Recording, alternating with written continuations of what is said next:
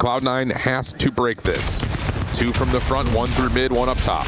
Everything being hit all at once. Insight in some trouble, but it'll still somehow manage to get 1.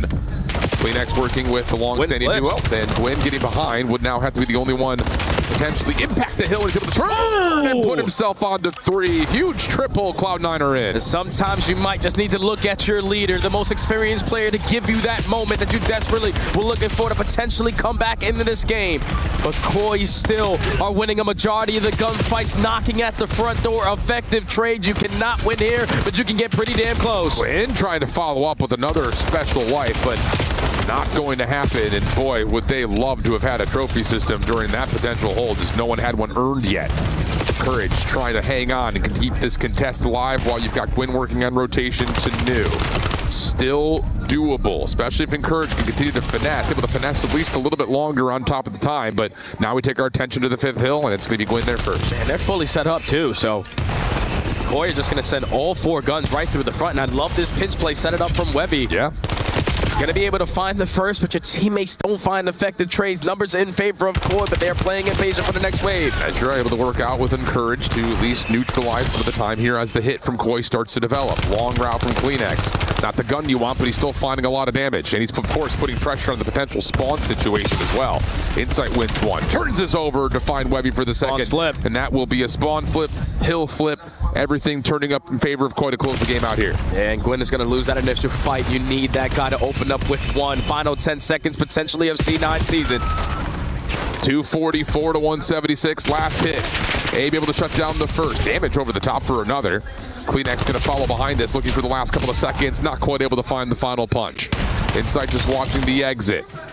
Meanwhile, rotation for Cloud9 will get them over to the bar first, but they're playing for kills before they play for the time. Yeah, maybe play for the time because they only need 3 more seconds to call game, but they're thinking about bottom pit control. So far you go 1 for 1, but it's Abe with a double, and this might be it. Very well might be. Last 1v1 for Kips will likely determine it unless Encourage can find the kill. Not going to happen. Koi will put Cloud9's key to the crusher and make their way into the playoff bracket.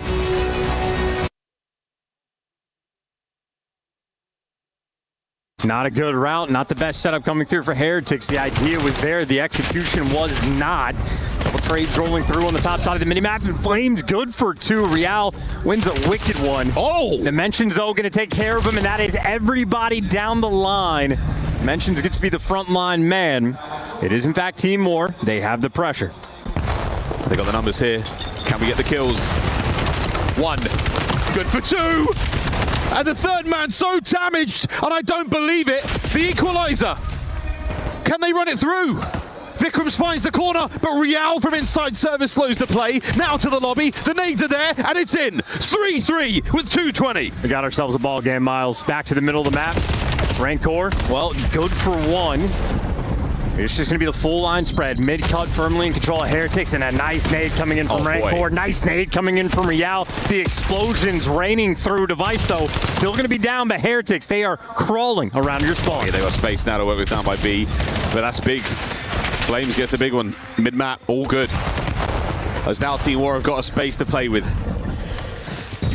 Attack now from the Heretics, trying to take back that mid-map pressure. You've got 3 members of Team War here. The rest, the surviving members, up and about. Up close and personal as Icons with the 2. Super with 2 of his own. Possession Heretics. And they got to go. Hit the go button. Everyone now spawns. Super currently leading the charge, but for Heretics, everybody's here, but there's also nowhere to hide. Don't hate this at all, but wait, they're making a run for it. He's making a run for it. Down. Watch out for the missiles. Oh, no. Pump the brakes. You managed to survive. But what will you do now? Possession to Team War, a minute 20. Oh, Heretic, I mean, dude, everybody's out of position. Yeah, you just have 2 players going on the pinch. Super has to double back. There's only 1 front line man, but he wins the gunfight. Heretic slowing him down, and you still have more work to do. Dimensions, he's always good for it.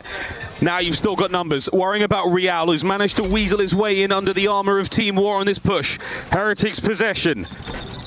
Less than a minute to play. Vikram stops the runner. Up to Icons now. He's got the boys over his shoulder and a chance to cause some serious damage. Can they maintain position here on the rooftops? All the gunfights going their way. The nades, though, not. I think the tax, the utility coming through for Heretics has been their bailout in the second half, but they've needed it. It's going to be a mid-device spawn. Everybody on the map having to reposition. Still having to make that reposition back over towards mid. Here we go, Vikrams. Can he find that first kill? He can't. It's going to be Metals. Now with the Flames. 24 seconds to go.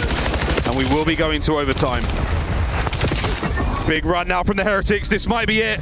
Team War, this is your Esports World Cup. The save, and Super's going to run it home. He's going to buy the time. Beautiful. It is the dagger. It is a veteran play. The final 10 seconds to guarantee it. There will be no extra time. There will be no overtime. No sudden death. Only the crushing of Team War's key.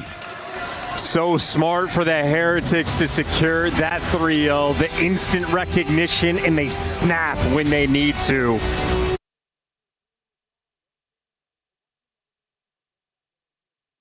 He knows that he's playing Sib at the back line, but that AR is not going to miss. But from the front, you find the kills you needed, and all of a sudden you got split spawn situations. Do you get a read on this? Oh my goodness! You do with Mythics spawning over towards Dojo. They know Ghost is in the back, and he's going to play his life away for help from the front.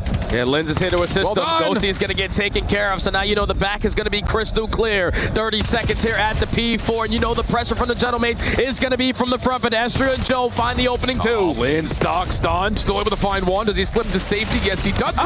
Linz! Oh! Able to turn it into a Hellstorm, plus the trade from Lucifer. The Pit, an opportunity to go over the 200-point threshold. And look at the Gentlemates, they're going to chalk and rotate. They're just not going to be willing to give this up. They are fighting tooth and nail to keep themselves in it, basically in a 3v4. The Pit are going to be able to breach that 200-point mark. It's been chain after chain on some of these money hills to give them the lead that they have. And even if you lose this sequence, thankfully Linz earns himself that Hellstorm. Call it in now. Absolutely, you should. Good shots. Able to find one. Now you got to call it. Now we got to call it. Hasn't hit the trigger on it. They're going to try to do it the old-fashioned way. Shots from the window going to work out. F-Dot, who's had a slow start, could finish hot. He's able to find two. Pinch from Mythics for another long range onto Estrio. Works out. And the Pit will hold the hill and the lead. And now there's still 30 seconds here. I would love to see Linz just calling this Hellstorm to guarantee some much-needed time to get closer and closer towards the finish line, but you keep on giving the Gentlemates a chance, and they find every single kill. I mean, what are we waiting for? You can't use it on P1. It's not going to do anything. Okay, maybe if it goes to 2, but feels like a missed opportunity. Will that come to bite him? Sib on the old time, shut down. Joe Deceives playing his life. Able to get one on the trade, not able to get the second. Numbers now for the Pit as they make their way over towards Bar in a 6-point game. And Ghosty makes his positioning known, but he's still able to walk away with a fight. Almost finds kill number 2, but your teammates are now going to be here. 3 for 1 in the trades. Gentlemates are not having the spawns that they currently want, but they have all of them mad. Oh, Sib trying to push out, will be shut down.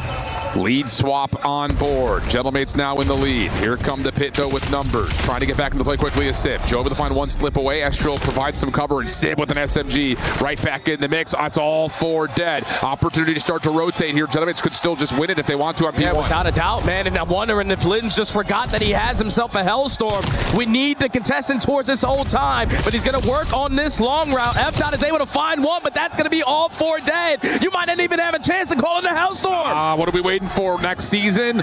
241 to 217. Last chance for the Pit. Sib shuts down the first. Trade is there. Into the hard point they go. Ghosty for 1. Estrel still wins, but he's still alive, and you still have players on the hard point. They get to 50 on P1. Oh no, not like that. Are you kidding me?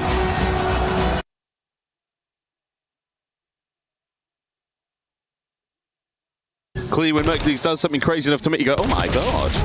Not a great sign. Yeah, we would have heard more of that because it just gets worse. Yeah, another capture. They chained it. They got the rally. The experience playing against Optic, not fun. Trying to hype yourself up. Nah, man, you're better. I mean, listen, it's a 1v2 with the pistol. What are you going to do? What are you going to do? Well, that's one of the most successful rallies we've seen. Very, very few successful rallies here at EWC so far. Dashy's holding this one together. Cammy's got to buy the time. Can he hit the flank? Get that damage? No. Cleaned up indeed. Now to the bottom lane we go once again. EMP still at play. Project Notorious, they have fortified the dojo. You got Shotzi waiting in the wings for the pinch. You lose the first blood, but it's also a device reset. Optic are in absolutely no hurry. They're just going for that protection game. Freebie kills. He's getting loose. Starting to get active now in lobby. We saw this before. Wide open B. Can Snoopy get himself forward? Contest this. He can indeed. Merc, double back. A little bit of space here to work with. Here we go. There's the kills. And the Hook's thrown in caution to the wind. He's now trying to get that pressure on. Shotsy on the cutoff there through the P2 position. Here we go, folks. Optic are speed demons, though. Look at how fast they just wrap back. Yeah, this is, I mean, they're overwhelming the attack here. There's no space to work with. Fantastic shots there from Johnny and Cammy. On a Hook. Could he give you two? Nearly. Eric Boom, 7 HP. Optic player still to deal with here. Snoopy has got to help through couches, or is it a play towards B? Yeah, they might try to wrap this all the way back. The problem is you can't cross through couches. You just have Cammy covering the outer lane. Number 6 needs to go get involved, or someone needs to make the play. Maybe Johnny for the pinch, maybe out through couches. Well, he has gotten out, but then it's normal timings for the gunfight. They did not take the space they needed. That was diabolical. Now Eric Boom alone. The third kill spree for him, gone, wasted. Less than a minute to play here. Mercules finds a couple. And Shotsy, while being as airborne as possible, we have got a little bit of a stalemate. The touch there keeps the play alive, so EMP will not reset. Here we go. Oh, 43 seconds. Merc starting to fly. Oh, goodness gracious. Oh, Snoop Merc. down. That might as well be the map. 35 seconds. Possession to Optic. Is there any hope here for Notorious? No, because Mercules is on a 6 spree and his MPC up close at range. It does not matter. He has been shooting wildly this series. Well, it's not over yet. Watch it. Oh, Hook takes one with him. Unbelievable work on Cammy as well. 15 seconds. The nuke finds another. Dashy's there as well. Reset back to the middle of the map with 10 seconds to play. Notorious, this is it. Your EWC life depends on the grab. Kills in the middle of the map denied. Dashy cleans house. 2-1. It's over. Day is done, Miles. Let's go crush a key. To the crusher indeed. Notorious. You gave us everything you had. A lot of people are haunted by their past. I'm inspired by it. They're not just playing for themselves, they're really playing for their entire family. They have defeated their demons! They have crushed the curse! The Esports World Cup, the most elite competition in the world. Its trophy system is built to match. The Club Championship trophy, awarded to the one club that rose above the rest and reigned supreme across all EWC games. Every participant earns a key engraved with their name. That's their right to compete. Reigning champions hold a key unlike any other. The game trophy is the ultimate prize for every game's champion. Incomplete until a champion's key is inserted. The champion's keyframe is locked into the totem, a stone marker of legacy, etched with every EWC champion. The losing keys are crushed. The champion claims 3, a personal reminder of who they defeated. The rest are preserved beneath the totem, in resin. Every fallen contender captured forever. Will you be remembered or forgotten beneath the totem? At EWC, nothing is granted. Everything is earned.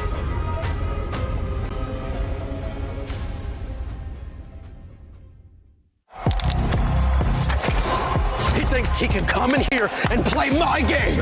He knows nothing but go! Tyler, why? You're done.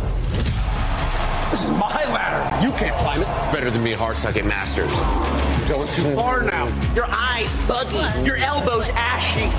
That airline? That's an L airline. Somebody better hold me!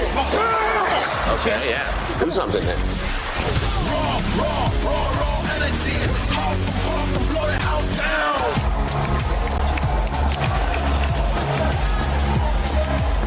You look nervous. You look short. Everything's good? Fight.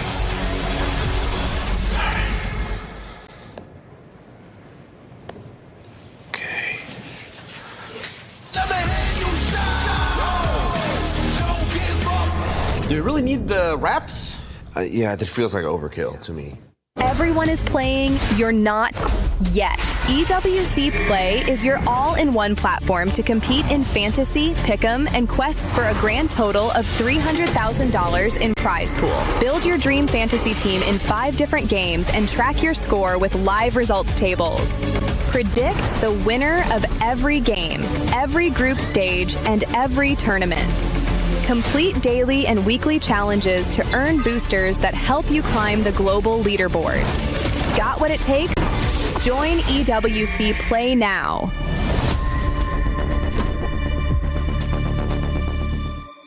$75 million, 25 tournaments, over 200 clubs, only one club champion. The Club Championship is the beating heart of the Esports World Cup. Over 7 weeks, esports clubs send their players to compete. Every placement, every win, every podium earns points for their club. At the end of 7 weeks, every point counts. The club at the top walks away with $7 million and the title of Best Esports Club in the world. It's not about being the best at one game. It's about being the best across all of them. Depth, versatility, consistency under pressure. One championship trophy, one title. Who will take it?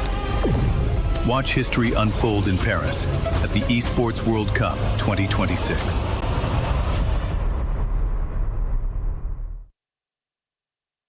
Whenever I see the Key Crusher on stage, I think, yeah, that's cool, but it could be cooler. Yeah, baby, all the way! Oh, hell yeah! That's why I found a crusher of my own. Through totally legal means.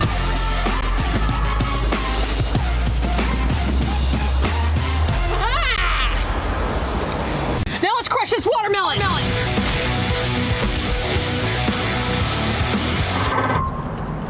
That's how esports should be done. So this nerd.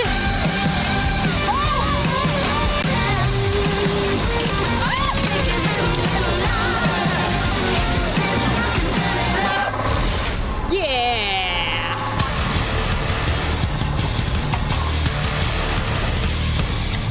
For T1.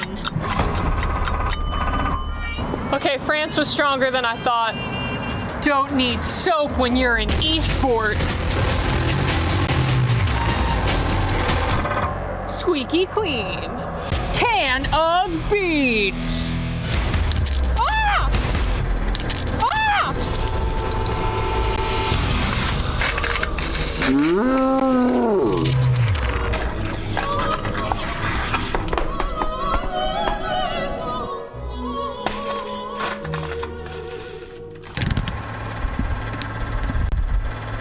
Can of cola.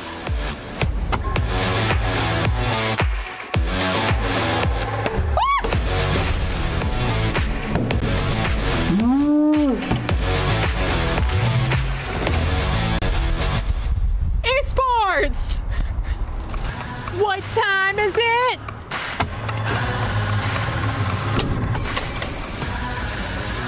Time to go.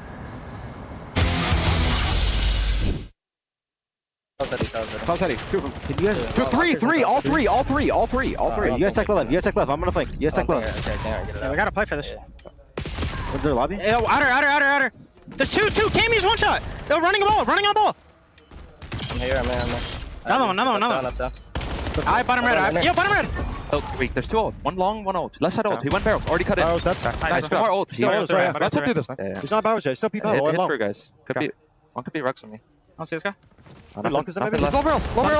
Stun our fucking guy. Oh, I'll show you barrels. Oh, that nice shell. I'm absolute lift. They have to tell. Lift the P1. Yeah, one more. Just maybe Rock's fast. They're gonna be close. Come on, boy! Come on! Watch out, blue! Last guy type! Nice! We win on this. They haven't got time to pinch. Low front, no, he's pinching. Go shoot, Watch out! Keep up. One shot, Joe! All front! Nice! Nice! All front! Bottom. Come on! Go! Come on, bud! What's up guys, it's Cammy. I'm at EWC, we're Project Notorious, and today we're going to be blind ranking the CDL teams competing at EWC. Yes, and sir. first up, let's give it a little look. We got, Falcons. Falcons, we can't jinx this. We played them round 1. Team Falcons. What are we thinking? I'll put it, honestly, C, right? C. I was thinking C's a good ranking. Okay, It's literally in the middle. Stick with Yeah, C? good middle, yeah. Yeah, like we don't really know what to That's expect fine, from them. We'll give them a that's C fine. tier. They're solid team. All right, number 2, FaZe Clan. Clan. Nah, see, they just won champs. but like They won champs. Yeah, Not really. they're pretty good round. Honestly, I think it's got to be tier? S because like they won nah, 2. yeah, The they won only champs. team that won 2 Yeah, yeah, majors. yes, Only yeah, one yeah, that 2 yeah, won 2. That's facts. I I'll agree. Yeah, We'll I'll go go S tier. TLS, yeah. Okay, all right, coming up number 3, we got Genomates. Animate, okay. Pretty I good. can't lie. They should have beat Falcons to champs. But they didn't. We can't. Yeah, I know, but like, I reckon B, bro. It has to be. It has to be. They should have got But top you got to 3. think about it. There's going to be other good teams. Yeah, And then we can't. Genomates, like, they lost to Falcons. So if there's other good teams. Nah, there's no way. There's no way. Johnny's got his Genomates agenda. We're not going to speak about it. Honestly, Genomates are good. Genomates are B. It's B, John. It's B. John? It's B. Now we got Net. Project Notorious. Hey! That's A. We got it. We got it. Yeah. That's fair. 100%. We're going to smoke these, so we're spot on. Should be S, but you know, A tier. It's fine. I'm liking how this is looking so far. Okay. We got the Boston Breach. Fries. Okay, fries. Fries. Unfortunately, it's fries. Yeah, I mean, I'm going to be honest with you boys. Wait, because there could be one worse. It could be someone worse in here. Yeah, but if there isn't, then it's fries. Yeah, then so it's I fries. I think we just got to go with the fries. I'll put E. I reckon F for fries. F for fries to the Boston Breach. Let's put them all the way down here. Yeah. Fries. That's going to be a good team. Oh, 100 I mean, hey, look, from the last tournament, they did. Yeah, that's facts. It's facts. Look, COD loves recency bias. So, recency bias, D. it might be D, you know what I mean? But they're not D. Right, we're going with D. I reckon it's going to be Optic or something, bro. Yeah, there it is. It's Optic Gaming. And, this list, yeah, we've not done very well, but it's fine. Hey, it's all good. Hey, Optic is cracked, so they don't deserve to be on E for excellent. Yeah. E for excellent. Hey, E for excellent. You know what I mean? That's what it means on this. So there it is. There's a Project Notorious tier list. Yep. It's actually pretty good, to be honest with you. We've had a stinker down here, but apart from that, it's all right. This is deserved. This is deserved. The rest is a bit of a stinker. It's all good. Ladies and gentlemen, welcome to the Esports World Cup. This is, of course, Call of Duty Black Ops 7 this week. I'm Enigma. I'm going to be your host for this interview. We've got Kremp alongside me here today. Kremp, my friend, traveled in today. How are you feeling ahead of the tournament? Fantastic, man. Glad to be in Paris. Glad to be back at EWC. Have some fun. I mean, he has been having fun all year, but what I want you to do is tell me about your year. Highs, lows, your experiences so far. I mean, obviously we made a lot of roster changes this year, so that does sting a little bit. At the end of the day, I feel like we're all striving to get better. I feel like we have been getting better every single time we get on, every single day. Just trying to be the best player I could be for my teammates. But speaking of teammates, speaking of roster changes and everything that you've been through, of course, you've been here before. You've also stood alongside not only Nasty before, but then also, of course, Ghosty and Joe Deceives, who will now stand on a different team. Should you come up against them, how will it feel to play against someone that you used to call your brother? I mean, we already ran into him a little bit this year, but still personal every time. You know what I mean? Like, you still want to beat them every single time, so. You had a great chance. Through the year at the big events, you have been very impressive. Why are you so good when it comes to those events? What is it that really spurs you on in those moments? I think it's pressure makes diamonds. I feel like when you get there, you get the most dopamine, the most rush. You feel like everything's more important. Obviously, you're going hard every event, but those ones, like, if you don't perform, you shouldn't be here. Love that answer. Pressure makes diamonds, can also burst pipes, of course, but I think we know which category Kremp sits in after the year that he's had, but it's amazing to hear that you do get motivated by those big moments, because, of course, you've been in so many now. Has it changed over the years, or are you still the kind of person where you get onto that stage and you just got that little bit of extra kick going? I mean, it's just land. We're back on land. Like, I got that kick every time. Like, man who enjoys what he does, for sure. Speaking of been playing out there on the stage and kind of talking about the folks you're going to go up against, is there anyone in particular here at the Esports World Cup that you're really looking forward to playing? I'd say Genomates. Obviously, we're in Paris. They're a home team in a sense, but it's always fun playing against them. Like we said, Joe Deceives, Ghosty, Dante, team with Dante last year, Sib. Yeah. And none but love over there, but it's always personal. You want to beat your friends. Yeah. I imagine there's an element of playing and quietening a home crowd that comes with that as well. Most definitely. For G2, we have you guys listed down as a dark horse. Do you agree with that kind of label that we're putting on you? I mean, a label's a label. Doesn't mean anything to me. It's match by match. If I win every single match, I don't care. I will color the horses. You know what I mean? Like, I'm just trying to win. I'm just trying to win. I don't care what color the horse is. I've never heard that line. I've done interviews for quite some time now. That's brand new to me. Let's get straight to winning. What is your confidence, whether it be a percentage or just a feeling inside you? What's your confidence in G2 winning this event? Oh, I'm very confident in G2 winning this event. If I were to look at myself, I'd probably say that's my biggest goal as a competitor. I haven't won an event yet. So I can pull up to every event like I want to win it, and like I want to win it more than anything. Crazy stuff indeed. Looking forward to everything you achieve this weekend, my friend. And of course, congratulations on a great year. Looking forward to seeing you crown it off beautifully. Thank you, thank you. That's been the interview here with Kremp at Call of Duty Black Ops 7 at the Esports World Cup. Back to the studio.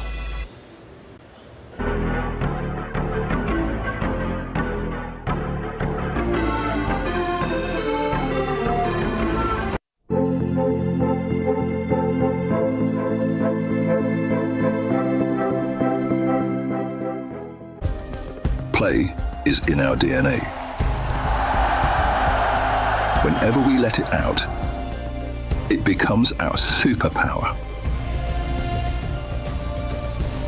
Now imagine an entire city being built to supercharge it. Kadir City, powered by Play.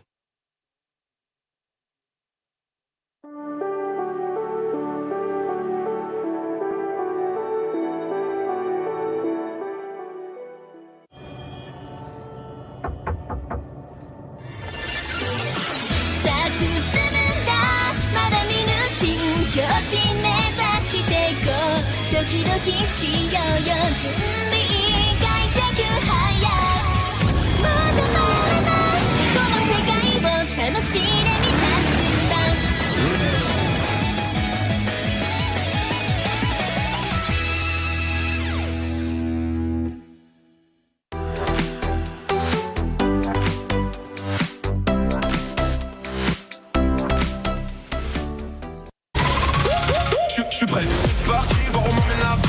Comme sur mon green, tu m'entends quand je respire. Top le veston, jamais fait trop de pas. Big plan, j'ai fait changer toute la piste. Regarde ma pêche, je pense pas j'attire. Je coupe la line, laisse la qui laisse frémir. Nouvelle état, new name, toujours fluide dans le move. Main en l'air quand je rentre dans le groove. Garde ce regard, je suis déjà posé. Deux pas je tourne, glace dans mes yeux figés. Beat encore, puis je prends tout ce qui est à moi.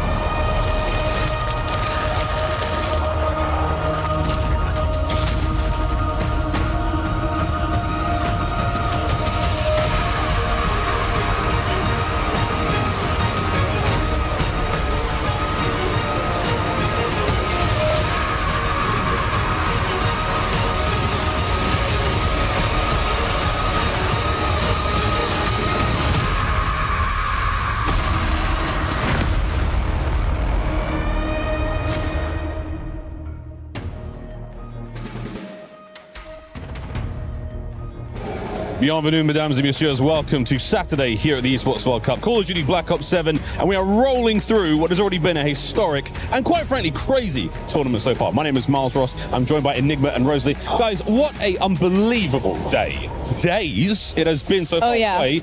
Group stage is now done. We're into the nitty-gritty of the playoff side. Mate, what was your favourite part of groups? I mean, I know that we took a look at the format coming into this tournament, and we were expecting a lot of those challenger sides to come walking into it, maybe get body bagged a little bit, but they delivered in spades, 3 of them taking down.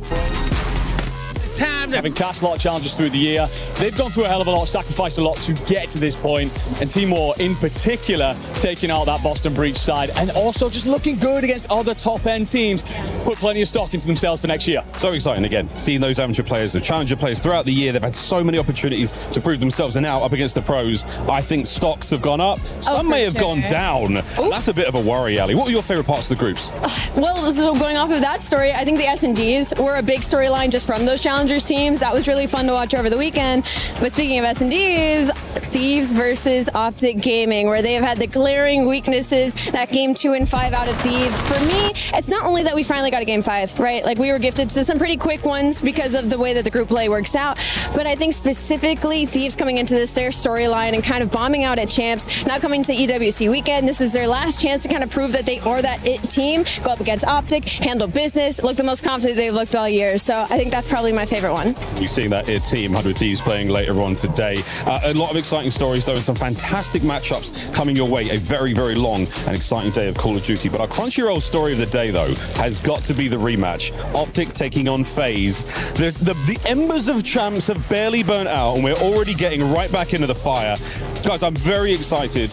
We were there. It was incredible. And I'm very excited to watch these two teams go at it again. So close to that. Yeah. So close. It's weeks away. I mean, any time we get the opportunity to see FaZe v Optic inside of Call of Duty, El Clasico. you know we're going to be given an absolute treat. And of course, as you said, so close to champs.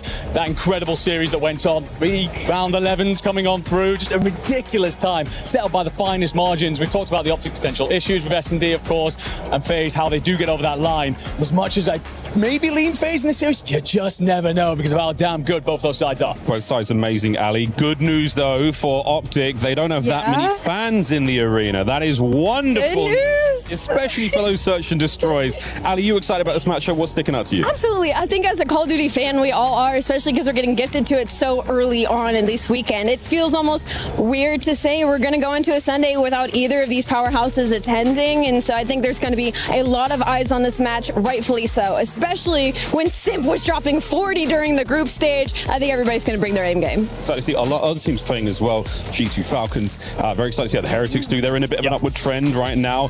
Movistar Koi, they have looked superb. I mean, the level of competition is so high right now. That's what we want. Excited to see how those guys play. And Andy, the pre-match sort of interview, the draw between Scrap and Insight was glorious. I mean, we have plenty of personalities inside Call of Duty. We know Scrap is going to be a confident one. He's going out there letting things down. Got to give plenty of respect over to Insight and what he did for that. Well, I didn't see that in Jamie. He was enjoying that out there, getting very much involved. All the watch parties, we're enjoying that moment too. So, yeah, lovely stuff out of them too. But that pre-draw show delivered in spades considerably. We went a little viral, as we do. Right, that's it for us, though. We're going to get our games going. But before we do, bit of an update, bit of a club championship update. Certainly is, and I mean, we could talk about that, but why don't we send it on over to Ginny, who's going to cover us on the other stage. Thank you so much, Enigma. I'm Jeannie. I'm joined here with 2 of the other Club Championship reporters. I saw the eye roll. Chris, I'll get to you in a bit, but Trav also joining us for a bit of an update because the narrative of the Club Championship points has been changing, and I do feel like that's mainly down to your stage right now, Chris. HOK, because it's no longer will Falcons be able to get first? They got it, but it's can they hold on to it now that AGAL is so closely on their heels? I mean, they're having a great week across all of our stages, aren't they, really? But I think, yes, Honor Kings has been the main reason. And I think for them, it has kind of been one of those Chinese teams coming from their side of things, going up against some of the other organizations who did have a chance in the Club Championship. You're thinking Vitality versus Pro. They finished in top 8. They didn't really get much. Falcons, 0 representation. And this is the kind of game where teams need to take advantage of that as much as they possibly can. When you've got a game like HOK and they're so dominant in that, they have such a big opportunity to get those 1,000 points. Already securing 750, of course. They've made it into the grand final, but they're going up against their Chinese counterpart in KSG, which is going to be a super, super difficult game. KSG are current champions over in the Chinese region, but AGAL were champions at EWC last year. So which way does it go? We're not too sure. But yeah, it's been a massive moment for them. And I think realistically, you know, we've been talking about the first place a lot, but there's something I mentioned yesterday. When we're getting down to this stage, for some of these teams now, every single point you pick up could bump you way higher. Absolutely. Like we've seen like one win on one game. I'd be thinking about Thieves. Like if they go on and win COD, they're like 2,000 points. Bang, you're in the top 8 guaranteed pretty much until the end of EWC. So moments like that for teams like, of course, AGAL, massive moment for them to maybe take the lead in the club championship. But even if they don't win it, they're going to be in a really good place to pick up some really good prize money. Yeah, and points seems to be the name of the game, even for Falcons, now that they've gotten their first win under their belt and they're eligible to actually lift that club championship trophy. Twisted Minds is one of the organizations that was top 4 last time around. I know they're competing on your stage in Tech, and so is AJL. But realistically, how many points are up for grabs for both of these teams on your stage today? Well, for Twisted Minds, it's a big one because they're facing off against Team Falcons in the quarterfinals. So it's Arslan Ash, who's one of the favorites of the competition, and I've said it multiple times, if he wins this, he's going to be thrown in the GOAT conversations for Tekken 8. He's facing off against Newman from Team Falcons. So it's a big one for both of those because that's massive points drop to whoever loses that one. Touching on AGL as well, they've got a really tough starting round against Wraith from Reject. So it really is. Everybody's here, guaranteed themselves 200 points at the moment, but everybody's got really tough matchups. It's a really well-seeded bracket. But AGL probably not got the biggest chance of winning it, but semi-finals is probably where they'll land, so getting a decent few points on the board. But yeah, Team Vitality still in as well. Jean Ding kind of came in as their lone representative. It was a bit of a wild card, to be honest with you. Not too many expectations, but him getting to the quarterfinals here is huge for Vitality to kind of re-establish this push that they've kind of been failing on recently. Yeah, the discussion around Vitality and Liquid, which were the number 2 and 3 organizations from last year from the club championship point, has faded a lot over the last couple of weeks, Chris, especially Liquid's currently still sitting on 0 points, but Vitality has been able to push themselves up the rank, and they still got CS coming up as well, though. Yeah, and that's going to be a big moment for them, of course. I mean, Vitality have many good teams in many different games. Again, though, it's got down to the stage now. We all kind of said when Falcons take the lead, that's when it's going to be difficult. I think the first few weeks for the club championship, the guys kept them at bay, and so many occasions, yeah, Na'Vi were doing fantastic, but the Na'Vi's participation rate is just not as high as some of these other teams. But then that's also when you see some of the other squads come in. AJL's participation, I think, is the second highest across. They got 17 in total. They have 7 more left. Yeah, exactly. So they really do have an opportunity. They all need to kind of look back to what happened in the first couple of weeks. Falcons are not unbeatable here. Okay, they've won it the past 2 years, but the position that they're in now is nowhere near the position they were in at this stage a couple of years ago. I mean, look, it is doable. And I know for us, we wanted to keep going as long as possible as well. So I'm cheering on AJL. If a couple of Falcons guys get knocked out, if we can go on for a couple more weeks without it happening, then I'm all for it. I mean, Falcons also competing on our stage. They're going up against Gentleman's in the quarterfinals today. Gentleman's has the opportunity to do the funniest thing. I'm not sure if that's going to happen. We'll see, especially with the fans coming out. But that's it from us. So back to you. Thank you very much, Jenny. And as you can see, the doors to the STC Arena just opened. The first team into the venue, well, it's G2 with the new addition of Beans. They had a perfect 6-0 run through group stages. Their opponent today, it's the Heretics, who were taken down by the Falcons, but bounced back with a 3-0 against War. Today, we welcome in Rosalie and, of course, Mr. Enigma. Enigma, I want to start with you. It is a playoff Saturday that has championship matches happening in the semifinal, but this is the easy match on the day, right?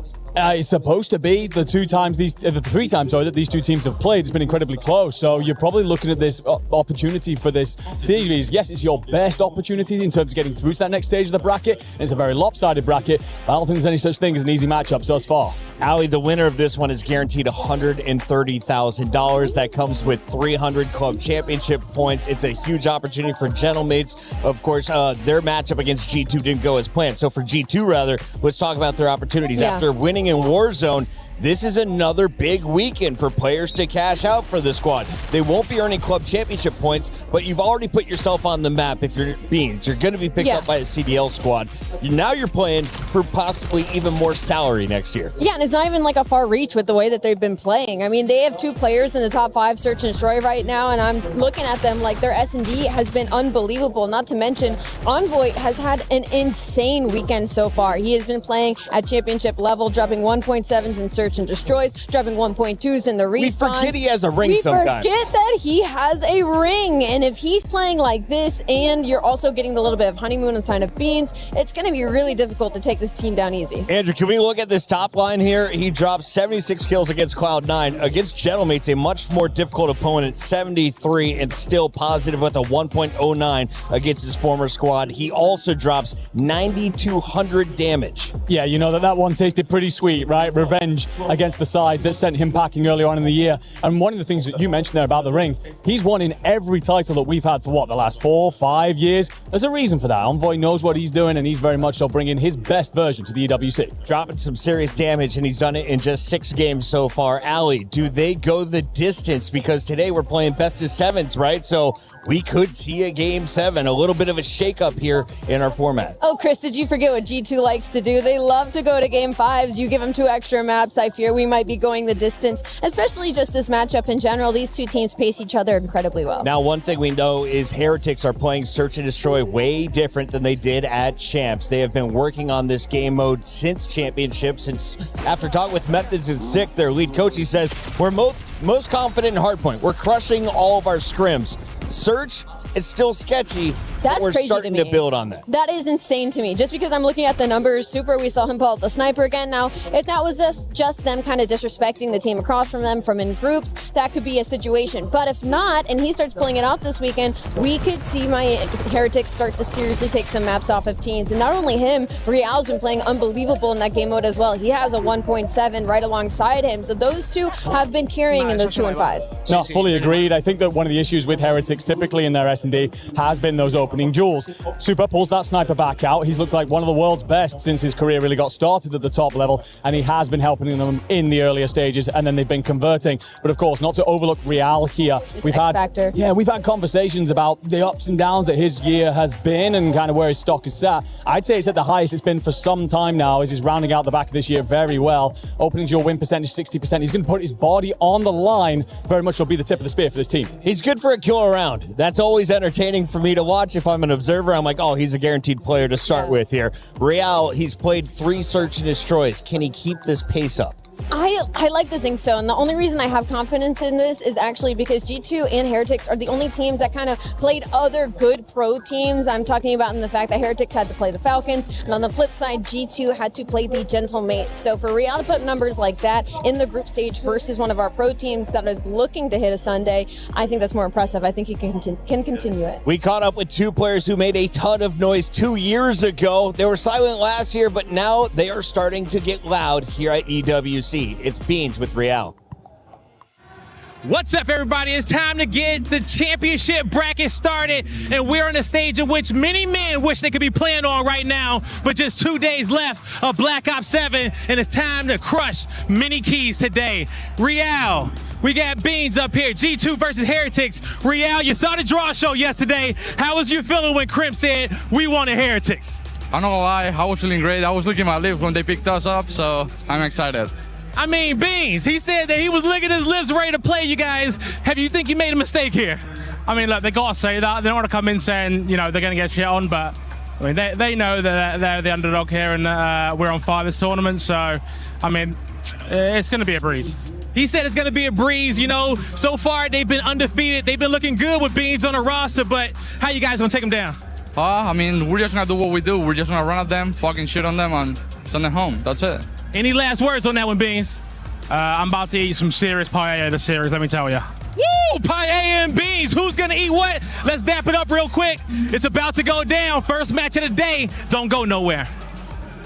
There's one thing for sure, no forks allowed. It's going to be a sloppy fight between these 2 squads. Let's break down G2, though. Since adding in Beans, they have a different vibe to this squad. Used to be all nice guys coming to the stage. Now they've got a little bit bite. They've got 2 3-0s in their back pocket. Can they go 4-0? I think that you are going to drop some maps here against Heretics, but they are a side that you're expected to walk through. This Beans has added an extra element to them. Very aggressive, very damage dealing. He's going to be hyping those comms and really drive you forward, but also the ability to flex in S&D is going to help them get through a very tough series here. Ali, as we take a look at our maps and modes, the coaches are definitely going to have an impact, and their impacts are initially felt through the ban phases. Talk me through what our teams decided, who has the edge now. Well, so looking at this right now, G2 Esports has loved Gridlock this weekend in all 3 game modes. So the fact they get it in Hardpoint, Search, and Overload in this best of 7 is huge for them, as long as they can just keep pushing that distance. For Heretics, I feel like they really feel that Colossus Hardpoint loss, and it's kind of hurting their map pool in this sense, but I don't hate that Fringe Search and Destroy. They've been showing some good looks on it recently. 3 Gridlocks. It's a little bit wild. Who is going to excel on this type of a map? I'm going to go with G2 early. I think that hard point in particular, as Ali just pointed out there, incredibly good for them. I think it's relatively balanced after that point, and not much has been seen from these teams on those later maps. Some of them because they've only recently been added to the map pool, but also just not many looks in at them. So we're about to get a real good understanding of just how they perform once new things are added to the rotation. Ali, we've had a lot of pick'ems, and 90% of the community is leaning towards G2. Just 10% are riding with Spain on this one. How do you feel about the Heretics after looking at the maps and the modes? Where can they steal wins? I feel great about the Heretics when I looked at the maps and modes. They're also a pretty strong fringe search and destroy team, and just the way their respawn is looking right now, they're a really oppressive team. And their map pool in that bag, a sense you get that Scar in there somewhere in that later half, they might be able to pull out something special. One-word answers. Who wins? G2. Vamos Heretics. That's multiple words. G2 is also 2 different letters, number combinations. The other way, they're ready to go on stage. Let's get in to our quarterfinals. Patient play rewarded. Feels like we're playing more confident. Feels like we're actually getting some kills now. He knows it's my org. I was carrying his shit. Yeah, I'll be here tomorrow. All the damage in the world into Trade Fest. Hydra's gonna get it. I gave him the career he has right now, and I'm about to send him out of Black Ops 7. Phase in position, Sim, what a corner.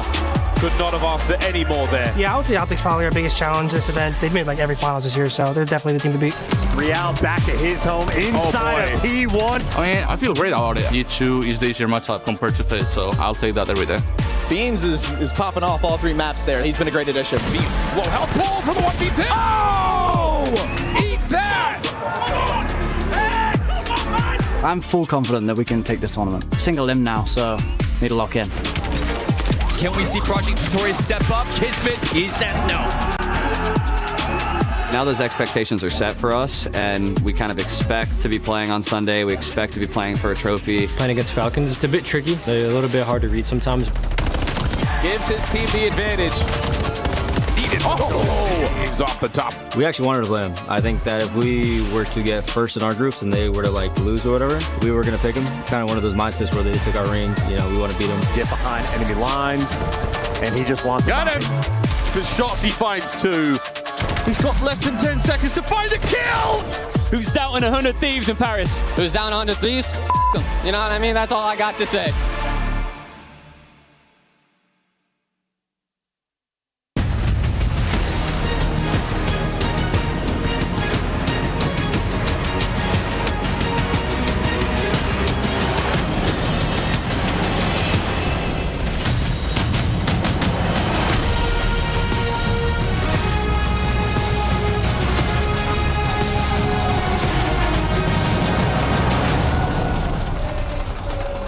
Paris feels different today. Maybe it's all of the empty practice rooms backstage. Maybe it's the big pile of crushed keys. Whatever it is, this tournament suddenly feels a whole lot smaller. And a whole lot more dangerous. Mesdames et messieurs, le main event commence aujourd'hui. Il ne reste que les personnages principaux. Because just take a look at who survived yesterday. We have major champs, EWC winners, ready to defend their titles, and a team that has the keys of Paris in hand, and that the city is ready to back up. Talk about a banger of a quarterfinal Saturday here. We've of course got the home crowd ready to back their team. We've got Perfect versus Battle Tested. We've got former teammates turned rivals, and we've got a champs grand finals rematch just 3 weeks after it all went down in Vegas. But to be very honest, this doesn't feel like a Saturday lineup. Mesdames et messieurs, j'ai déjà l'impression qu'on est sur une line-up de grande finale pour certains match-ups d'aujourd'hui, because just take a look anywhere. Here on this stage, in the crowd, or backstage, there's unfinished rivalries and business everywhere. Paris, how we doing?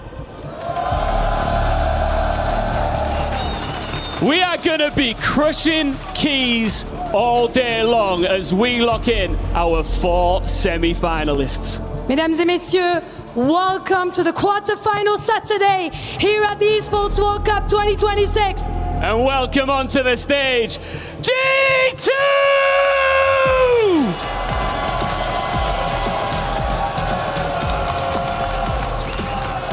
G2 rolled the dice one last time before Paris. Beans came in after a huge run through challenges, and there he is, proud at the front. Since he's been there, they haven't dropped a single map. Cloud9 swept. Gentlemates swept. 6 maps played, 6 maps won. Nobody has found the answer to G2 yet, and today somebody's got to do it. And standing strong against them, it is Team Heretics. On the other hand, they took the long road to Saturday as they're getting booed by the French crowd entering the stage. They smashed Vancouver, got knocked down by Falcons. Then when elimination came calling yesterday, they swept Team War straight out of Paris right when it mattered. It's perfect versus battle tested. G2 haven't lost a map. Heretics have already started at elimination and survived it. Something has to give. Gentlemen, go and take your seats. And the 2 key holders stand by, Super and Beans. We're going to have a quick chat with you before we get into this first quarter-final with so much on the line. Of course, a shot at the trophy on Sunday if you can get there, let alone that $1.8 million prize pool. It's all at stake as we look to take another step here, Lou. Yes, Ian, thank you very much. G2 versus Team Heretics is about to start. Boys, I want to have your quick thought because Beans, you've been calling the CDL teams that you beat tier 2 teams. Do you feel like Heretics will be a tier 2 team against you today? I mean, I don't know about tier 2, maybe tier 3 actually. I mean, these guys know what's going to happen. It's going to be a fun one. Well, it's going to be a fun one. Do you agree with that, Super? Because G2 picked you first yesterday. So do you want to tell Beans that maybe it wasn't the best choice? I mean, we like them choosing us. As he said, we maybe are tier 3, but he belongs to Challenger, so we're gonna beat them. We'll hopefully beat them, yeah. Tier 2, Tier 3, Tier 1 challengers. Boys, I'm gonna let you handshake before we get into the game. That's gonna be a fun one. All right, I will be the first to say it. What a fantastic pre-match interview. Super didn't back down. That's a good fight, in his second language as well. In a second language as well. Wow, what a game we have ahead of us here. Welcome, ladies and gentlemen, to the first of 4 best of 7 on this Saturday. G2 Esports taking on Team Heretics. I got a little tingle. I felt it in the air. I'm ready to go. The first time that you and I will be experiencing either of these squads in a best of 7 format, my friend. I'm very much looking forward to it. It's going to be a fun time. And just a note on Super's comment, I disagree. Skill level aside, it's better. Call of Duty is just better when Beans is in the league, when he's on the main stage. The more Beans interviews you get, the absolute better. And I love the bite from Super. Not easy to do, again, in his second language. Not, trash talking in Espanol. So he gave the goods, had a good quip of a line, and I know the sniper battle, both of them have been on point in S&D. But that's the truth of both those players. They are the big guns for their squads in Search and Destroy. We'll see that later on in map number 2, but first up, we are treated to a hard point, a rip-roaring run around our first map. And again, this is to just advance into the tournament. This is a lose-and-go-home situation. We're at that point of the Esports World Cup, and what a fantastic tournament it has been so far. A ton of fun. As you can see, the Gentlemates fans, they have flipped immediately over to G2. They are showing a tremendous amount of support. I want to give a kudos and a little bit of love there to that 0.6 gang for life sign. That is deep ball knowledge by the Gentlemates fans. It's the perfect spin. If this is what we're associating with Envoy, then hell, I want to be in the 0.6 gang, because listen, you win this series, I think that's what, a $130,000 jump up in prize pool. If you're in the 0.6 gang and you're making cash like that, that's a hell of a place to be. To touch upon the 0.6 gang player as well, I mean, Envoy himself, he has been the X factor. Yeah, that's the 1.6 right now. Yeah, respectfully, he has been absolutely disgusting in the tournament so far. Well, here we go, ladies and gentlemen. Talk aside. It is time to play the game! Let's get it! In map number 1, to Gridlock we go. And Krem, oh, look at this. We're off to a bang. Trying to get past no man's land. Even with the extra kills, well, no, Rancord's gonna fall, so yes, pressure absolutely towards G2. No trophies for a while. This is a difficult hill to survive. Yeah, this is a lot, man. Nades from spawn. Not a lot of places you can avoid those nades from, that big old bus. all your cover, you're going to be dancing around in the middle of the map here. P1 still rocking. And again, what an explosive affair. My goodness, the kills from both sides. Fantastic precision with the lethals thus far. Yes, many men's will be dying to nades inside of P1, especially off the rip. But ultimately, I mean, fairly close in score. G2 are going to have a little bit of lead going into new. But of course, if they're soaking up the old time, going to be a man down on this approach. So Nasty's going to be taking his time. Envoy just wants to survive and block these spawns. And as Nasty falls, and Envoy does too, you lose all the pressure in the world. Heretics going to be good for a soak. Over the 2. Low left-hand side of our minimap. Attack here from G2, the blue arrows across that map. They are combing their way through. Oh, baby, it could not get better right now. Rencor, the final man to just try to tip the scales in favor of the Heretics, but lead change on its way. Heretics vacate the hard point for a second longer. Counter-attack is on, and so far, so good for G2. This is perfect. Beans, by the way, tearing things up. 6-4 now that he falls to the hands of Super, but considering you're out-rotated towards the time, G2, this is already great chip damage they have done on the hill, and, well, Heretics have just now made it back inside, fighting for a final 15. Envoy not able to strip it away. G2 will, in fact, have to hit that rotation button, and they're playing aggressive. They want to keep this pressure up and keep Heretics very far away, but that also might mean open lanes. Yes. Ben Beans jamming there in the feed. That's 8-4. He seems to he's made himself the hero of this series so far, a talking point that we're going to keep rolling through. But that's P3 now open. Onsen on the top-hand side of the map. That's going to be all G2 so far. Entry now on the right-hand side denied. Over the left, we find a window now to work with for the Heretics. On the attack, Nasty denies the first man. The second, to the pistol he goes. Byron plumage for 2. Beautiful work, and they're reading the spawns. They know it's going to be a flip, which is not ideal in the long term. Kremp, super heads up, talks himself in a corner, so he's trusting his teammates to win some of these initial gunfights, and he's got the coverage up top, and Envoy getting squirrely. Intelligent player, but he does get gunned down by Real. Heretics, that might be the extra they need for the break. Pressure dealt with. Metals with 2, and that's going to be the hard point break right now for Team Heretics. Wave after wave now of G2 players. They're able to get back into the fight so quickly, and it might just pay off. The numbers have tipped again. Kremp finds 2, make it 3. Another break here in the hard point. At G2, they are all over it. They're also going to be forcing those distant spawns for Heretics. So this is the most comfortable they've been for any setup on a hill. They are firmly in control. I mean, we're still fighting at the old time. 10 seconds have gone by, and no one for Heretics is near this P4. Great soakage so far for G2, and Kremp trying to lock down the back. Mixy moment right now with the Heretics finding the window, and that's a nice 3 in the feed. All 4 make it clean as you like. Hey, our point is going to flip wide open now. Heretics, can you set up in time? It's a single lane of attack that G2 have to work with. First one down. Here comes the next 2. Trades on point. Can they make it to the truck at least for the cover? Yes. Metals on the 4. He's starting to get rolling. And G2 split up, broken apart on that first attack. Hottest moment for the Heretics. The coverage continues to flow. G2, those staggered pushes that they have had so far on this map, and Heretics, happy for it, have more or less been picking them apart. The trade's on point. Envoy gets a kill, dies a moment later. And all things considered, after that first set of rotations, maybe the slowest performer in the lobby is Super, but that's fine when it's effectively a tied-up game. I was going to say, coming into the second set, as we start things up in P1 yet again, a wonderfully even matchup so far. And look at the kills as well for G2. These guys are so closely contested. A little bit more of disparity there in the stats for Team Heretics. But what an opener here on the first hard point. Second set, Super, the man of the moment on the soak. Very well played. Has the NPC for the close range fight. Well, if they're not contesting the time, they're keeping it distant.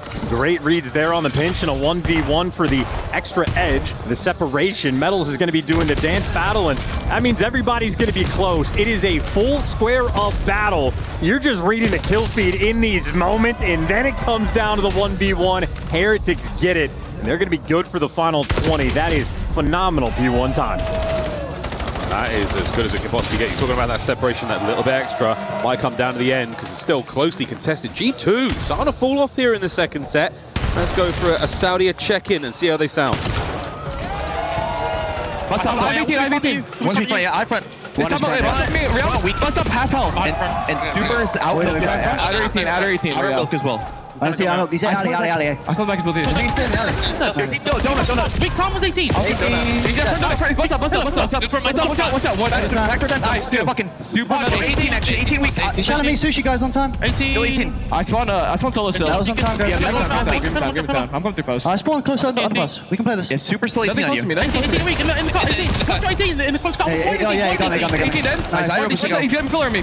Why 18 time? Iro post. You gotta hold the cost from sushi player. Let's go sushi and time. Well, 60 brings us back. Yeah, it's still I know that. Nice still. I spawn here. Bikes. You look like so bikes. Bikes on you, said bikes? Yeah, bikes. Yeah, solo. I don't see him. He's gonna be solo late. He's playing you guys, I think. He's both the bikes. On time. One is going out or so. Overload.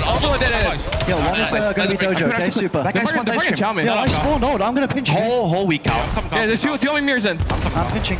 And one's gonna be mid late. Yo, Hearing a decent amount of Coach Looney there in the comms for G2.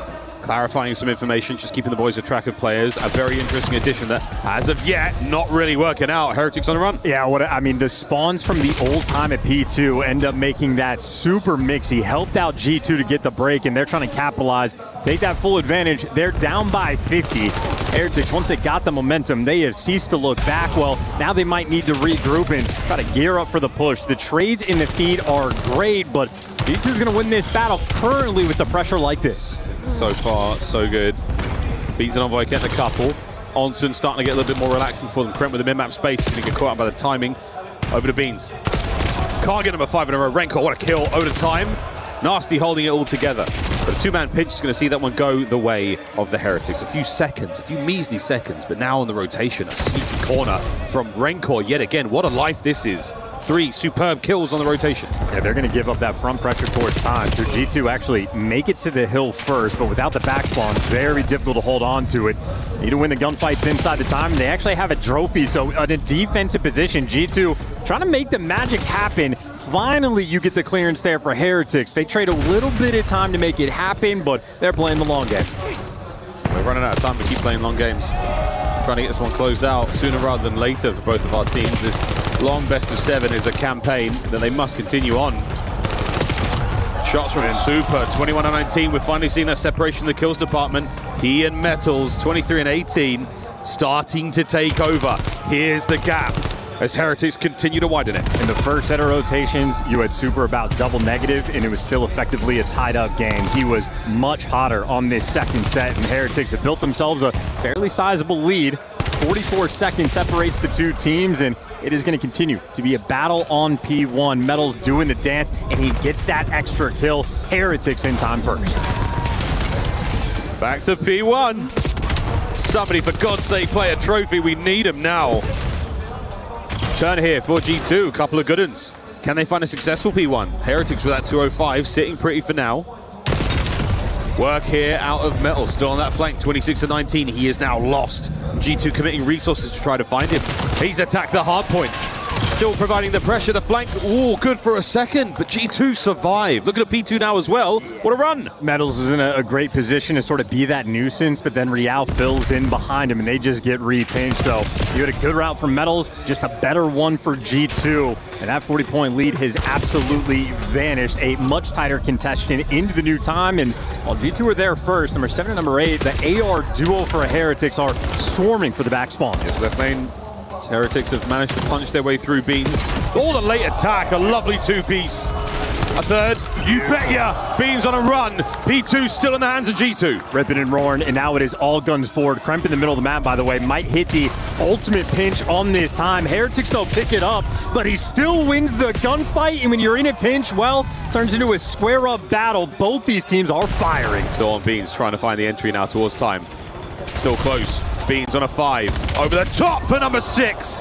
Hard point goes blue. G2 and Beans at the helm. What a play. He's still gunning. 8. Can he make it 9? Beans on a run. G2 holding. Lead change. He's looking for it. Next man in line, and he can't quite get it, but still heroic moments. In the final 15 seconds, you're going to be fighting for Heretics just from the back spawns. All this emphasis for the break that they did not get until there's 8 seconds left, and that means they lose the rotation. G2 looking to call game on this B3. Oh, they've got to get it done up top. Over to One Boy. Tactical retreat, back it up a little bit, wait for the rest of the squad. Look at number 6, look at that spawn. He's right in the back, but what a read though. Nasty's on it, he's got the job. So G2 so far, they're holding. Heretics now through the front. Can Real find something? From inside, Tao's down, it's Envoy with the kills. This could be map 1. Last chance here for the Heretics. Through the right-hand flank they go, and Envoy trades out 1. It's over! G2 start the series off right. And many men wished death upon Beans, and he marched his way through 8 of them.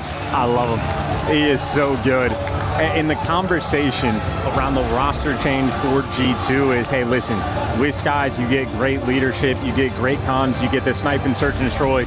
Beans is an interesting fill-in because he brings most of the same things to the table, but I think it was Nameless on the desk or the studio that touched on it and just said, Beans is good for maybe 1 pop-off per map. He finds those moments, converts those sequences, and for G2 in this map 1, is exactly when they needed it. On that P2, that 6 spree gave them all of the momentum, and really, I think just shook the side of Heretics, ended up fighting so hard for the P2 time that they only got 8 seconds on, lose that rotation, and the game just collapses.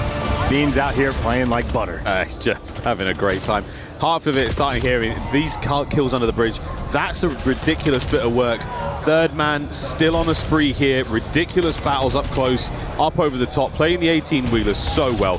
These kills are so hard to get at this level. And for that pop-off moment, at the start of that sequence, they were down by 20, they walk away up by 30 with the roto, so he times that up perfectly, and this is a man that does not break. Oh, G2 may win, but we've got Lou talking to the Heretics fans. Muchas gracias, guys. Thank you very much to our lovely casters. Heretics out down 0-1 against G2 here, as I'm standing by with the Heretics fans. First off, guys, you got picked by Kremp yesterday first in the draw show. And you know, the players have been talking their shit a little bit on stage, so I wanted to give you the opportunity of answering.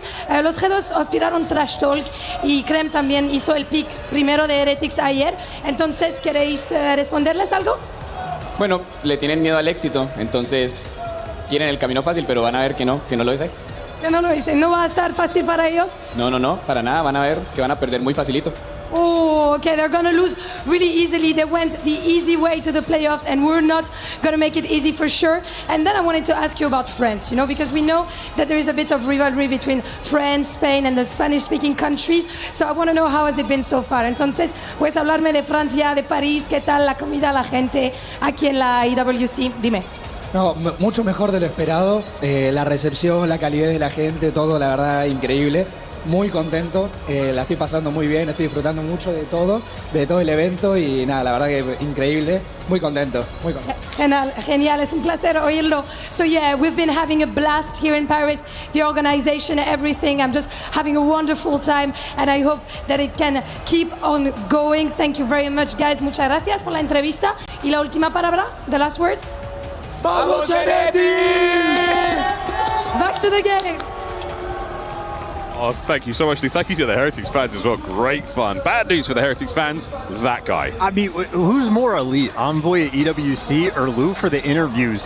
3 different languages she has covered at this event, so it has been a spectacle in multiple regards, but Envoy, especially at S&D, has been a monster. Now, clean across the board, great in the respawns. For the first half of that first hard point, Envoy was the only reason his teammates really were able to stay in the game and gave the setup for the pop-off towards the end. He's the man to look out for in Search and Destroy. Him and Kremp, a very dynamic duo. The Kremp. The one and only Kremp. We'll see how they go. On the other side of the stage, Heretics, we're talking about Super and Rancor as the true Search and Destroy powerhouse there for the Heretics all year long. Metal's the fantastic wild card. Never count him out of any situation. And Real, again, starting to get more comfortable. He was not a comfortable man on that Koi roster earlier this year. But as of now, a much stronger suit changes up the series quite a bit. Now we go to our next map, folks. Here we roll into the Search and Destroy, and we will see just how this goes for G2. Immense momentum coming in off that gridlock hardpoint. The wind firmly in their sails. Will they make it home? They certainly want to carry that through. You know, it's a story for Heretics. When they're on form, when their S&D is on point, they float like water. When Super's hitting the snipes, it feels great. You know, if you're looking at a player like Rancor, if it's going great, one of the best players in the world. If it's going terribly, you're just questioning his arrow on the minimap non-stop. But so far in this tournament, they've also been flowing in S&D. Envoy wants to stop that as quick as he can. for a long belabored series that we have. 3 S&Ds in the best of 7. Extra value here for the map 2. To Fringe we go. What a treat this will be. We will be blessed with the Beans versus Super snipe off. Here we go, folks. Map number 2. We're seeing the red team Heretics attacking first. And what an aggressive look here. Super's snipe is one thing, but the pressure now through the middle of the map from Nasty, that shot's ring out, so now it's on. Massive tags, Beans no snipe, but he gets the best of Super. Challenge, disrespectful on that. You love to see it, bringing the aggression to the snipe, and that is absolutely back Heretics down. Beans is just standing tall in the middle of the map. I mean, he's covered this entire lane by his lonesome. Nasty's covering the A side, and Envoy responsible for B. Any direction Heretics want to go. G2, ready for it. What you want? Oh, a bullet away from the kill. Beans, can you find this? Lovely work out of the Heretics. Metals with a pinch. Covered. 1 man left to deal with. That's going to be Nasty. Here on the clutch, a 1v3. Real with the coverage yet again. All bases covered. Reinforcements arrive, but no need. Heretics. Strong start. Spanish teamwork. Quite literally the deciding moment is just through trains. Envoy throwing shoulders back and forth. Recognizes the distant guy on the truck, but just a single bullet hits him, and that makes that next gunfight for Real so much easier. You see already challenging when he's weak. I think Envoy almost wins that 9 out of 10 times when they're both full HP. That's the Spanish coordination that you love to see. They got the first one. Yeah, it's a running sort of theme here, that Spanish COD. It's aggressive, it's in your face. It's very fast, quick bait and switches. They love it. G2 unable to find an answer for that playstyle whatsoever there in the first round. We're going to swap sides now, second round. It is first to 6 here in Search and Destroy. Nice for Super to have more real estate on the... What the hell? They're Tekken characters in cosplay. Is that what that These is? are Tekken characters. Yeah, that is... I know Stream can't see this, but that... I hope Stream do get to see it. That's so confusing. They're on the wrong stage. I mean, I'm not sure I'm ever going to get a chance to say Heihachi Mishima on a COD stream again in my life, but there it was. Back to the game. Round 2. It's all, folks, I'm not kidding, all happening here at the Esports World Cup. And so is Real. Yeah, again, Heretics finding that first. Advantage to play with. Envoy trying to take it right back. Oh, what a moment. Oh no, denied by Super. It could have been so colossal. Rencor out deep. It's a fantastic round for the Heretics, and Nasty yet again. A chance to clutch. Surely the Heretics deny. Instant denial. Super's going to drop him. Back-to-back rounds for Heretics and Real right now. Starting the series off great. First blood in that round, and he had that sort of deciding kill in the round previous. And just to backtrack to the Tekken characters, that's the first 6-pack I've seen at a COD event since Doug Sensor Martin retired. Nice. Hope Doug's doing great. Heretics smooth as butter in round 2. And yet again, just overwhelming the G2 line. Beans the only man to muster a kill, and that probably a trade situation, so... no, he ripped Super with the snipe. That's what he did, you're right. Nice, nice, nice. Microphone activated. Here we go. Bang! First of Beans. I mean, Chalet, that's an aggressive angle with the snipe towards A and mixing it up. That's typically Nasty's position. That means Nasty's going to be the overlook for Envoy, but the adjustment's already there. Similar situation, but Envoy wins his 1. You got a 3v2. It's now set up around this. Try and deny the B-bomb site push. So many corners here to deal with on Fringe. Long lines of sight as well, and that's where Beans wants to put this sniper. But now he finds himself in a very precarious situation. Will Metals and Super commit to this? Well, G2, you can also isolate any of these players, so they're playing a bit of a risky game. Well, Nasty gets the information. Now Beans knows a little bit more pressure on the front side of time. Krem's making moves, so G2, they are triangulating these players, but still, you might be able to isolate a gunfight. Super gets the get back on Beans, but also left him in a 1v2. Wow, how close he came. Can he make it 1v1? The one and done on the pump. Nasty still holding the back door. Here we go. Round 2 on the snipe. 15 seconds on the clock to play with. And Super down. G2, a much more reserved, far more conservative round win compared to the way the Heretics have been playing. Yeah, very calculated. Great angle by Kremp in the doorway, playing it extra safe. And of course, Beans, well, kickstarting it. The first blood, very nice to get. And Rancor didn't even throw his shoulder. I mean, his arm just swings out, but that is all Beans needed to see. Honestly, the difference maker is super. That missed shot on Nasty, extremely difficult shot to hit. I mean, just the forehead that you're dealing with on that heady, but that could have been the thing to make it spicy. Don't miss, don't lose. Still, though, Heretics up 2-1. Yeah, what a clutch that could be. I feel like we're getting treated to a few more opportunities like that. Mr. Beans at long range here was sniping to put that away back over to the M15. Heretics not committing too much to the middle of the street. Now Main Street not full of players, mostly G2. And if Beans doesn't see anything on that barn cross, you might be worried about a bit of an A stack, because Heretics actually a low side of the map spread, so they have more bodies here for the A pressure, but Metals is also still by himself and gunned down, so with all the pressure for Heretics, they left their boy out to dry. I mean, G2, if they're not a B, they're going to be A. Let's go find out. A Fafo moment that pays off for them for now. Real trying to retake the site, get some space, banged up. Rotation now over towards the B-bomb site. Rencor spots them in a position now to cause some serious issues. No, dealt with. G2, what a fantastic adaptation. Nothing but profit so far. Look at how grouped up together they are. Yep, and bad timing. Real gonna get traded out. Actually gets a kill before he falls, so maybe a slightly easier road here for Super, but a 1v3 and a snipe in hand. Extraordinarily difficult for the club. Tried. Gave it the old college one. Not enough. Yeah, and Metals, of course, just isolated over towards 10. He had two players there that were not with him as they needed to be, but on that section of the map, and they isolated him. Isolation on the next guy, but yeah, never a fun setup on the mini-map when Rancor has 3 players on his screen all shooting at the exact same time. Metals had 3 players on his screen shooting at the exact same time, and there's absolutely no follow-up, so sort of a strat and a setup there that G2 effectively picked up on. All square here on Fringe. First to 6. And a B-bomb site hit where both teams will be meeting each other. The numbers in favor of the Heretics. But numbers change. They do not lie, though. Oh, boy. G2 strike true. Rancor alone. And another decisive round. It's one of those Fringe, bit frenetic, start things off quick. I mean, brother, G2 are fearless.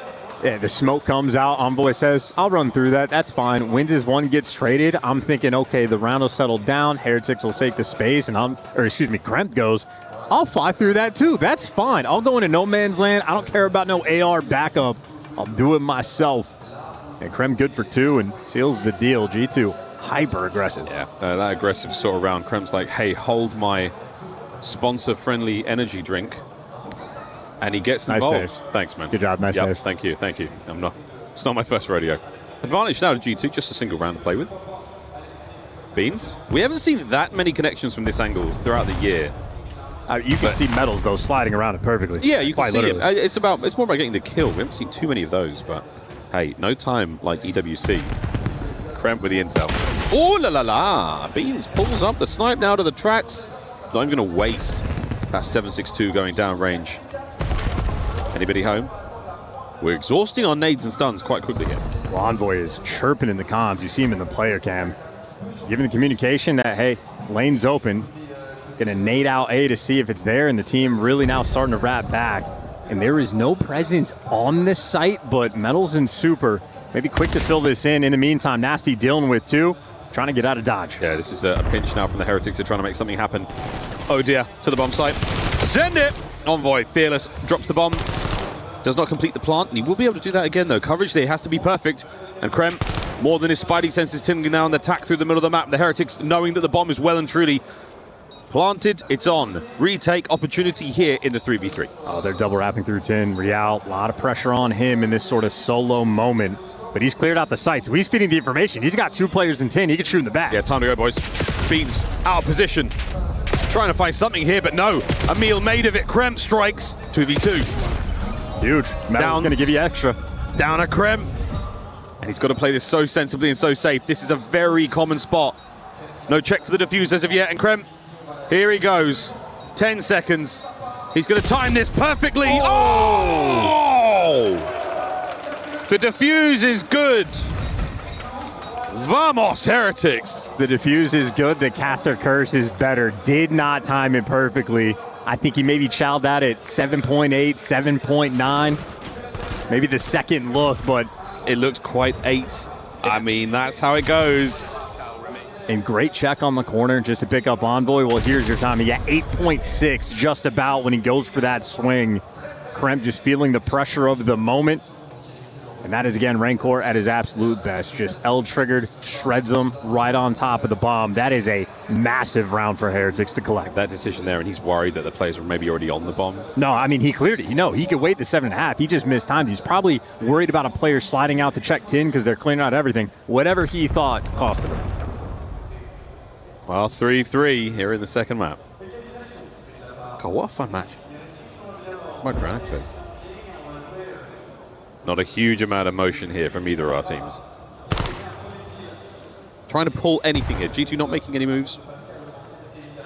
Heretics still trying to find a hole to work with. Well, the biggest adjustment is indeed Kremp. Envoy playing the exact same default spot. Beans is sort of jumping back and forth to help out mid. Number 5's getting squirrely. Real creeping up on the map, and there you go. Catches Beans. Now it's the dance battle with the SMGs, and in the smoke, Envoy drops him immediately. Kremp gets caught. He tried to get too active. We get a 2v2. What smoke? Envoy just thermal vision took care of that. So on the tip here, back and forth, Nasty goes, trying to stay safe. Does have eyes, there's the comms, calling it out. It's going to be a straight up 2v2. Heretics, what have we got? Damage at a Rancor, that's what we got for now. Double back towards the back door. Heretics trying to meet them on the pinch here. Here comes to the streets, and Envoy, massive damage. Nasty repositions. The Metals will get away with his life, and he should be able to plant this. We are looking at a 1v1. And an NPC versus an M15. Metals wants it close range. Nasty, can he get there fast enough? Can he catch him through a window? Find that information. This is going to be so challenging for G2 on the retake. The timing has got to be sensational. And there it is. Metals wants this battle. All the space Nasty can buy. Going wide, hoping to catch him, and so far no good. There it is. Exactly where you wanted him. Metals with the NPC for the round. And that is phenomenal comms in Espanol for that squad. When it comes down to 1v1, the question always is, who am I playing against? As soon as you figure out it's Nasty, that's the site you want to plan in. Keep those gunfights close quarters. An interesting setup. Maybe that sort of that focal moment of the round. Kremp just a little bit too aggressive through dubs. Rancor in the perfect spot. And yeah, he felt he got blown away. That is the NPC up close. That's exactly what that weapon does. If you're watching yesterday's games, you saw plenty. Nearly all the search and destroy maps decided by some NPC magic. Beans. That's unbelievable. Come on! Rancor's been hitting the gym. That boy is thick. On a force spree is Metals. And he's managed to get himself to a lovely position. Oh my goodness, that another hit marker? Beans gets him with a pistol, so that's done. Metals, low-key, also kind of thick for real. I mean, yeah, that only did 65 damage. Unreal. That's insane. Okay, well, man advantage G2. More on that later. Rancor has to get 2 here. Well, he doesn't have to. He has to get 1. It'd be great if he gets 2. Let's find out. It's great! Got it. If he gets 3, it's quite frankly the round. Envoy to the 1v1. And it's Real. It should be an NPC on an NPC, and the timing for Real, the damage for Envoy. Will he push the advantage? We're going to slow this down. G2 must recover the bomb and plant. Yeah, and you see Envoy in the player cams, by the way, hit the quick. Who is it? Finds out it's Real, starts to calculate how he wants to approach. Problem is, only 20 seconds left. And it's going to be difficult to make his way towards B. We're calling the A play. Yes, Real's going to check B. A great idea. But now with the bomb plant, it's on. Guessing games begin yet again. Here comes Real. Oh boy. Now the haunted house of horrors through the middle of the map. And Envoy, he's got the advantage. The dance. We're pumping. We're jumping. There was a duel in Main Street here on Fringe to decide the round. Envoy has been so good this event. He has won. I mean, so consistently over the course of his career, absolutely on point, just like those pistol shots. Rancor did his job. If he gets 1 there, it's good. You get 2, it's great. Envoy, though, just simply outguns Real. God. And you gotta bleep that last part out. Gotta bleep quite a lot of that bit out. He's a very passionate player. I do believe it was the last bullet in his NPC magazine to get the job done. 4-4 here on Fringe. Envoy 9-6, 3 spree, 3 plants. Couldn't ask for too much more. Still, though, gotta close it out. We are very aggressive. I mean, Kremp up on the truck. He is just getting so much real estate, just backs all the way down. A fun-looking mini-map on the flip side. Real also aggressive inside of tools. None of these guys can fall for the bait, and that's the fall. You had a weak guy in mid. Beans forced to hit the shot, and he delivers. Wait for this one, though. Oh! As close as it could have possibly been. Trade good. McCremp immediately identifying the next possible wave of players there coming from the Heretics through the middle of the map. Regroup. Try to rendezvous by the tracks and attack B. We're committing to this. Envoy. He will see the feet first. The pounce. Damage on the second man. Not a huge rebuttal yet. You still have numbers, G2. And there it is. Nasty to close the door. Map point. Huge. Double digits for Envoy. Gets his 10th kill there in the trains. That has been his spot defensively. But the most important one is Kremp and Beans working together towards the middle of the map. Kremp is just, again, fearless towards mid. He gets tagged up weak. Metals gets that kill. Dead to rights, if not for the savior. And of course, there on the flip side, Beans might fall, but his duo, hey, you saved my life, I have your get back.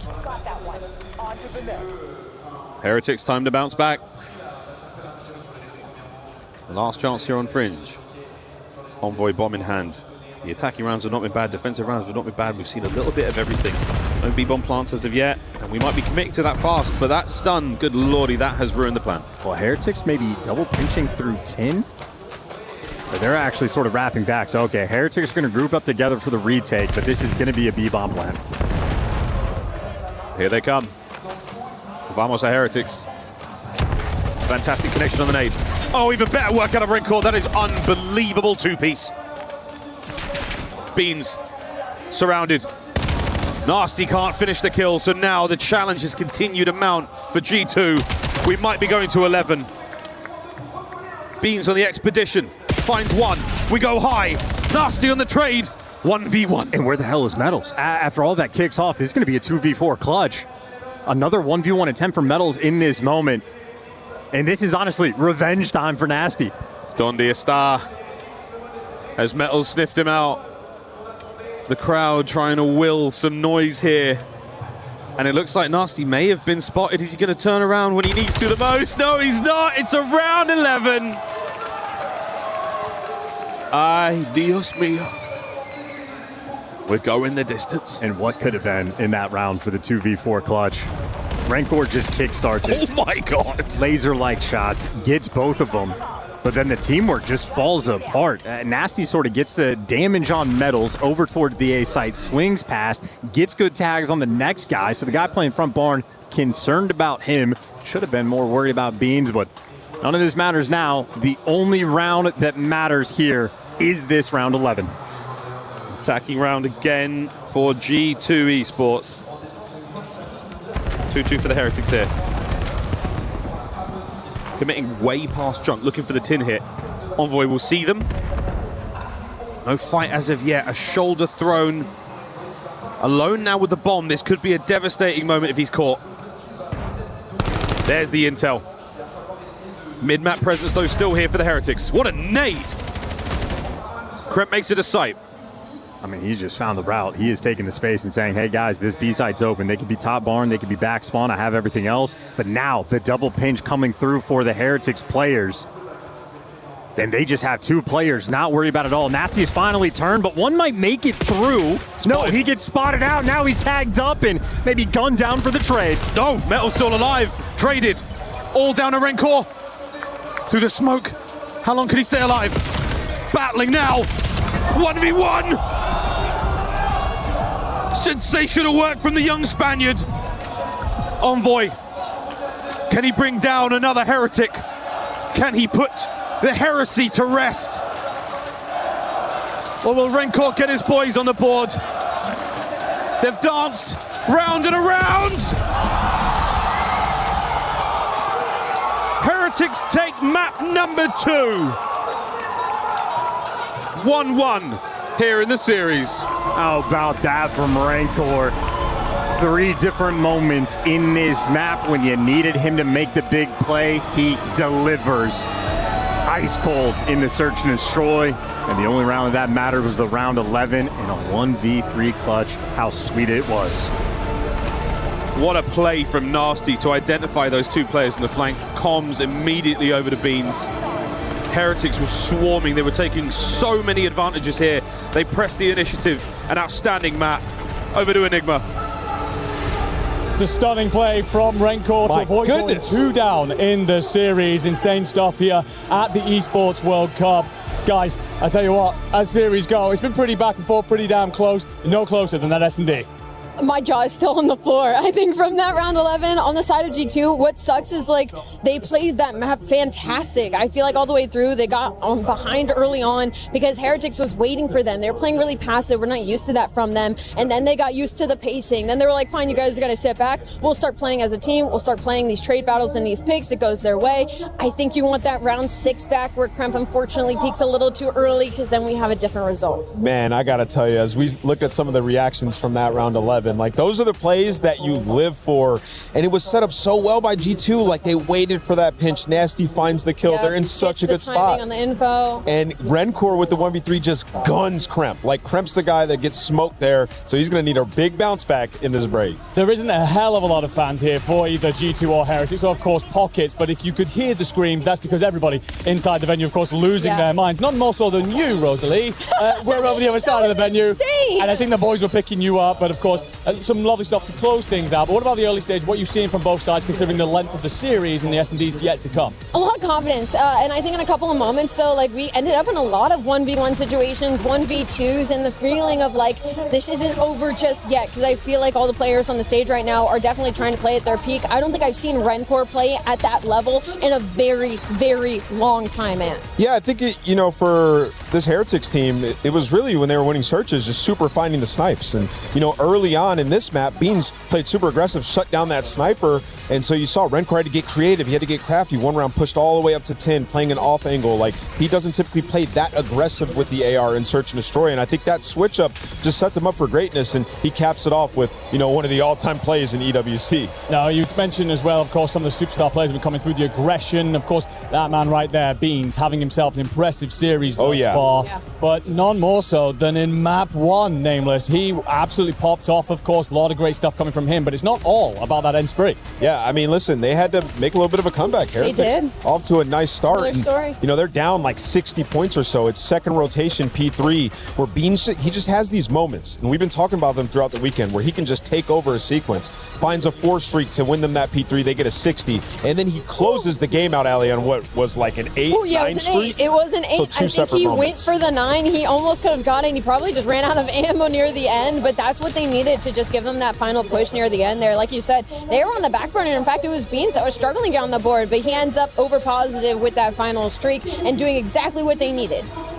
Yeah, no, a lot of aggression coming out of Beans. We've talked about him a lot coming into this team, of course, swapping out Skies, the impact that he might have. Feels like a player that can take over in certain moments, but none less so than when he's really feeling himself. And you can see that up on the stage. Yeah, absolutely. And when he's on those streaks, the team feeds off of that energy. Yeah. You just need those types of moments. And I think now, him coming in for Skies just gives a whole new element to this team in Respawn, to where like they can go into that game too. You lose that Heartbreaker and Search and Destroy, but now you have more of a Respawn backbone. You have another player who can take over and pick up for the slack if Kremp's not having a great performance. Staying lightly on the Beans topic as well, going into this in the weekend, Search and Destroy was actually his strength. He was coming in with like a 1.7 in that game mode. So I think a big takeaway you can take from our first 2 maps is that he was able to do it in the Respawn. He was able to do it in that map number 1, which means they're going to need him in this overload, because when it comes to the Respawn, they've actually been leaning more on Nasty and Kremp, and we know what Kremp is capable of doing when he's on one, but I feel like we've kind of been waiting for Nasty to get activated, to see the Nasty that places second at an EWC weekend. Allie, just you wait. We're going to get that Kremp map. Oh, no, we gonna get it. The Kremp map is coming. He's going to have one of those, and that clutch, man. There's so many moments you two probably wish that they had back, but that's in the past. Just got to look forward. Yeah, Kremp map certainly feels inevitable at some point, and of course several maps still to come inside of this series. An incredible day of Call of Duty in front of us, and we're kicking things off with 2 bangers. But up next, Den Overload, Sake, Hard Point. Where are you leaning on this? I mean, this for me is kind of like Heretics have to win this. I see that gridlock at the later half of the series, and I talked about it. G2 is loving that map this weekend, and if that map 1 comeback told me anything, is that they are still feeling confident on it. So I think this Den and Sokka and these respawns are going to be huge for Heretics, because I don't know if they could take another search and destroy off of G2. Yeah, I'll echo that. The gridlock's very good for G2. The one you felt like Heretics had a good chance on was the gridlock hardpoint, and ultimately they fell there. So right now, this Den overload is a huge opportunity for Heretics. Now, massive opportunities on the board and plenty of action still to come. For all of that, we're going to send it back on over to the boys. Mal's and Chance, take it away. Thank you very much, Andy Ladd. Let's get back into this one, Mr. Chance. Over to Den we go. Many mans. They tried. They tried to take Bean's life, but that was a long time ago. They definitely got the better of him a few times in that search and destroy. Great back and forth. Lovely back and forth series, what you want. Plenty more COD still to be played, though, in this matchup. Everyone knows Beans. He's very cat-like. He's got the 9 lives. Yeah. He purrs. Loves milk. Keep going. His nickname in middle school was Tabby. Yep. What about if you put like toast on his back? He would. Excuse me? Yeah, I don't know. I might be wrong here. Chat, you might be able to assist me here. I think if you stick toast, like jam and toast to a cat's back, they can't fall upright. I'm a dog person. I'm asking for assistance here, chat. You can also tweet me. We'd just love to be able to clarify that information. That'd be fantastic. Thank you so much. Into the Den overload we go. Yeah, Pete is going to come calling. That is very close to animal cruelty. But this is a Den overload. The only cruelty here is going to be towards each other. G2 so far a perfect record at the tournament. Granted, only 2 series in, but that 5 average goal margin, not too shabby. You'd imagine they have the extra edge, but on Den, anybody's ball game, and if Rancor continues to shoot the way he has in this series at this tournament, force to be reckoned with there, Miles. Here we go. Into the Den overload here in the Call of Duty world. Thank you again to our pals at Treyarch, putting together quite the game mode. Real on the dance through the middle of the map, possession. At this point in time, it feels like Heretics, but there's a mid-cut attack right now that is certainly going to ruin this one. All right, Envoy and Krem. You've got to worry about that position. That is one of the most important spots on the map here in Den.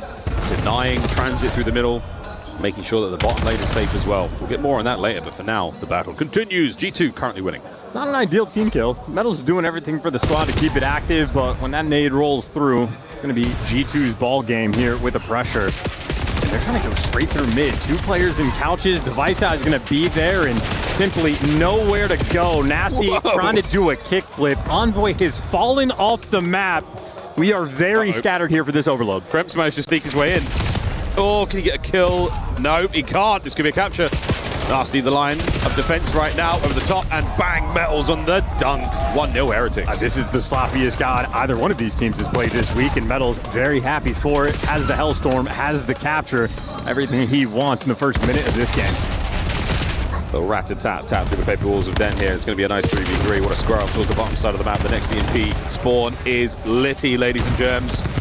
All the stunts and nades making their way forward. A little bit of angles to work with here from Real. The mid-cut play. Good lord, he killed everyone, and he went back.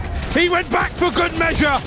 Super, though, still keeping the play going, and it's done. G2 with an opportunity to counter. How dare you team kill Metals when he's 9-3? So rude. He's up for streaks. Now he's going for the pinch, so Metals is going to be the guy that breaks his plate down. Envoy turns forward, but this is all about the timing. Oh, yeah. Well, that's the timing read like a Swiss clock. Dylan Hannon now to the left of him. Beans and Krem. What a fantastic attack forward. You've still got the EMP in play. Now the position advantage all over the Heretics. They will be able to make a run now. Counter-attack is theirs. 2:50 to go still, and only a single overload. And Metals is soaring. I mean, he's already in the spawn towards Treat, and yeah, timing is just not going his way. So a couple opportunities missed. Rancor, though, keeping it safe, going for the full rat back. Heretics can take this nice and slow. The Heretics winding up for the attack. Let's put everyone's Duolingo to the test. With a Fly Saudi a check-in, Team Heretics. Son dos, los dos tocados. A ver, no pinchando, te tengo. Mete a espalda, Rancor, mete a espalda. Dos con, izquierda y derecha. Pincha ya, está en aquí, hasta aquí. Están los 4 en derecha. Corre. Buena. Otra. Van a hacer close izquierda, no hacen close izquierda. Tengo yo el inner, vale, mira. He pegado el inner push, Inner. Estoy tocado, me puedo pulsar. Inner pin muerto, me puedo pulsar inner. No, inner push, ya. Buena, vale. Falta uno. Falta uno. Creo que pins. Vale, escúchame, si pillas la bola, No, nada, pegarla. No hace falta puto. Iner muerto. Iner. Buena, vale, estoy pinchando info. Queda Vince. Salita. Vale. Izquierda o derecha. Vale. Tengo el medio abajo. No puedes estar. Vete por Me la llevo. No, voy por con. Muerto, puedes estar arriba. Te he escuchado, Chema. Derecha no veo. Inside he estado tiro muerto. Derecha, son dos derecha. Y otra vez spawner, corre. No llego, son dos. Vamos allá, dos lo que otro más. Papel. I'll take your word for it on it being a fantastic list from the Heretics. My Spanish is yet to improve here in the COD League, and right now the attack, though, from the G2 lads, slowly but surely improving as well. Heretics defense so far pretty strong. Yeah, it's the classic waiting for Nasty to maybe go for the pinch, but gets read very easily there for Heretics, and 3 more kills in the feed. Metals is good for another double kill. So is Envoy to slow this push down, but make no mistake, that is sort of the battle. You got Envoy with 15 and Metals with 17. Do not team kill either one of those men. The team kills this tournament have been quite fun. Super. Lordy! 4 dead! Sad news though, the EMP reset, so as litty as the play was, it's not going to be massive. Real's trying to buy that space. Here comes the pickup, but Rencor all alone here, mate. That's going to be a quick grab. With 20 seconds to go in the half, we're going to see this exchange hands again. The Metals finding 2. Could it exchange hands one more time? 15 seconds. Who's going to get a chance at the extra time overload? What? Donde está Beans? Off the map. God, what direction did they want to go? We're like metagaming in a wild way so far. They've got a lot of time to do so. Here comes extra time in the first half. 30 seconds to play with. Metals. Oh, what a gunny from Nasty. I would back up as well. You don't have time for it, though. You're going to have to force this straight down the pipe. Here we go. 15. The last hurrah here in the first half, and it was an absolute massacre. It's a very scattered first half of Overload. We're trying to wrap the device and take it weird directions based on the location. You get a 4-man wipe for the Heretics the moment the device resets. Maybe one of the sloppier sort of first halves we have, but trying to rate it in and refocus. Either way, not too shabby, fairly tight game. Coach Methods. This is the locker room. We are witnessing it here. This is the mid-round chat that our players have got. Coach Looney there for G2 Esports. True vet, a bit of a legend of the scene in his own right. Now it's time to get back into it. Second half, 1-1 as we swap sides. Heretics from the right.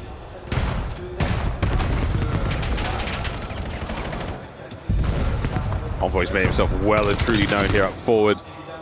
Trying to find that mid-map pressure, trying to find those kills. Then the play is either smash through lobby, maybe go for the B hit, or if you have the numbers by A, which you definitely do not anymore. What a stunning counterattack here from the Heretics. That's all 4. Device is going to be picked up. Super leading the charge. Tommy goes his way for the first. The trades, though, quick. Heretics, they're trying to force this. Oh, they're going for it. Oh, kill on Envoy there. Might have done it.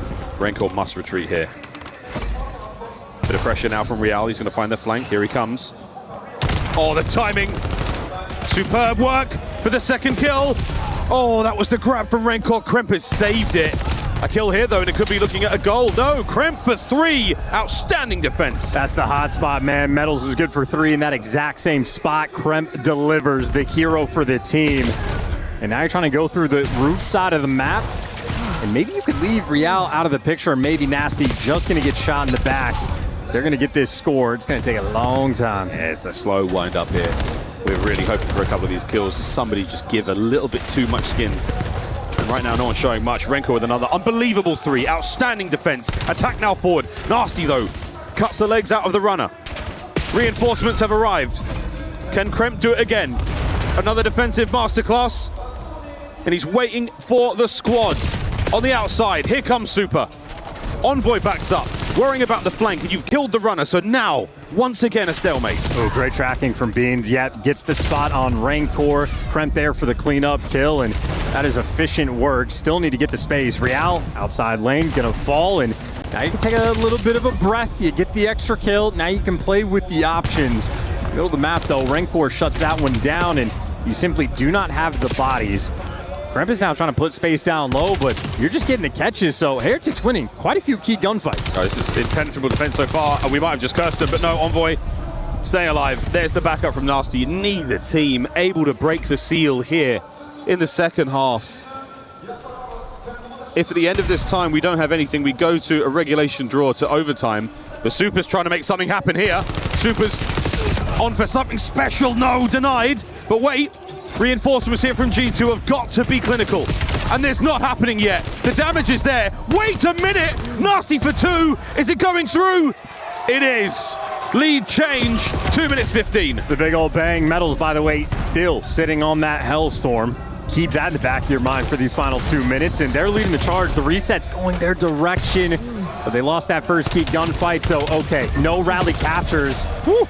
Real gets traded in a battle here for the pressure. G2 closer to the device, but we're team nading. Yeah, not what you like to see. Yeah, we are. That one connects. Numbers here for Heretics. We've got a chance. We don't have a lot of space there on any alternate angles. They're going to muscle their way through the front, and Metals, you could do that with a Hellstorm. Trophy's playing off. Great work here in the kills department. Again, mid-map, no pinch. And Heretics doing the right thing. Watching the middle of the map for the pinch. They do not need to touch this device. G2 have to force the issue and go towards them. G2, one step at a time. They make a bit of ground. Forward they now go through the gate. Real banged up. Oh my word, he's out. Wait a minute. Is he gone? Is he free? To the pistol, no. Kremp, defense again, Kremp. What a hero. Well, that's still such a smart play coming in for Real and Team Heretics. That just bought them so much space, so much time. So now just a minute left to play. We're taking it towards roof. Real already ironed up and in the right spot. Heretics playing high-level COD. This is great. Cleaning the rooftops out. Envoy's got to find another. Can't do it. Not enough manpower here. The Heretics have got the stamina, they've got the legs, and now they've got the space and time to play with. Oh, that buys you a lot more. A lovely 2. There with the Hellstorm. Trying to smack the spawners. Real once again looking at a flank. Well, he's going to be just holding middle of the map. Timing goes his way to get the kill, and you got Metals pushed up into position. This might just be the way to call a game and get the 3rd score. You might as well win. They've made the run. It's a long laid plan. They've got a tail. Is it going to matter? It will not. It's 3-1. 20 seconds to go. It might be over. It's a topside spawning EMP. No one in position outside of Real to get a touch, and he could grab it and run. Dude, Real just called game. I mean, like super heads-up gameplay. Metals, of course, with the 35 kills. Stand out there in the kills department, but Heretics making some of the smarter overload plays we have seen this year. We are the capstone event here in Overload. What a fun game mode, how it has developed. And vamos for map 3. Lead change, Heretics. 2-1 in our series. And that really was a heads-up play. I think it was Metals finds himself at the goal really early on. Real, despite not having any possession, he sets himself up for the cleanup kills or the transition kills and couches, and that is as good as it gets. Game called. Heretics with the lead change. They've managed to silence Beans. We'll see the highlights here again. Ferocious gameplay out of Team Heretics. And the lead for now. And Metals again, a takeover map. In a sort of a similar shade to Beans, very different tool set. But a man who can absolutely take over a map, can really turn a game on its head. He has been that guy his whole career. He's the X-Factor indication player for the team. He can struggle and still find success. He's sort of a member of the 0.6 gang, where he tries 0.6 and you're still getting good value out of him. Always a smart heads-up player, but when he's going double positive, I mean, that's just going to be slammage. So Metal's absolutely a force to be reckoned with, but again, it's really just the decision-making that was the main factor in the end. Honestly, one of my favorite Overload plays I think I've seen this year. Just Real picking it up when his team gets wiped, carrying it through mid, gets all the way to couches. Gorgeous work. Sensational stuff. Now it's over to Mr. Ian Chambers talking to some G2 fans. Yeah, Miles, I'm right where I love to be, down in the heart of it with the fans, and I'm with some G2 fans. They're not very happy because if we just make a little gap here, you can see there's some 100 Thieves fans who put a flag up behind us. They're not, oh, all right, they're not happy about it. What's your name? Jamie. Jamie? Will. Will? Zach. Zach, all right, so you're all here to support G2. You feeling a little bit nervous now? Not at all. Why not? A lot of COD left to play. Yeah, a lot of COD left to play. So tell me, You're a G2 fan, but who's the star player that you're here to see and why? Beans! Oh. Is this PG? Look at this. Get a close-up of this badge right here.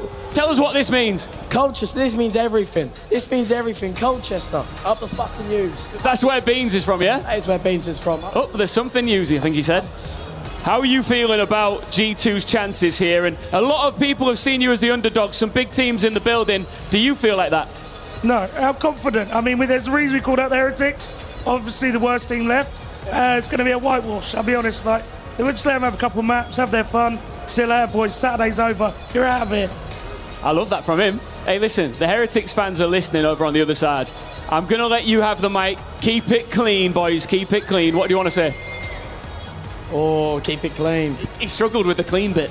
Oh, fuck the Heretics. Oh, wow. Okay. Keep it clean, I said. What about you? I'd say I hope the flight home tomorrow is quick and easy for you. See, that was nice. Clean as a whistle. Enjoy your last day, because this is it. You're done for. Okay, this is good. Now, I've noticed that you guys in particular have lost your voice quite a bit here. You've been here in the crowd making some noise. I was about to say, do you have any clean chants that you could start here? But I think the answer's, you got a clean chant? Go on. La, la, la, la, la, la, la, la, la, la, J2.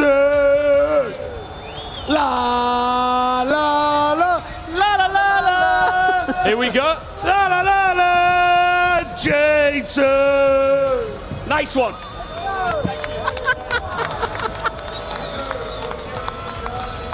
Believe it or not selling alcohol in the venue. No, those boys have just got the passion de la beans. Which I don't know what language that was at this point in time, but yes, we'll be hearing from the Beatles shortly. Their lawyers will be in touch. What a time it's been here at the Esports World Cup. One of my favorite interview moments of Ian going, keep it clean, and the guy's so ready to talk. Yeah. Oh, man, what do I do? Backs up. What do I do? Not a thought in that pretty little head. That's the most challenging thing that's happened today to that lad. Oh, thanks to the boys for pulling up. What a brilliant showing so far. But we're going to lock back in. Time for a Sake hardpoint. Heretics, not bad whatsoever on the weekend.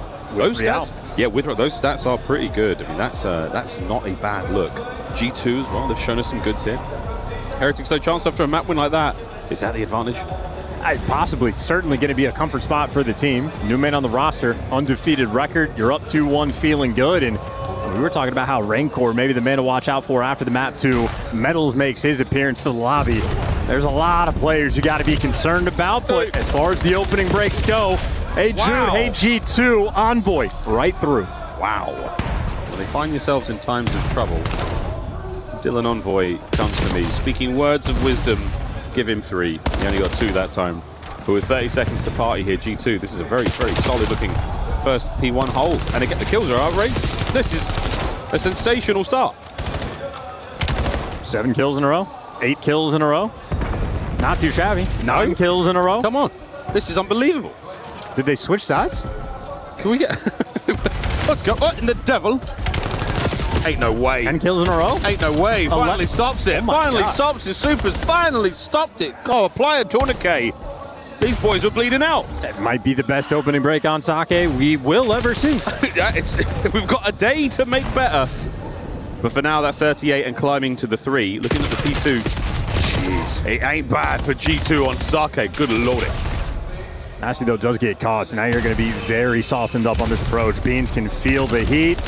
Great hip-fire shot, though, for the one-shot man. Going to try to dance down low. And Beans right now, the wrecking ball, but finally gets run over. 1v1 for the bread on the time, and Nasty, his back is exposed.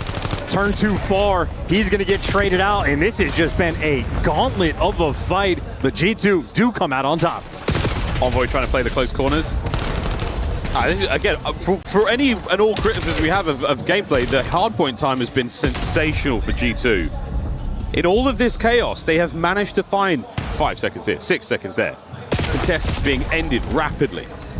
P3 now on the far left-hand side of the map. That's where we're going to next, and that's where the Heretics have got themselves set up. This is their best shot at getting back into this game quickly. And wow, amazing timing there for Real on the respawn. Ends up getting right towards that new time, so a very difficult approach. Heretics, all 4 players going to be stood tall defensively, and Envoy, he's losing his teammates left and right, and he's going to rejoin them in the respawn. G2, oh, so far away. This is the beginning of the comeback right now for the Heretics. P3, an impregnable fortress over on that left-hand side of the map. And the shots so far good, everything working out. Envoy sneaks in. Oh, and that's it. Under cover of darkness, the Dark Prince gets his 20 seconds to play here, and the boys looking over to the right-hand side of the map now, out to the Rock Garden. And yet again, Heretics with the early rotation, 2 hard points in a row now. It has net them time, but G2 are still suffocating. Well, no, they got equalized on the last one. I mean, good enough scrap time for G2 to get that very healthy sequence. And Envoy obviously able to take his time. That's a great pickup by Real and Heretics. You see swarming around that right side of the map, every single lane covered. Real gives you the extra kill. That is 12 to his name. So as slow as Heretics started, at least the guns have started to heat up. Awkward moment dealt with there. Oh, wow, they bring Wrinkle down as well. Pressure on the last man in Hill. Surely overwhelmed indeed. Now the setup for G2. Heretics picked apart there. They've still got the close right-hand side spawns. Able to get into this fight as quickly as possible. Delightful shots there as Nasty's head doinked off. The rest of the push now continuing. A 1v1 on it. Quick contest. Can Super find 2? Gets by with a little help from his friends. Not too shabby. Well, no trophy towards the end. And sort of back-to-back kills where Heretics, you know, win the rotation, probably come out in the plus column on the time, but not nearly as much as they would have liked. Still going to be down by 40 going towards new. The Heretics, this is now 3 hills in a row. They have won the rotation. This might be where they earn their money. And they're clawing their way back into this one. Truly 1 point at a time. Will this be any different? Renkor with the corner. Force free dead. And look at Metals now on the dance. Lovely shots. Envoy and Crimp gone. Hard point back in their hands. A fast hit here. Oh dear, denied. Nasty barely got to the ground. The next wave of G2 players being pressured as well. Metals, look at him fly. Look at him soar. Oh boy. Inten are passed over. Any guns at the ready? Yes, Real is. We're still fighting tooth and nail. G2 have been shut out here on the last hard point. Yeah, they have slowed down tremendously. And you have Heretics that have just fully capitalized. That's a 4-man wipe off the board. And I mean, sort of back-to-back kills. They win the rotation, but still end up about even on the time. This hill has been a slaughter. They are right back in the game. And with how slow of a start at the end of the first set, they've taken the lead. Unbelievable. The lead has changed. Back to P1 and back to G2 in the driver's seat for now. The last hard point, folks, with 250 to 220 on Gridlock. A close battle. Will this be any different? It's looking good. Swinging around, super good for 2. Metals for the next one. A 4-man wipe exactly when you need it. They got the right side spawned. They're forcing me the dagger. Super just waiting for the timing. Ends up getting caught, but this is still going to be good P1. So great. We are getting steamy here on Sake. Up top yet again. The pressure now on the Heretics to be pushed out. G2 managing to salvage some this time. The lead yet again changing hands. Oh dear. Wow. Vamos are beans. Holy free-holies there in the feed. 10 seconds to go on P1. P2, the dance is on here, and it looks like Krem trying to chase down an errant Real. He's still at large. Finally got him. Now guns to the front. Here comes Nasty. Oh, it's going to be interesting spawns. Real at least lives long enough that he's going to spawn a lot closer than Bean. So Bean very out of the picture, and that means G2 don't have the extra men. So, hey, some dance moves from Real and Heretics breaking through the front. Whoa, another one from Super there. Nice pair. He gets Kremp and Beans, the southern delicacy. And now the nades from the backline of Nasty. Envoy from the front. And here we are, stuck in the middle. The Team Heretics being picked apart 1 man at a time. That's the end of the contest. And another lead change. Yeah, Michael Envoy Madsen dancing now in the time. 19 and 17, over a minute in it. He's collecting kills like everybody's one shot. Now he has to work for it, but electric shots there to rip ahead. Kremp gets the headshot kill, the back-to-back sequence. And overall, a halfway decent P2 for G2. 20-second lead, and I gotta be a little bit careful on this rotation. Don't want to be the first players to fall, because when you die, you spawn out at the old time and you gotta hike across the map. Heretics, another P3 hold opportunity. Real has so much space. Last go around, we did see the break. A reasonable break. Heretics, it was not perfect, and we might be looking at another one here. Wait a minute. Envoy yet again somehow finds his way through on the timing. Fiends are nasty with the kills. Wow. Last man What down the on hell? early break. 15 seconds is all you managed to get. And the hard point now in the hands of G2. The lead growing. I mean, Envoy just taking ears off along the way. I don't know how he managed to get involved. He did it on a solo mission, and now he just gets to roam free. Hang out down low, dance by the van, does get taken care of. And now you're going to break. I mean, this is break on break. How fast this game has become. Oh my God, the defense. I mean, the tiniest little violin playing the saddest songs for these players, getting broken over these hard points. Final few seconds. It looks like the Heretics will tip.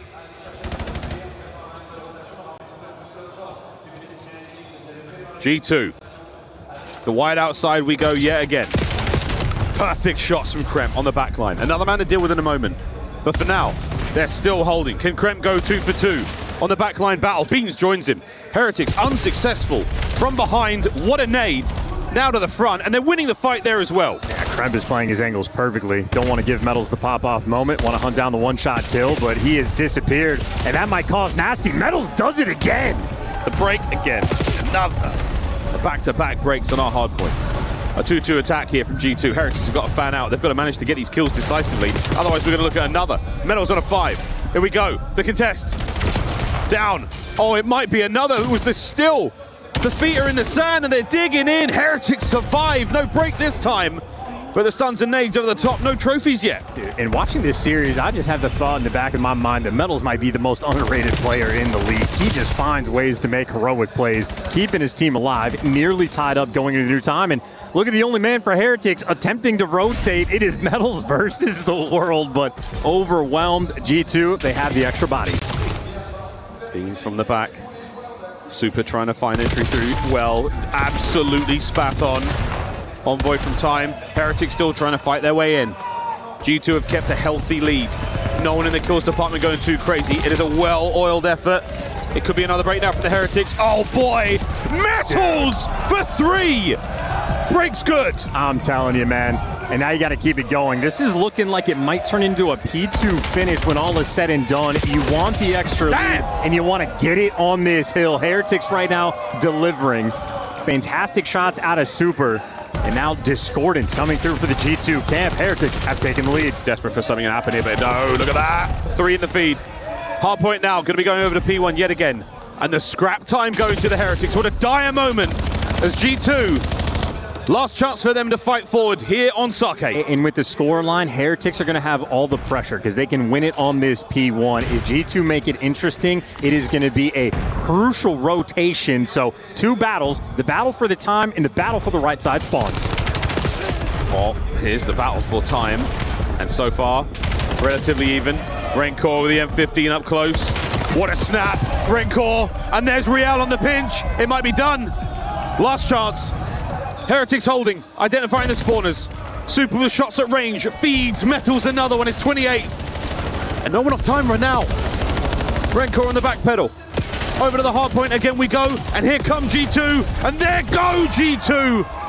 Krem, can he find a kill? Buy his teammates the time, it's not gonna happen. Desperation plays now. Heretics, oh! Out for a second, but there we go. That should be that. 3-1 Heretics so far. If it were a best of 5, it would already be done. Heretics would vamos their way off the stage. But there is a ton of money on the line here at EWC. They still need another map. 100K plus would be the bonus if they get another map. These Heretics players can taste it. Close. 1 map away from the Heretics advancing. I'll tell you what, they are feeling very, very confident right now. I mean, this is a warm team. This is a confident team. This is a team that is executing a massive, massive kudos to that Metals. Time and time again. He is that guy, pal. He is the memory maker. EWC is the final memory you take into the old scene, and Metals is making sure everybody needs to know how good this guy is. It really is something, man. What an unbelievable map he had. You call him the most underrated, one of the most underrated players in the league. High key, man. Yeah, no, really. I think of that sort of like astronaut meme with the, the guns in the back of the heads, and always was. Always was. Always was. All right. Always was indeed. Over to Mr. Bucket and the studio. Thank you very much, Miles Ross. As we take a look at some of the big multi-kills, Rancor was involved. You see that man Super laying down some big multi-kills in the final 2 minutes. It's a team effort, and you heard him say maybe Metals is the most underrated player in the lobby. I've said that before many, many months ago. He is, and we've talked about it. When it comes to this specific team in Heretics, they have a lot of firepower behind Real, Super, Rancor. They're all crazy shooters, so Metals is able to kind of just be this play and fill it for them, fill the slots, do some of the dirty work, fly in first. But we've talked about it, he is still a professional player. He's still one of our greater SMGs, and when he's on one, it is very difficult to take down this Heretics squad. Andy, it's been really exciting to watch this squad. Let's talk a little bit, though, about the fact we expected them to be good in hard points. Did you expect them to win the overload? Mixed bag on that one. I think both teams here, pros and cons. I think that you are seeing what it is, to go back to him, generational series out of Metals. It feels like the impact that he is having is insane. He's often a scapegoat for the team, but it feels like he's the one often playing for the win. So if he is negative at times, it's kind of like, okay, the side's still going to do pretty well because he's putting his body on the line for them. He just doesn't need to do the big damage the rest of the guys do, but when he does... when he's popping off, he's very much so having himself a incredible impact out there on the map. But not just about him, Real as well. Feels like he's hitting plays on transition. He's very much so controlling those rotational moments for Heretics, locking down and just throttling G2 into the deck. I'll be honest, this is a massive series for Real because I thought his career was on life support after kind of bombing out at Champs. So this is a huge bounce back opportunity for him, huge bounce back opportunity for the Heretics as a whole. Rancor seems to be feeling confident, but it's that right side of the stage. You see the smiles from Real and, of course, Super. That's the duo to look out for. This is the best that they have looked all year long. I mean, we talk about how they've been struggling on LAN placements. You know, maybe they'd have a couple good online stints, but when it came to the big events, they weren't able to show up. And so this is the Miami, I feel like, the Heretics, I feel like we were expecting at their best. Like, when you think about Miami Heretics and them going against our other teams, this is the one that you were hoping to get. Let's take a look at two of the top dogs who have always been doubted if you watch their last 2 years. It's Envoy and Metals. 93 kills through 3 maps for Envoy, and Metals, of course, at 104. That I should say 4 maps. Looking at the damage, both around 12,000. What have you seen for their impact in game? I think Envoy's still having himself a pretty solid series. I think that there's, again, these are both players that are easy to scapegoat. You think about their careers, and they're often, if they're dropping a 0.8, 0.9, but their team's still winning, they're at the heart of that. They're very much so at the core of it. If they are performing above a 1, then they're very much so doing great stuff out there on the map.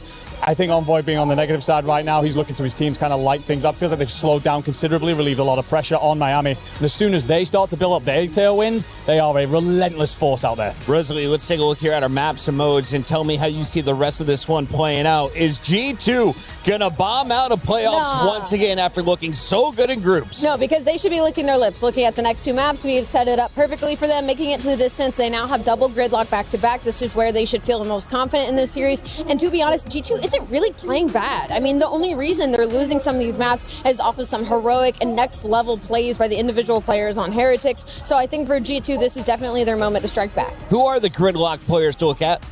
I think I'm still going to take a look at Beans here. If you're going to bring the sniper play into this, you can obviously lock down one bomb site in its entirety or cover over the vast majority of lanes. And he's an aggressive sniper as well, a rare trait. Even if it moves towards showers in the early stage of engagements, he's going to be up in there. He's going to be very happy to bring the boomstick to the party and shut down the opposition. As we send it back over to our Emmy Award-winning casters, gentlemen, do we get a Game 7 to start the day? I don't think so. I don't think so either. I don't think so. I think maybe later, Chris.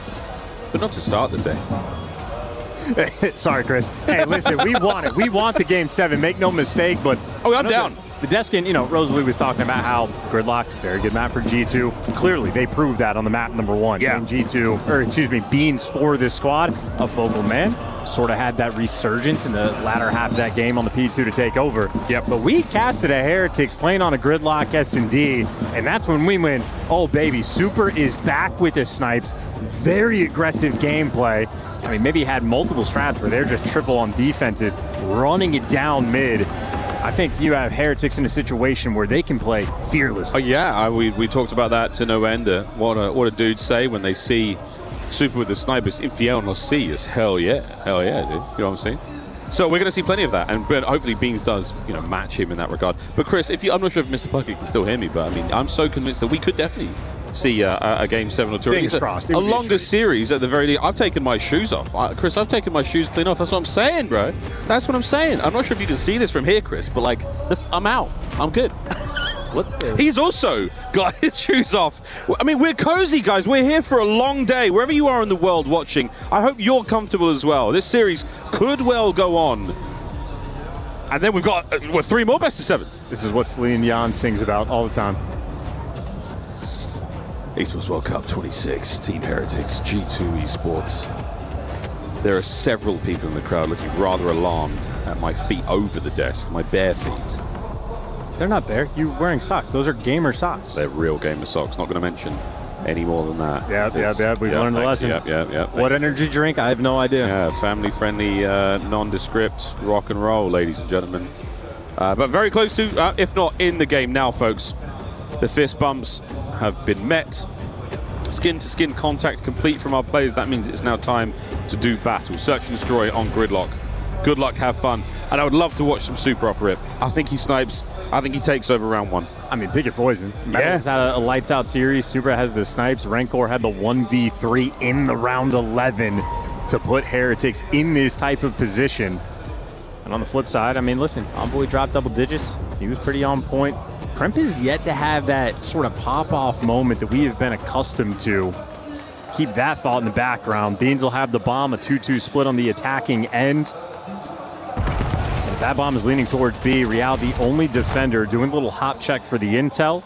Meanwhile, the nades, this is just for a bait. I just think the G2 players want to make some noise, make sure they keep pressure here defensively, and allow that bomb to get planted at B. You're bringing all your guns back up and over towards the A-bomb site, and you're hoping to catch a player or two, but they've vacated. That's a big win from Krem early on. That's going to get another defender out. Rancor's motion across the threshold. Mid-map, and he gets gunned. Oh, wow, what a trap. G2, they have played the Heretics like a fiddle. That super takeover from this caster, not even vaguely applicable. Yeah, didn't have to read them like a book. They just wrote the book on how they wanted Heretics to play. Controlled the action, controlled the re-wrap, for the rotation. I mean, everything just plays into their hand absolutely perfectly. Kremp, good for 2. Starts things off, closes the round out. And this is where the Heretics get spicy. Tried something now on defense. You were absolutely gutted. Let's see what their attack looks like. And then we'll really start to get into the weeds and into the nitty-gritty. The 2-1-1 here on the attack and Super Snipe. This is what I'm talking about. Start to get a little bit messy. As he swaps out to a different weapon, I'll just shut up. Yeah, just going to hard watch the pinch. His teammates working the B site. You have Kremp doing a little hop check for the information. Knows the pressure is coming his direction. And he does have 2 players here for the backup. So G2, they're ready for the B hit. Metal's even more ready. Just tiptoeing forward. Kremp's hoping that someone gives him it. Not going to happen. Yeah, and in the meantime, Heretics, they're just waiting for Super. I mean, he's going to be here on the perfect pinch, so Super might just break this round down. No one's going to turn for it. He should be able to get 1. I mean, the positions of them all here by the building. Oh, wait, it's lining up to look even better. Super from the hip. Good enough damage into several players. A messy emergence from the smoke and a 1v1. Rancor still retaining the bomb. Kremp long gone. Rancor is getting all of the work here in these clutches. And he's playing against Kremp, so he takes the angle. He's thinking this guy's going to run around, so they are playing the man. It's Kremp. He's going to fly at me, right? Surely. Rancor's running out of time. And Kremp, what has he done? He's just parked it in the middle of the map. This is genius. Rancor, shoulders. And that's it. As long as he doesn't die in the next second. G2 win the round. Take a deep breath. Nervy moment for Kremp, but plays the timing perfectly. Again, Rancor expecting Kremp to be roaming, expecting him to be flying, and that's almost like that standoff moment we had on the fringe between Kremp and Rancor. They're making the adjustments as the series goes on. This smoke play got a little crazy.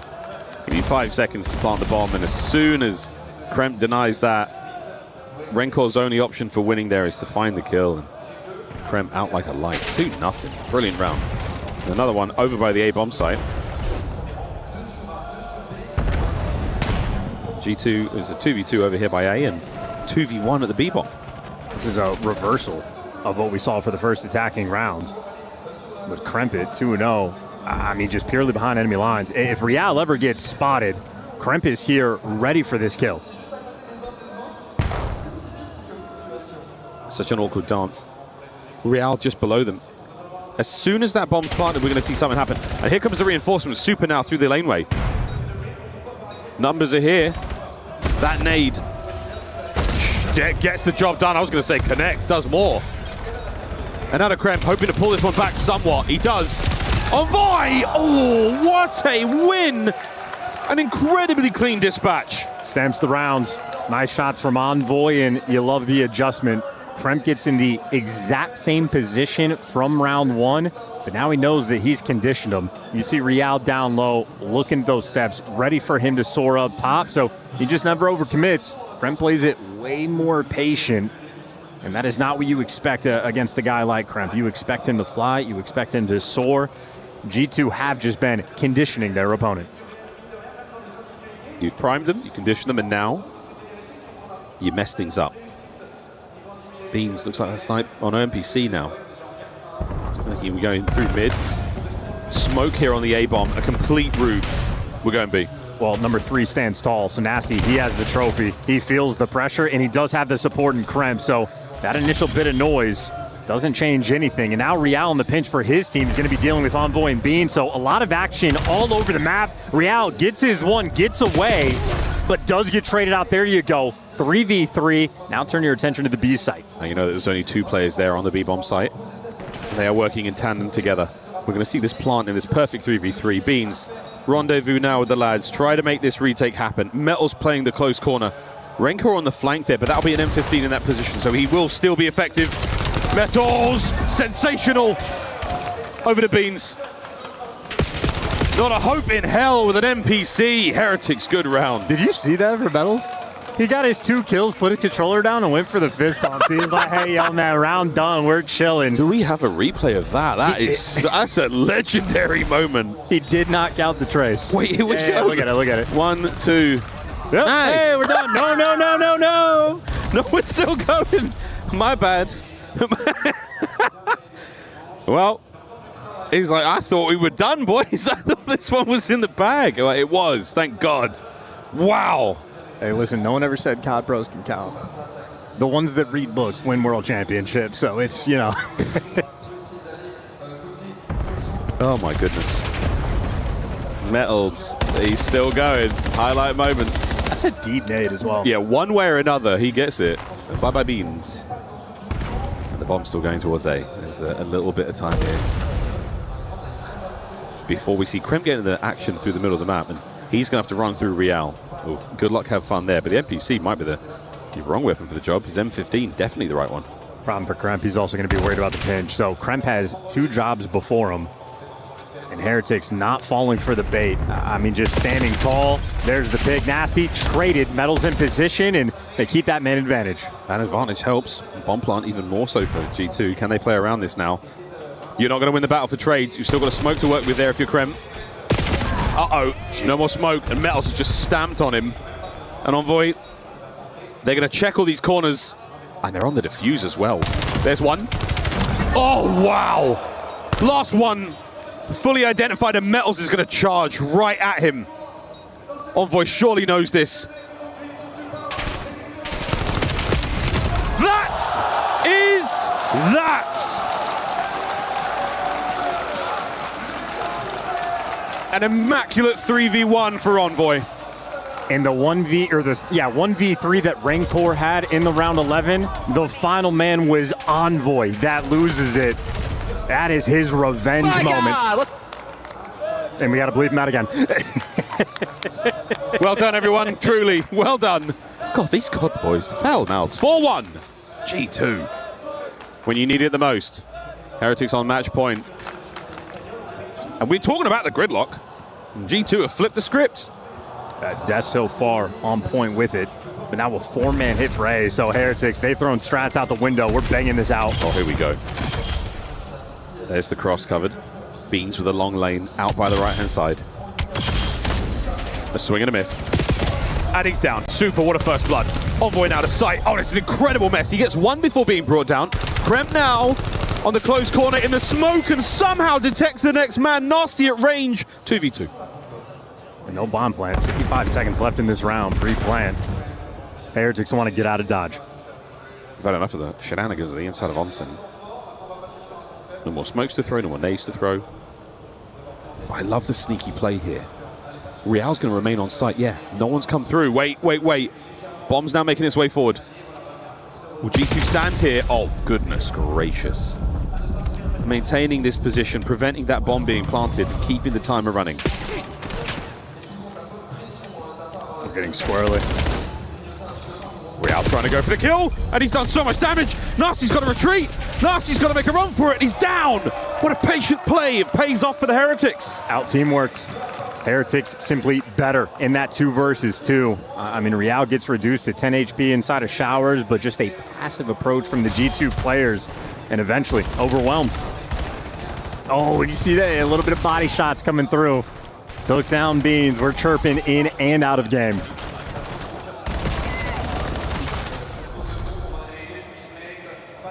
To be down 4-1 and shoot bodies, that's bold. Hey. Up 3-1 in the series, though. Oh, yeah, that's also, that kind of helps. 4-2. You've got to have big melons to make a play like that. The problem with the big melons is they're easy to hit. And G2 just says anything you can do, we can do better. A 4-man stack on offense right towards A. Wide open sight. Stun connects, but Envoy gets the bomb down, and it's the good plant spot. Oh, that's a great plant. Yeah, it's the good plant spot. There's a trophy in play as well. I mean, that trophy's very shootable, but any of the nades that make their way over the top, if there are any left, they're all gone. They're not going to meet their mark whatsoever. Here we go. Find a corner, any corner, dig in, boys. You take as many of them with you as you can on the attack. Envoy good for 1. Wow, the second one, worthy attempt. Krem, he and Beans, 3v2. Playing the tight angles as best they can, and the Heretics are surviving. Rinkor on the right, down. Real! What a win! 4-3. Oh, look at those smiles. They can feel the G2 breakdown. From up 4-1, they got the first blood. They get the extra damage. They get the trades. And then Real just calls it. You are our final out. Do your job. And Nasty, that last man standing, slammed.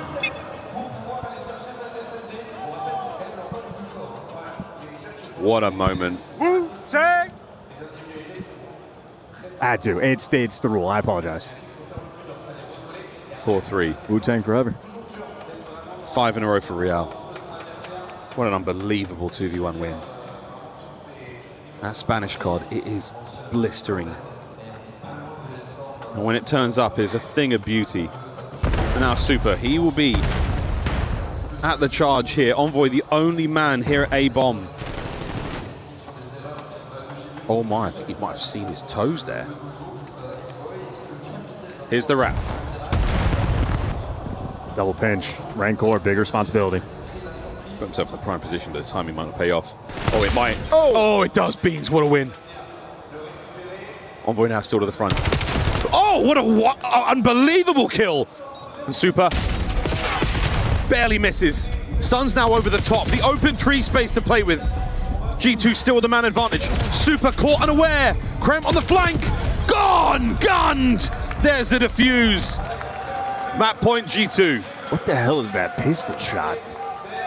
Kremp is disgusting. Yeah, that on the fadeaway. Good round though. That's the momentum killer. Oh, they absolutely needed that one. Incredibly impressive work. I mean, that kill was that was something. And here comes Krem. Bop, bop, bop, bop, bop. Oh, maybe he didn't full heal. Okay. Even still. Goodness gracious. Well, the Heretics, for the moment, they compose themselves. That momentum lost to a degree. 5-3. Not an impossible place to be right now for the Heretics. 3 G2 players now making their way towards A. Oh dear. It's all the worse now for the Heretics here on Gridlock. Another double-digit performance out of Envoy. Okay. Nasty. Chokes again. Yeah, we're going to get rid of that button binding. You're going to hold the knife input these days, eh, boys? Seeing plenty of those. So although the stack here on that A-bomb, an opportunity to get the plant down, the rest of Heretics, they are going to mosey their way over quite slowly, but they can take their time because G2 are really expecting this to be far quicker than it is. Losing the pinch, guys, just a loss of confidence for the team.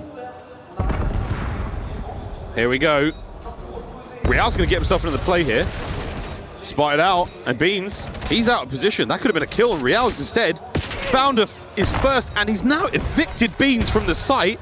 Krem's doing it through the smoke, checking the bomb. And he's down, and it's over. Rencor on the defuse, and the Heretics' momentum shifts back into the lungs. I mean, dude, that's a checky round for G2. Apologies for the Call of Duty lingo. Maybe I watch Foremost Watch Party yes, a little you too do. much, but I mean, seriously, we pull out our knife for the 3v3. If you're sitting next to Nasty at the desk, you're just watching him snap his head back. Then you're not confident to plant the bomb. That should have been the freest round in the world. You should have been able to call game. But then the G2 players did not stand tall. They back out of the site. Then you're forced to sort of get back in the mix for the retake. That is not a pleasant round. 5-4. Heretics are still playing for the win in this series. Can we see another Gridlock after this? Super. Not as of yet. Holding on to the snipe though.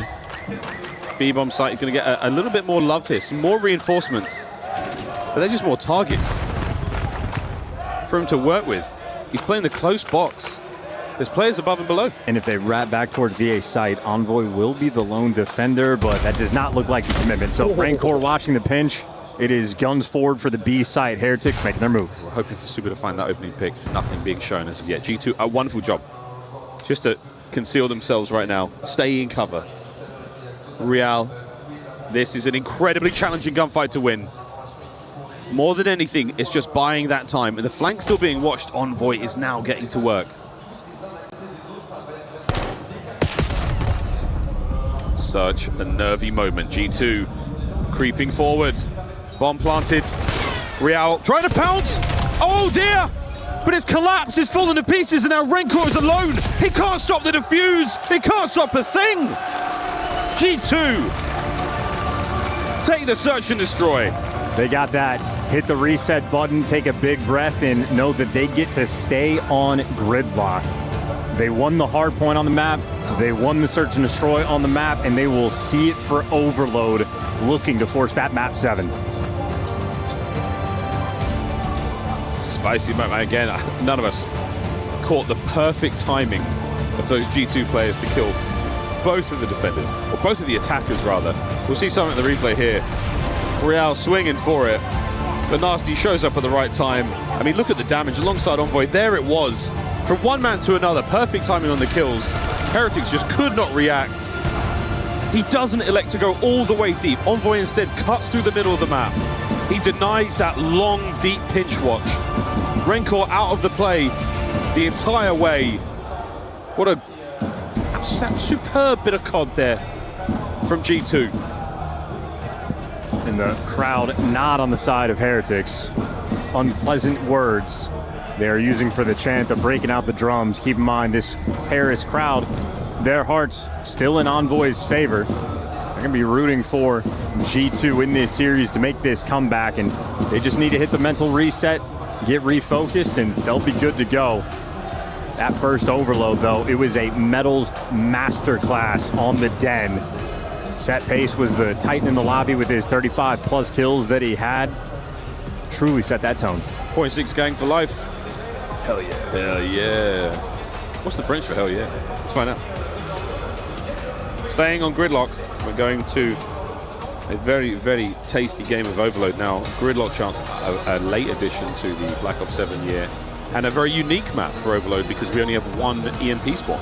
And very much a map where it's not a spawn trap per se, but you really force that spawn out over towards P2, and you can set up the blender and just put a team that's spawning on the left side of the minimap in a very difficult situation. So you can run the score up, and that just means it is a delicate battle. Never want to be the team that goes 4 down. Any opportunities you have to get those rally caps together, need to make it happen. And in terms of the development, I mean, not just Metals with the pop-offs, but Heretics making really intelligent plays in the first Overload. This is a map we've seen develop. Some of those sort of tricky caps when you're pushing through the shower side of the map, and then you just cut it right through the middle, down towards Broken, and sort of finding these fancy routes. Very difficult to orchestrate, but the teams have absolutely gotten better as the year goes on. Well, it's Saturday, final event of the year. Only 2 more days left of COD to be played, only for the victor. Still, just a map loss away. G2's year is done, and Heretics had 100 grand plus into their pockets. It could be, you know, Pucker was asking for that 7. We could be going the distance. So, quick update for the linguists. I won't be saying hell yeah in French because all I could find was like super vulgar. And I know the swears because I went to school and I learned the swears. So I won't be saying that on broadcast today. Sorry, chat. I know we all wanted to learn together. But you could put all sorts of vulgarity in the chat. You and Draza are getting the same education. We are, yeah. I mean, that's how we roll. You can let it rip, chat. You're just going to get moderated. I lose my job. Haven't so far. You've taken some risks. Love taking risks. Never forget Black Ops 3 champs. Metals, Team Heretics. They have had themselves some time. Wow, great matches so far. G2 though has got to be 2 straight wins. Heretics close out the Overload, boys. This could be it. Turn a bad year around here at EWC. Champs wasn't terribly kind to them. The Beans again. Let's talk about that stock going into MW4. MW4 available here at the EWC. You can go play some gunfight. Play the new kill block maps. Pretty cute. And in terms of like roster decisions, both these teams, this is kind of the series that is like your proven moment, because Heretics make the roster swap but have not had success that they were looking for. They get this win, they jump up to the top 4, excuse me. It'd be their best placement on the year. Obviously, you take a pretty big risk for G2, dropping a world champ like Skies. You lose here, you don't feel great about it. You get the win, it feels justified. So much pressure on this series. Early grab. You pay the iron price. Homeboy's 2-piece upstairs helps Real pinch. He's going to get only so far with that. A big advantage right now for G2. They're starting to kill their way forward. The man in the onsen is going to dance around, and that should be a capture towards B. Oh, we've made it safe. Connection on Nasty. He's taking a bit of damage here, and he is going to slow right down. You are surrounded by the Heretics members here on defense. And what looked like a guarantee, absolutely not anymore. I would maintain that possession. G2 aren't. Backpedal just a bit. Are trying to go all the way around. There are just no open lanes. Showers is going to be a little bit clear, but the device, I mean, Nasty is just taking a diabolical route. Making it back towards teammates, but you lose that single 1v1 gunfight, and you are no longer confident about this push, doing it a man down. Yeah, and now, at the very least, you're going to get a primary weapon back on the return. You've got to maintain that position, and it's gone Beans to kill 2 members of the Heretics and somehow get out with his life. Not going to happen. Heretics now on the attack. Counter now towards A. There's the cart. Krem's the only man in position for defense for now. He has to win a big one. Back over we go to the B side of the map. Heretics with a lovely movement here with the EMP. They are dictating the state of play. Until Metals is caught. Well, close spawn on that B side, so Heretics, they refill these positions instantly. Yeah, that's a very frustrating moment for G2, but good news though, Nasty managed to get to the side door. He's holding them at bay for now alongside Krem. Have you managed to get through? Nasty's got to find another. There's the kill. It's Krem through the middle of the map, and it might have to be a run from Bees. Can he get going? The slide, it's just over the line. Pixel perfect. Shout out to the PF Flyers. Those size 12s on Beans, good enough to get that extra edge. Wow, you got it. How many of those have we seen through the year that don't quite work out? Unbelievable. Well, mid-map Metals. He's a menace. Look at him. He's a menace. EMP still hanging out in mid. man. Metals is a menace. These are good kills. Raincore. Oh, he nearly makes the best of a bad situation there, but towards the bottom side of the map, Real, the front man. And so far, so good. Krem. Oh, the flying blade. Is it enough? Nearly. Nasty for 2. EMP dropped. Have we saved the day? Next wave of Heretics still on the way. You can see how much pressure they're trying to put on the mail room. Nasty gets the big 2. Trying to be the savior of the team, but now Envoy's gonna have to be the savior. Super trying to cross, and he never actually did a device reset towards mid. A similar thing happened on Den. Heretics 0.1 seconds away from likely tying this map up. Dios mío. What timing. It slipped from his fingers quite literally. Well, you have to have another swing at it now, Heretics. Back to the starting block, and they're on the race. Looking for the mid-map kills. Gonna buy that time. Shows is gonna get banged. Mel's is here. And the menace continues. No more in that life. G2 mid-map. Where are they gonna go with the device? Well, maybe nowhere. They're just getting shot in the back, so you're not gonna feel comfortable to actually pick this bad boy up. And now you're retreating back to your spawn, leaving Kremp out to dry, and now you have no pressure. You just getting held back here. You've gone back to your B spawn, but it is going to be Super on the run. Metal's on the defense by the A goal. He's setting up for the win here. We're trying desperately to get this one over the line again. Will it be able to find its mark this time? No! Another kill. Renkor now alone by the pillar. We've stopped it yet again. G2, another goal line save. And they do not look like they want to pick this up. Number 5, Real. Okay, not going to go for the pinch. It's just going to be the mid-map reset. And they lose the pressure towards middle map. G2 have just been stuck in their spawn, I feel like, for the past 3 minutes. It's so scary. I mean, being trapped in that sort of position, I mean, essentially a parked bus, but they're somehow surviving. 2 Herculean attempts denied. And Krem, I mean, that is ideal. Winning that gunfight, no pickup. And now more intel. Where they will go from here, it's anyone's guess. With 20 seconds of regular time in the first half, if the Heretics are holding, we will see 30 more. For God's sake, Nasty, change the button. Change the binding right now. Hold to bring out your knife. Is it in? No way! A third time! Oh, wait a minute, a third time stopped! Envoy with a pickup, 30 seconds of extra time to G2, and we're on a run. Envoy good for 3.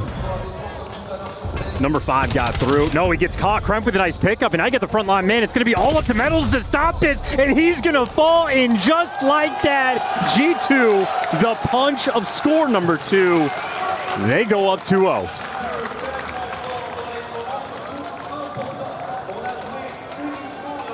Three unbelievable stops.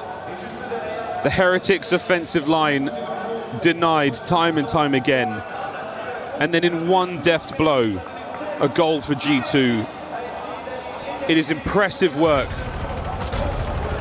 We're seeing it from G2's perspective. Envoy's 3-piece. I mean, that last one, so close indeed. 5 more minutes of play. Start, right bumper, right bumper, right bumper, X, down, down, down. Then you go to hold to melee rather than press to melee. Key setting. Yeah, key setting. I changed it and it cost me nothing but problems. And Nasty, we've seen it twice now on cam, 4K. They may be in the lead, but it is a thin lead at that. Let's go for a fly Saudi check-in with G2. It's super small. I'll see him small. I spawn left. I spawn left. Definitely there. Yo, go left. Yep, I'm a pinch still. 18 on me. Yeah, middle pinch. Dead. One shot. And one post to that. One post. I'm pitching deep. Post it. This one. Still post, guys. Give him 1 second. Post right now. Yo, do that. Post up me. Post. Watch out. Nice guy. He's up. This one hole. Yo, playing spawners. I'll go home. I'm playing spawners. He could be already P1, okay? Yo, 2 deep. Yeah, he's P1. Yeah, P1. I'm P1 me. I'm dead. Yeah, P1 medals. It's fine. Yo, I spawn right. I'm picking up ARs. Yeah, we're missing the ARs. He's probably gonna go ice cream. I spawn right here. Yeah, I'm staying right with you. They're going right. Stop right left. But one nice, finish. On the tree. He's in the left corner tree. Pram, middle, yeah. I have a trophy here, Ben. You're good. Yeah, he's pitch spot right now. Spot the small. They're probably gonna. He's still spot actually. One shot. He needs help. 2 spots. Got spotted. Pram. Just keep Pram, Ben. Delay. I'm not. I'm saying. Both there. Weak. Watch out. Watch out. Tell me. He's still here. Oh, for it. It's okay. Yeah. Ben is they're going to be 2-1. Ultimately, a fantastic listening. G2, I mean, a slight blunder there towards the end, and Raincourt managing to get one over the line. Yeah, steals that capture to get it through. Also, Looney, probably the coach most active in the comms. Granted, this Espanol can't confirm for the Heretics, but either way, Looney certainly chirping quite a bit in the comms, so fun dynamic. Aston wins a nice gunfight towards Broken, and G2, they're just playing a survival game. Now you got the clearance, and Krem gives you 2, so you can touch the device. Any extra score goes such a long way. Nasty doesn't know what direction he wants to go. It's so wonderful with these players. You can go from survival to true thriving very quickly in a moment like that. Yeah, 22-19 for Envoy. Might get brought down, but you've still got positional advantage here. You've still got an opportunity for Beans to hit the regen now and hopefully push a lane forward. At this moment in time, G2, you've let Super through in a big way. Krem's down in the middle of the map. This is an ugly battle, but can you walk away with a win on it? You sure can from a 2-piece of Nasty. Stay away from the knife, lad. You're wonderful with a gun. I think G2 don't entirely know what they want to do. If they want to play around the device, not let him pick it up, they might get punished for this. This might hurt a lot. Start getting rolling. Shoots right past them! Wow, what a save! Real down. Raincourt gets it over again! It's 3-2. I don't understand what G2 are doing. Why pick up the device if you're not going to move it past the 50-yard line? They're hesitating. They're so scattered. And now that is 2 captures that are unlikely, where Raincourt just finds a way. It's starting to feel a little bit like the World Cup semi-final. Just the offensive is absolutely what you want to be going on right now for G2, but instead Heretics are taking every advantage they can possibly get, and they are battling forward. B-Goal looking tasty right now. G2 to spoil it. Oh, what a nade out of Envoy for the nade out of Beans to cost him. Still, though, you have Beans that's going to be nearby, so he gets to be the savior for a moment. There's just so many team kills in this tournament. And here we go, Heretics. Here we go, Real. In spawn, one more. Raincourt. What a hat trick. He's found 3, and we are tied up with 1:25. We are witnessing a breakdown in live time. 1:20 left to play. This is unreal, and the pressure here from Real. A win on Nasty would be huge, but no, you just about hang on. It's your fingertips. It's the tippy toes of G2 surviving right now, and they've just been pushed over the edge. Heretics again on the charge. What direction do they want to go? They've lost all the frontline blockers. Real's going to be showing this mid. And his teammates are playing mid. Yeah, they're going to have to hold this for just a little bit, see if they can pick up the kills. But another nade comes through for Beans. And that device down in a delicate spot. Super, the Overseer. Brent on the flank. Finds it. All 4. Oh my God, G2. Have you just found the window to work with? Envoy has just run him over with 40 seconds to play. Beans puts it through. Holy smokes, 35 seconds. We're going to have the reset. You got Raincourt taking the wide route. Real going to be just a step behind him. If you're G2, you just do not want them to touch. Heretics can still find a way here, 25 seconds. If they have possession, they will also get the extra time. This is great. They got it. They got it. That's game. That is game. I don't believe my eyes. Nasty to run it through. A hat trick for Beans. 5-3 with 10 seconds to spare. We are going to a 7th and final map. We are going the distance. G2 Esports, Team Heretics. 1 more to go. Game 7 to decide it all. It does not get better than this.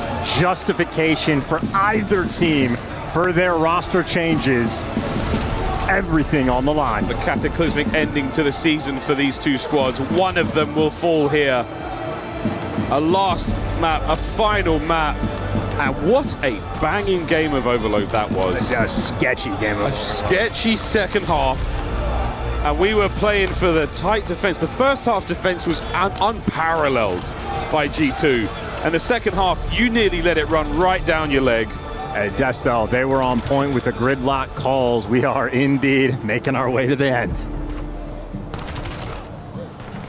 Thank you very much, Miles and Chance. And what a performance by G2 in the last 2 maps. They've gutted it out, just like you called, Andrew. We're going to that Game 7. We certainly are, my friend. And I tell you what, G2 got to be counting their lucky stars. In the S&D, it's all off the back of an Envoy 1v3. Dragged them over that line, kicking and screaming. But in this overload, I don't think they played this particularly well. I think they spent a lot of time making nervy errors, but the Heretics had less bottle. They couldn't get it over the line time after time, despite plenty of opportunities to do so.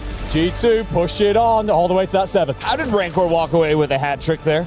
Just in the chaos of it all. I think Enigma set up a little well. There was a lot of timing mistakes, but I just think in that first half, both teams were respecting each other heavily. They're playing incredibly slow, and honestly, I was bothered from the Heretic side because they were just trying to front push on a map like Gridlock and Overload. That is incredibly difficult to do. They needed to send more lead blockers. They weren't doing it, and then they come in that second half, and Metals decides, I'm just going to run it up mid. We're just going to go for it, and that set the pace, and I think that really caught not only Heretics off guard, but G2 as well, and that's why we got into that chaotic mix bag. A lot of people on camera talking about bird flocks, and I don't get it.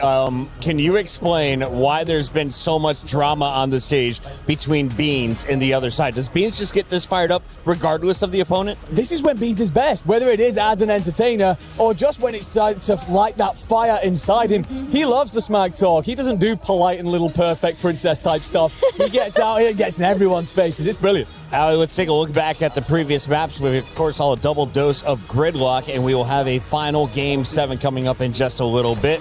What was the difference, though, between the now Heretic squad going up against G2 here? So on the side of Heretics, the difference is the way Metals has been playing. Of course, we've named it a couple of times now, and he has just been unbelievable. But on the side of G2, it's Envoy. I mean, he is playing at world champ level right now. That guy has a ring, and we all know why. Near the end of the season especially is when we get the best of Envoy, and he has definitely spawned in for this matchup, and it's been in every single game mode. It's been in the Overload, it's been in the Search and Destroys, it's been in the hard points. He has been their best player so far today. No, absolutely. He's an incredibly cerebral player. I love that you bring up the point that he gets better through the year, grows and evolves as the game dictates and demands. With the NPC meta and then the adjustment into bringing Beans into this team, I don't think he's looked this good in a long time. Let's take a look at what we have remaining after a double dose of Gridlock. The fans that have filled in the STC arena, at least the first floor, will be treated to sake. We're going to a third Search and Destroy. This is the decider. Search and Destroy wins championships. Allie, what did you learn from both teams the last time we saw a Search just 2 maps ago? That we're going to go the distance. I think I've learned that on the side of Heretics, their in-round adjustments are great, but as far as those opening gunfights, G2 has been on top. Beans with that sniper with no fear, but Super's been pulling it out as well. I don't know many opportunities on sake here, but I will say this map doesn't really favor either team. Andrew, 10 seconds. Give me the official prediction. Who is moving on to our semifinal? I went with G2 at the start, and that is not going to change after the bounce back in these last 2. We've got another game to go. For now, let's send it over to Ian and Lou for some action on the stage.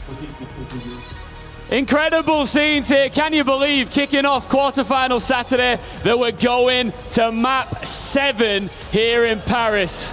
Map 7, ici pour la première game, je le sais, on le sait tous, vous attendez un match en particulier, mais mesdames, messieurs, déjà pour ce G2 Heretics, Map 7, so Ian, the big question everyone's asking is, who's taking it? Now, before we discuss that, just a reminder of what's at stake here, of course, a spot in the semi-finals.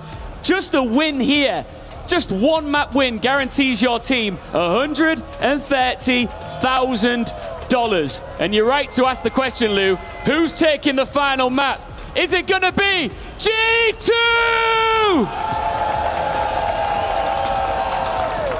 Can we do better on this side, maybe? Guys, ladies and gentlemen, mesdames, messieurs, ¿quién está aquí para Heretics?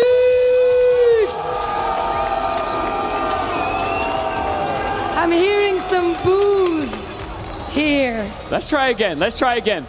Is it gonna be G2? Or is it gonna be Heretics? Yeah, that's better. That's better. Regardless, if we're all ready for this final map of the first series, Fête du Prix!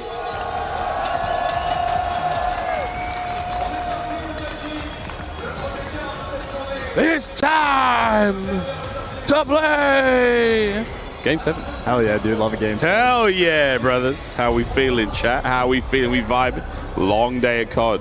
And we've gone to 7 off rip. That's wild. And France really does bring out some top-notch esports talent. Whether it's time to play the game or a literal polyglot we have on the main stage. Impressive stuff as this game 7. It should be. Both Envoy and Rancor each have a 1v3 in this series for the Search and Destroy. I mean, whoever gets a 1v3 in the old game 7 gets crowned the victor. Yeah, pretty much. Lou has 2 more languages we have yet to hear yet. She's got 5 in total. Yes, and you need 4 to be a polyglot. That's absolutely insane. Polyglot, my least favorite Pokemon. Here we go into Not fist bumping you for that. It was a joke. It's Porygon. I know it's Porygon. That was the joke. How many years we've been together? You know I don't know my Pokemons. Nintendo, coming for me now. Here we go, boys and girls. I've made a lot of friends this weekend. And one really big bad enemy. To 7 we go, to a final map. Dude. To Sake. And Sake is unquestionably the craziest final S&D map to have to play on. This map is terrifying, and it'll be the last map one of these teams plays. Their Black Ops 7 year hangs in the balance. And now we leave it up to the COD gods to decide their fate. The first to 6. There goes Kremp. And Kremp will be gone from this round. Not ready at all. That outer pressure, I think he was expecting Nasty to have the outer lane, but a dropped ball moment, a man down. Envoy looking for a catch, but couldn't quite get it. Beans on the rebuttal. And look at the motion right now from Metals. He's desperately trying to find another one. Has he got the stairs timing? Is he on the side of that one? Nasty. No, we're going to run by. He's going to stay on the inside of bar. No more shenanigans here. And look at the setup from Rancor. I mean, if you're going for the full wrap, you got to be a little bit careful. The B site and also not open because Metals in the corner, and Metals gets the intel. Now Rancor can start to move. Envoy holding the door. The B-bomb plant at me. You're expecting the motion quickly, but wait, what a nade. Man advantage now for the Heretics. Super. Oh, swings a little early, but his teammates there for it. Envoy now alone and gone. Heretics first. Starting it off right. Super with an absolute peach of a nade. He was doing so with the sniper. That is a very distant setup and a lot of trust in Metals inside the site. Does the right thing to get out of dodge, and also just a free first blood. I mean, Kremp was sort of like half turning for that check, but just not quite prepared. So whether he thought his teammate had the coverage or if the timing just doesn't go his way, tough to give away a freebie in a game 7. Round 2, swapping sides. Heretics attack this time round. Renko will be our bomb carrier. B-bomb, we are overwhelming this one quickly, but the numbers here from G2, they've run right down the rock garden. It's a trap. It's a trap! Oh, word to Admiral Akbar. And here another from Nasty as he makes his way forward. A tiptoe in towards that bar position is going to be devastating. Real on the close corner. He's got the push-through window, and he has the push through this doorway to his left. Heretics can sit pretty and let G2 make the mistake. Bomb's going to be planted once the noise starts to pop off. Real, it is just about his decision-making. You also have Super distant in his spawn. Wow, Krem. Oh, Beans as well. What a fadeaway. Nasty looking for another. The Beautiful. timing is absolutely sublime. And a sneaky Metals. Good for one. Out like a light. Double dip. Normally bad manners, but here he goes. Finds himself on the bar once more. And through the smoke, he's timed it wrong. G2 equalize. That's a good illusion with the smoke grenade to bait him out. Force him to come in, and a lot of traps being set in this round. I think that's good homework probably on the side of Heretics, ready for Envoy just to insta-hit this outer lane. Still Envoy nearly wins it, but sort of a fun moment, because even after that, I mean, this is a very quick 3v4 clutch for the remainder of the G2 players. Come on. Nasty perfectly times out that pinch. So far, so good here in Game 7. A moment of calm, a moment of reflection. Dig deep through the player brain. Remember a play that worked, remember a moment that felt right, a timing that went your way. Bring all of it to a game like this. A perfect 2-2 split here from the Heretics. And they're switching lanes. I mean, first time they had the double hit on the top side lane. Now Real is already going to be behind them. Beans is now turning to watch the pinch, but Real's the one that's found the space, made the entry, gets the first blood, gets the intel on number 2. Going for the smoke. Oh, down low, Metals. Nasty in the immediate rebuttal, and that's going to be Real again in smoke, in a spot of trouble. Nasty alone, 1v3. NPC to play with as well. Oh, that's great timing. Spots the next man. There's the defuse. Super trying to make something happen here, and Nasty is not going to get given any information. Beautiful bit of work. 15 seconds to play, but Real jumps on it immediately. Will Nasty guess right? He's checking. By God, he gets it. Heretics with a defuse. Yeah, Nasty's thinking that he overstretched it, and that is to a degree true. We can let Zuma settle that one in for the red card, but here in a Game 7 at EWC, final map for one of these teams in Black Ops 7, we'll do it all. Yeah, really. We're at this stage of the tournament, a stretch like that, this stage of the year. I think we keep a hold of that card going into MW4. That first week of practice might be a little bit rough for the Heretics. Dodge the nades, Krem. Very quick down low bar, and Heretics, everybody's here. Nasty's about to get... He's going to get caught. Little bit of information. Stays alive, actually wins the gunfight. And Kremp also ends up getting that first blood, and the trades are good. And a 1v2 from Rancor. Insane that he has bomb in hand while this team is banging out the A site, but here we are. Yeah, there we are. He's going all the way around, getting his steps in. Now bear in mind, Nasty was on a 7 spree there. And Renko, we're going to continue to watch him. Again, very diligently check all these corners. No stone left unturned here on Sake. Here's the check. Beans from the top window, spotted out. Wow! A little bit windy out on that side of the map for Beans, but yeah, Rancor's a shooter. Rancor's a shooter, but a round loss nonetheless. G2 tying this thing up 2-2.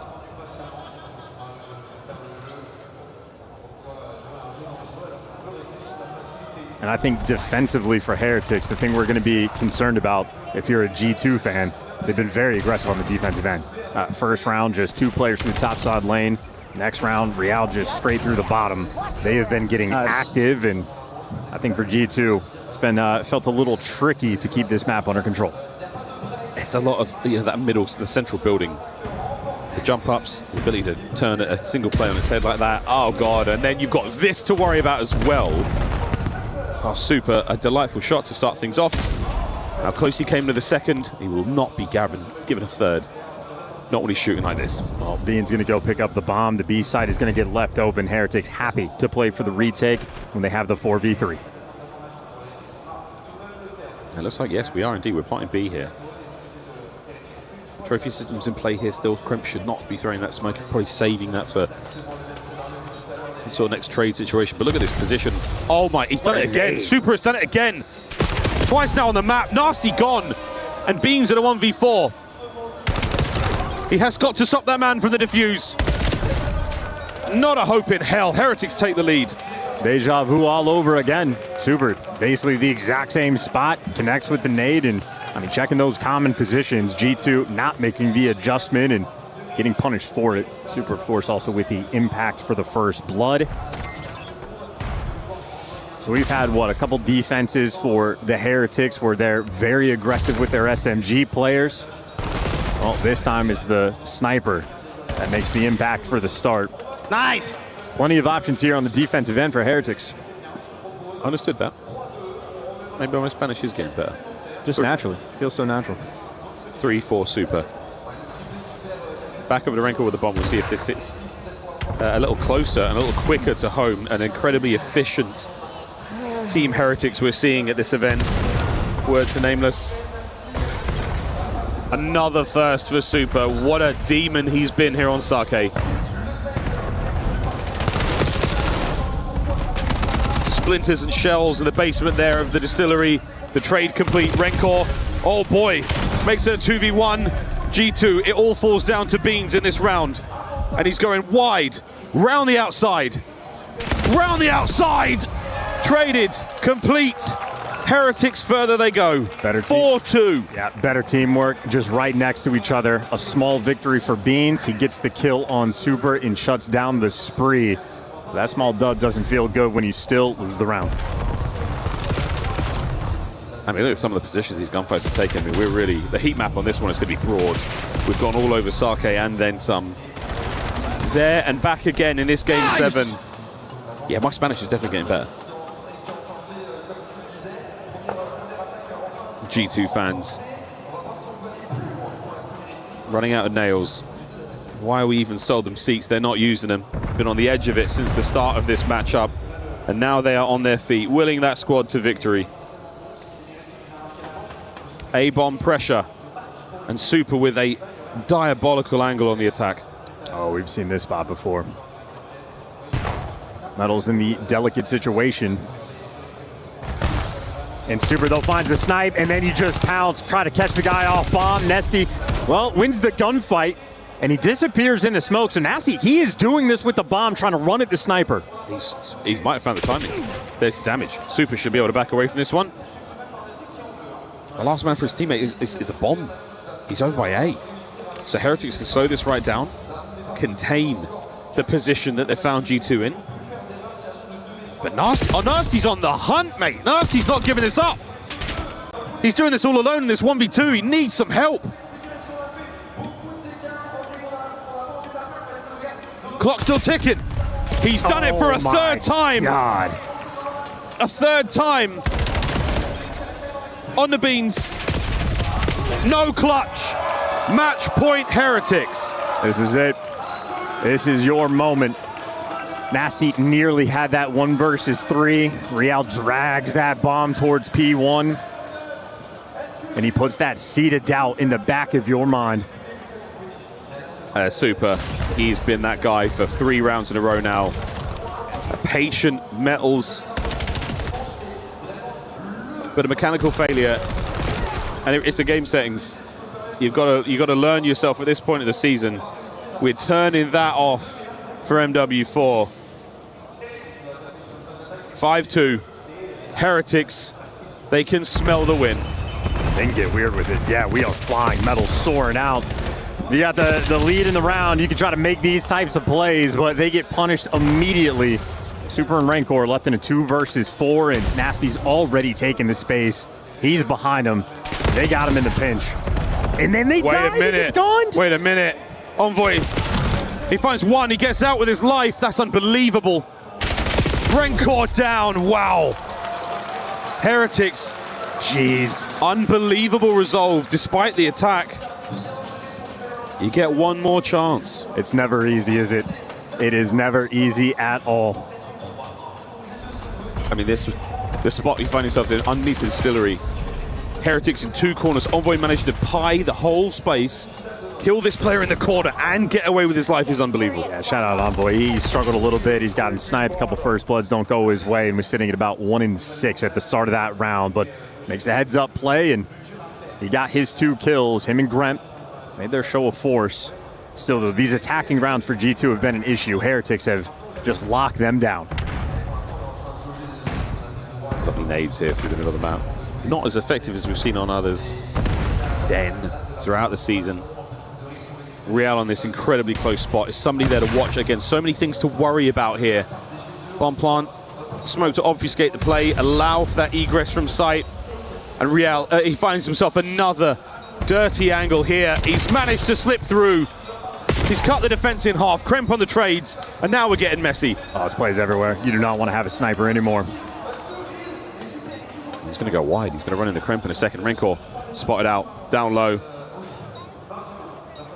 Trying to keep track of Rancor and his attack to the bottom side of the map. Now that's over. 3v1 with a bomb planted. Super, what a task this is.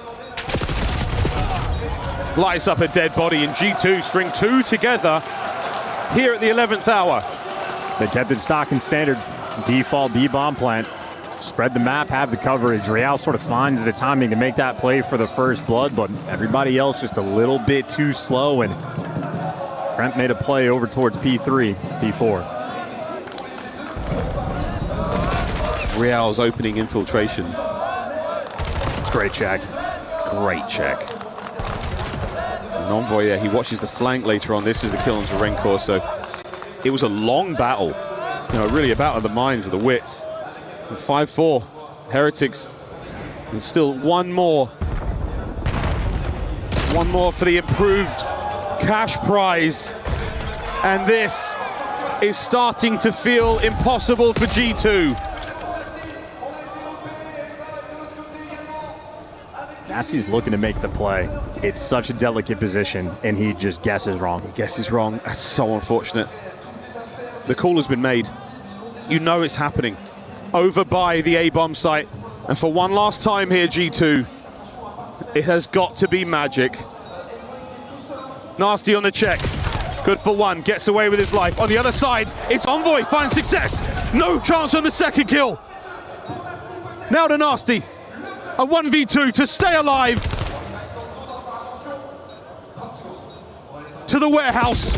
And it's over.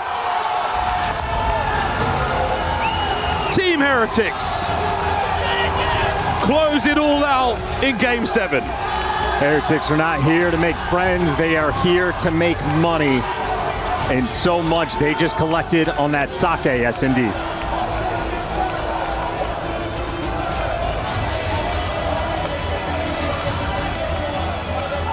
Anyone's guess as to what the conversation was about there with Real.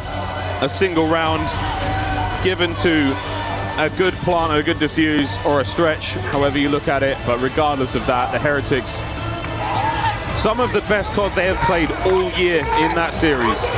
In front of friends, fans, and family. That is a great win. They got their band back together because they needed in the late half of this year to have some success. Well, still for them, more Call of Duty left to be played. They have made it to Sunday on their quest for, hey, a little bit of that extra cheddar. A little bit of respect on the name. I mean, what season they've had, such an up and down. So much in that squad, so much possible, so much potential. And it's on stage. Rencor is alongside Mr. Ian Chambers. Oh man, I mean, what a way to kick off quarterfinals here in Paris at the Esports World Cup. Rencor and Team Heretics back in a semi-final at the Esports World Cup. That felt intense. Yeah, it was a fucking ruler, to be honest. They are a really good team. We knew it's gonna be like a really hard match, but we got it done. Did it ever feel like it was slipping away at any point? Did you feel like you were gonna lose it? Not really. I mean, when we lost the first map, we just keep working on S&D because we prepare a lot to play that game mode on this event, and we were so calm. We knew that it's gonna be like a long match, and we were like calm. You're so proud to be together as well, this all Spanish roster. How much do you feel that as like a team, like flying the flag for Spain? Say what? Sorry? How much do you love to represent your region? It's fucking insane, to be honest. We love Spain. We are Spanish people, so much passion in our blood, and we are so happy to represent them, and we're here. Last year, you came the exact same distance away from this trophy. You made it into the semi-finals. How driven are you to go even further this year? What do you mean? How much do you want to go even further in this tournament? I mean, last year was game 5, I remember, against Optic Gaming. It was a really good match. We want to be in the final at least and won the event, and we are so motivated. Are you motivated to crush a key right now? Yeah, I'm so motivated. Yeah. Let's go and do it, Rencor. This is your moment, of course. Successful in the quarterfinals. Go and join our key crusher here. What a hard-fought victory that was for Heretics. It came right down to the wire. And let's not forget here, G2 chose this fight. And G2 were perfect through the group stage. Not one single map dropped. For days, nobody could put a dent in G2 until now. G2 fall to Team Heretics. You got some fans over here. Let's come and see your fans who've been going crazy for you. Because look, there's a lot of boos in this arena too. Do you hear that? Yeah, we hear them. Well, let's come over to your fans. Where are the Heretics fans? Come on up here. Come and show some love to your boy. What do you want to say to these guys? And feel free to do it in Spanish. Bueno, pues muchas gracias a todos por haber venido, a mi familia también por haber venido, a mi novia, a mi padre y a mi hermano. Y nada, vamos a intentar ganar el evento por todo lo posible. Os quiero mucho. All right, last one. Who do you want in the semi-finals? Falcons or Gentlemates? To be honest, I want to play against Falcons because they beat us 2 times in a row in champs and here, and we want our revenge. Okay, good stuff. Congratulations, man. See you in the semi-finals. Congratulations to Rancor, another tournament out here in Europe, and another top 4 appearance is now locked in for the Heretics. Let's take a look at what went wrong for G2 because, Ali, they took the first map. It was Miami, then up 3-1 at Game 4. Then we enter a Game 7, and I thought this was all G2 with momentum. That's so crazy to me because, I don't know, I look at the map set and I looked at Sake in that last 7, and I think the caster set it up really well. As this is like probably the worst map that you want to close out this series on. It didn't really favor either side, but with the way that Metals and Real have been playing around each other throughout the entirety of this series, I feel like you really saw it on this game number 7. I mean, they were in flow this entire time. And on the flip side for G2, they did a great job on the defenses, but their attacks really hurt them, I feel like, throughout the entirety of this. It's a lovely call out on the defenses there for Heretics. They were absolutely wonderful in terms of shutting things down. Any pushes that came out of G2 felt unsuccessful. And you shut Envoy out as well, unfortunately. He's had a fantastic series, so there's no blame lent his way, but it will be a case of, in those first blood departments, time and time again, felt like you were running the roost if you were this Heretics side. Super in particular, looking back to that best sniper in the world form. If I'm Envoy, I'm refusing to run the bomb next time. I'm like, guys, we don't know how to play Sake. None of us are running the objective. Let's just go for picks instead. G2 looked a little bit lost. They will be thinking about this one all the way until MW4, which is, I guess, coming earlier than we expected. Some good news recently, ladies and gentlemen.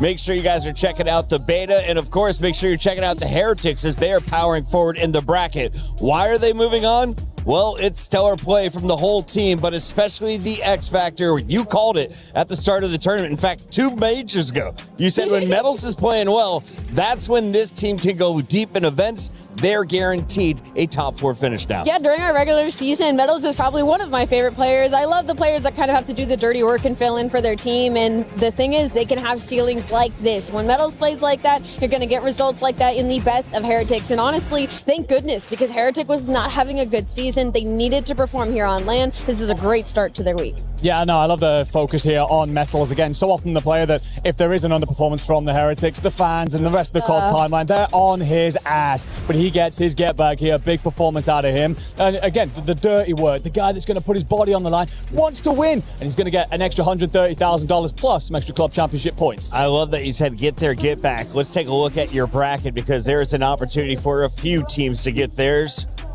The big ones to call out, well, you've got the Heretics powering over G2 Esports after being called out on the draw show, and they want to see the Falcons. Can the Falcons take down Gentlemates? If so, they will lock themselves up a pretty spot on the championship club's points. And of course, Gentlemates, probably the biggest threat and the hope for everyone else in the club championship. Ali, at the bottom of the screen, though, 100 Thieves, FaZe Clan, Optic Gaming, Koi, all still to go. Yeah, we still have a long day ahead of us. You thought that was going to be a Game 7? Oh, strap in. It's time to get over to Ginny for a Tekken update from the Alliance Vault. What's up, Ginny?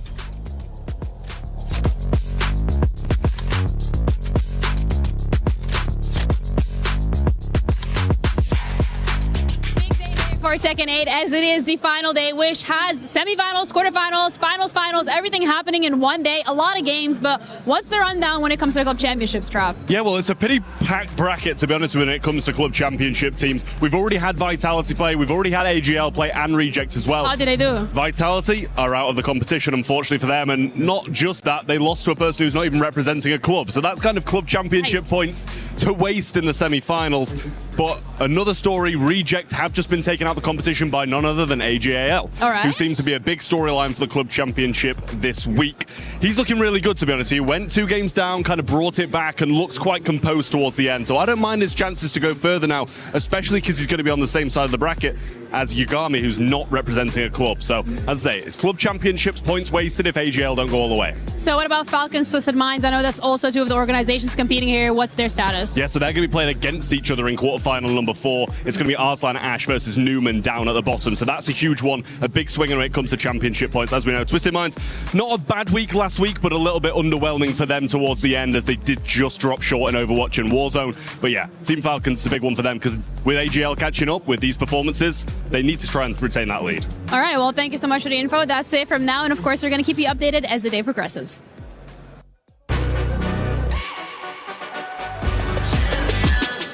This ain't no regular thing. I came for the ring, you know what I mean. You see my name in the lights, better get right, I'm champion.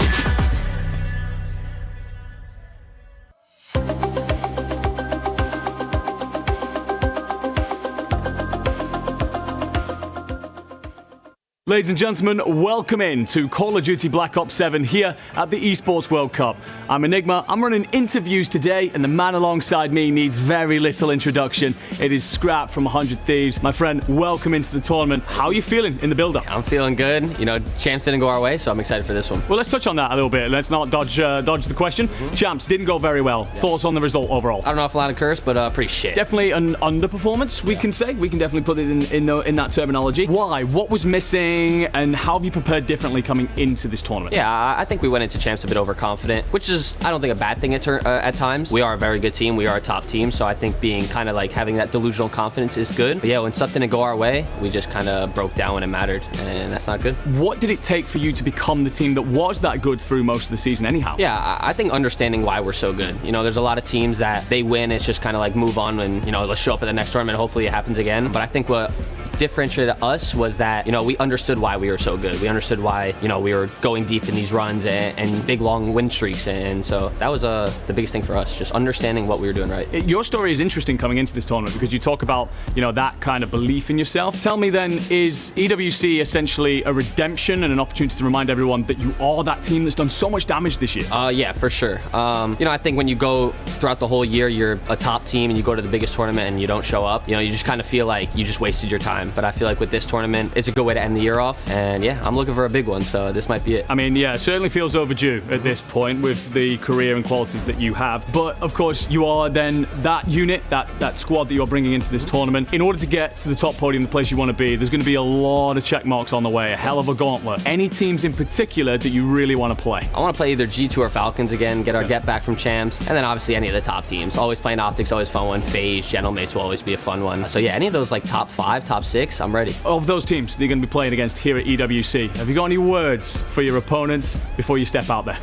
Yeah, you know, last Champs, you guys caught me off guard. This event is a new one, and I'm ready to come. Just come show what I got. You guys know what I have. You know what I'm going to bring to the server. It's going to be a fun one. Certainly shall be. I can't wait for this tournament. It's going to be absolutely incredible. You, of course, come into this tournament carrying the 100 Thieves on your chest. A lot of love, a lot of support. What have you got to say to those who have backed you the whole way and will continue to do so here in Paris? Yeah, shout out to all the 100 Thieves fans. You guys are unbelievable. Paris was an absolute insane event. I can't wait to play here again. And yeah, man, appreciate all the support. Wonderful stuff. That, of course, was Scrap of 100 Thieves here in Paris for the Esports World Cup. We've got a Call of Duty Black Ops 7 tournament coming soon. We're going to be seeing a hell of a lot of this, man, I'm pretty certain. But I've been Enigma. That's been the interview. Have yourselves a fantastic tournament.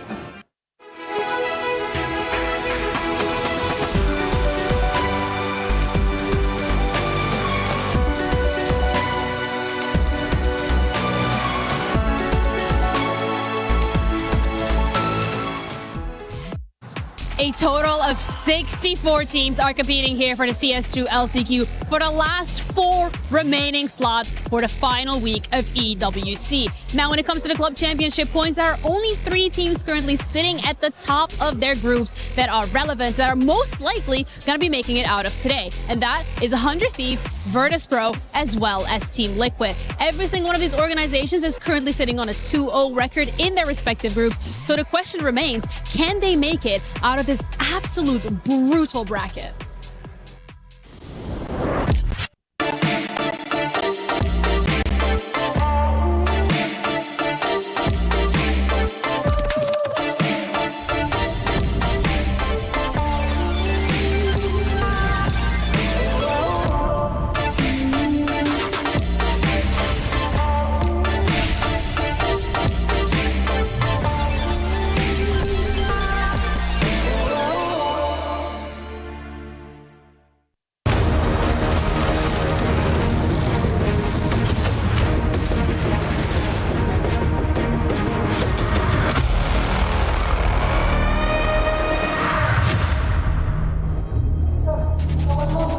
Welcome in, one and all. This is the voice of Chris Puckett, which means you are watching the Esports World Cup live from the STC Arena. We are here in week number 5, and it is a big one for a number of our clubs. 100 Thieves started off with a massive victory in Valorant. Now they've got an opportunity to score even more points in Call of Duty Black Ops 7.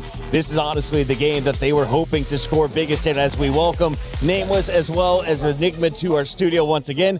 Nameless, this is going to be a great matchup. For anyone who missed the showdown, though, what happened between 100 Thieves and Optic? Because this was a grand final for our world title just a few weeks ago. Yeah, it felt like a redemption story for 100 Thieves after bouncing out at Champs way too early. Scrap's been having a good tournament, but they're able to close it out in a game 5, and it's actually the rookie winning 2 huge clutches, a 1v2 and a 1v1, just poised under Chaos, able to stop Optic and, get that number 1 spot in their group. 100 Thieves back feeling nice where they were about a month and a half ago.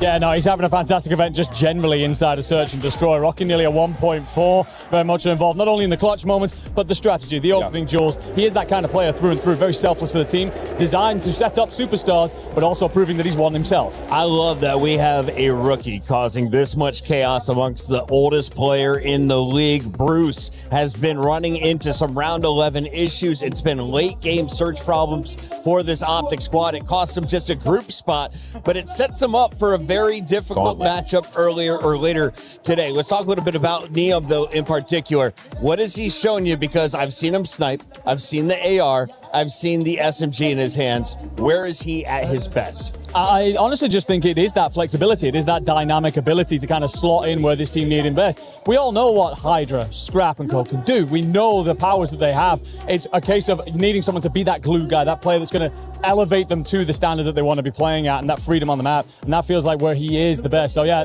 I'm very much so happy with how he's delivering in this tournament. But of course, a stern test still stands in front of him. They've got 2 fantastic ARs, and I hear Blaze is ready to talk to both of them. Here he is with 100 Thieves.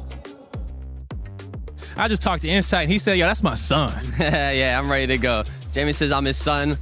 Literally just know the son overconquers the dad every single time. Okay. So I'll be here. All right, yo, get it out, all right? Do what you got to do. Yo, Neom, come here, homie. I got to talk to you, man. You ain't going to get past me just like that, all right? Back at your second EWC, when I got a chance to interview you last year, man, fresh onto the scene, how does it feel to be playing on this stage with the boys in the playoffs this time? It feels great, honestly. I've had a fun time. Champs was, it wasn't the greatest, but like after that whole weekend, honestly, it's just been a blessing to play with them. I mean, you've been looking good out here the last few days on top of your game, man. But, I talked to Kips. He said, he felt like he should have got that Rookie of the Year, but he about to show everybody, why that award should have been his. What you got to say about that?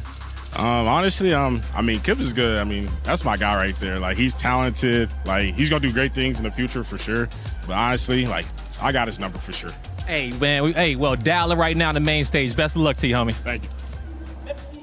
Love that call out there from Neom. He loves Kips, and for good reason. They found success together in the past. Andrew, I know you used to call quite a few of those games. What is it like to see Neom on one side of the stage, Kips on the other side now for Movie Star Koi? Yeah, of course, representing Huntsman earlier on this year, but all backed, of course, by the Optic fans. They were kind of molded in the fires at the early stage of the season. Coming into challenges can be hard enough with the lack of stability and everything that goes on there, but they've got a lot of backing, a lot of viewers, and very much so while bringing a wonderful thing to challenges, they were under a hell of a lot of pressure, and they formed the brotherhood together, forged themselves in those fires, and pushed on deep in Dallas. You get the opportunities, but it's of course on opposite sides of the stage. But I know they'll be very proud of one another, getting themselves into this league position, and both looking fantastic. They are both rookies this season, but you also have to think back to other former teammates. Scrap was a rookie when he played alongside Jamie and Kleenex. So talk to me about this showdown between the ARs. Yeah, Scrap, he's the 99 overall, and, Jamie Insight, he's the guy everybody says needs to get booted from the roster. And every time people start to say that,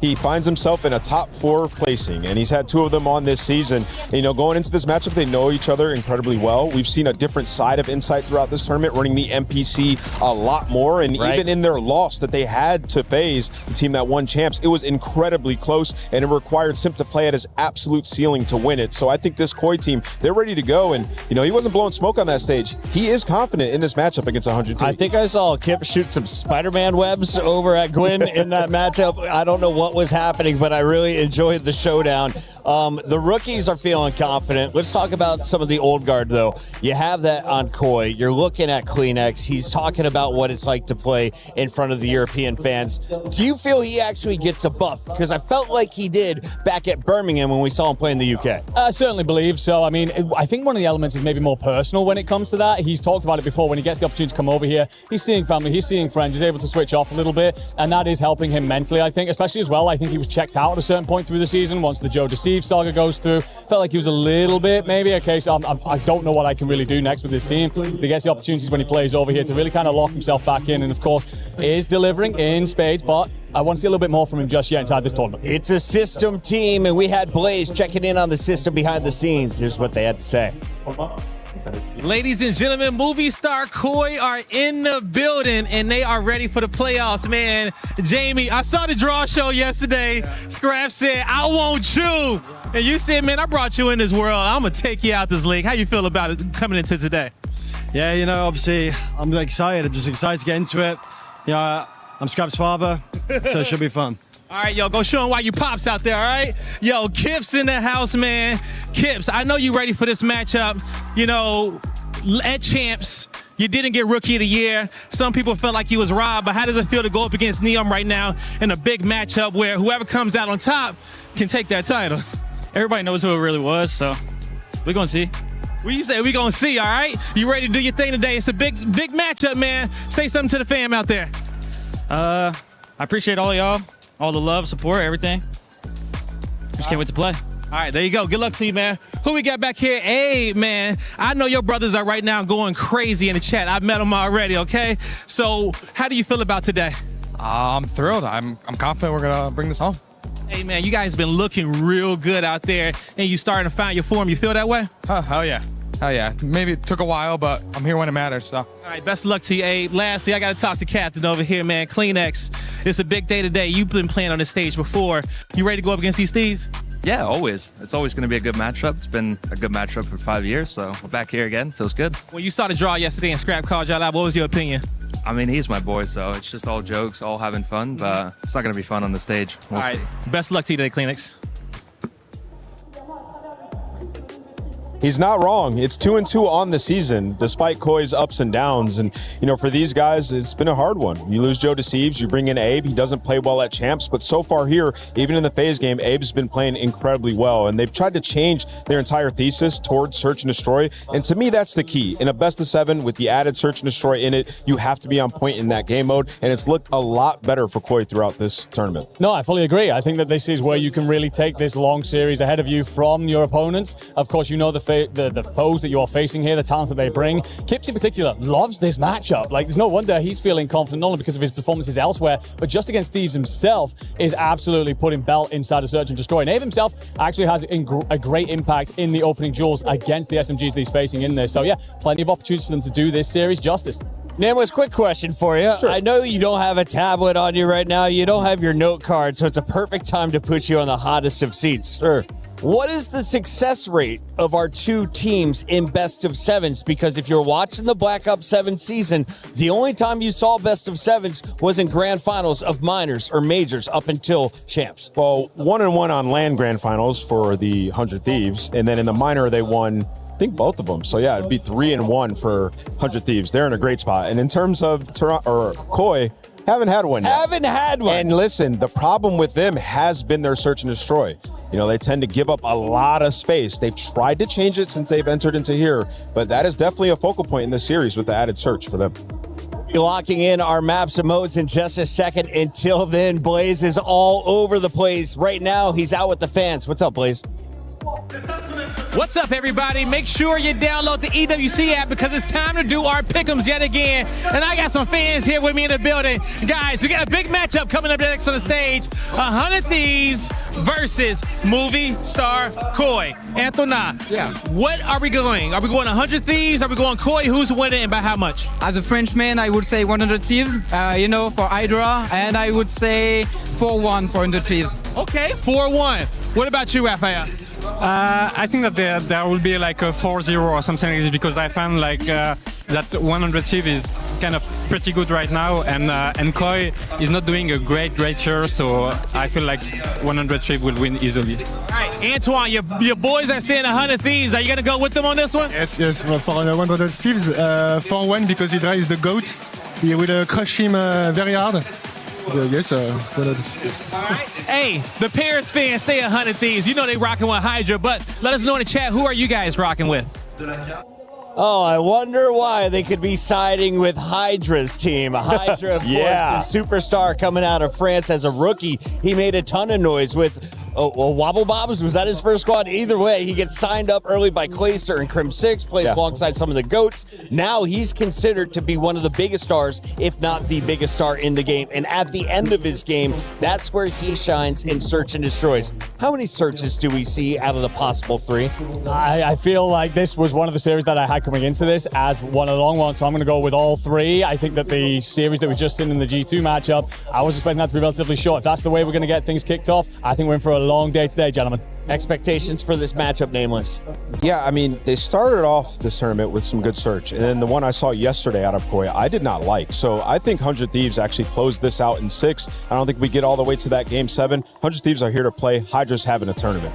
We're going to get into our maps and modes here in just a moment. So you said you think it'll go to 6 maps. So that means that we are having wins on both sides of the stage. Yeah. If I am a Movie Star Koi fan, where am I expected to get wins, and where am I hoping to steal one in the first 5 maps? So interesting here, Koi have never played Hacienda Search or Hacienda Hardpoint. So whipping out 2 brand new maps in this series, it was actually their pick for each of those. But looking at it, if they put in a ton of work on the back end, I expect them to be decent there. And then the Den Hardpoint, we've seen, the Koi team take over, and most recently we saw Insight pull the NPC out that map and have an entirely different dynamic. Yeah, no, I agree with the Den Hardpoint steal here nice and early. Not only in the case of they're not bad here, as well as the flexibility inside that roster, but also just to set the momentum booster nice and early. You need to make a statement. I think if Thieves get off to a really hot start here and curb stomp this and then start to move through the Hassies, this could be a quick series. I think also interesting of note is that the Scar Overload, a ban for 100 Thieves. These guys have loved that map all season long. And if you are Team A, you effectively get to pick both overloads that are in the series because we have no exposure, right? So we only have 3. So they get rid of what could be their best overload, and now they're playing, the 2 other ones. I just think interesting. Gridlock, one they haven't had too much success on. As we talk, let's throw some highlights up here because I'm excited to see these players, and we should remind everybody what their gameplay looks like. Andrew, walk me through. What was your thought as you see the best of 7? I think the Gridlock Overload coming in is interesting as well because Koi are a side that don't let in many scores. They're a team that like to very much play on that defensive foot at times. So I think you end up in a situation with them. It's a very small map. We've already seen today that you can very much so counter punch and counter drive that device home. So I wonder if that does play into Thieves trying to open up this defensive side of Koi. Can you beat Thieves without outslaying them? I don't know. I don't think so. I mean, You heard Hydra say it. He said the only way that we lose series is if the other team gets 1 million kills. And unfortunately for them, when they lost the FaZe, they got 1 million kills, right? So, for this 100 Thieves team, so far, nobody's been able to outslay them, though, throughout this tournament. They've been playing really well. Both the Hardpoints and the Optic series, they were balling. Hydra has a 1.3 in Hardpoint at this event. Is that the most dangerous man on the squad right now in your eyes? I think so, yeah. I think Hydra in front of this crowd in France. Also, he's at the top of this game. He's the most dangerous player in the lobby, not only on the team. I think the big thing as well for them is, of course, Scrap with his bounce back. I think after Champs, we were all left with a lot of question marks, and yes, of course, they will circle back round when we come to next year's Champs. Don't worry about that. But it is a case of that he's the leader. He's the man that when he's feeling good, he's going to very much so raise the floor for this team and lift them to incredible height. And of course, you've got Niam the rookie. You've got a couple of these other players alongside him. We've had question marks through the year. He's been the consistent. The fact that he's back to that means Thieves are back to their best. We've got one player needing a few extra moments, get his audio exceptionally dialed in. Once he does, we'll begin the games live from Paris. It's EWC 2026.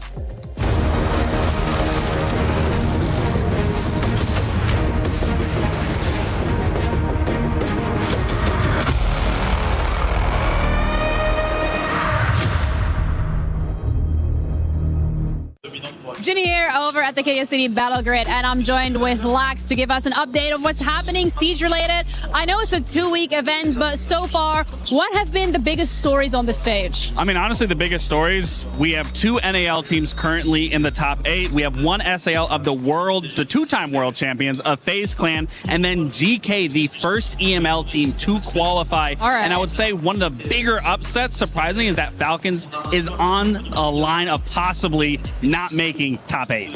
That is ridiculous considering how many times they've won in Riyadh. Absolutely. And if you think about it, the roster that they currently have, this is like hometown advantage for them. Absolutely. I mean, when you even looked at SI last year, they fell out not super short, but they only got top 4 there. But an even more interesting storyline is even when you look at the Esports World Cup last year, Team Secret, who won it, yes, all 5 of those players are respectively here able to defend their title. You have Joom on Falcons. You have Adrian on Wildcard, who's currently in top 8.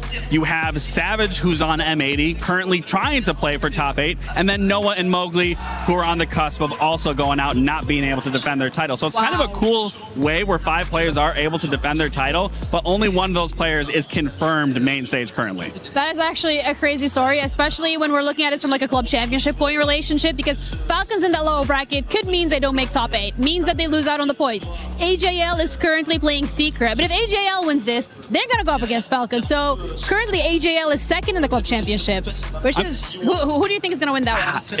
If I'm a fan, I got to go with AG, but if I'm being realistic and speaking from an analyst and a pro player perspective, I'm sure Falcons will be more than happy to go up against them and kind of give them a little leg in that advantage of possibly getting into a top 8. Well, thank you for that update. Looks like Falcons, AJL, as well as VP are going to try and fight it out in the lower bracket. Whether that happens or not, we're of course going to keep you updated.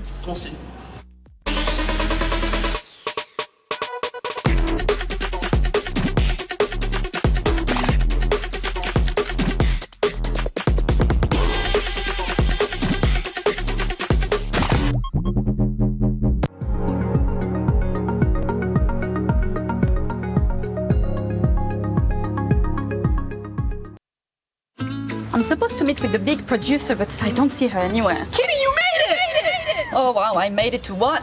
To the best experience of your life. Come on inside. Come on. I don't want to. Come on, let's do it. Come. Not after last time. Okay, but what if I told you we're making perfume today? Okay, I'm curious. Come on, it's gonna smell so good. It's gonna be so pretty. Yeah, okay. I still smell a little bit like ketchup, but that's okay. You deserved it. Come on. Kitty, what makes me so sad is that the EWC is eventually going to end. It's very sad indeed, but I am not sad about you going home. But I do want something to bring home with me to kind of remember our time together and all the fun things that we got to do. Oh yeah, we had so much fun.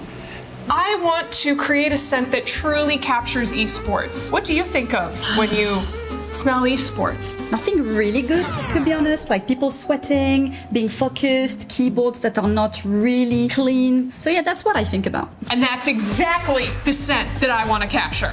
Why? Esports. Okay. Esports.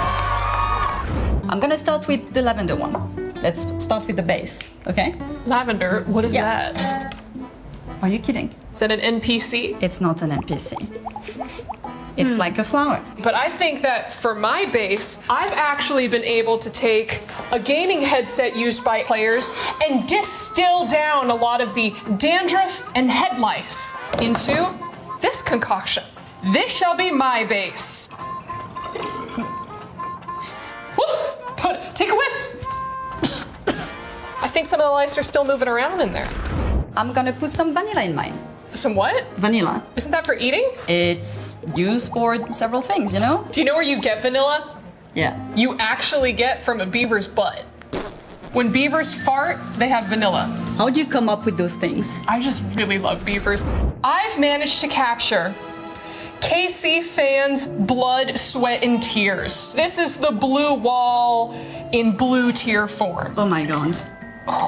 You're gonna get beat up after this. Not after they smell my perfume. You already made a disaster with that, so I'm gonna continue my beautiful perfume with, I think, some cassis. Chassis? Like a robot? No. Again, it's a fruit. It's a fruit? Yeah, you don't have that in America. It's fine. I got Cheetos.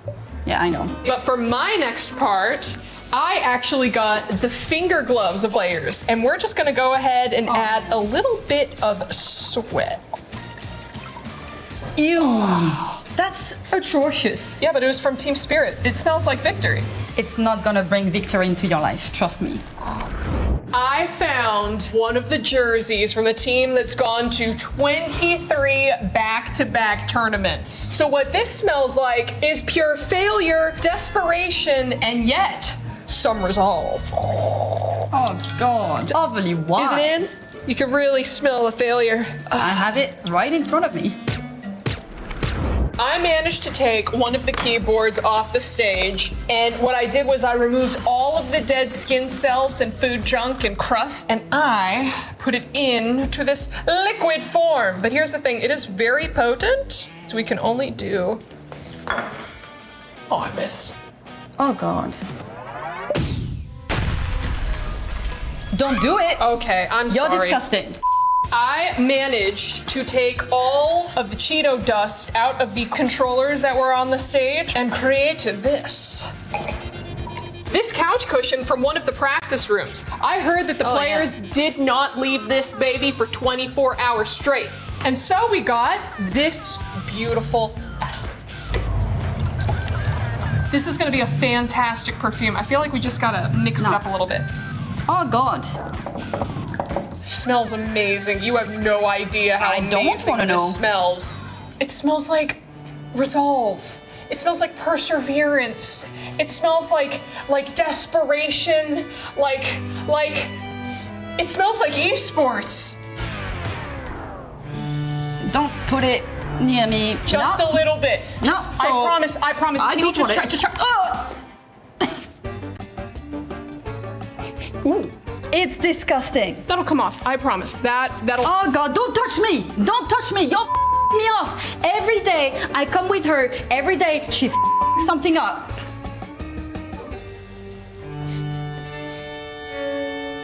Le Esport.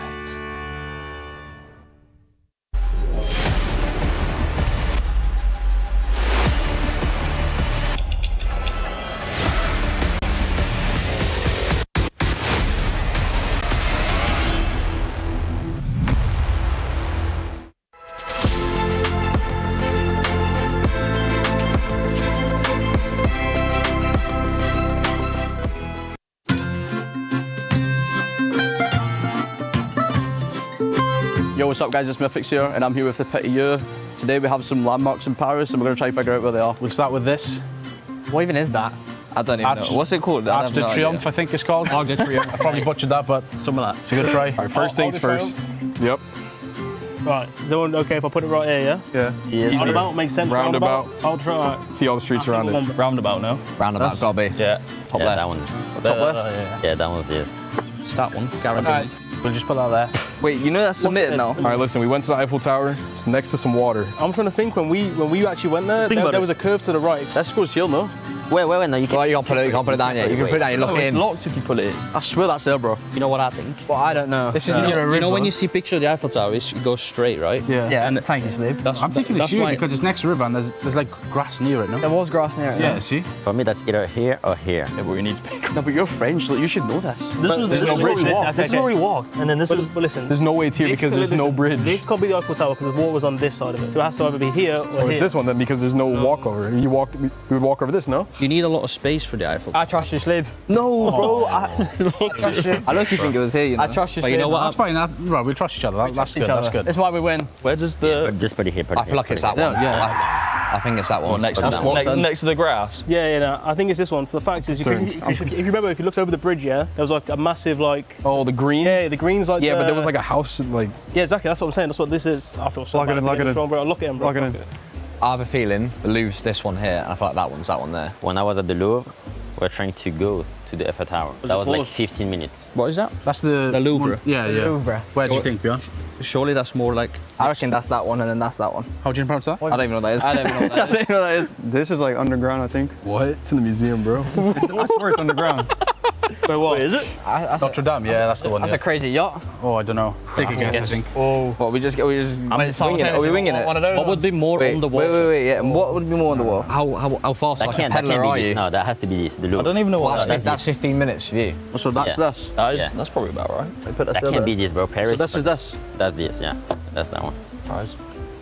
Lock it in. I think we're good. Locked in, yeah? Bro, if we get this wrong, like, it's on you. Finished? Nah, that's not. Got the French player on our team, gotta get it right. How do you... Yeah, we should... Nah. No, we're good. I swear we're good. Alright, just put it.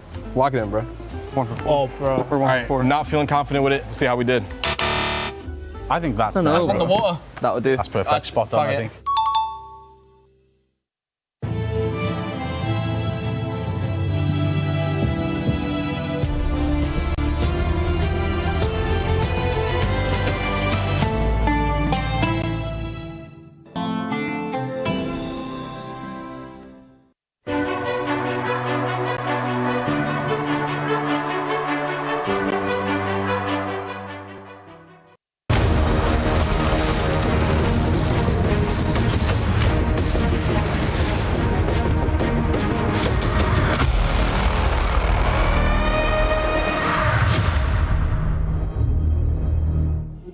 Welcome back to the Esports World Cup. Oh, we're still getting set up on the main stage for our second quarterfinal. We want to remind you that today is jam-packed with some of the best Call of Duty Black Ops 7 you're going to see. In fact, it's the last Call of Duty Black Ops 7 you're going to see before Modern Warfare 4 drops. So let's take a look at the matches we have in store for you. We started with 16 squads. Now we're down to the final 6. And after this match, it'll be just 5. The biggest match, though, of the day is coming up at the end of the day. This is FaZe versus Optic. Why is this a huge showdown, Nameless? Why is everyone chirping about this since the draw show? Because everybody wants to see it again. You know, all those round 11s at Champs. You heard Sip say it in the showdown with Shotzi. Round 11 can go either way. So Optic get a second crack at it. They can get redemption. They can go through FaZe and defend their EWC title. Now, historically, everyone would see that Falcons versus Gentlemates match and just assume, oh, Gentlemates got this. They won Major 1. They've always been considered available for the podium. Falcons would bomb out sometimes top 8, top 6.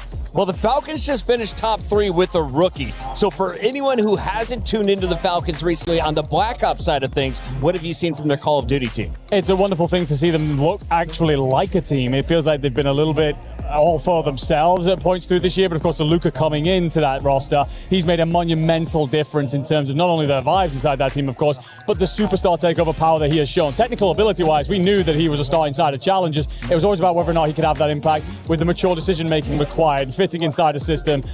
Well, I don't think there's any doubts left inside that roster in terms of how good he can be. Of course, you beat mates at Champs as well to continue that journey, so now it's a case of just getting that same thing done again. We welcome back a very special guest for his second appearance on the show. He goes by the name of Ben J. Nassim, and he is partners with the one and only Zuma on the flank. Zuma, I just finally saw the clip of how Ben J. ended up on our screen the first time. Thank you for sharing him with us. You're such a kind man. Of course, guys. I would love to share Ben J. with you guys. I mean, I told him to go for a walk, Chris, and he never came back. He ended up on a desk. So. He just ends up being famous. Tom, I've been seeing him go for a lot of walks. How many breaks have you had from Ben? Well, he stresses me out, and you know this. So, I tell him to go for a walk whenever he stresses me out. I need a little breather sometimes. And it was nice having you on, too. You got to stop by later today. I'm going to come by later today, maybe during the Falcon series. So that's going to be a banger. It's fun because we can see you guys, of course, over here from the corner. Yeah, you're not too far at all. I could probably throw something and hit one of you. But how's it felt inside the venue today? Because, of course, it's packed behind you guys in those seats. What's the vibes like? Oh, yeah, the energy's incredible. It's a packed show today. I mean, even they opened up some more seats behind us. And, I mean,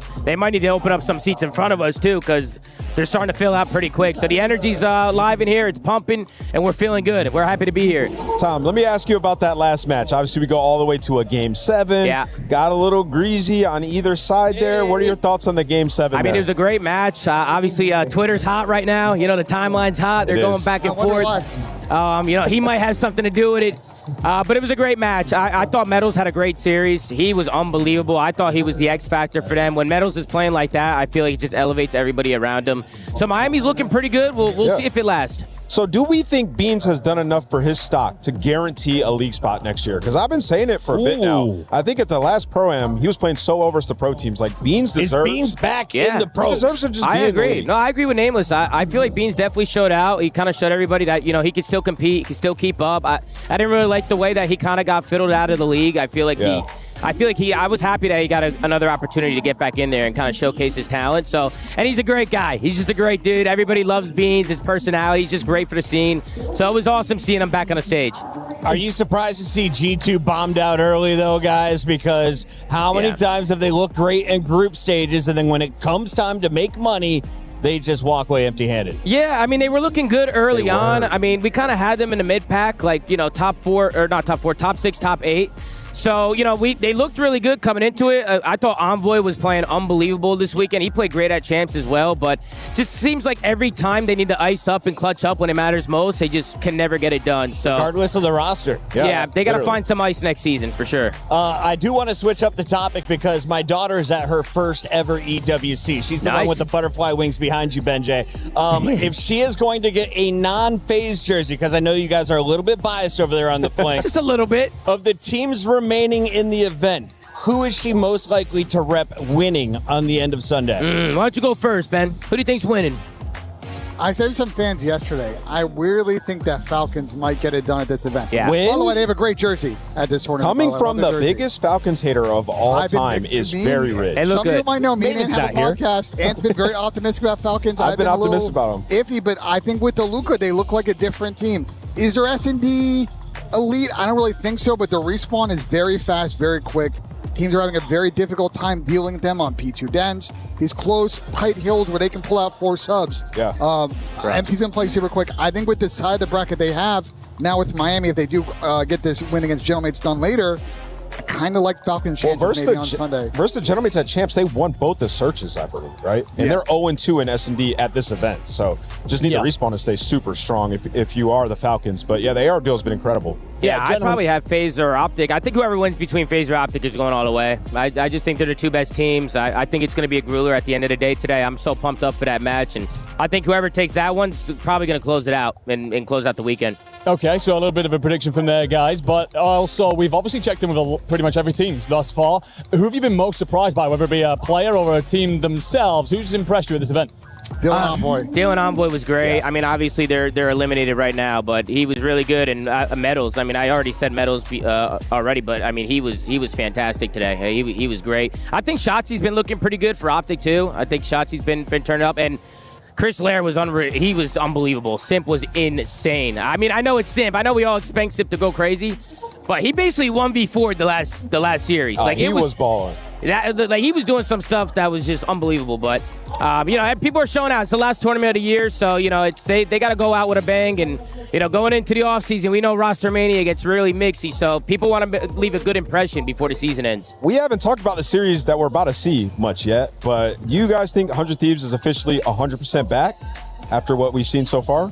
We'll see. We'll see when they play. Optic. Yeah, they beat Optic. I mean, they look good. I mean, I feel like with Thieves is like they have their ups, they have their downs, but when they're up, they're up. Like their ceiling is just insane. Yeah. We'll see if they can be consistent throughout the rest of the weekend, but they look good. They look really good. Yeah, go ahead, Ben. The only thing with Thieves, I want to see Tyler Abizi, and I want to see Neum step up.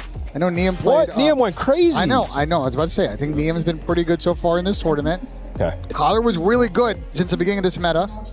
Has been kind of taking a backseat because Paco's been frying.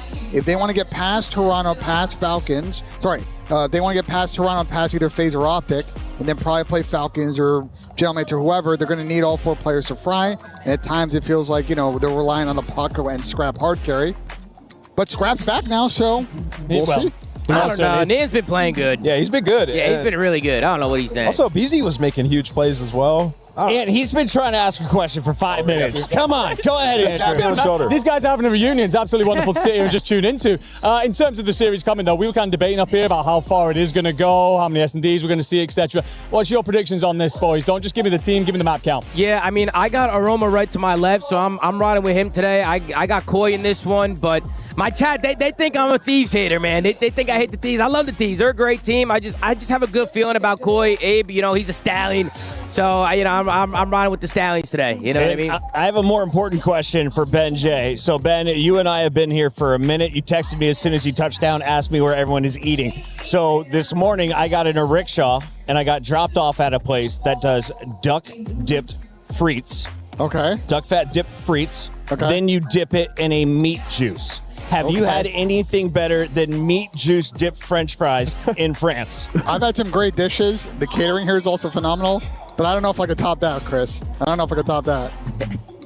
I'll be honest, us Americans are still learning how to eat in France, but I think we're doing pretty darn good. I'm losing weight somehow here in Paris, but the French fans that know how to eat well are out there with the one who always feasts. It's Lou. What's up, Lou? Les gars. Guys, we're trying to fill it up as much as we can. Vous pouvez me faire un petit oh! And it's another fail for me, les gars. Petite pause technique, c'est l'habitude des LAN et j'ai envie de dire c'est toujours un peu la même équipe. 100 Thieves, Aki, ça arrive. Moi, je voulais vous demander un petit peu, on sait que vous êtes là pour Gentlemates, mais qu'est-ce que vous aimez à propos de Call of Duty, que ce soit peut-être un joueur qui est plus chez vous? Est-ce que vous-même, vous êtes des joueurs, vous êtes des grands joueurs de Call of? So what do we love about Call of Duty? Tell me about it. En vrai, en ce moment, c'est full Jody Silve. Hein. Ah, franchement, Hydra, ça me fait plaisir. Hein. Mais Jody Silve, c'est GOAT. Jody Silve, number one fan, why? Donne-moi des bonnes raisons d'être une fan de Jody Silve. Les mouvements de ce type, Le mec, il arrive à te faire des 1v4, tranquille, aucun problème, comme s'il prenait un petit déjeuner. Easy 1v4 for Joe Deceives as if it was at breakfast. Moi, je voulais te demander, mon frère, ça fait quoi d'avoir Call of Duty comme ça en France, de pouvoir voir ton équipe sur la scène à Paris? Vous y étiez il y a quelques semaines au Major, et pourquoi ici c'est cool? So why are you happy, you know, to have the Gentlemates boys, the players, and also all the stars of Call of Duty here on stage in Paris? Bah, c'est juste incroyable, franchement, ça fait trop plaisir de voir nos joueurs juste à côté. En plus, bon. Je suis un peu fan de Sib, donc ça me fait super plaisir de le voir. Ah ouais, moi c'est Sib à fond. I'm a big fan of Sib, so of course it's insane to have those kind of events in front. But Sib is the guy that is always like aura maxing. C'est lui là, le mec qui fait un peu la star. Dark Sasuke. Comme ça, vas-y, montre-moi comment il fait.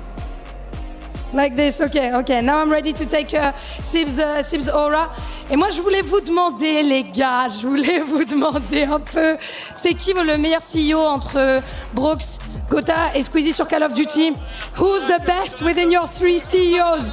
Brox, Gotha or Squeezie at Call of Duty? Il n'y a qu'une réponse possible. Ah, je crois que ça va être Brox, hein. Désolé pour les trois autres, mais bon. Brox, what about you? Pour toi, c'est quoi? Ce sera Gotha parce que Brox, il nous a un peu vanné. Ah, comment ça, vous a vanné? Qu'est-ce qui s'est passé? Pour la première interview, on s'est fait vanner par Brox et Mystique. So it's kind of a revenge. I would say Gotaga because on the first interview we weren't that super comfortable. So he made jokes about us on the co-stream. So I'm going to be going for this one. Et du coup, le prochain match, c'est 100 Thieves face à Koi. Si je ne me trompe pas, 100 Thieves against Koi. Who takes the win? Qui va gagner 100 Thieves, Koi? Je pense les Thieves. Ouais, LA Thieves, 100 Thieves. Ouais, LA Thieves, hein. Un petit 4-2, je pense. Tout? LA Thieves? LA Thieves. Allez, guys, Movie Star Koi, maybe, non? On n'a pas de enjoyers de Koi here? En vrai, fuck les Espagnols, hein. Ooh, am I allowed to translate that? He said, fuck the Spanish. Of course, not my words, but his. So I'm not rooting for Koi. I'm rooting for LA Thieves here. Et pour toi, alors? De toute façon, il y a juste un mot à dire, c'est fuck you inside. Fuck you inside. Fuck you inside. Fuck you. Fun with insight. Yeah. Fun with insight. Yeah, guys, the French always party with their favorite Brit. Insight having some words for the French fans back in Birmingham for Major 2.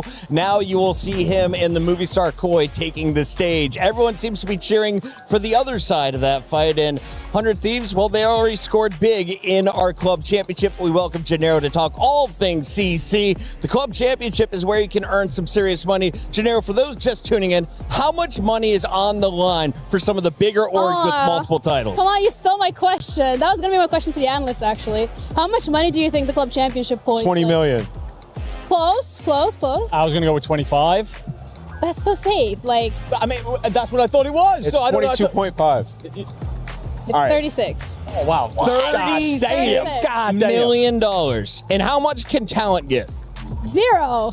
You're here for free. You guys getting paid? I might make a team next year. Make a comeback, Chris. Yo, Nadeshot, you need a partner?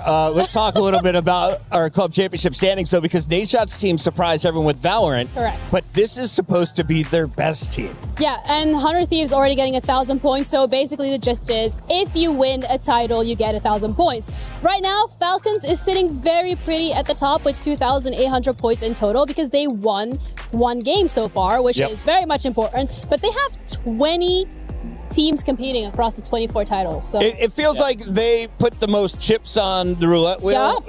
Yeah, they've got a lot on the line here. AGAL was the big surprise for me. I know they're representing China, right? Correct. I mean, they have 17 teams competing out of 24, so that's a lot. But to be already at 2,600 points is a statement. I felt like they weren't on the podium last year. This year, they're the big ones. But G2 Esports, they dropped the ball the biggest. Yeah. They won Warzone.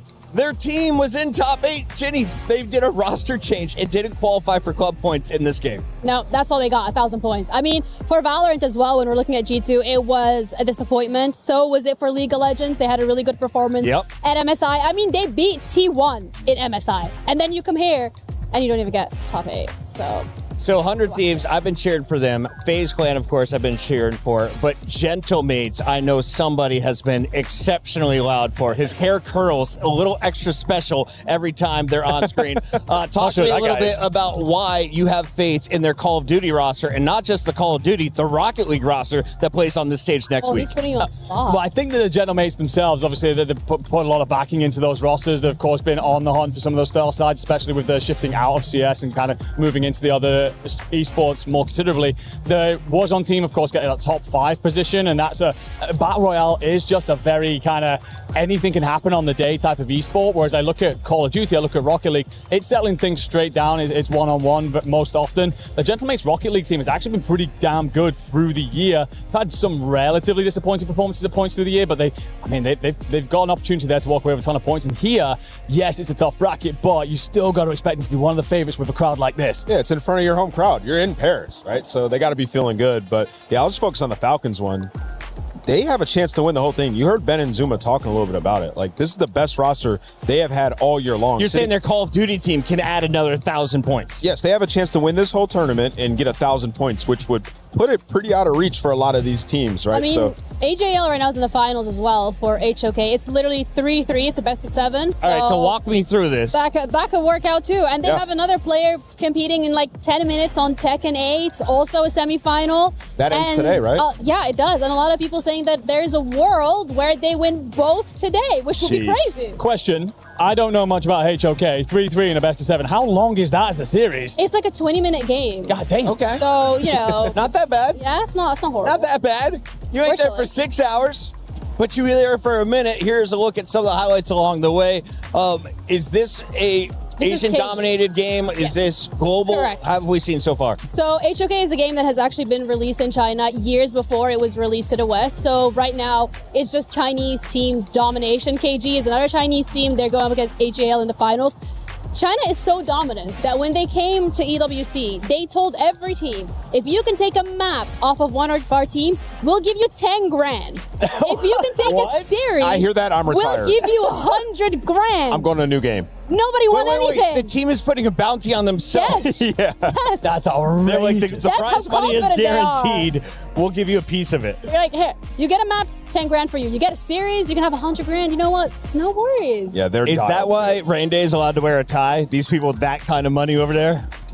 No ties allowed in the You Call wish of that Duty was you, universe, yeah? we were told. Yeah, the talent manager said no ties, guys. Let's keep it casual. Insane seeing how packed it is, by the way, over there. You talk about it being dominated over in Asia. Of course, we're on the other side of the world, but the fans have made their journey to back their teams in. Absolutely wonderful stuff. And my lord, that trophy is actually stunning. We need to have a huge cosplay competition across all 4 of the stages, because last week we had so many Overwatch characters. Today, feels like everyone is cosplaying as Ghost. It's kind of the same we have 4 of character them from Call of Duty. One had a beret, though, so I knew she was French. If I was going to cosplay, I think it'd be Anthony Wheeler. I'd grow a beard for a day. I'd say, mind blown. I would pay wonderful money. Egregious. Yeah, that's a good one.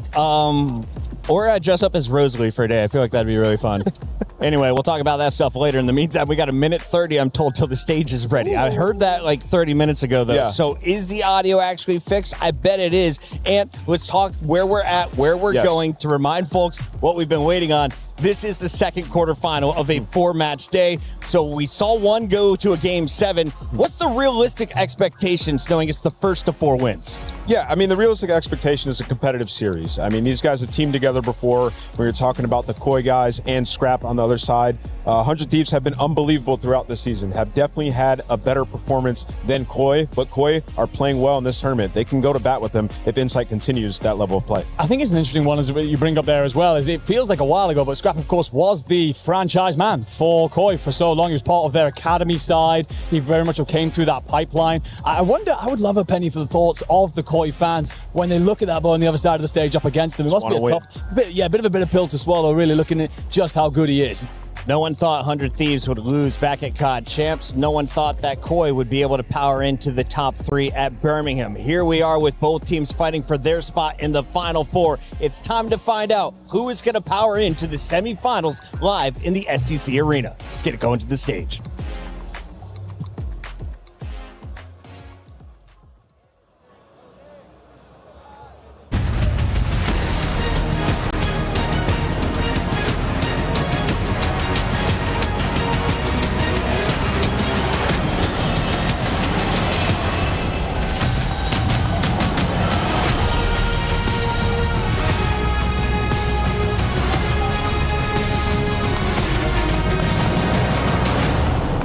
Wow, wow, wow. What a way to start the day. Even though I'm sure that everyone wasn't looking forward to that G2 Heretics game and maybe wasn't super looking forward to it, I am sure that this game is going to be remembered everywhere. And nobody going to bed tonight.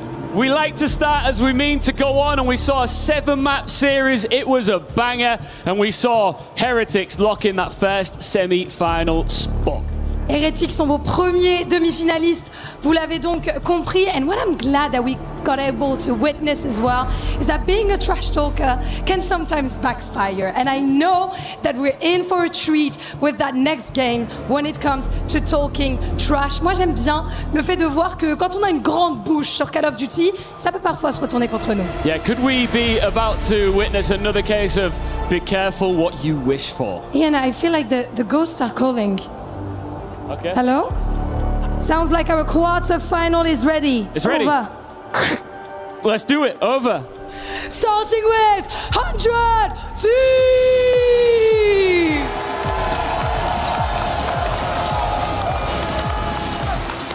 They came to Paris stacked with superstars, and so far they've played like it. They took down Boston, then they went 5 maps with the defending champions Optic, and they sent them into the lower brackets. Hydra, playing in front of his French crowd. Hydra, le petit prince de 100 Thieves, ready for a fight.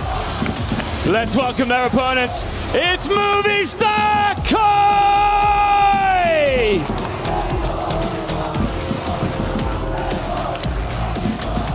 Koi's season could have ended yesterday. Instead, they sent Cloud9 home and bought themselves another day as this crowd boos their hearts out, waiting for him on stage. A very familiar face. Insight and Scrap spent years together in Toronto. They won together, they lost together. They know each other's game. And these two teams are ready to fight for a semi-final. Ce sont ceux que la France adule face à ceux que la France boue. 100 Thieves versus Koi is about to start. Ladies and gentlemen, let's get ready for it.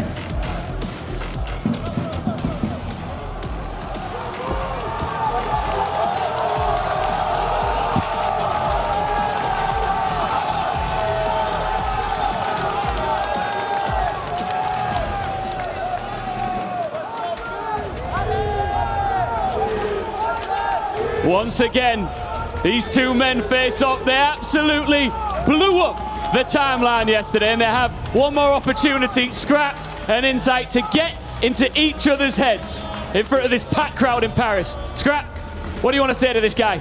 Yeah, no, they're looking good, looking fantastic. Might be a little nervous playing them, to be honest. He knows that's not fucking true. Come on now, I'm not nervous at all. Let's go. I mean, this guy's terrible. Just load me into the map and we're about to see what's going to happen. Listen, you guys know each other so well, former teammates. I've got to ask, what do you think his biggest weakness is? Biggest weakness? When someone's challenging him, bro. He's just shitting himself. He has no idea what's going on. That's what's going on there in that head. Guys, shake hands. Cannot wait for this semi-final. I'm leaving it there. Let's get it on. Yeah, that's one way to go about it. Oh my goodness. The talk from last night could come up a little bit cheap, but anytime we've had Scrap take on a rival at a stage like this, it feels like the words don't need to be spoken. But taking a look here, Jay, Scrap, Kips, this could be a monster head-to-head considering what we have for a map pool. Yeah, that's insane to see. You got a rookie going up against a very experienced veteran in Scrap, some of the top players on both of their organizations. But this is a matchup full of history, full of chemistry between each other. Former players that were playing together in the challenger level to start off the season are the number 2 rookie on the year. And then you know the history between Scrap, Insight, and Kleenex. Those guys were on that Ultra lineup back in the day. Hoisted a couple trophies, but they want to be able to take down the other one on the opposite side of that stage. Without question, that's the case. 100 Thieves are coming in looking primed and ready, though, shaking off all of the jitters and all of the underperformances that we had seen in Vegas. Paris has bred a very different look. On the other front, though, Insight is welcoming the booze and the other words that we can't say on the air. He is singing a song to it. Toronto have been by far playing their best COD on the year. Taking a look at the hard point to get us kicked off, we will be starting on Den. This is poetry for both these two teams. They love it, they wanted to see it, and that means we're going to get a barn burner. Yeah, and this is Steve's map pick. They understand, okay, who we're playing against, Koi. They love Den everything, but so do we. So they are believing in themselves to start off the series. Let's get this thing going. We've got our second quarter final, 100 Thieves versus Movie Star Koi, Den Hardpoint. Let's get it on. And why not start off with Hydra, who's already got a couple of Koi members in front of him, and he deals with the first. Following up behind that is Abizi. Kip's able to turn down one, but he's able to actually get a second. Hold on a second, and Kips will find three, but Abizi, the last one alive, will get time for Thieves. And Abizi's usually been the guy historically on the season that's gotten the better of the Koi players. He's unbelievable ever since the NPC meta change has gone down, but if you are Koi, so far you are able to managing the hell out of it. You flip those spawns out, but there's still 25 seconds here. Rotation all about what happens over towards the top left side of the minimap. And you can see that Thieves are very respectful of the fact that Movistar Koi are very nearby. Trades come through, Hydra finds two. Kleenex middle of the map has help from Kips. Now the fight found every kill. Kips is doing it all. Want to talk about Rookie of the Year conversations? He is sitting here saying, that was mine, let me go get it. Now there's only 5 seconds remaining at the P1. You're going to forfeit this if you are the Thieves, but it is going to be one player spawning all the way across the map. So you got to try to lock this down in a 3v4, and it's going to help when Neum finds that opening engagement, because you know you have your SMGs in towards the B2 in their happy place. Yeah, this battle for spawns is everything, and actually the only option right now for Koi, with a couple of players spawning all the way out through the middle of the map, and they're not going to win anything. So 100 Thieves very comfortable. Quick pinch potentially to be developed here by Kips. He's instead going to make a route happen to allow Insight to spawn close by, but Hydra's well on the case, finding himself 3 in a row, and 100 Thieves are all over the time. Yeah, you can see Thieves are more than willing to just give up those back spawns, play tight from the front. Only 30 seconds remaining. You have 1 or 2 more good pushes at this if you are Movistar Koi, but the 2 initial gunfights do not go your way. Scrap already streaking on 5 in a row, and they're going to beat you to the punch on the rotation anew. Yeah, absolutely flawless P2, and a little snap on to Kleenex, who was low HP. That's going to allow Scrap to get not just the extra time, but maybe the Hellstorm with that. It'll be close, very close. But on rotation, take a look at Abe. Sneaky position, doesn't hold the trigger full. He gets damage in, but can't find the kill he needed. Finally, the collapse comes through. Movistar Koi will have a moment here at 3. Yeah, Kips also shuts down Scraps. I don't think there's any Hellstorms that are going to come into play anytime soon. Koi desperately needed the response here. Look at the reads already coming in, but we need to clutch up on the fight over towards Gobble, and it's been Kips from start to finish. Another multi-kill, 4 in a row, and now you flip the spawn. Unbelievable 1v3 right there from Kips. Has an opportunity for Koi to stay inside the hard point, but they need to play for Dojo. Let's take a fly. Saudi and check in with the comms with Movistar Koi.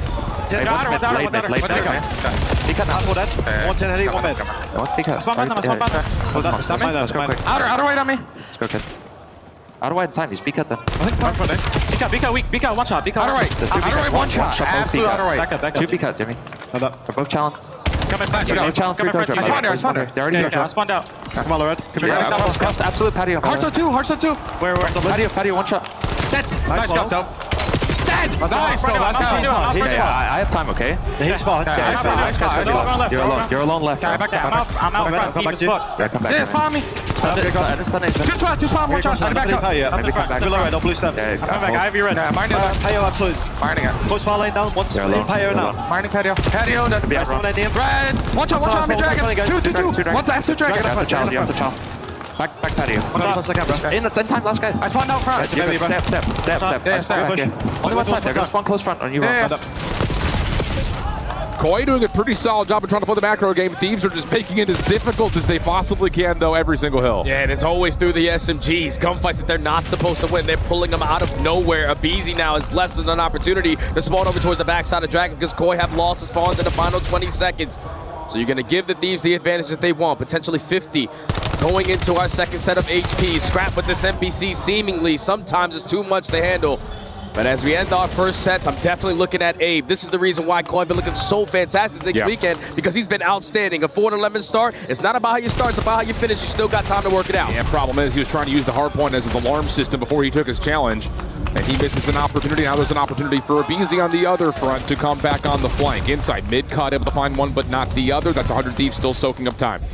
And they are not worried about Koi currently having those couches spawn. They are playing for the next wave. Kips opens up with the frag, so that's going to give you the early advantage, and that's going to allow the SMGs to just fly in and clean up the rest. Last man standing is going to be EWC through mid-cut, but he's going to value his life until his teammates get close. You got Abe on one side trying to zone players off. What a play! Unnoticed on the backside of couches. He's able to get a nade to the hard point as well, leaving Abe as the last one standing, and he doesn't anticipate Neum playing that close. Another moment where Koi is right about there to make the perfect read, but they miss one player and everything turns in favor of the Thieves. Yeah, you're just probably not expecting Scrap to hit that route. Usually it's going to be Hydra or EWC doing the dirty work, but Scrap has so much in his utility belt. A 60-point lead, and again, Thieves have the rotation over towards P2. They're going to try to overwhelm through couches, but no one looks left. Hydra pops a double. Advantage again for Thieves. Yeah, I think that hit was anticipated, that Insight was going to be able to watch that lane. He does eventually pick it up and win the spawns around, but it comes at the cost of about 20 seconds.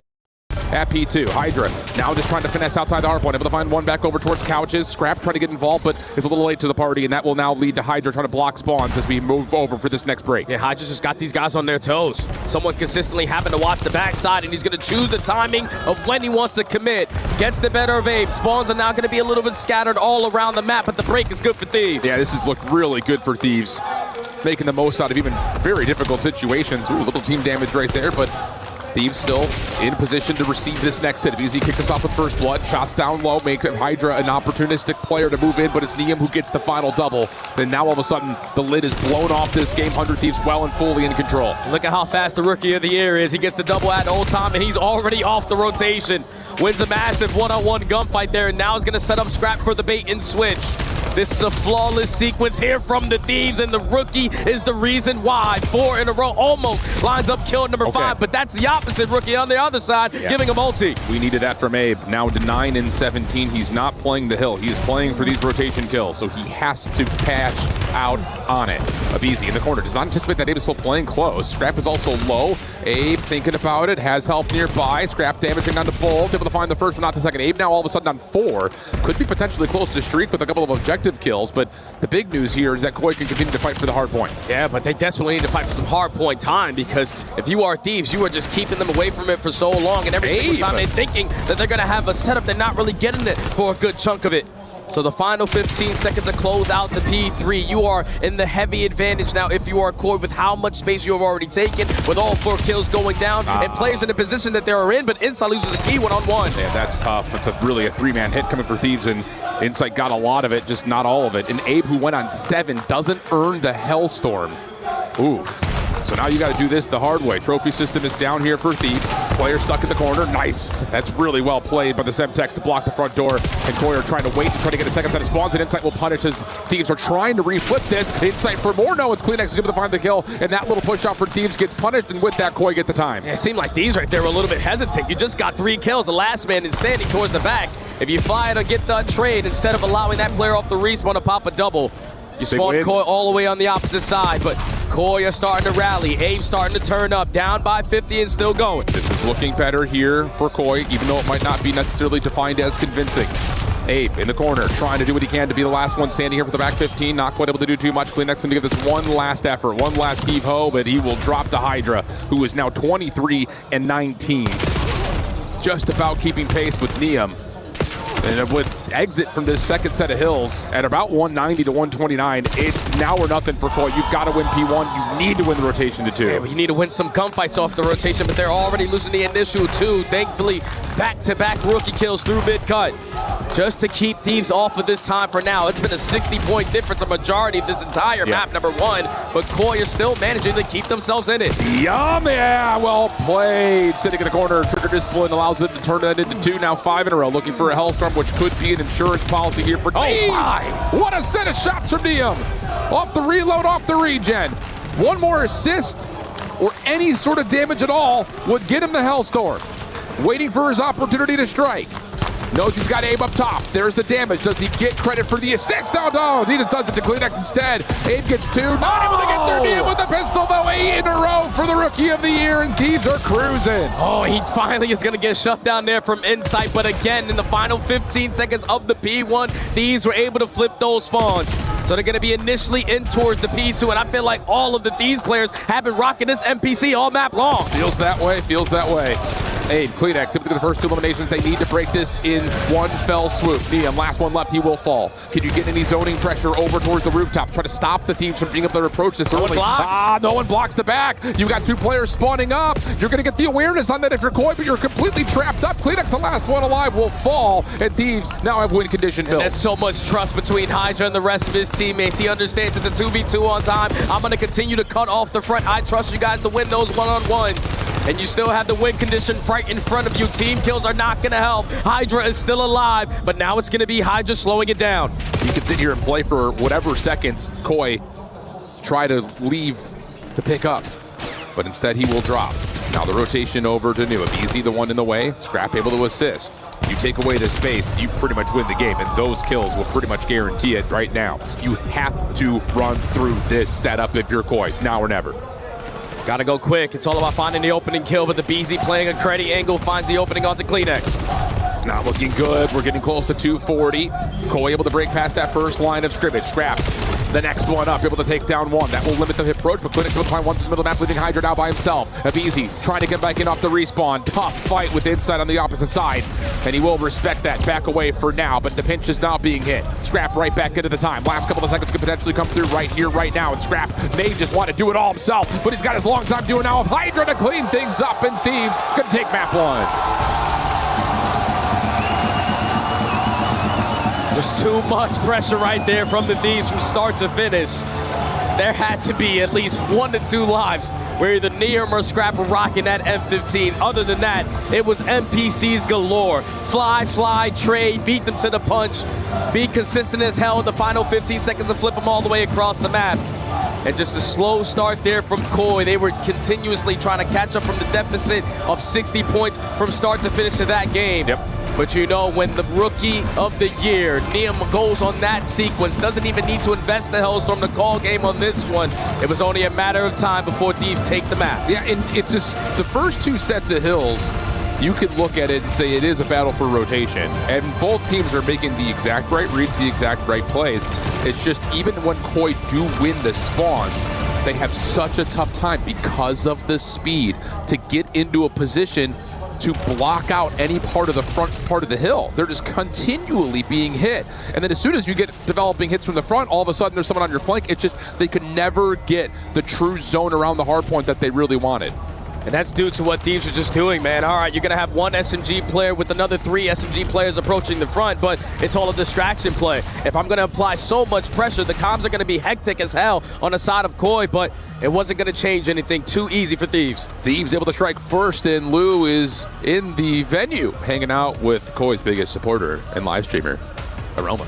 I am in the venue indeed with the next COD pro player, coach, and now co-streamer for Toronto Koi, Aroma. Pleasure to have you here in Paris. Nice to meet you. I wanted to hear a little bit about your journey with Call of Duty, because you've been a player 2018, 2019, then a coach, then now a streamer. So can you tell me about that story, and how does it feel, you know, seeing filled up arenas in Europe for Call of Duty? Yeah, so basically used to, mainly in challenges, maybe not so much professional, but towards the top. When I first started playing, then moved to Toronto in 2023, and now all of a sudden I'm here in Paris watching COD. It's been a wild one. And it's amazing having you here, of course. Donc, première question, effectivement, raconte-moi un peu ton histoire avec Call of. J'étais joueur de Challenger pendant longtemps. Ensuite, j'ai déménagé à Toronto en 2023. Et là, je me retrouve ici à Paris devant une arène pleine de fans de COD. Donc, c'est incroyable. And you might have heard that you guys are not very popular with the French crowd here in Paris. You've heard your guy in sight getting booed, sometimes even worse. So I want to give you the opportunity of maybe fighting back. And do you want to say anything to the Frenchies here in the crowd? I mean, Joe Deceives left us, and you've got worse. So, I mean, I don't know what you want me to tell you. You're about to get belt in your next series against Falcons. Wow, I'm gonna have to translate that. Donc, vous le savez, quand ils sont pas très populaires ici en France, Inside qui se fait bouer, qui se fait même pire que ça, insulter. Qu'est-ce que tu veux leur dire? En vrai, vous nous avez pris Joe Deceives et depuis ça, vous êtes devenus nuls. Donc, en vrai de vrai, j'ai rien à vous dire et vous allez vous faire éteindre aujourd'hui une nouvelle fois. Ce ne sont pas les mots, ce ne sont pas mes mots, mais les siens. And last but not least, why are the boys coming back in that series? Give me one good reason. I mean, that was their map pick. Ron had a slow start, but it is what it is. It's a best of 7. It's a long series. You saw what happened last time. Heretics went up 3-1, and we were all of a sudden at game 7. You guys have the resilience? Oh, of course. They're a resilient bunch. They've constantly slandered online, and yet they come out and prove people wrong. So. We'll see. Merci en tout cas. Ouais, dernière question. Est-ce que tu penses que quand ils peuvent revenir, évidemment, online, on est super résilient. C'était leur map, c'était le premier pick, c'est OK. Happens. Thank you so much for joining me once again. Aroma, merci. And we're going to ask ourselves the question, can the Koi boys come back? And this is a caster. This is a question for our casters here. Thank you very much. It's an interesting question simply due to the fact that the Hacienda coming up is a mystery bone here for Movistar Koi. On the other front, you look at what Niam has been able to do. He's been phenomenal in every single form. It's just, again, funny to watch him come into this team and immediately help improve their overload. And in the process, now all of a sudden his search and destroy numbers are looking off the charts. Yeah, without a doubt, man. And you just saw what he did in that map number 1 in Hardpoint. So the rookie is finally looking in his final form. But this is where that curveball effect is going to potentially go down when you talk about the modes and the maps that we have coming up. The double Hasi is something that the Koi players, ever since they added the addition of Abe, have yet to play it. So there's no VOD review, there's no preparation that you can have on the side of the Thieves to get you ready for this map number 2. But this is where Koi potentially start their comeback with that unexpected to catch you off guard. Gotta have something set up for us because on the other front here, Thieves, well, they have not given this much of a look, but the times that they have, they've been able to win. Niam will find first blood by way of the Lambo. Thank you very much, Carbomb. So already a 4v3 early. Hydra sitting inside a connector. Smoke will put a little bit of focus here towards A, but again, with the 4v3, Thieves are happy to stack up, play trades. And that was an insane nade from so far away there from the rookie. Okay, continue to have yourself some moments. Early 4v3, but Kleenex is able to find one. Still, the pressure is going to be here for the Thieves. Numbers advantage, Thieves. Yeah, that was a pretty decent read to shut down the pinch faster than maybe the round would have ended. The problem now is Kip still has to work through around this 1v2. Good timing Wait here. a minute. He's going to find the first one. Maybe not as cleanly as he would have liked, but he's still able to get out of there. Now it's just Kips versus Niam. You want to put Rookie of the Year on the line for this 1v1? I don't know if Niam's willing to do that, but... Nah, he's already earned it. 30 seconds left. Old teammates. Rookie of the Year versus the second in the category. Only 20 seconds left. Kips is going to be able to recover this bomb, and Niam is choosing to play the 50-50. Yeah, he's just playing the pixel angle as he crosses through this threshold here.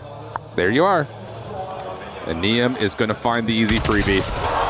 That's a mature play right there, and yeah, he's got a little smile for it. Why not? I know you like a book. I know you like the back of my hand.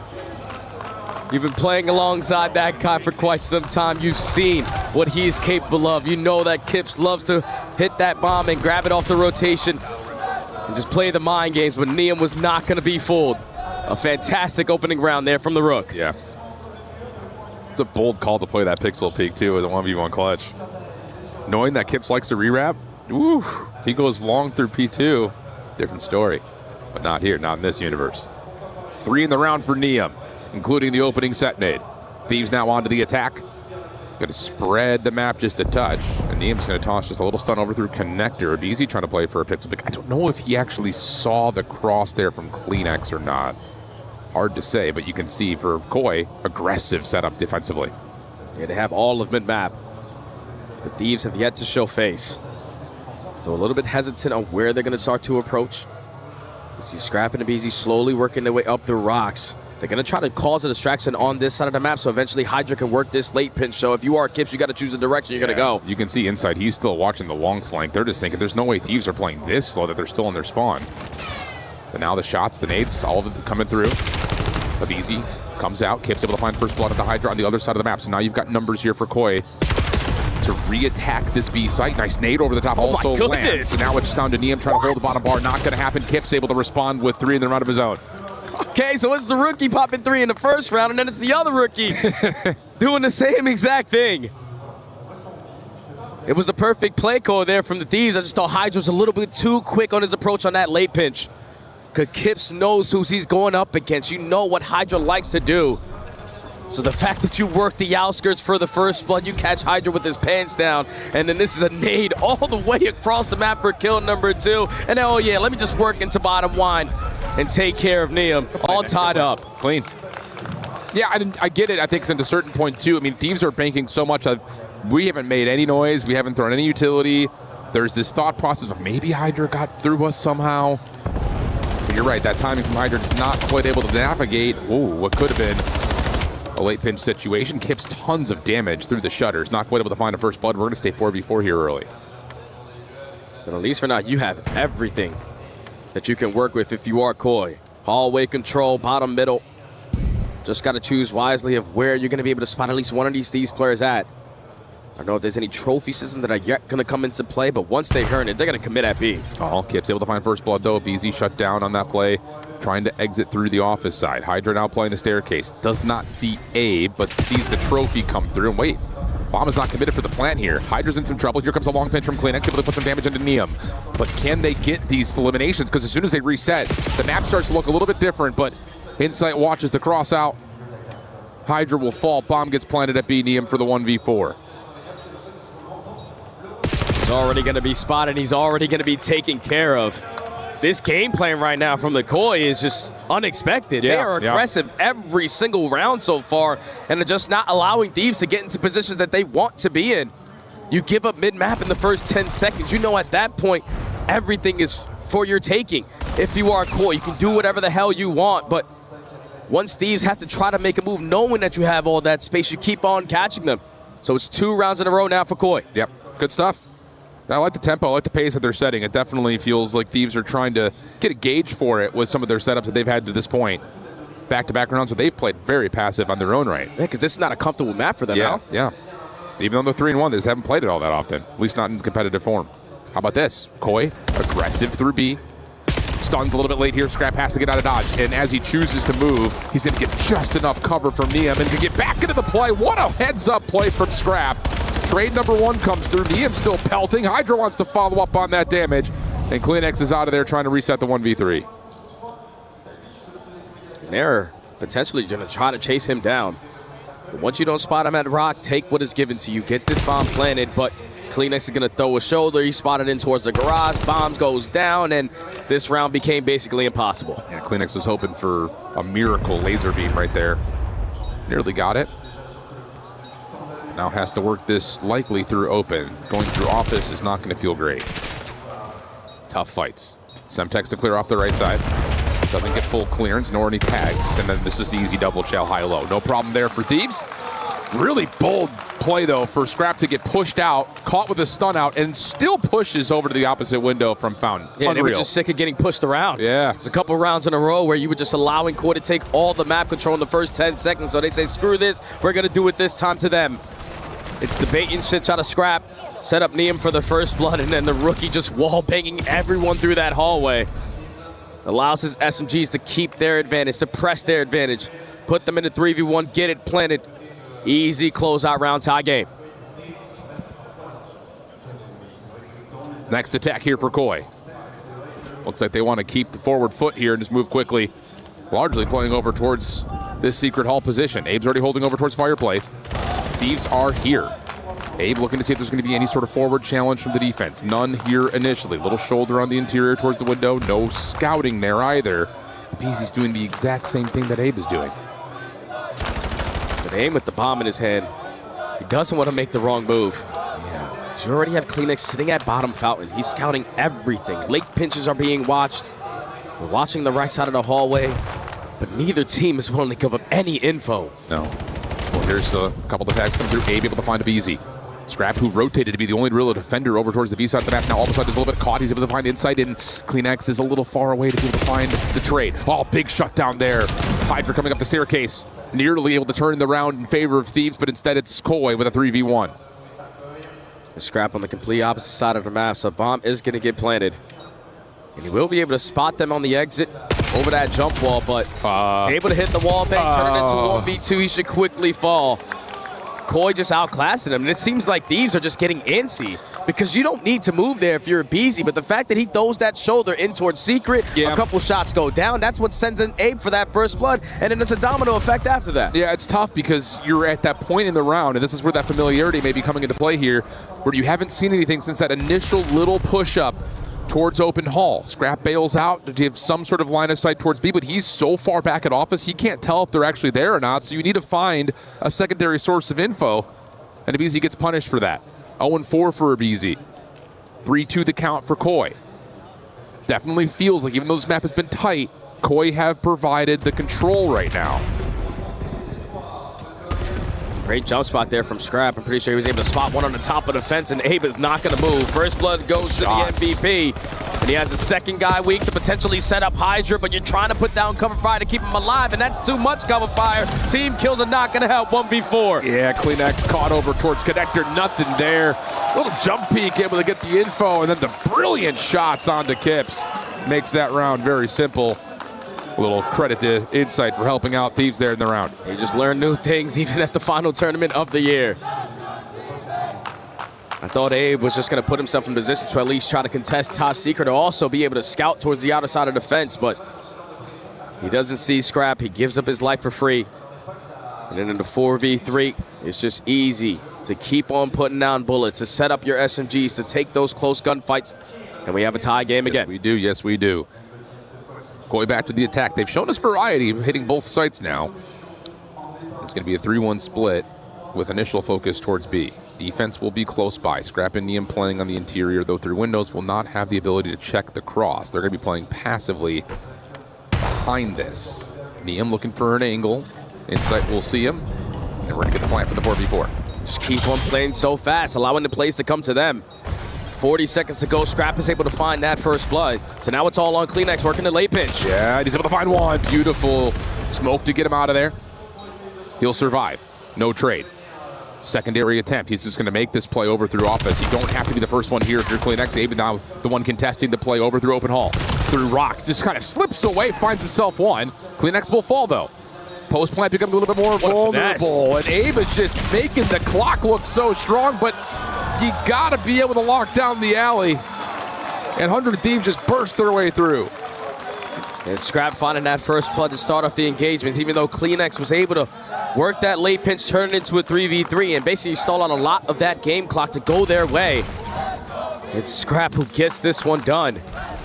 Second kill on the round. Know that he has a Beezy alongside him. And Abizi finally gets a couple kills on the board for Thieves to take the lead. It's only a matter of time.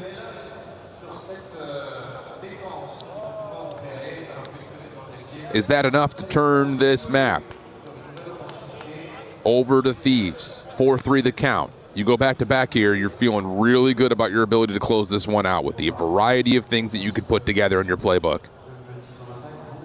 Koi looking to possibly stay aggressive still. They've got a heavy hit heading over towards the secret hall. They're going to try to bully out Hydra. It takes a lot, but they'll trade it 1-for-1. 3v3. Abizi's got a wide open B site. Yeah, that's a fantastic job there from Hydra. A lot of info gained, guaranteeing your one kill. And now Neum does get spotted on one side of the map, but the play is going to be in the opposite. I'm not, okay, Neum does get spotted. I'm not sure if he initially got seen, but now he's tagged up to half HP, chasing his Kips. They will meet each other, and Neum will have the upper hand again. 3v2. 30 seconds that you have to find for this retake. Neum's going to play the late play. Love this. CleanX has to do something heroic, and he's got to do it quickly. This is taking too long. Yeah, Neum's just valuing his life so well, forcing these players to look for it, but he's going to turn into a one-on-one, 15 seconds. Yeah, but Neum has got a really good position just to do a little shoulder check to check the bomb.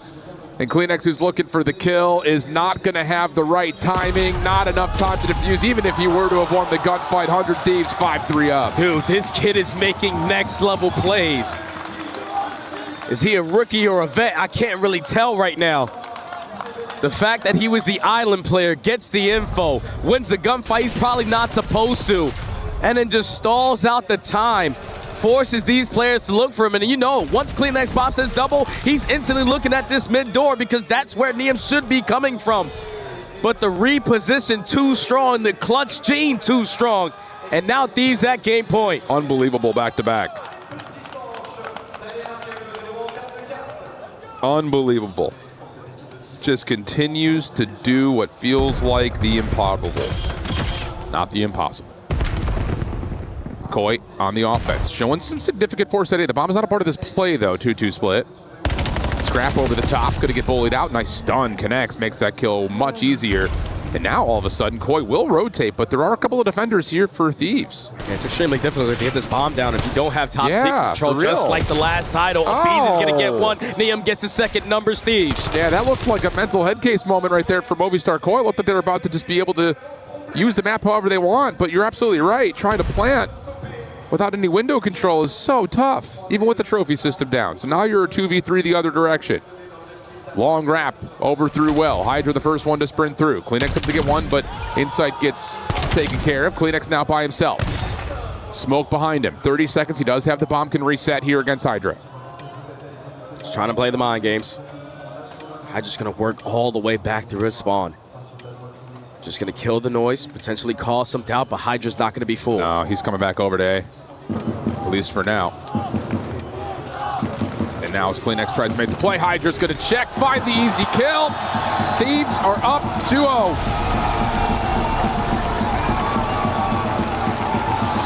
Once those mid-round adjustments start to come on in, Thieves never looked back. It was 4 rounds in a row from 100 Thieves. All of the adjustments, the rookie continuing to get lost, continuing to make plays, and Hydra finding so much success in that first blood category. It was too difficult for Koi Boys to try to at least stop the bleeding there, because the Thieves were so spectacular in the teamwork aspect of the game, so efficient on a map that they usually don't play a lot. And now they're up 2 in a 4-game series potentially. You've got to trust the protocols you've got in other maps, knowing how you counter aggression, how you set yourself up to play for trades in a late game situation. And Thieves do it pretty much perfectly after the back and forth affair that we had early. 3 rounds in a row to finish. Unreal stuff for Thieves. Consistent as they could ever possibly be, which is just so refreshing considering the stunned reaction we all had at what happened in finals. Yeah, it just shouldn't have gone down like that for the Thieves lineup. They were one of the top teams that we had in the game, and you just had a bad weekend of Call of Duty, but enough about that. EWC is a different tourney. That's right. We've got the Club Championship, and Ginny has got an update for us. Heartbreak for AGAL here over at the Lenovo Legion Gauntlet. This was HOK, their promised game, their title, and they were so close to closing it out, yet fell short at the very end.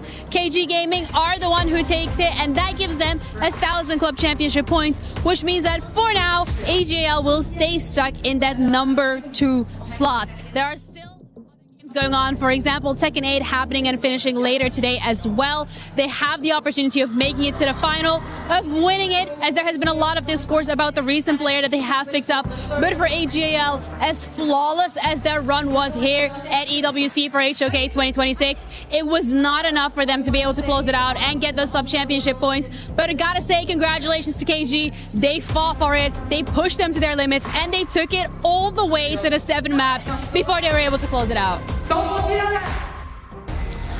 Yeah, we've got a lot of tournaments going on all at once, and for Kaisho Gaming, I think they're the team that was expected to just run through that tournament. They went to a game 7? Yeah, I guess it was maybe a little overconfident, Jay. They're icy, I guess, like Niam a little bit, right? Hey, we got a little bit of that going on. Welcome to the caster desk. Hey, guys. Good to see you guys all weekend long. Let's kind of talk through where we're at, though, with our series, because for Thieves, again, the questions coming in were notable. The questions coming in were merited.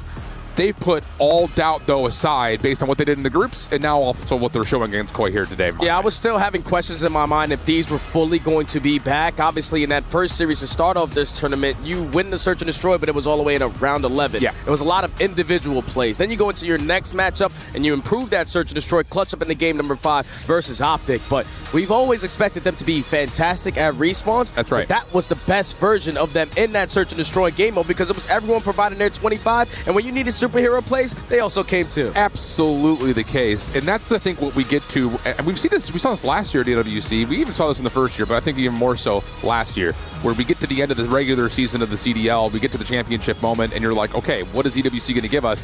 Wouldn't you know it, the teams that were just outside the top 4 are playing the best COD that they had all year long. And we're getting that from Koi in a lot of ways. I know that the map count right now would lead you to believe otherwise, especially concerning the score, but like we talked about, through the first 2 rotations on Den, Koi were making all the right reads, all the right moves, just not able to quite win out the moments to give them a commanding position to dominate the hills the same way that Thieves were. Yeah, and it's tough, man, because that's your bread and butter. Like, that's the map that you're usually banking on, because you know you would Team B in this series. The later half of this series, all those maps are going to be heavily in favor of the Thieves players. So you quickly have to answer into this one. You can't go down 0-3. This gridlock overload coming up next needs to be a lock for Koi. Absolutely. And you have to keep in mind that it's not just Thieves playing at some of their best COD right now in the year.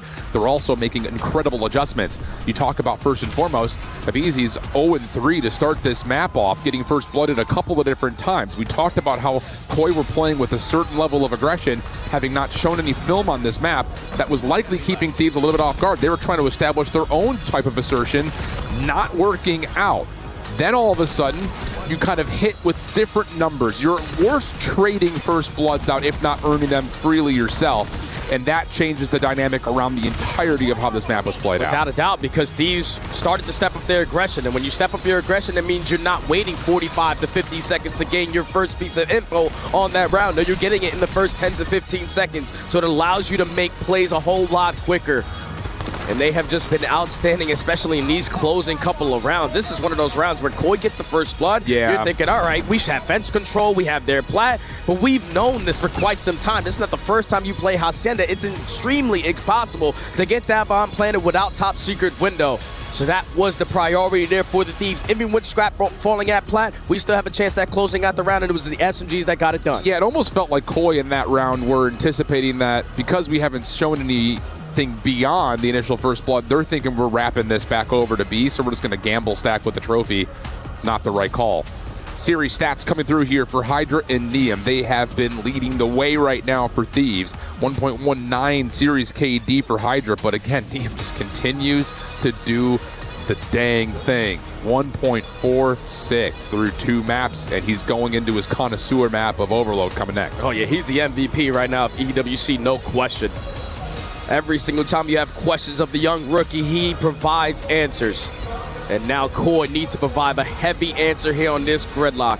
You cannot go down OD versus this Thieves roster. You need to try to build some momentum. This is a map that you went all the way to distance versus FaZe not too long ago. You lost it in overtime, but the reason why you got there is because Abe was providing that slaying with this NPC. Yes. It's not about how you start a series, it's about how you end the series, but he needs to implement himself into this series. Yeah, I like that comp. I think especially with the slow start on Hardpoint, even though he was fine in the Search and Destroy, you have to have a moment that we've seen throughout this weekend from Abe. Here we go. Let's lock back in. Gridlock overload 2-0 up in the series in this best of 7 for Thieves. And Abe will be the first one forward in the middle of the map. Lots of damage coming through by Nate's kids, able to find the first blood, and Abe wants to try to pounce behind that, but Scrap shuts him down, and a follow-up comes through as well. 100 Thieves will own the bus for now. All of them in map control. And so far, Koi in an uncomfortable spot. Kleenex is going to play the timing, and that's going to work out for a double kill, so that's going to send in Abe for kill number 3. EMP should now be picked up. You should be working over towards this A point. Looking like they're going to make that move happen. Hydra tagged, held on for a moment through square. Nice stun coming through for Abe to slow down the reinforcements, plus the damage onto Nia, but Hydra's back off the regen. He's able to find himself 2. Not quite able to get the 3rd. Inside able to score first. A perfect sequence there from Koi. Take advantage, pressure advantage off of the 4 dead. And force the Thieves to be uncomfortable off the respawn. A score in the first 45 seconds. Now puts the pressure here on Thieves to make something happen. SMG's trying to work the long routes, and you're going to take the risk. You're going to bite the bullet, and this is going to be a juke move. We're going B. Yeah, Kleenex, though, possibly able to play a bit of a cutoff. Also has to watch his back. Trades come through. Neum, the first one forward as the lead blocker. Hydra still playing up top of the overpass. This is not a comfortable position for the EMP to be. Needs help. Not really going to get a lot of it. Hydra now has to back on up.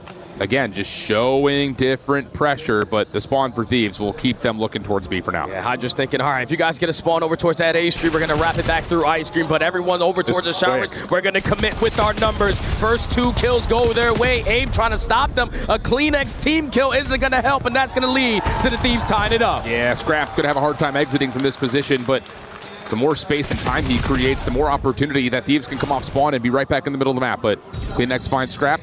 Kips finds Hydra, the first one forward. Now Abe in another position to play forward. He has to do the dirty work. He's able to find the first. How long can he finesse and play his life? Really good routing here. Almost gets a chance to take the fight versus Easy, but on the other front, I was going to say maybe a chance for Koi to overwhelm Scrap, but he finds one. Hydra follows up, and the EMP stuck at Showers. Yeah, if CleanX wins that one-on-one there versus Scrap, that leads to a score there for Koi, because Abe was doing exactly what it needs to do. Calls a distraction on the opposite side to give you the advantage on the opposite. But now 2:40 left to go on the half. Still all tied up. Battle for Showers control. Abizi almost locates kill number 3, but the pinch from Hydra should be able to clean up the rest. Doesn't find the first, but knows exactly what the job was meant to do. That's find both. And he will at least take down the second. Help on the way from Abizi. It's going to work out. That's going to be 4 dead, but the EMP has reset back over to mid. Koi, going to have a split spawn situation. These two from the front need to do this. Yep, get the clearance, and they will. CleanX able to find both. Niem with the EMP, but doesn't have a route yet. Yeah, Niem just wants to force the Code players to think I'm going one place, but we're actually going the other. Everyone committing up through the A Street. Inside trying to at least stall out time for the teammates to get here, and you have applied a much pressure over towards the backside of 18, but that one kill should slow everything down. That sure has. Niem now stuck. Trying to take the fight forward, able to find a kill. That's actually huge to open up maybe a route, but Abe on the backside has found another. 2v2, trying to force this score. Hydra's able to get one. It's just down to the last member standing in inside. He's trying to take the first. No way! Does not anticipate the first run from Niem. And 100 Thieves will get their second score. And Niem sitting at 4 and 8, but 2 of those kills came with the EMP in hand just now. Stalls out enough time for Hydra to eventually implement himself into that play. Leads to score number 2. Now 1:20 left to go. Abe trying to get lost. He needs his teammates to retrieve this EMP, but he loses that key one-on-one. And now all of the map control in favor of Thieves. Oh, Scrap has insight low. Hydra right there to follow up behind it. So again, damage continues to get confirmed for kills. Scrap will look at the EMP and pull it back around as Abizi is all the way up and over to bus stop. And if you're Koi, I don't think you anticipated being here, but you still find the kill nonetheless. Long pinch on the way from Abe. You need to hold these eliminations from the front if you can, though, because Hydra is just trying to do it himself. Backside 18, shut down by Inside, and now Abe can be the forward blocker. Inside's going to retrieve the EMP. And if Abe falls, we're going to start to work that rotation. You got Kips trying to work his way through Showers. He's able to get the better of Scrap, so even with 30 seconds left, movie star Koi thinking we're going to be the team with the last chance at getting a score. Going to commit through Showers, but the NPCs are always hitting for the Thieves. They shut it down again. Abe finds Hydra. Route B developed by Abizi. Inside where this could be a potential, but gives it up at the wrong moment. Still able to finesse a little bit longer, though. No trade, though, onto Abizi means that this last 9 seconds is still up for grabs in terms of the EMP. CleanX trying to clear out the Showers. Can you get a finger on this device before the time expires? May not make much of a difference because you still have a full setup here if you are Thieves. Kip's able to collect it and get out, so one more chance, 25 seconds. Yeah, but his teammates have to now commit through Showers. The rotation back towards the opposite point is going to be out of play here with only 20 seconds left. You can see the way the Thieves are set up. Everyone banking on the push coming from this angle. They get the first on the Scrap. Trophy systems are down. Inside, not able to get Niem. Follow-up trade is there. But Abe has to body block with a pistol. You got to try to get your way through. Trades come out. Thieves will hold. Great first half from both teams. Thieves, though, with the perfect response. And again, even though Niem is not popping the most kills in this map, the fact that he's able to get score number 2 the way that he did, it's insane to see the amount of big-time plays he is making in just one series, and we're only on map number 3. 5 more minutes until you potentially are up 3-0 in the series. Koi got to bounce. Yeah, they really, really need to put something special here on the break-off, because it still feels like these are controlling how this map is being played right now. Here we go. Here's the break-off. Double hit on this flank for 100 Thieves. Niem has fallen over towards A, so that will hold back the aggression of Easy just making sure the cut stays safe. And they'll send Hydra on the delayed pinch. Being watched, Abe, very well done, wins that gunfight. You also have a 1v1 happening over towards A. The gunfight's all over the map right now. And Abizi and the rest of the Thieves are going to win just about every single one of them. CleanX is trying to stall as much as he possibly can, but Scrap gets the trade. Almost able to pull the EMP off the bus, but we'll stay in a neutral fight. Yeah, Inside just needs to keep that EMP safe and sound. That was a sequence there that Thieves could have potentially took advantage of with a clean 4 dead, but still battling for this mid map, and now waiting for Hydra to work on the same exact pitch he did off of the break-off. You're not going to account for it this time around, or are you? Kips was going to be ready for it, but he gets one, and now he gets out. Oh, but Abe just kind of on a bit of a turntable right there. Just spins, gets a little bit of damage, then turns and still finds a BZ. So now you've got numbers to push forward, deal with Scrap. He's able to get one, which will slow down the play. Big gunfight at A. He's having a tough time getting the EMP initially. But like you call, over towards A. Kips is trying to be the forward blocker. He's able to win the first gunfight, but shut down immediately by Scrap. That'll keep the focus for Movie Star Koi over towards B. Spawns are all the way out towards A, but BZ will find both critical kills to stop the score. Yeah, you needed a safety net there because those spawns are all the way at the 18-wheeler, so it was all on Abe to get it done. Pops the double, now turning defense into offense. You got one player in Abe who's completely out of the play, so Thieves can just send it with the numbers. He's got to move quickly, and Hydra's watching the pitch. He loses the gunfight, though, but that's just a go call for Thieves. They have to try to make their way through. Kleenex will fall. Anyone else going to be able to get the shots in? Not in time. Scrap able to get past the portal, find himself a 3-1 lead. That's another situation when you understand how to press your advantage. We just got the opening kill. Someone just shot my teammate in the back. It's a 3v2 in front of us. Even though we have one player with a pistol, we are going to commit. Now a 2-score lead here for the Thieves. Koi, though, looking for a quick response. Abe trying to do exactly what he did last time, but he gets cut down. Yeah, but Abe's going to have to do a lot more than this. He's already found 4. That's skill number 5. Up and over, just looking for information. Has no more in front. Lots of damage comes through. Clinic's able to find the kill. That should lead to a second score for Koi, unless BZ has an angle. Not fully. 3-2 the count. Still plenty of time as we enter the bottom of the second. 2.5 left on the half. Abe watching the OE. Off the respawn comes Kips to clear out the ice cream side, but your teammates with the SMGs are turning and burning onto everyone on the side of the Thieves. That is going to be all 4 dead. The tissue is an issue, and Movie Star Koi looking to tie it up. I mean, Kleenex is sitting there watching Abe's kill feed saying, all right, brother, let's get this thing going. What a spark that is. 3-3, Kips watching the pinch for 1. And he knows Hydra's sitting somewhere up top, and the SMGs are waking up for Koi. They still have Thieves in a trap. Should be an easy route here for Kips. As long as Koi just stay alive and keep 100 Thieves at arm's reach, it's going to be a 4-3 game. Koi all over it. What a sequence there from Movie Star Koi. 3 scores in a row. Gunfights you're not supposed to win. And now the pressure is on the Thieves, boys. 1:35 left here on the half. Left here on the game. A BZ gets a trade, but Abe finds it. Yeah, that's big. Shuts down the play over to Showers. Hydra in the corner. Good help from Neum, and Thieves are saying not so fast. Nade over the top. Hydra trying to sneak into top. Grandma's not going to work out. Scrap has an angle here, but ooh, he's getting cornered. He will fall. Through mid-map, Neum finds one that trying to get out the Koi defense, but they are hunting the EMP. Insight right behind, able to find the elimination. No one's there. Nobody home, but Insight may not recognize that. Does he get around the corner in time? No, not fully. Kips behind the play. Gonna track behind this push to A. Defense will get set up. Yeah, they're gonna commit now. Have to. With Kips putting down shots, even though he's gonna take care of Neum towards the back line, we know we still technically have a 3v3 in front of us, but Insight wins a massive one-on-one. They are matching the pressure of the Thieves. Everyone is whipping out the NPCs. A BZ trying to locate kill number 3. It's a one-on-one. He's gonna come around the back. A BZ! 4 in a row. He's got the EMP. He's gonna get it in for the tie. Unbelievable from a BZ. Kips able to get an exit. 28 seconds until we go overtime. Can anyone get back over to the EMP? Koi are still cleaning up their spawn. Neum making that difficult.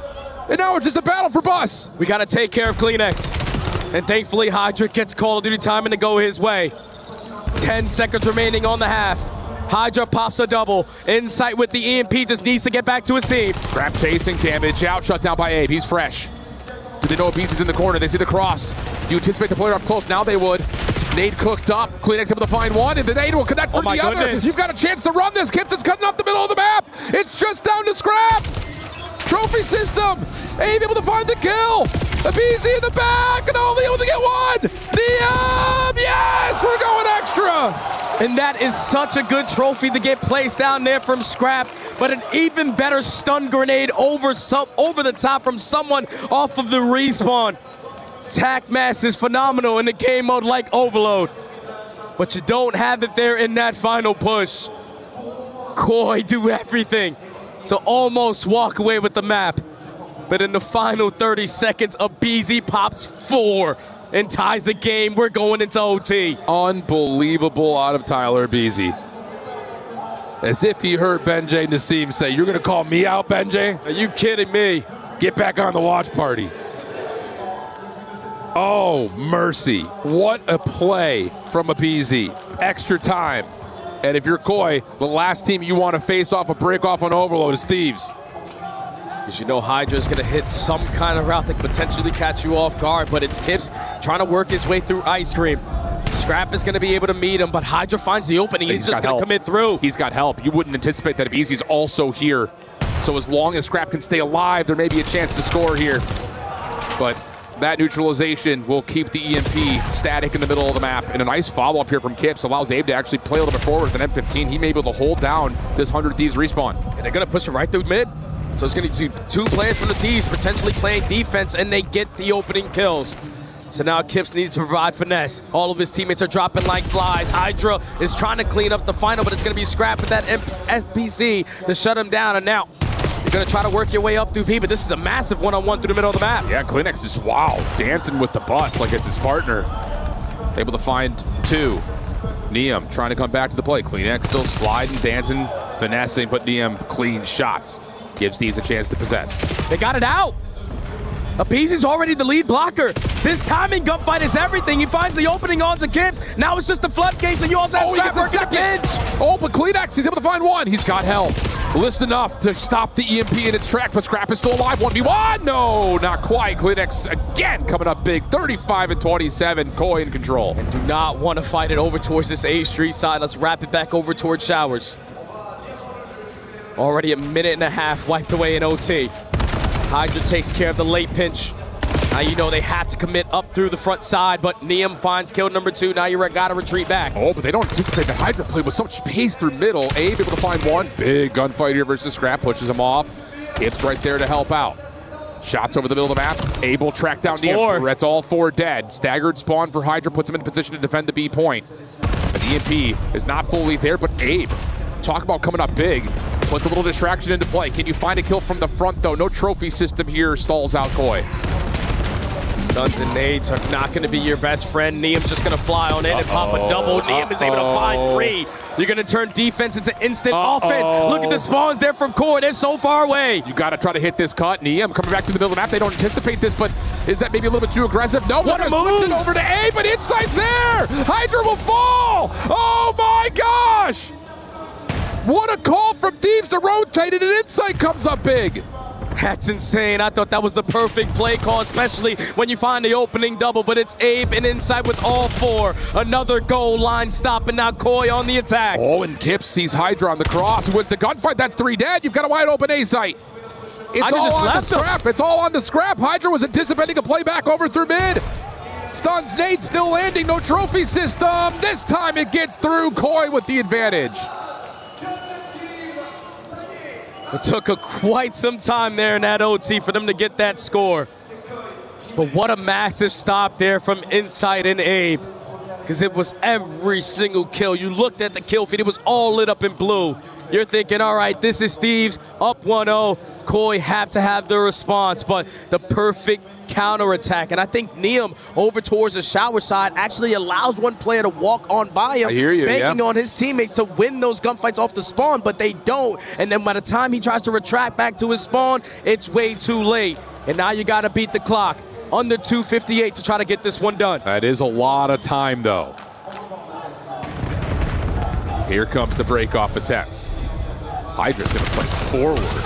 Looking for quick control. They're going to grab, pull, come back, find a second elimination. Uh-oh. Koi now in some trouble. Big win there from Showers. Abizi, Abe, trying to beat each other over to the other side. This could possibly lead to the score. Do you get in? No, not quite. And Insight comes big again. Huge double from JB Craven. And Koi able to pull the EMP back. You can always count on the vet to put himself in a position to make the big-time play. And now just trying to keep this EMP as far as you can away from these Thieves players. You're gonna try to work it up through A Street, play the mind games, try to fight this wave of gunfights, but Scrap gets the better of Insight. Hugo Chow came through, ain't able to get the trade. Pressure still mounting here though from Thieves to go behind 3. Insight will spawn up into place. He's the only one again. He's the only one. Thieves, are they going to try to go back the other way? Not this time. Abizi able to find the last little slide, and Thieves take the map in extra time on the stopwatch. There's just something about overtime and gridlock that hasn't been clicking for Koi this weekend.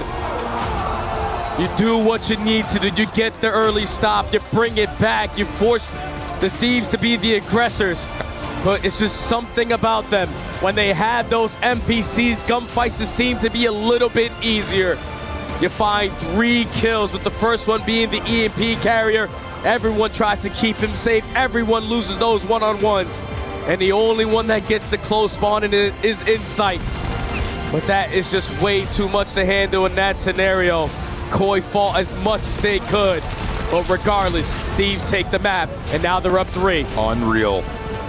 Not great news here for Koi, looking at an 0-3 tally. Oh, what a map, though. What a series this has been. You know, the score is still going to look a little bit more favored towards Thieves, but Koi are giving it every possible effort. It's just when it matters most, in those critical moments, be it at the end of a hardpoint rotation, at the end of a search and destroy round, or here in overtime on overload. Thieves are coming with that little extra special sauce to ice up and clean up. This is insane from Abizi. Yeah, he just can't get away with murder like this. You lose track of him, and in the process, Kleenex also picks up that EMP. On accident, I think. So that puts away the NPC, and that's not the right weapon for the occasion. Unbelievable series so far here from 100 Thieves. And I know Nadeshot's got to be smiling from cheek to cheek with the way that they're performing. Insane stuff. Thieves fans gotta be vibing in the venue. We got none other than Ian Chambers with some Thieves boys. I think he threw to me. I don't know. It's so loud down here. I'm with the 100 Thieves fans. It's a 100 Thieves party right now. As you can imagine, one map away from the semi-finals. What's your name, brother? Joey. Joey, you're from Chicago, right? Yes, sir. From Chicago. You must be feeling good. Are you going to clutch this up? Oh, 100%. Not even a doubt in my mind. Why are they playing so well? What's going on? I mean, we got Hydra, we got Scrap, we got everybody. We got the Rookie of the Year. We're in Paris for Hydra. Come on. There's no way. We can't. What's your name, man? Trent. Trent, talk to me about why you are going to win this thing. We're the best team in the world, obviously, and they called us a hoodie org, but look at the score for every game. Okay, I like that. I like that. Come through here. What's your name? Tiana. Tiana. Who's your favorite player on Thieves and why?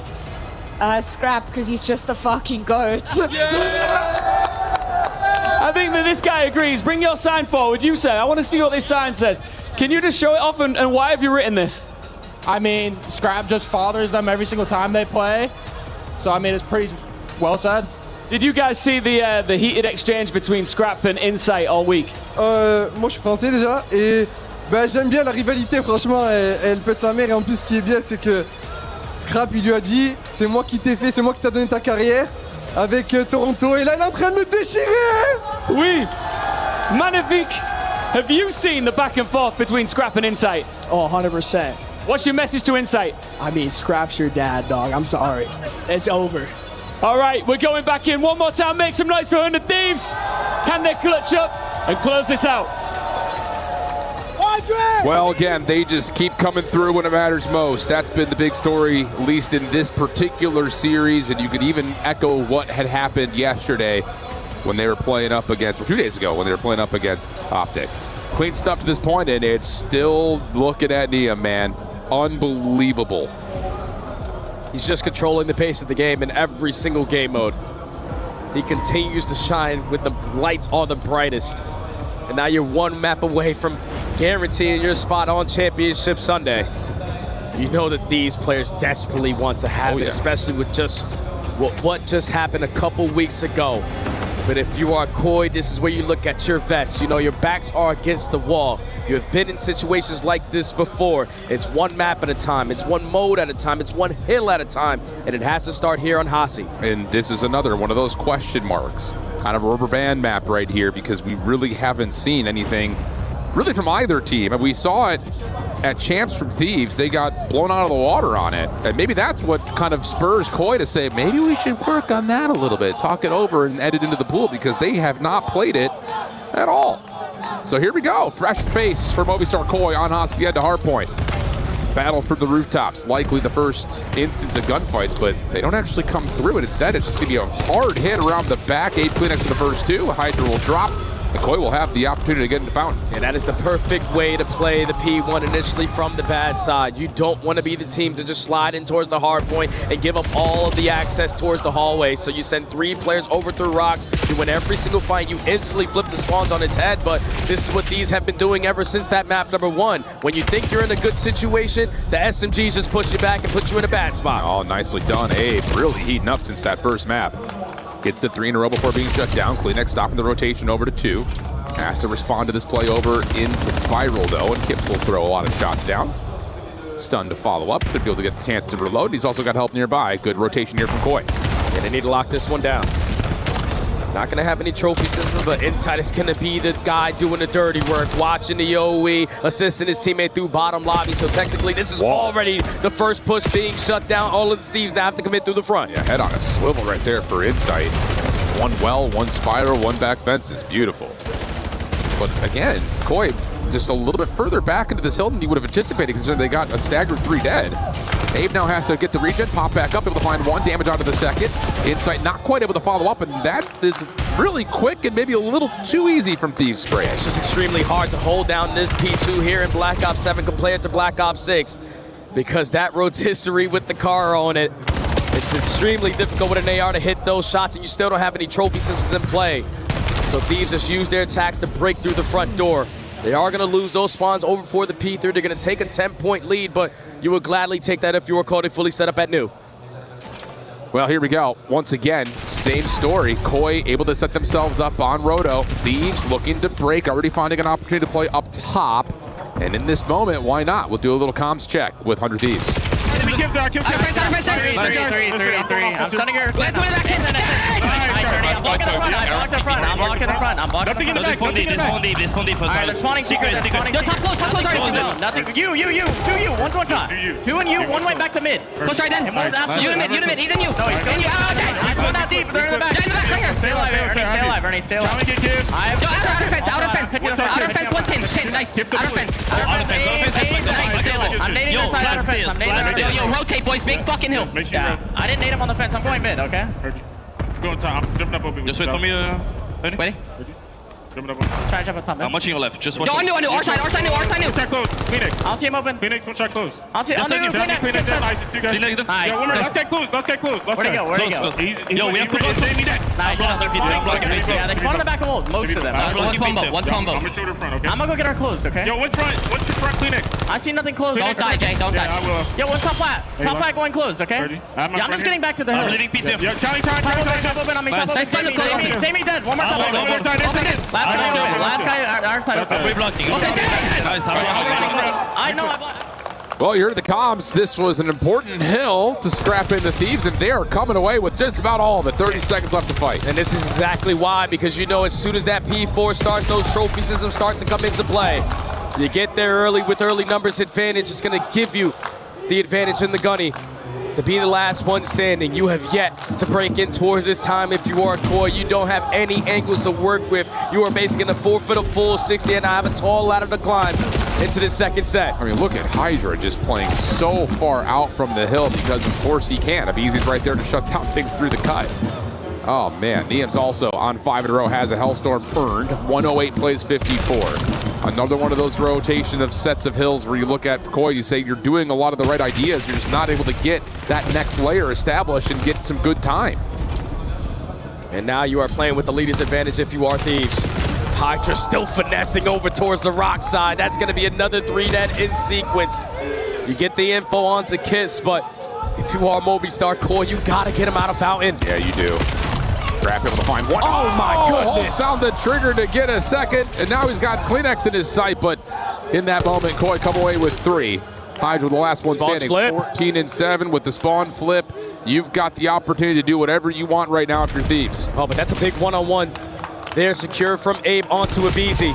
It's going to give you the advantage that you want over towards the B2, and this one should go a little bit different because you have trophy systems that can help you in this scenario. Inside with a massive one-on-one secures the front. Now you're going to read the pressure if you are CleanX towards the back line, and he's able to pop a double, so already the first wave shut down. A full 60 relieves all faults from Koi to this point. Would get us right to about a tie game. And that's why Niam's going to call him the Hellstorm. He knows that the pressure is going to be a little bit more difficult to get through. That's very true. You really don't have anyone in a position to move in from the front. This Hellstorm is just going to try to keep them inside for now. He's able to get one. Hellstorm lands. Kips and Abe still holding from the corner. Here comes the stuns, the nades, all of it starting to land. Last player left alive is CleanX. That might be the only player you really need. Niam trying to step in, and CleanX able to find two. Hold from Koi. You will gladly take that. You were extremely happy to see that Hellstorm get called in and get absolutely nothing from it. Because this has been a perfect response. Basically a full 60 hold to keep yourself into the game. You're going to forfeit this final 10, and this is a perfect chance to do so because Thieves now have those back spawns, and you can beat them to the punch at new. CleanX does stay alive, actually, for a little bit longer than what it looked like on that rotation back to office. Abe's going to have his gun up. Hydra hitting from the front, already taking damage, able to get both. So now Hydra's the last one standing. He's just trying to play his life, drawing outside the lines. Oh, but doesn't get back inside the lines in time. Will die from staying outside the map too long. CleanX shuts down the play from the front, guns up towards the back. And they have all of these angles being watched. Inside is not going to get caught slipping. Abe is playing the timings over towards top plat, but Inside loses that gunfight. Is now going to force Abe to make the play. Only able to take down one. You lose the back spawns, and you're surrounded if you are Gibbs. How much time can he stall? He's doing a nice job. He's got a trophy system to keep him tucked in safe, able to get most of his health back on the regen. Now the follow-up from CleanX is here, able to find one. He's got a low health pool on Hydra, but can't quite finish the food, and gotta rotate. Good help coming through. 15 seconds. Rotation on the way for both teams. It's going to be about 170 to 134 in favor of Thieves. It's a race over towards noon. You know, Thieves still have at least one player at ult, so it's 4 guns versus 3, and you start off the engagement with CleanX finding one. But the problem is there's 2 trophy systems down, and that allows the defense around the rock to stay stable. Big wins right there for Thieves, trying to do what they did last time they were here and run away with this hill. You desperately need to get a very quick break here, or this is basically going to call game. You have to work your way over through locker side. You have to push your way up through garage. But every single time you take a step, it's one of these SMGs pushing you back. Now it's Scrap's turn. Scrap and Hydra to lock it down. The test is in. Able to find one. Numbers now starting to build for Koi. Hydra in some trouble, will be shut down. Avizi going to follow up with Niam, though. They still have angles to fight with. CleanX able to get one, not snapping over for the second, but the hit from the side door from Kips. He's going to have to 1v2. He's found the first. Niam, though, finessing off the regen. Going to get help from Hydra, and then all of a sudden, Niam pushes out an extra lane. Unbelievable. 190, 134. Koi are scrambling, trying to do whatever they can with the numbers that they have. They only are able to get this final 10 seconds if you find this trade on the Scrap very cleanly. So it's still going to be a 50-point deficit. Thieves just want to play for a wave of kills before they even think about the objective, because it's not their objective to think about, at least for now. Leader's advantage is a hell of a thing. And Abizi is waiting for his time to pounce around the back. Gets one for free. Scrap able to follow up with 2. That's going to lead to more time here for Thieves. That nail coming down closer and closer on the coffin. Yeah, and you can't win here at the P1, but look at all the space that's already being created with a clean 4 dead. You know exactly where the spawns are going to come in, so this is going to allow Hydra to work on some of these routes. Finds kill number 3 in a row onto CleanX. Avizi across the map finds another. They keep on winning these sequences of gunfights, and this is not going to allow Koi a chance. No, it's really not. Avizi able to find another. It's just there's never been a moment throughout this hill where Koi can get all 4 players involved. Not even up at the same time, really. It's just staggered spawn after staggered spawn. Someone's going to have to pop a double. Kips, Abe trying to work on the early rotation, but Kips will fall. Abe has to make a play through bottom spiral. It's being watched. Last effort here. Insight and CleanX, the long-standing Koi duo. Can they find a way to hold back the Thieves? So far, it's not looking all that great. Trophy system does get down. Opportunity to still flood this one more time from the front. Yeah, you got to commit through the front. No longer after being hit, and everyone that commits at the front door gets gunned down. You lose the back spawns for at least 1 player, but Abe is already going to be red. Abizi can't locate him, and now you're going to be pinched up. Yeah, it's just the deficit on the scoreboard is just maybe a little bit too wide right there. You have to play perfectly. And you're still seeing that even throughout these little fights that are happening in the front side of P2, it's allowing Thieves a chance to come back into the fight one more time. Abe in the corner, waiting for his chance. Thieves taking a patient approach here with only 18 seconds left. Careful here. You lose all these gunfights, you're going to spawn behind. You're going to get a lifeline here to Koi. Without a doubt. And how do Thieves decide to play this? Are they going to commit for this final 10 seconds just to get closer and closer to the 250? They're going to walk away with the final 5. So depending on the pressure, where is CleanX going to spawn? All the way at old. So you're going to give yourself the advantage with an extra gun in the occasion. But it's the pinch coming in from Hydra. Up easy from the top. Here come the NPCs. Yeah, they clear out office and patio, the position that you want. CleanX coming back over to the play, able to find 2. Looking for one more up top of the pistol, not able to find the full damage out. Abe holding through 10. He needs to get one more around the back. He gets a little look at Easy. Shots are through, but Easy comes out and ego chows him and puts him in the dirt. Kips with the follow-up. The trade is in, but the gunfight on the hard point goes the way of Thieves. Now you're scrambling back, and at least for Koi, they will have the numbers, and they're going to move the spawns around. Hold on now. I'm not going to lie. Koi are starting to do every little thing that's necessary for potential comeback here on Hasi. Only 20 seconds remaining. Thieves are still going to commit a full force at this old time. You still have a chance at winning. You only need 13 seconds, but if Koi can chain a wave of kills and then win this rotation, they have a chance because Thieves can no longer win here. Oh, Niam able to get one on the exit, but now it's just about what Kips can do with Abe. The 2 new guys on the squad. Scrap able to find the first. Abe has to hold his life as long as humanly possible. Trophy system down and then deleted. Help is here from inside. Here comes the formation from Thieves. All of it largely from the front. Niam's working on the long route, but Abe is going to try to push out. Abe able to find 2. You could push out Hydra here, but he's holding a nasty head glitch. So he's going to hold off just a moment. And now it's up to Niam. The long play around the back could win the game. And Abizi finds the opening frag, so this is going to force the head of Abe to turn around and give the opening to Niam. You have them surrounded. The break is good, and this might be it. It's got to be Kips. It's just got to be Kips. He's got to find a way to make something happen. He's going to go off his side. This might not be allowed to happen. There's not enough time on the clock to make this come through. All the guns are up, and Thieves are going to take the map and the series.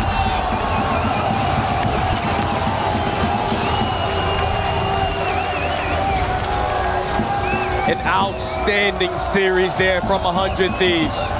Every single map so efficient with the teamwork aspect of the game. Even on maps that they usually don't find themselves playing on.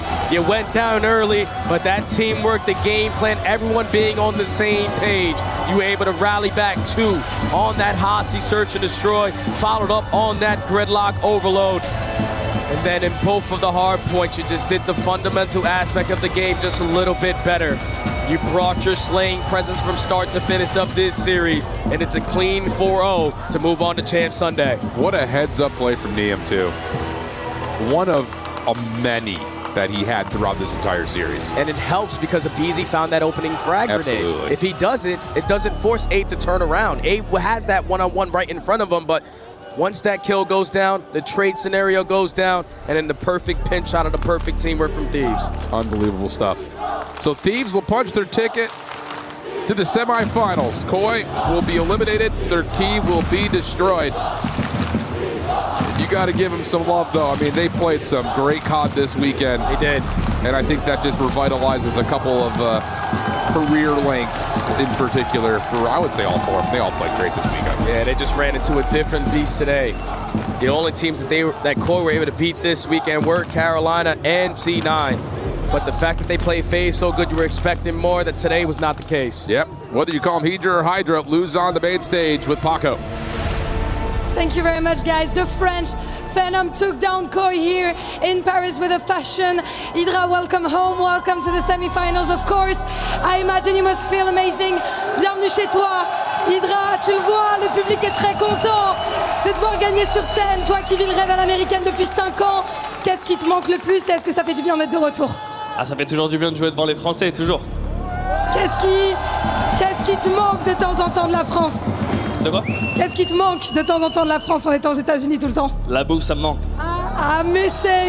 What I'm missing from here is obviously the food, and it feels great, of course, to play in front of my fans. And back to English, because we have a bilingual player, of course, with me. I know that your teammate Scrap have been handling the trash talking on your side of 100 Thieves, but I'm not buying that he's the only one with a sharp tongue. So who else in the team can say little stuff usually, whether it's in scrims, officials? Tell me.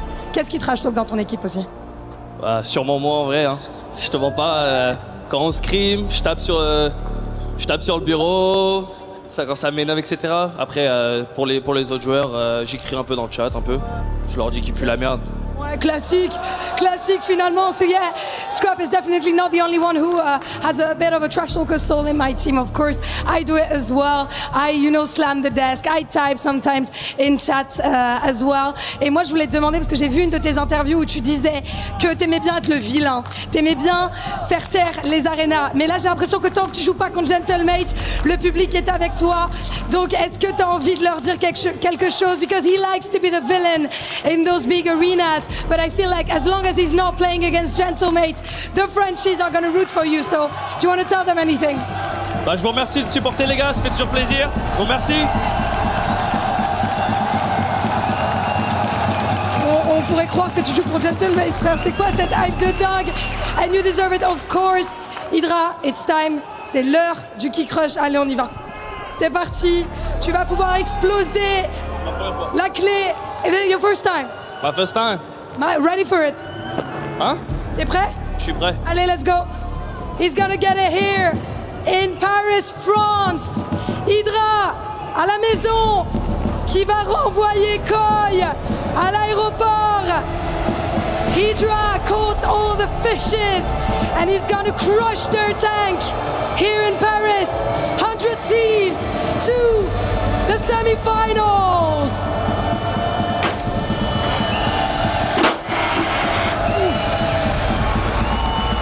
First time, that was pretty solid. That was good? Well, that was pretty good. I'm gonna welcome you back one more time to the stage. Mon frère, tu l'as vu, tout le monde est très content pour toi que tu sois là. Mais maintenant, je vais te demander de faire mon travail, à savoir me donner un petit peu tes prédictions. Est-ce que tu penses un petit peu pour la suite? So we're gonna keep that one in English. Next up is gonna be Gentlemates versus Falcons. Who do you see taking the win here in Paris? No bad answer, of course. J'ai M8, hein. I see mates winning, and on your side of the bracket you will either be facing Optic or FaZe again and again and again in that bracket. So any thoughts on this, and who do you think you're going to face? Je pense qu'on va jouer Optic. Ça fait top de toute l'année. Je pense pas qu'ils vont faire top 8 cette année à l'EWC. So I think we're going to be facing Optic. They've been top 2 consistently this entire year, and I don't think they will go up this time. Not the FaZe, not the champions. No. You can go wrong with both. You can go wrong with both. That's a very solid answer. Thank you very much. Merci encore, Hydra. C'était un plaisir, les gars, encore une fois. Du bruit pour lui. As we're moving on to our next series, Gentlemates versus Falcons. So good to see Hydra with a smile on his face. Last time I saw him in Paris, he was up in the booth with Kataga, just heartbroken that they had fallen in the grand final. He is the new pride of France. He is the star of France when it comes to Call of Duty. He shined, but was he the brightest on his team in this win, Nameless? He was very bright, Chris, but he was not the brightest. I mean, we got to talk about Neum again. I feel like his name, we've just been talking about him every MVP segment. of the tournament? Yeah, if they win, he'll have a strong case. I mean, unkillable on the map number 1.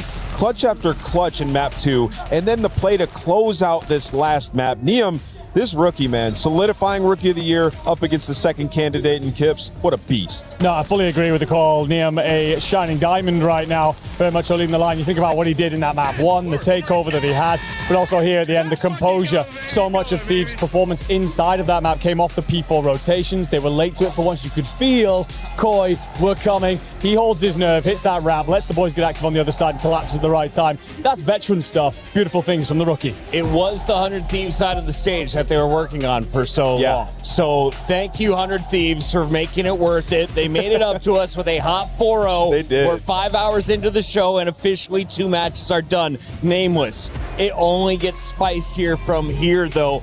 As we close out this match, what did you learn about the Thieves tonight? I just learned this is a ferocious team. This is officially the Thieves that was winning championships earlier in this year. This team can go through anybody. And you heard Hydra on that stage. Like, he thinks they're playing Optic, and that's a matchup that they've loved. So only time will tell. We've got a lot to talk about, including all the noise behind us from the Gentle Suits. For now, though, let's check in with some breaking news from Ginny over at Tekken. What is it? Tekken 8 has been proven to be very crucial to Club Championship standings, which was a little bit expected, but I don't know if I expected this to play out the way it currently did, because some big heavy hitters are out. Yeah, it seems like all the heavy hitters have kind of been falling out the same side of the bracket, to be honest with you. So we started the day with Falcons versus Twisted Minds. It was Newman against Arslan Ash, and it was Twisted Minds who knocked out Falcons. And then in turn, he got to play against AGL. And Zubair managed to knock him out and make it to the grand final, which puts AGL in an incredible position and at the top of the Club Championship standings now. So thanks to Twisted Minds, they managed to take the top spot, and then obviously he managed to beat Twisted Minds as well. So it's all kind of collapsed in on itself down the lower portion of this bracket. It's a bit of a feels bad for Twisted Minds, because this is what we saw from them last week as well. So I hope that they're able to, you know, crawl it back a little. But what's really important to highlight here as well is the fact that the AJL player came through the LCQ. So if he's able to win this, he does qualify for the Alfonso Award, which is absolutely phenomenal. Haven't had that just yet in this EWC, so we'll keep you updated if that happens. As if there wasn't enough money in the Club Championship Award, they remind us of the Alfonso Award. He came through the LCQ and he was able to take the EAFC title. Now AGAL has a representative doing something similar over in Tekken. With AGAL at the top of the leaderboard, Falcons have even more pressure in this next match to keep pace. Nameless, a win here gives you top 4. It earns you another 100 points, but more importantly, you're gunning for the 1,000 that you can get if you win the whole thing and the 600 grand that comes with it. Yeah, Chris, and as we look at this bracket, you see if they're able to take down Genomates, Heretics, obviously a strong team in their own right, but it's no 100 Thieves, FaZe, or Optic Gaming, right? So the bracket is laid out very well for the Falcons. They're at the top of their game. They have to seize this opportunity against the mates. The 2 biggest matches are still to come as we go to break. Reminder, lock in. Andrew's all kinds of excited. His Gentlemates are taking the stage against the Falcons after this.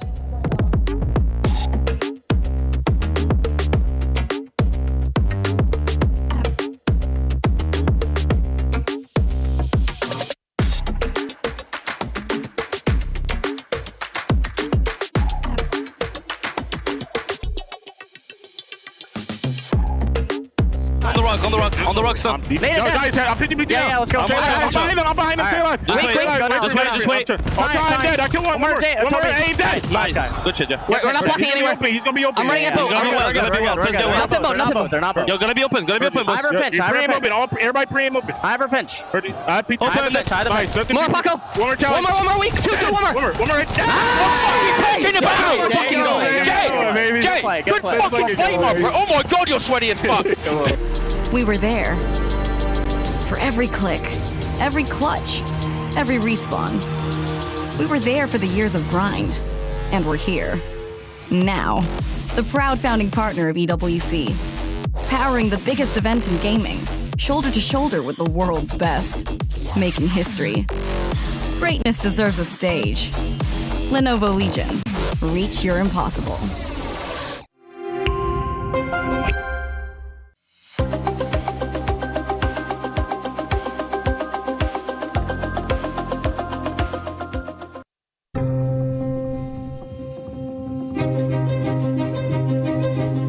You won't find her outside. She's mysterious. You won't find her in the kitchen. She hasn't cooked in years.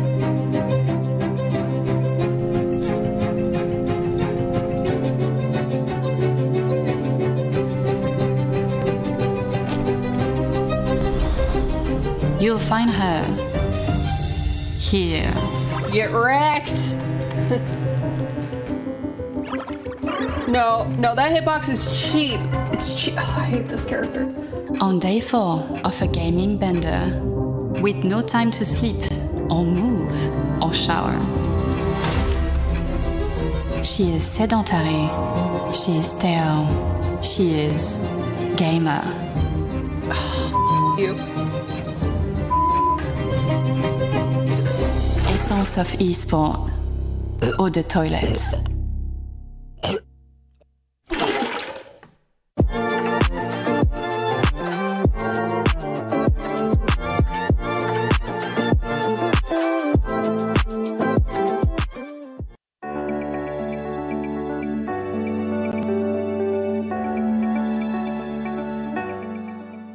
Ladies and gentlemen, welcome in to this interview here at the Esports World Cup for Call of Duty Black Ops 7. I'm Enigma, I'm going to be hosting this for you, but the real man that you want to be paying attention to through this is none other than Luca. My friend, welcome to Paris. Pleasure to have you here. If those of you who are just catching up on where Luca's come in from, recently in Challenges, got the call up to the top level, and let me tell you, he delivered a superstar performance. But let's go back to Champs and what you did there. How was playing in front of a crowd like that, man? Like, what was your mindset going into the tournament? How was it being up on that stage? I think my main point being a champs was just having fun. I don't like taking stuff serious because if I do, I'm just going to end up not being myself. So having fun is one of the best things you can always do in everything. I had a lot of fun and I can't wait to do it again here. But it is a case of, obviously, you come through relatively inexperienced, you step up onto a stage like that. Here in Paris as well, you're going to have a massive crowd out there. How does that affect you? Does it affect you? I think I'm trying to make everybody proud, of course, but I'm just always looking forward and trying my best. If you give your 100%, you can't do more. Without any regrets, you're just always going to go for everything. Lovely to hear that you are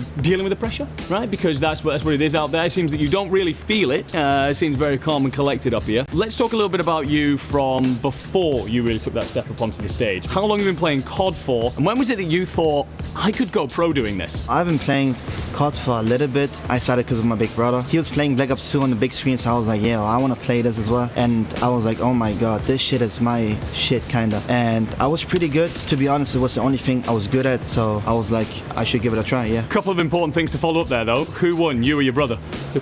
I don't think I need to say anything right there.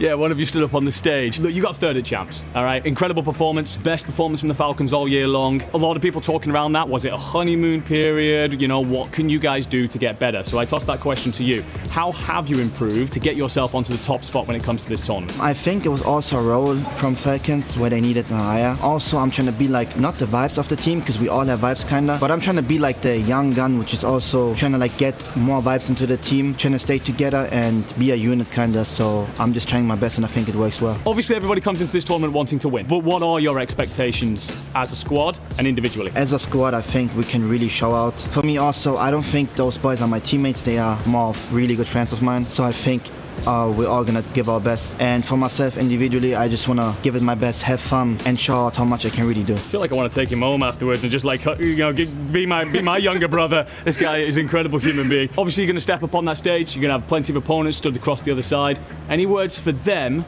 before you step out there? I mean, I would say watch out. Those guys weren't ready for us champs. I think they're still not ready because we're so fucking good. Fantastic interview here with Luca from the Falcons, a young man that we've all got our eyes on here at Call of Duty Black Ops 7 at the Esports World Cup. I've been Enigma. That's been Luca. Have a fantastic tournament.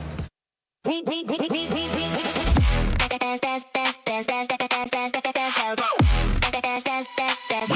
Esports World Cup.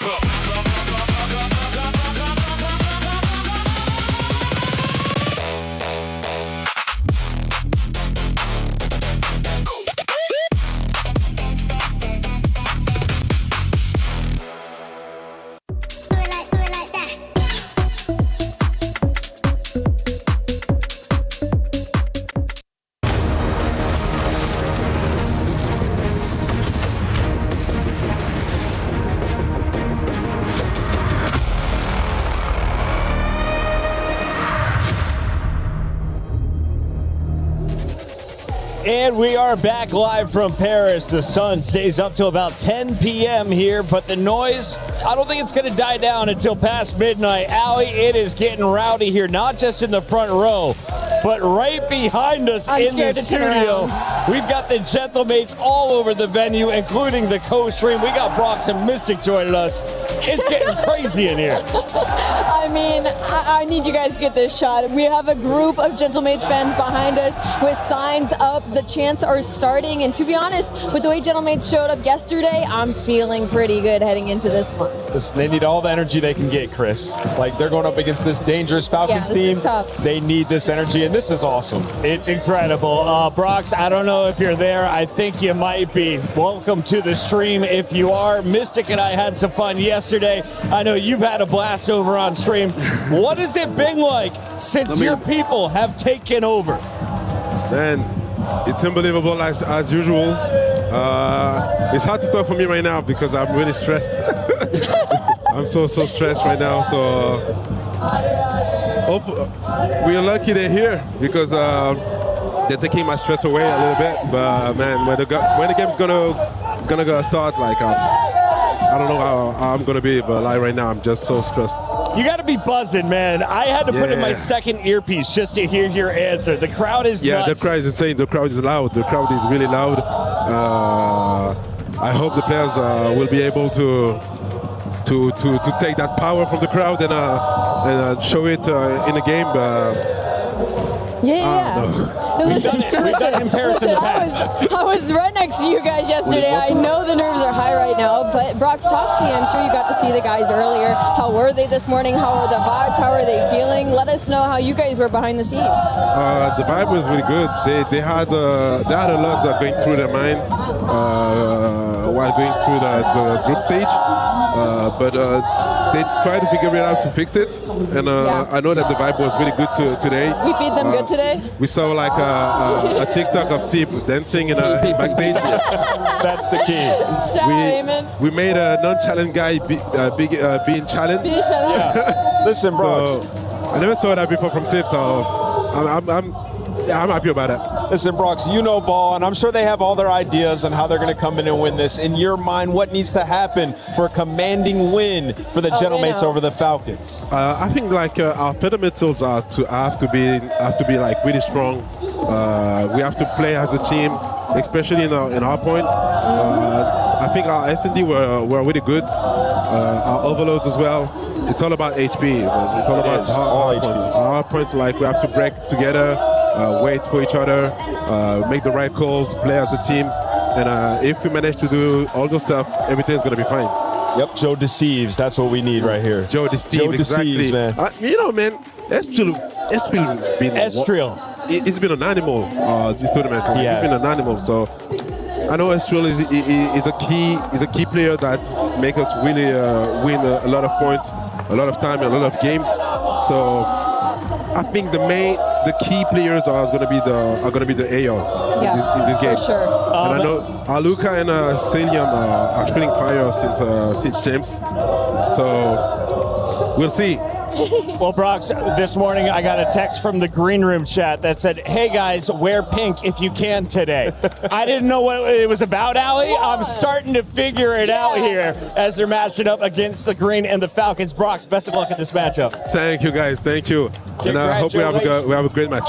Absolutely. Congratulations already on an epic turnout. You guys are wild. I can't even focus. And Nameless, we haven't even talked about the second side of this matchup. Yes, the Falcons are ready to go. Let's take a look at their maps and modes, because this is going to be another best of 7. So, knowing that this is going to be a longer series, who has the statistical advantage? Yeah, I would say this new Falcons team. You know, a couple things at play With here. the new guy? Yeah. You think about it, Gentlemates haven't even beaten a pro team in this tournament yet. Falcons have in the Heretics. And you look at this, I think the most interesting thing here is the overloads. The Gentlemates, their best overload was exposure. It's not in the map set at this tournament. And then you look at the Den and the Gridlock. It's not too great for them, not a ton of reps. So I think Falcons feel good about it. I think overloads are the absolute key in this series for the Gentlemates. Ali, do you agree with Nameless's picks here? How do you see the Gentlemates winning this matchup? Yeah, the map set in general definitely leans Falcons. They just have a deeper pool, but I will say the bright spots for Gentlemates are going to be this opening Den hard point. They're going to have to take this one. It's their only favorable respawn in this series in that category. Search and Destroys are feeling pretty good, though. They get 2 of them that they really like in the middle of the series early on, and all the way at the tail end should we go all the way to a Game 7. So if their S&D stays on point the way it has, they could get us all the way that distance. It's been a wild day, and we are only halfway through it. 2 more best of 7s, and the best one is coming up after this. Optic will be taking on FaZe Clan, but Nameless, as we get ready for Falcons versus Gentlemates, 45 seconds to the stage. Who wins this one? Because 67% of the fans over on esportsworldcup.com are siding with the Falcons and Kismet. I'm going to make a lot of the fans that were behind us mad a little bit, but I'm going with the Thanks Falcons. for the vibe, guys. Screw you. I believe in the Falcons. I think they get this one done, but it's going all the way to 7. Ali, I have something hiding in my seat. What is this? I have. It was gifted to me earlier. These lovely girls had these box of bracelets. Is that Travis Kelce's phone number? They told me to close my eyes and pick one, and it was a purple Gotaga bracelet. Oh, it just happened to be a Gentleman's Gotaga bracelet, ladies and gentlemen. I don't care who wins. We all win with this matchup. Enjoy your quarterfinal.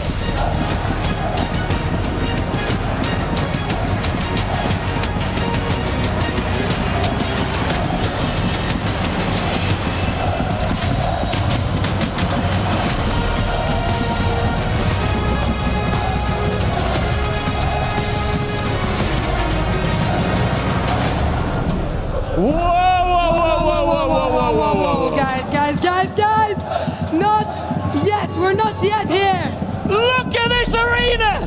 The STC arena at the Esports World Cup in Paris is turned up right now. And that is because we're moving into the next quarterfinal. Lou, come on now. We've seen complete polar opposite series so far. Yes. The first match, 7-match banger. The second, a wipeout.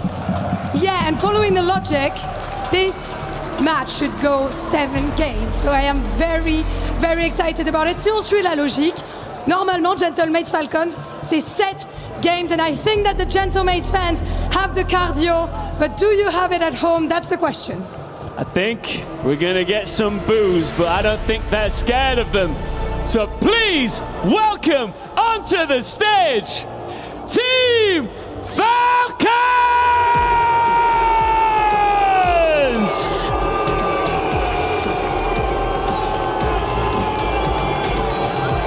Deafening in here.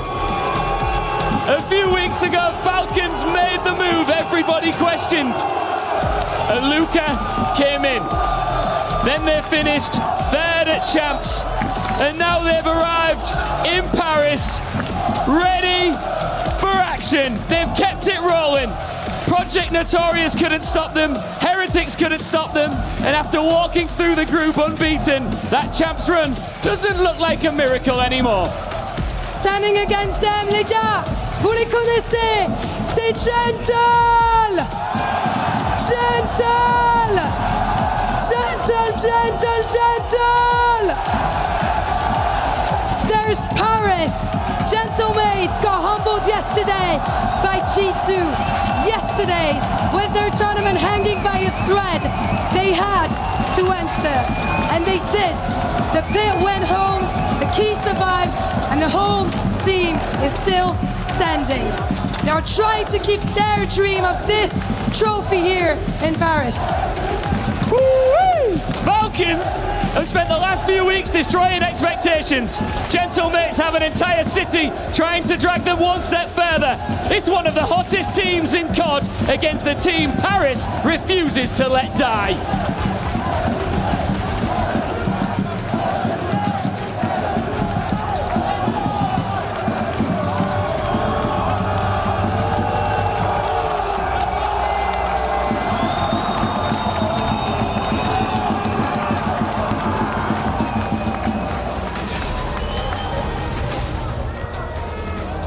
Wow, wow, wow, wow, wow. What a noise, what a crowd, what a sportsmanship. Guys, you guys haven't been talking enough shit on this stage, so I want to know, Ghosty, do you have anything for me on this matchup? Nothing too crazy, just we're going to get a different result than Champs. It's going to be different than Champs, all right. I think, Axnid, you know that you're going to have the crowd against you on this one. Are you worried about it? No. I don't worry about anything. I trust myself, my team. We are here because the trophy. That's it.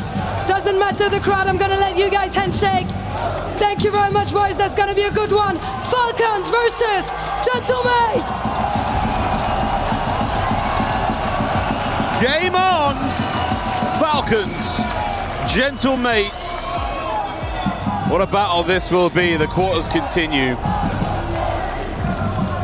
The teams met a few weeks ago, Chance, and the Falcons brought the Gentlemates to their knees in Vegas. Here in Paris, a different story is on the cards. It's bloody loud in here. I mean, guaranteed game 7. Wow. No. Fingers crossed. Fingers and toes. And Ghosty. Look at this. That result. We're going to make note of the artwork. And obviously the fans, whether or not they remember Falcons, a team, serious threat. Got to make sure you bring your A game. These boys are lethal. Crowd might be against them, but if I'm looking at that Falcons squad, this is a team that can handle it. That is a laser sharp, razor focused team. You know what I did there? Excellent pre-match interview that tells you everything you need to know. It's not about the crowd, it's not about anything else, it's about trust and it's about the trophy. Gentlemates, there is a very loud wall of pressure around them, but that will absolutely help one way or another. We'll see if it truly manifests itself either way, because right now the Falcons are the hot property here in the Call of Duty world. They've proven their worth and their weight at Champs, and now to go back-to-back against a squad like this, not an easy task. Well, for the Falcons, the question is, did they peak? Is there room for improvement? Was it a honeymoon, or is Luka the real deal? Well, clearly the real deal. The question is, how far can that young man go? Well, MVP caliber players right now, Celium. I mean, hey, late term of the year, trying to hit that MVP form. He's got the #1 KD, and it is a terrifying sight that Estriel's the guy right behind him with the 1.3. But the desk noted it. Falcons have beaten a pro team at this event. Gentlemen, this is far and away their toughest test. The Estriel shout is an interesting one because he's not typically the main slayer. I mean, Joe has been that guy. He's been the fella getting all the kills, providing that space on the map. But Estriel has been, and I quote, an animal, word to Brooks, at this tournament so far, without a shadow of a doubt. One of the eyes, one of the players to keep a firm eye on. The same on the other side for Celium. We do have a fantastic match ahead of us, a best of 7 here at EWC. This is the penultimate game of the day. After this, Optic versus FaZe. More on that later. You won't want to go too far. I mean, what a superb Saturday for a Call of Duty fan. Looking forward to this. Well, versus the Gentlemates, it has been clear-cut across the board. They have had the advantage against this team. I think that search and destroy, especially worth noting. Gonna have 3 potentially in this series. Here we go. Into Den. The last Den hardpoint that one of these teams would play on the year. Gentlemates will be in the red trunks, in the blue, it's Team Falcons, and so far, I mean, it's loud in here. I'm cranking my volume. Yeah, no, they win the opening break, though. They set the tone right from the jump. You want to get that energy flowing. Joe Deceives doing exactly that. Still pumping around. Keeping that hard point well and truly in the firm hands of the Gentlemates for now, and Sib on the soak. It is Estriel here on your screen on the dance. Not enough to help Sib find that kill on a Celium. Doing the mid-cut pinch. Now the Falcons trying to maneuver their way around the map, looking towards that P2 position. Sib on the spawn as well. So reinforcements all over the place, but this is a nice hole punched in the Gentlemates line so far, and Kismet, who's the last man up, and a narrow battle against Ghosty there, decides it. Hey, and you with the Falcons actually trade away maybe 10 seconds of scrap time to try to put the pressure on this P2, but the pressure has been lost. You lose the first couple gunfights, so all things considered, this is just a very strong start for the Gentlemates. Strong indeed. Falcons have been silenced. Joseph to the pistol, to the spawn. Now, Falcons on the attack forward. Ghosty trading out with Exnid again. And this is great space and wonderful time from the Gentlemates so far, keeping the P2 contest alive. We're not really finding a whole lot of separation. The kills are flying, but it's all Gentlemates in the time. Well, hey, this is the first time it took 2 minutes for the Falcons to find their flow, but Luka, the man to make it happen. Still 20 seconds to fight for. And you got Celium at the old time. Yeah, still looking to collect, and a team kill rolls through. So you saw how early 2 of those Falcons players rotated. Still got an actual 10 seconds there on the old time that the Gentlemates don't even take. Accident on one side, it's going to be Kismet on the other. And the timing, perfect. Unbelievable timing. Falcons, oh, a lovely 3 dead in the feed. Last man here on time is Joe Deceives. He battles his way forward. Now in the player cams, the Falcons have been absolutely roaring, trying to will their energy back in. Let's jump on board for a Fly Saudi check-in. هنا دوجو ويك يا تو دوجو ولا عوري دوجو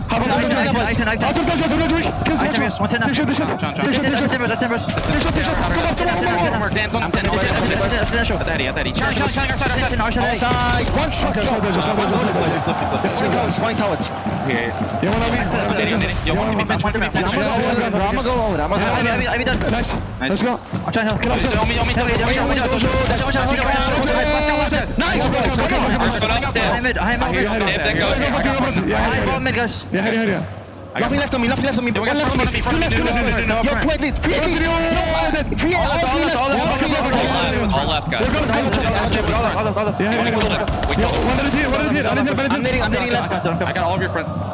I can be deep. Yo, deep on you. No! Sit front. Nice. Push it out. You can push it out. Estriel, then Joe Deceives.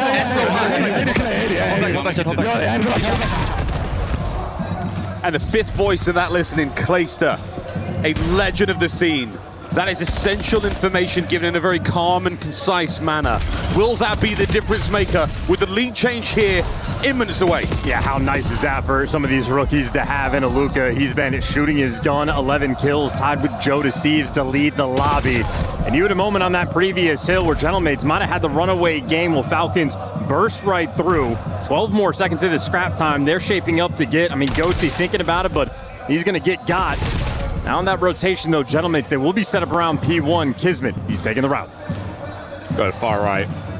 He's gone all the way around and he's managed to, entirely encircle the formation of the Gentlemates. We'll see it now in the second set. Slight separation with the wonderful comeback there from the Falcons. That was the late resurgence. Mates, though, still proving strong. Joe Deceives, what a battle you're having against him on every life. But Kismet, he's gone all the way around the clock face here. Oh, beautiful work for Spree. Nearly onto the Hellstorm as well. Yeah, it's how the Bulldog goes. He lives for these moments. A man whose mental is never shook. And hey, Selling wins the gunfight for those left side spawns. So in the long term, Falcons in a pretty good spot. Sib's going to be taking a route. Everybody else banging through the front. So on board here with the Falcons. Excellent to the backline, broken down. That's all dead, and that's a terrible time for that to happen. That's the far left-hand side of the map. Wide open now for the Gentlemates. Opportunity for the P2 run-up. Yeah, good plays there out of Sib. The rest of the team has the follow-up. Maybe a 10-point gap between these two teams, but Sib cleans house, gets the multi-kill. They're ready for the pinch. Joe Deceives tracking the man through the front line. These Falcons players are very far away from this P2. Yeah, so far this is a brilliant hold from the Gentlemates. Okay, Joe's starting to turn up. Joe's going nuts. It's time for a fly. Saudi a check-in with the Gentlemates. Back, guys. Kismet and Kissel. Turning back, guys. Doing back. Exit still front, I think, guys. Exit is still front. Exit front, yes. Exit front. Outer front. I don't think it's front. I don't think it's front. I think we're good. Outer Kiss. I got her. I'm needing out. Outer dead. One shot. I'm one shot. I'm picking a nade. Look at one shot. And close up time. Nade close. On the back. Exit. One shot outer, one inner. Exit. One shot outer, one inner. Exit dead. Nice. I'm waiting. I need the pillar. I need the pillar. Gotta go fast. I need a right corner though. Nice. I need one right. Close right. Close right. Nice. When we couch the D, Wait it, boys. One more. I have the right pitch. I'm wrapping Dojo. Mid's open. Every close hard, make sure you have our Vika. I'm wrapping Dojo. I'll get you getting lockers. I'm getting lockers. I don't say think I never should be here. Two. Luca and more. I got two. One short. Last guy full. I need a lockers. I need a lockers. Come up, you guys down. Every up. Yep, that's one Dojo. Outer, one shot on you. Kiss. I did. Spicy comms from the Gentlemates. They're still trying to fight forward, but it's the 20-point game chance. Falcons still in the lead. Well, trying to have a little bit of a better P3 here. They got broken down and flipped out last go around. Ghosty kick-started the hill, and he's looking for the follow-up. He's got the trophies out, but he has lost all of his friends. Exnid goes and rips your heart away for Spree to make the break. That's a bad thing to happen for the Gentlemates. There's one player on this map you don't want to get hot. It's Exnid. Our sole Saudi player here in the league, and he is an absolute maniac once he gets going. Selim here on the slow approach. We're trying to break that top right-hand side of the map, but so far, a lot of Gentlemates here to deal with. They're through the lobby, though. Kismet on the check-in. Oh, there we go. Sib, right place at the right time. Selim pumps the brakes. A lot of key gunfights being won by the Falcons, including at the old time. So it is a very scattered mini-map. Luca on the pinch, able to get the freebie kill, takes care of the trophy, and well, there's a single team kill. Might be the bailout moment, but Kismet closes things out, but they don't have the back spawns. He is desperate for some help. Oh, it's the bang out. That's nice work out of the Gentlemates to immediately put that pressure on. They had the advantage, and now they're pressing forward. Luca down and out off the rooftops. It's 3 dead. Never got those spawns. Gentlemates, this might be their takeover moment. Sib there, good for 3. Estriel's going to be that frontline blocker, and the back spawns fully secured. Falcons right now, they're debating on what route they want to take, so a little bit of hesitation. It's a moment. They're far away. 20 seconds left on the time. They've just now grouped. Good work here again on the pressure, but we are still holding Gentlemates. 15 to go. There's the contest. Kismet bangs his way in, Selim on the last few, and it's a 1v1 for the old time. That is that. Cell wins it. A big one indeed. We're going to keep fighting forward. But for now, Gentlemates still on the back foot. Next set upon us, and we've already got Falcons in position. Mid-cut hit, though, from Estriel and Sib is on. Yeah, they're just going to make you work for it. Kismet, lone man, overwhelmed. No trophies. Nade right to the dome. Selim on the back line. Well, he's getting wicked with it, but he just gets taken down. Can't even shoot his gun. Gentlemates, this has been about a 60-point run there in the stretch. They've taken the lead. There we go. Slow and steady. Can they maintain it? Luca goes low. Joe not deceived by the play, finds the easy kill, and now a blue hard point for the Falcons. Kiz keeping that mid-map safe. We finally see Luca peeled off, and now 25 to play here. It might be another terrible series of events for the Falcons, dying at the worst possible time. But this time they are safe. Left-hand side still, they must hold. Luca wins a big one though. Yeah, the AR showing up there for the Falcons, but the P1s more or less have been on point for the Gentlemates. Massive benefit to their success, and Asriel knows the reinforcement's not quite here. He's waiting for the timing on the gunfight, but now they'll have the extra men. This is it. Over the top, Gentlemates are here. The Kismet flank might pay off in a second longer, but he has to buy that time. There we go, Sel and Kiz in the feed. It's a perfect pinch. Sib fighting, what a two. Down and out though, Falcons.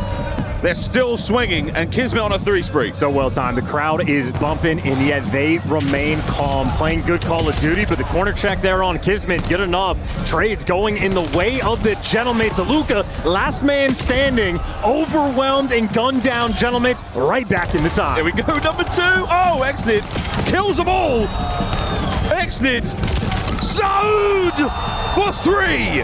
What a play. Dude, every time you need a pop-off moment, that man is there. 22 and 30. The gun not quite working way he needs it to, and yet still they have the lead. Final 10 seconds of that old scrap time is going to pump them up in a spot where they can win it on this next B3. Still rolling over now to the bottom side of the map. 20 seconds up. Gentlemates now starting to fall to the wayside. Here comes the hard point open for business. Mates are in.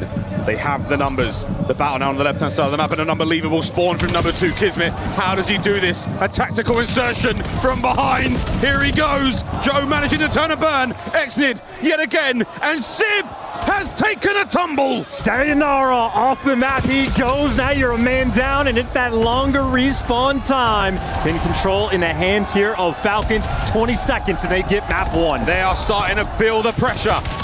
Shoulder to shoulder to the insider point. Exnid looking for another piece. Celium now battling. 20 for the win. And he's flying forward. He's going to get that Dojo cut. They have everything they want. Still holding. Dojo, the last play. Celium on the far right. Here we go. The first is good for Joe. The pressure's still there. The clock ticking away as the Sands are going to start drowning you out. Joe and Asriel get in, and it's a break. They need it to be perfect. They cannot lose this here, and they got the right side spawns for this rotation. Falcons now the foot race towards P4. They lose the gunfights on hold, and now this is the moment where you need the calm before the storm of this P4. They've somehow survived. They've somehow held. Last man on time, Ghosty explodes on a 1v1. Joe must live. He does not. The race now on. Sib trying to hold. Hardpoint still Gentlemates. Kismet, he's so good. He's got the extra man. There you go. The pinch is coming through from Ghosty. Kismet's gonna read it. The pinch on the tree is there, and they have done it. Kismet calls game. An eruption on stage in Paris.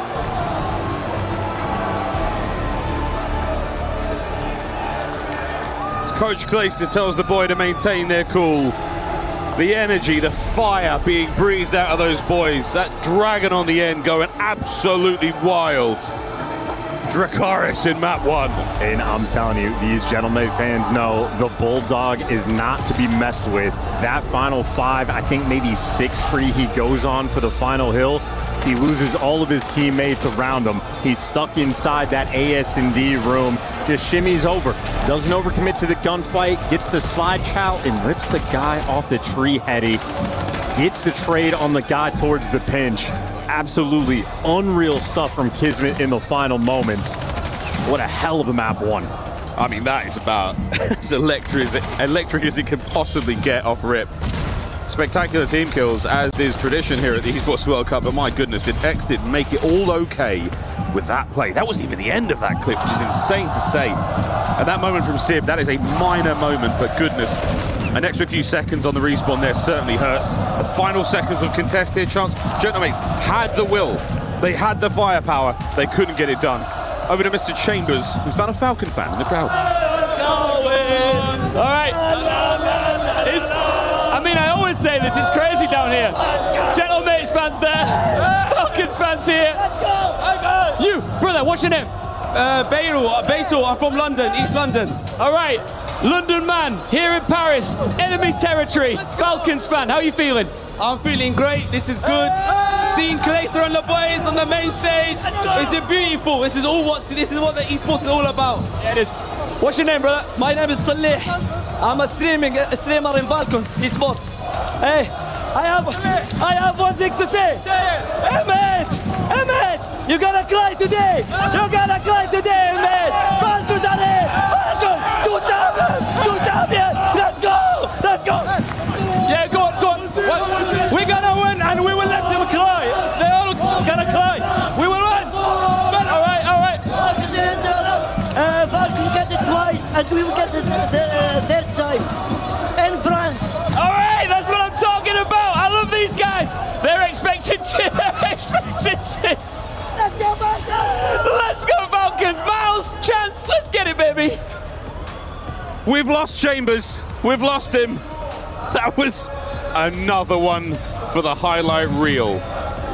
Going into map 2 swiftly. Grab your trench coat, get ready for this map 2 for the S&D theme. Make no mistake about it, the crowd will be the 5th man for the Gentlemates. Abuza may have changed the meta for how you can play around it.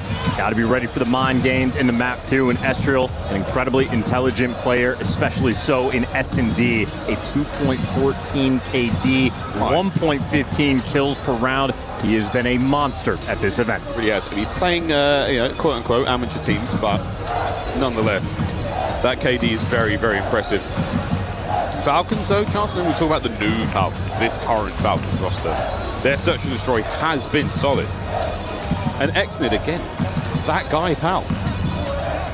Yes, this is a team that is extremely happy with the roster move they made. So much more positivity now in this camp, and just their ability to keep that resolve. That map 1, very stressful. They got the vets to make those moments, and the vets, well, a ton of experience on this map in Raid. A 0-2 record. And of course, on the flip side for Gentlemates, that 2-1 off the back of Estriel's performance. You know, Coach Claesers will be working with the boys how to turn that tide around. The Gentlemates attacking first. You have him in the comms now as well, and this is the interesting thing. Not in S&D, only in the respawn. Only in the respawn? Only in the respawn. Lame. That's fine. The battle of the water. Joe versus Kiz. Joe walks away with a freebie. Sib joins him on the outside as well, so the pool will save that B-bomb site. Wow. Belt in the first round.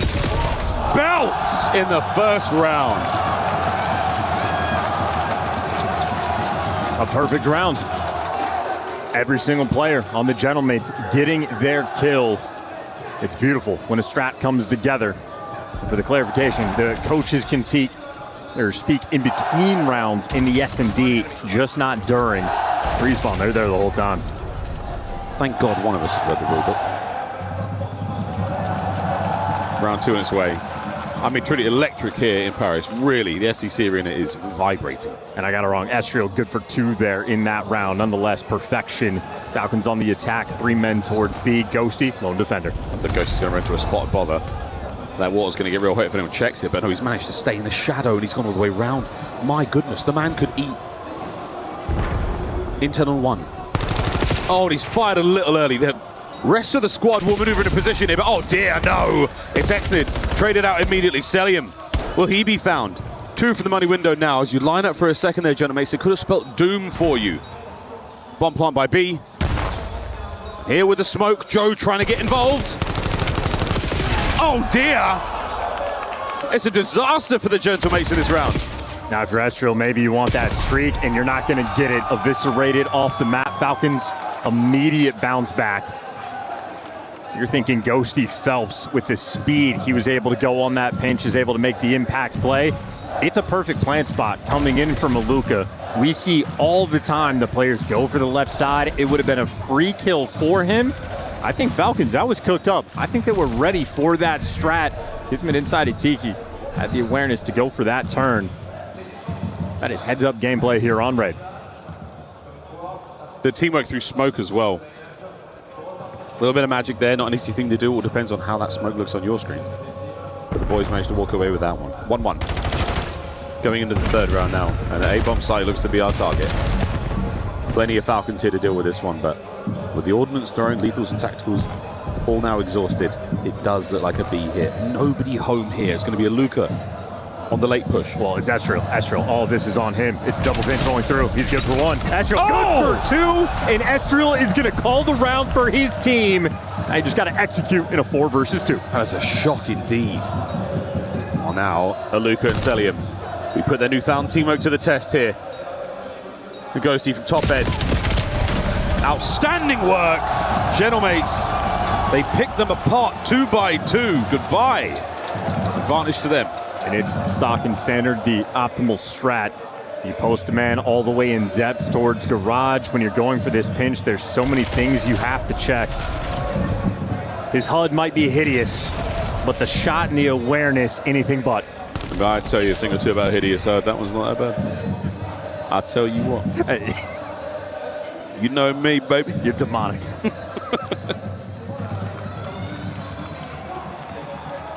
Lovely bit of work out of Estriel so far. The animal, the true animal. Striking again was a 2-2 split here for the Gentlemates towards the Falcons, set up here towards A. And young Joe in laundry. And I tell you what, he's not putting his socks together. He's looking for another kind of pair. Ooh, there goes Joe. What a nade. The damage. The hunt is good. What a nade. And now he's just a skid mark on the backside of the building. Oh, and Exon is moving. Yeah, no, he is hunting. This is 0 time wasted. You're getting red, though. Ghosty heads up for the kill. It's a 3v3. Kiz, so safe, so sneaky, so dangerous. The Lanimal! Wait a minute. Now to sell. All on a Ghosty from the back tree now, forced forward. Has to win the 2v1 and defuse. There's just no time. Celium, the man that is impossible to kill. He's going to throw 37 shoulders or just drop them immediately. Falcon, so quick, so clean.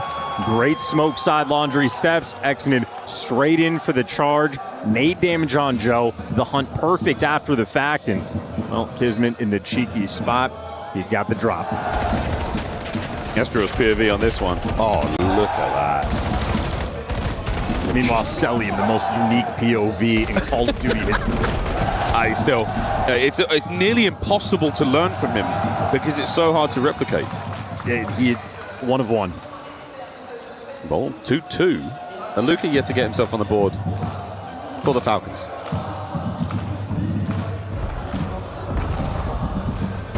A-bomb site starting to pop. Bit of smoke and everything there. That's not necessarily enough to draw too much of the Falcons. They are not falling prey for these tricks. The bomb is there, and they've got more players in position. But here we go. The kitchen play. Joe absolutely lets it rip in kitchen. Walks away with 1. He's got stones. Here's the call out 1 shot, but there's 4 different players. And hey, that's the go button. That's the bomb plant. That's a 3v3. The Gentlemates players full mid control. With the bomb plant spot, got to be a little bit delicate about these checks. Yeah, this is a fantastic run here from the Falcons. They've managed to get back on the site rapidly.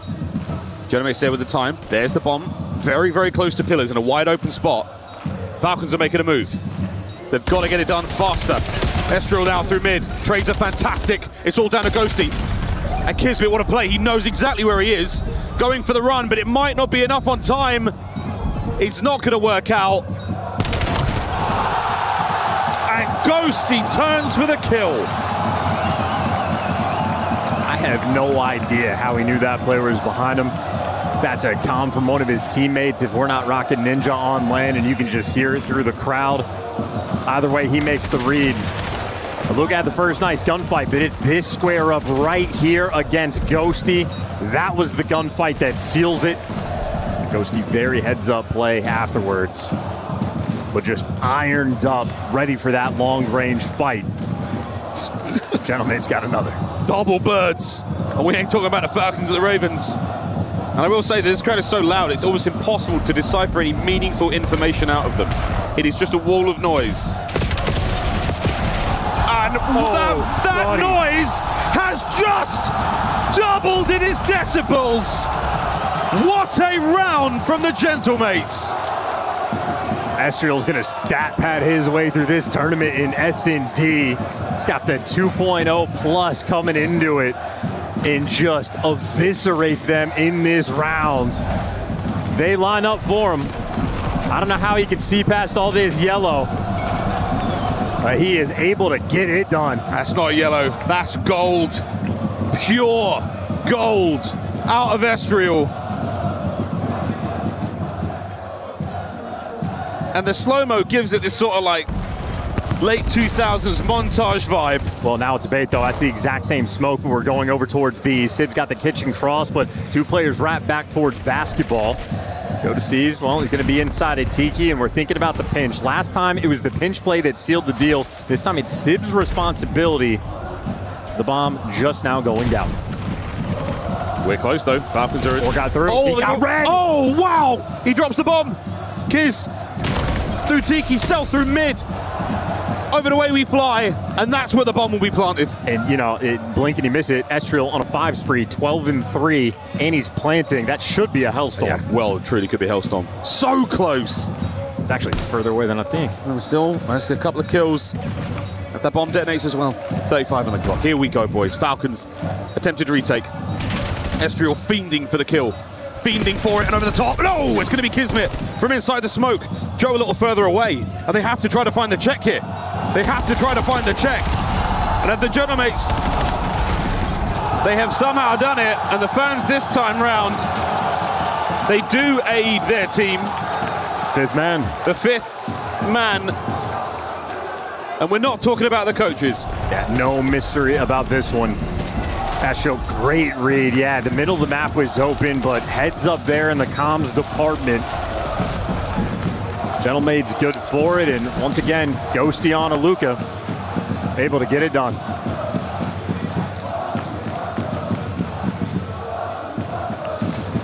It happens. I mean, one day it might hurt them a little bit more than it helps them, but he's got to ask Optic about that. Here we go, folks, another 2-2, or closer to a 4-man hit. And I'm not exactly sure how the kitchen looks right now, but Estriel, under the cover of his mute field, takes control of mid. It's zooming. Very nice for the rest of the players on Gentlemates when you have this space taken. Gonna save the nade for later. Has Sib here on Overwatch and exited right now. He's gonna be dancing with 2. Gets out of dodge, but that's a bomb plant. Selling here for the lateness. Estriel, though, gets the first blood, and he is doing everything. Wait. Back on a Sib. Aluka now on the 1v4. And a worthy attempt, but nowhere near enough. Gentlemates rip the Falcons to pieces. And on an efficiency level, Estriel just had one of the finest S&D performances all year. If that went to around 11, he would have dropped 20.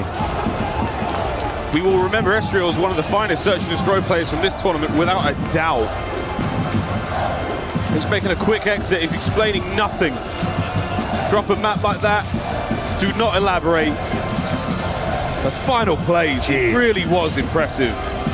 The 3-piece by Stairs, that was something for the whole map long. Outstanding work. Well, Gentlemates looking pretty solid after the search and destroy. It's the My Guy shift over in the studio. Thanks, boys. Appreciate you. Yeah, wow. I mean, after the fireworks at map number 1, I was thinking just based on that head-to-head is gone, that Gentlemates are going to struggle a little bit to figure out what this new Falcons roster was going to do in search, but apparently Estriel had other plans in mind. Yeah, he had other plans, Alan. And honestly, a lot of the strats for Falcons, I didn't really hate. Like a double flank all the way through the gym. He's just waiting for them all the way back garage. The water stairs, they just kind of line up for him. If you think about it, just Estriel just had a great performance in that map. Everything they tried to do, he was the man to shut it down. And he's had a couple of legacy search and destroys this event. Feels like every time that we look back upon the last couple of months, we've always pointed to, like, if only this player, if only that player on every single team, and all of them are showing up this week. Unbelievable stuff. So the search and destroy goes very comfortably to Gentlemates, but throughout the map number 1, less than comfortable, really, for both teams, just a straight up back and forth until the Bulldog shows up. Yeah, I mean, Bulldog had a good map. And you think about it, Exnid started extremely slow. You know, he's nading his teammates. It was that big streak that he had on the P2 final rotation, Alan, where he got like 3 kills after nading his teammate, and you're like, okay, they have a chance in this game. And, you know, when it comes down to the stretch, when we end on that P4, the advantage was in the hands of the Gentlemates. You thought that they could close it out, but so much pressure coming in from the side of the Falcons, and it's Kismet with the sustain, like, just huge individual effort, but also together. Like, these guys were making huge plays when they needed to, answering the call. It's just one of those things that's just, we look at how quick the rapid development has been over a player like Exnid, let alone the development of the team at large with the addition of Aluka. and it almost still feels like a fever dream a little bit watching these guys play. This is that play that we were just talking about as well, Exnit's three-piece.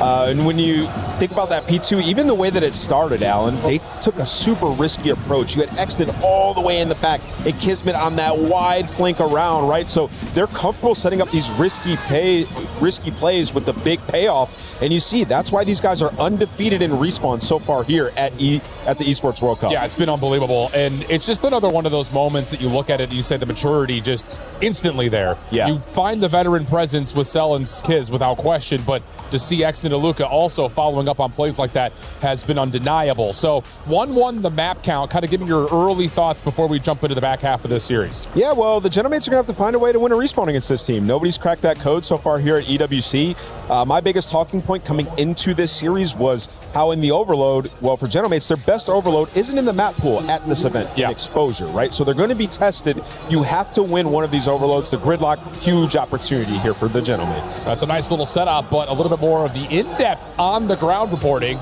We've got Enigma, Bias Caster ready to go, the Gentlemates fans. We are in the depths of the crowd here in Paris, in the heart of the Gentle Suits. And I don't know if you're picking it up anywhere near as much as we are, but it's incredibly loud in here. And for everything that's being shouted and said, my friend, we're getting to watch this series incredibly tight. Talk me through that map one.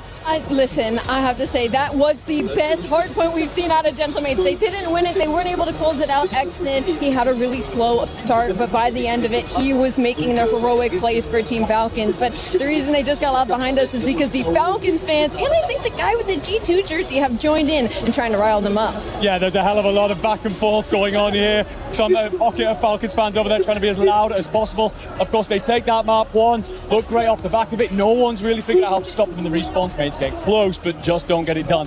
Where they do get it done is inside map 2. Some great S&D. Bang, bang, bang, bang. Listen, what are they feeding Estriel? We were talking to Brox earlier during the pre-match stuff, and I need to know what they are feeding him because he's already been looking so much better the past couple of months, but this weekend he has hit another tier, giving us 14 in S&D. Are you kidding me? He's playing like a superstar right now. I don't think you are any happier than if you were a Gentlemates fan right now. No, absolutely not. But it's, of course, one apiece in the series right now, and the Gentlemates fans are going to be wanting to will their team on to victory. So, ladies and gentlemen, Gentle! Gentle! Gentle, gentle, gentle! Let's do this.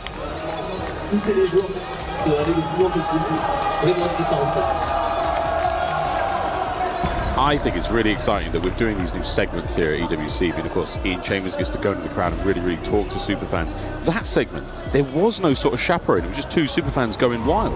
Going crazy, enjoying themselves, and I mean doing it from across the pond. I know about the history between England and France. I'm disappointed. Me too. Me too. No, everyone's having a great time here. Sib, despite his nonchalant appearance, he's also having a great time. He's been chalant today. There was a degree. It might have been AI. I'm not sure.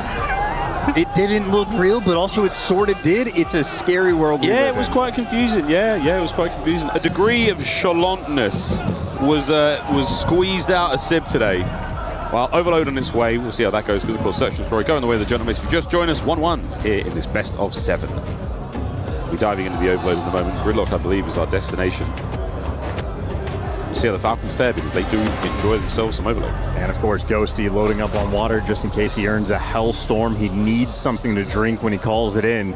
Pay attention to that in the player cams. On the flip side, maybe a mystery Falcons player taking a flight somewhere off the stage.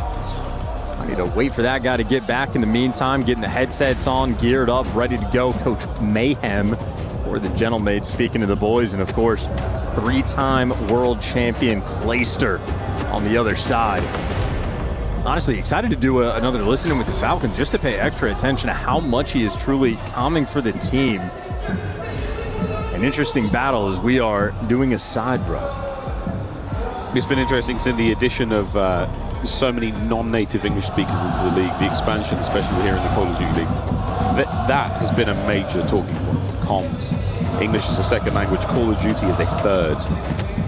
And many times, conversations had around, yes, certain things are easy to say in English, certain things getting lost in translation, and mixing these squads with, a Luca, a German player, Exit from Saudi Arabia, Kismet from the United States, and Celium from Mars. incredibly complicated communication style. It'd be nice if he returned from his home planet, made his way to the main stage. That would be the missing guy up top. Well, he has made his return, taken his seat. Gentlemate's just almost bored, waiting for him to get back in the mix for this gridlock overload. Well, going to be an easy one. We've seen plenty of gridlock here at Esports World Cup, and I will say it's fast becoming one of my favorite maps to watch. Very, very exciting game. Scar's been left by the wayside. Very much so. It feels like Den. I think we've had 2, but the gridlocks have been very enjoyable indeed. You've got to play to your advantage, play to your strengths. Right now, one of the many strengths we have in the menu, this Gentlemate's crowd. And Lou brought up their stamina. They've definitely got the cardio to get themselves through this best of 7. And some of them will be absolutely sticking out, because after this, directly after this match, FaZe versus Optic, more on that later. But now it looks like Selim has returned. And it is now time to get to map number 3. Falcons, of course, have that sports psychologist they are working with, helping out the team, and you can see those results in the map number 1. Staying on top of it, staying calm in front of this crowd. It is a party here in Paris. The Gentlemate's looking to give them something to celebrate. We always talk about this, the first time you play in front of a hostile crowd as a player is a very memorable time. Of course, X did now plenty of experience on this, but for Aluka, this really is an interesting one. I mean, you might have had a cheer or 2 coming in, but really, this is overwhelming. I think he's fine. He's fine. Honestly, I feel like having champs be that first go is truly a baptism by fire. Yes, the crowd is a different experience, but just a different stress from the champs environment for every other major. Well, here we go for the gridlock overload. Everybody's trying to dodge these nades. No trophies in Aluka. Well, there he is. First blood on Joe to Sieves. Sib already back down, and these Falcons are flying. Yeah, this is not a problem in the slightest. Oh, excellent sell. Oh, my word. Joe back to spawn instantly. Got to win a big one here. Kiz on the attack. That's a perfect Semtex. We're going to get a little bit of damage. We're still running the EMP forward. Selim, the man with it in his hand, and that is a clean dispatch in the first. Back to the middle of the map we now go, and Kismet, oh my god. They just ran him. Well, good news is you cleared out most of your spawn. Exnid, though, if he gets 2, this could turn into a rally capture, and I think he's got the gunfight beat. There you go, drops Ghosty. And you pick up the guy on the pinch. Aluka making the heads-up play. Go get that device. The right side is open. You've completely now sanitized the middle of the map. That is all yours, Falcons. You can do with it as you please. EMP still under a watchful eye. And we're still looking towards that top left-hand side of the minimap with Ghosty battling Tooth und Nail. He and Estriel will find their way forward. Selim, the brakes firmly pumped. He is in park right now, and he's not leaving the middle of the map without a kill or 2 to his name. Exnid, wow. Sib going high. Sib good for 3. He sure is. Wonderful hole in the middle. Yeah, Selim had one of those moments where he's looking for a ghost, not a ghosty, so watch the pinch for a little bit too long. But hey, Aluka's there for the double kill with the nade. That's going to be the go button. Sib, the man you have to get past the stun is good for it. And hey, good enough to get those trades. Still, though, you need to pick up this device. They're a little bit slow to the jump. Selim is paranoid on this mini-map about the flank. He refuses to touch the objective. Really, I mean, we're waiting for what? The perfect setup? We're waiting for a bit of a run. Possession now, Falcons. Backpedal away, absolutely. Kismet going to be that rear guard. Is anyone going to check mid? No. And that is a perfect spot to be found. Here we go. Looking towards the A goal. Kismet going to be the man poking forward. That reconnaissance by force has now been met by Ghosty, and he's out of the play. What will we do, Falcons? Don't want to backpedal too much. A death in that position could spell doom. Here we go. They're making the pistol guy lead the charge. Fair enough. Selim will be on the minimap, paranoid, checking every single flank. It is all guns forward. Aluka for the first blood. You haven't seen enough red dots. Oh my word, what a shot! And we're looking to keep this play going. Kiz off the 18-wheeler. There's the second. Beautiful. Number 4's already set up for the reset. You can look for some of these spawn kills. You got one cross down low. Got to be worried about hole, maybe up top. Clean is terrified of the pinch. Luka's on 11 This is freaking me out, man. Honestly, he is freaking me out. His team has outslayed everybody. And his feet are up. And he refuses. Kiz still fighting on. Cell diligently watching the flank, but there's no one there. The paranoia sinking in. Did he get hit by a sight grenade? I thought we G8 those. Work forward now for the Gentlemates. The first time we have seen them really get moving in the first half at all. Aluka, though, absolutely slamming. 12-4 for the moment. Gentlemate's looking to get geared up to grab this device, but the nade over the top is just going to slow it down. That is 3 more in the feed. Last man standing is going to be Joe Deceives, and at 4 and 10, not going to cut it. Falcons, well, don't quite get to fly, but they still have the pressure. We've still got it now. Kiz, he was the man up front. That was your lead block.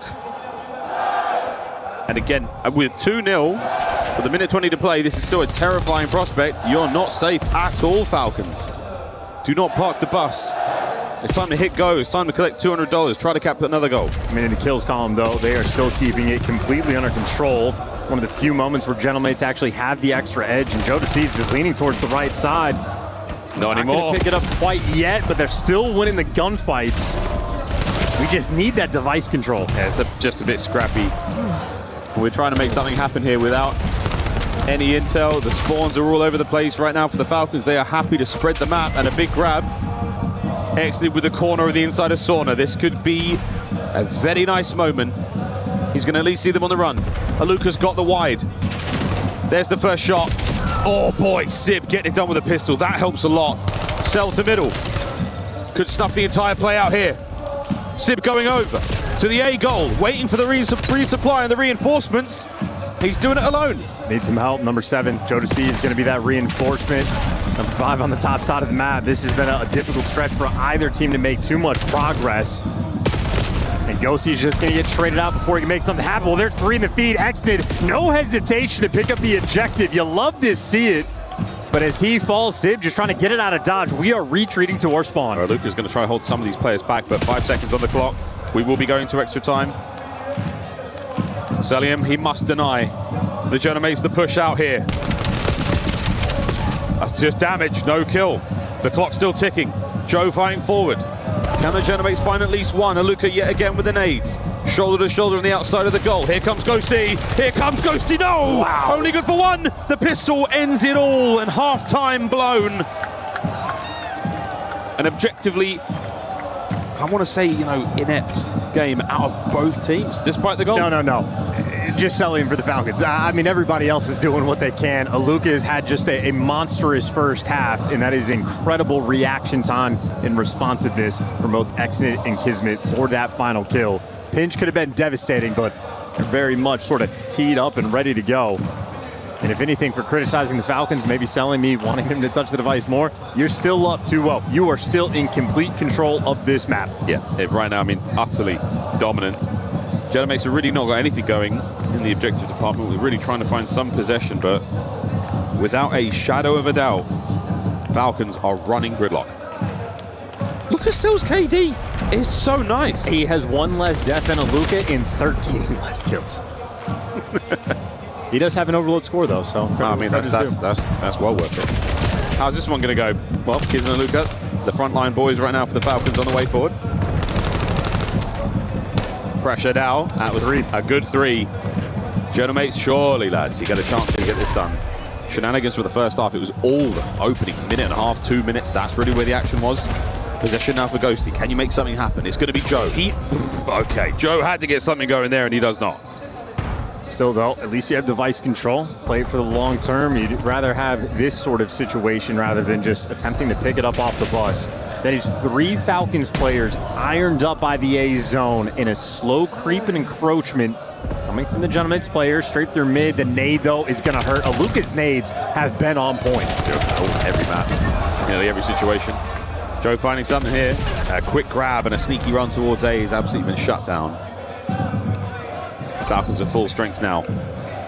EMP in the back pocket of Kismet. We're still worrying now about the Ghosty play on that flank, but he will play that a little slower. 2 members of the Gentlemates to deal with. Checking the corners, that's the day 1 spot. And Joe surely gets spotted out here. There's the trade. Oh, and there's another. Exit, that's the flank now, and Ghosty's NPC doesn't do a whole lot. Saved by Estriel. He's keeping it alive. Keep in mind that device will reset in the next 6-7 seconds. The nade is good. Someone needs to collect it. Estriel, he's going to be doing it all. Does get it. The assault now through the middle of the map. Can Joe buy some space this time? Damaging the Kiz. There's the good pick up from Ghosty. Still keeping the play alive. 1 man to beat. Can Estriel do it with a pistol? He has got Sib to back him up. Sib is not pushing past. He's holding that middle lane. We're biding our time. And thankfully, they have it for now. What a nade. Yeah, they got to beat that extra wave. Exnid. Oh, he finds two. Unbelievable. The last man's the carrier. There's the knife from Aluka brought down, and that's going to be the counter-attack on for the Falcons. And this is an easy call. You just fly forward.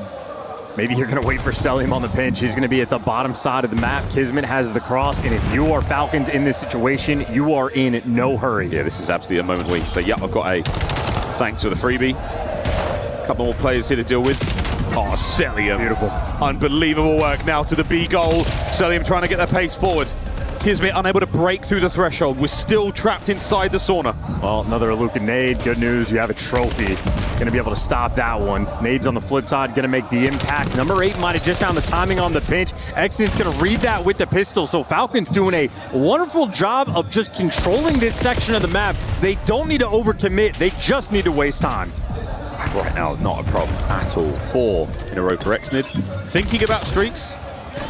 Aluka. He's cooking. That's a dangerous opportunity, though, saved by Selim. And now, yet again, kills are good. Not able to quite muscle your way through like we've seen other teams do. No angles through the middle of the map. Aluka's working on that for now. And here's the run. We're thinking about the A goal as well. Aluka now on the furthest reaches of the map. This could be a goal. Yeah, forcing the spawn out. He's got the deepest lane covered. His teammate's going to fill in everything behind it. Oh, shots are fantastic. Good damage to the next man. Here we go, Kiz. Get down, Mr. President. Joseph deceives with a mighty nade. Selim keeps the back alley, a dangerous place. Falcons, they've still got one last lifeline here. Exnid.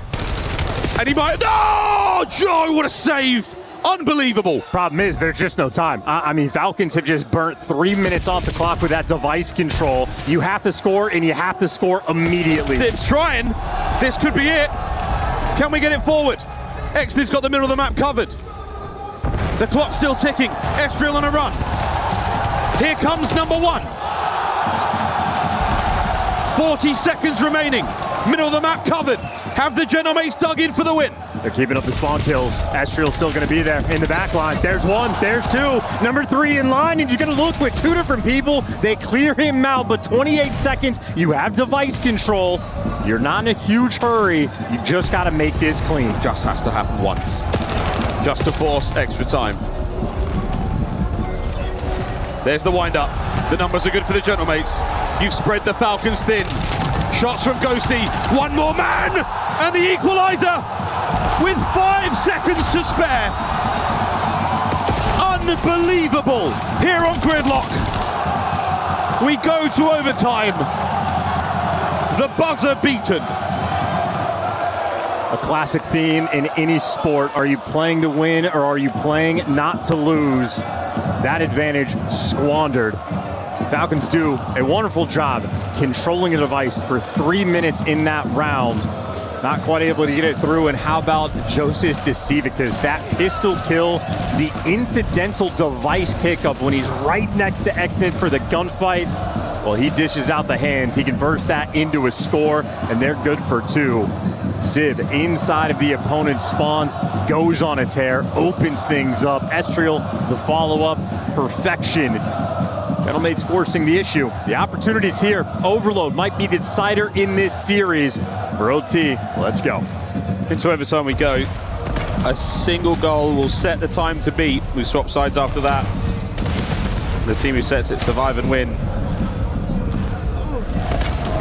Sometimes we can see some of these very, very decisive opening breaks that can result in goals. On Gridlock, not as easy to do that.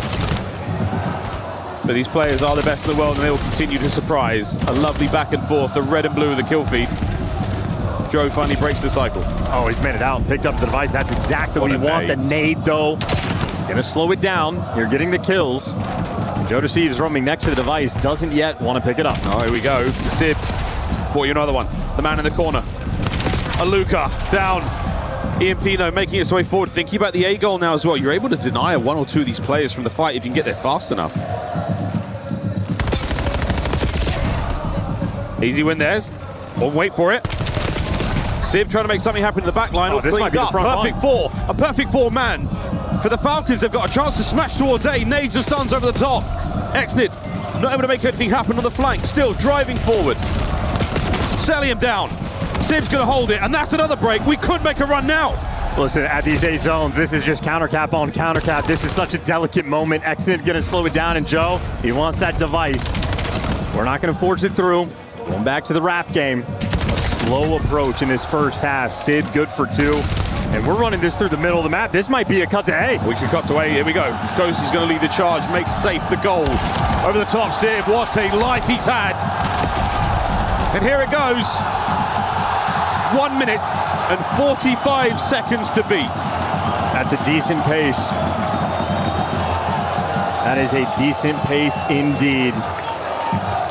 Now the situation, and maybe this is the sort of prime time against the Falcons, their unwillingness to pick up the device. In OT, you're going to be forced. Minute and 45, you got to be quick about it. You can never afford to get 4-man wiped. You can't even really afford to go 3 down. Opening break needs to be good. You got to cover these routes quickly. It looks a kill-heavy capture map. You absolutely have to maintain those players down in order to cover ground with the EMP. You're looking at 2 waves of kills minimum for a capture here for the Falcons, and with scarcely enough time to get it done. This has to be magic. Now, gentlemen, it's just keep away. Joe's got a Hellstorm as well. It's going to take 6 seconds to call it in, and it is going to cause serious problems. And now might be the time, but you're worrying about the goals. Oh, and number 4, Spreadsons, though, is going to drag Estriel off spawn back this direction, so you're a little bit out of the picture. Now they're going to be confused. Aluka gets the first blood. Gentlemates are down a man. They're down a man. Aluka's finding it. Kids, though, waiting. Still has the EMP in the back pocket. The kills are good. The Gentlemates have survived for now. Celium, a stalwart of defense. The heels are dug in here in the sauna. He's not letting anything go. Reinforcements arriving. 1 minute to play. Another first blood. They're fearful to commit. Here comes the last chance. Aluka good for it. Exit trying to play it sensibly. Not a chance. Joe guns him. And it's not over yet. Another 45 seconds to go. Gentlemates now with the possession. They can effectively park it. Joe Deceives still with a Hellstorm. 35 to play. So he's going to have pressure on the top side. Kismet has just found the route. The Bulldog might bark. The Bulldog might bark. He's behind him. Device is down. He's picked it up, and he's got 1 man to beat to send it home. And Estriel stops him in his tracks. Estriel, the final few seconds. Gentlemates have done it. What a war on gridlock. That was it. Your last lifeline. No extra time. Gentlemates map win. You playing to win, Miles, or are you playing not to lose? A little bit gun shy. They could have got that device out. Multiple opportunities for the 2v2. All of that hesitation just allows those Gentlemate players to get back into the defensive positions. 2 separate goal line stops. This crowd nearly had a heart attack. As good as it gets. What a dramatic game of Overload. That one really had it all. And an incredible amount of grit from the Gentlemates. The second half, finally able to get something going, and Estriel once again the man of the moment. He really is a Lanimal. These plays incredibly difficult to do against a strong defense that the Falcons were putting up. Again, an unusual game. It felt a little off. It felt, well, you keep saying they're not necessarily trying to get those scores. They weren't trying for the overloads. They were trying to just deny. And it hurt in the end. Unreal. Estriel, 2 massive clutches on the defensive end. Unbelievable stuff. Great gunfight wins. The attacks and nades on point. Celebration here for the Confidence. All right, Lou, it's getting crazy in here. What's going down on the floor? Thank you, boys. I am with the legendary Brox here at the STC Arena. Brox, how are the nerves here? Comment on fait pour gérer le stress? Enfin, qu'est-ce qui vient de se passer? Tu peux me raconter? Le stress, on le gère pas, on se laisse submerger. Malheureusement, on n'a pas le contrôle sur la game, donc tu es obligé de vivre avec tes émotions. Et les émotions dans ces moments-là, elles sont super fortes. Et qu'est-ce qui vient de se passer? On a décidé de jouer à 2 minutes de la fin et d'aller remporter cette game. C'est ça aussi les grandes équipes, j'ai envie de te dire, yeah, you don't manage to control the nerves, you just have to live with it, and that's also what we love, and we've decided to play 2 minutes before the end of the game, and I'm so happy about it. Moi je voulais te demander, and I wanted to know what is so special about these 4 boys, about this roster that you put all your faith in them as a CEO. Pourquoi est-ce que tu crois en ce projet, en ces 4 rosters, toi en tant que CEO et ancien joueur? Parce que c'est des joueurs déjà qui, en dehors du jeu, s'entendent extrêmement bien. Ils sont sur la même longueur d'onde, ils veulent la même chose, ils ont un mental prêt pour toute épreuve et ils ont vraiment la dalle et ils ont envie de montrer, de se prouver à eux-mêmes d'abord qu'ils peuvent aller chercher les meilleures équipes du monde et être parmi les meilleurs du monde. Ouais, puis prouver à une salle qui est remplie aussi, qui sont peut-être l'une, si ce n'est la meilleure équipe du monde. So yeah, I think these boys just get along so well in and outside of the game. They're just 4 great human beings, and I put all my trust in them, of course, and they want to prove to themselves first that they can be one of the best teams in the world. And today has been marked by the shit talk, so I'm not gonna let you escape this one, Brooks. Which team do you really don't want to see lifting that EWC trophy? Because I know it stinged when Optic lifted your trophy in Paris a few months ago. Donc qui tu veux vraiment pas voir gagner cette EWC? Bah là, t'es tombé sur Monsieur Trash Talk. Donc franchement, le WC, j'en ai rien à foutre. Je veux que personne gagne à part nous. Toutes les autres équipes, franchement, j'en ai rien à foutre. Je veux que ce soit Gentlemate et personne d'autre. Mais si je dois choisir une équipe en particulier, je dirais Falcons. W answer, I don't care about the other teams. I just want my team to lift that trophy. But if I had to pick one, I don't want to see Optic lifting another trophy here in Paris. Last but not least, Brooks, the support here has been insane. Brooks, tu le sais, vous avez une arène pleine. Les gars, je vais vous demander d'écouter votre CEO, Brooks, qui va lâcher un chant ici à Paris. Vas-y.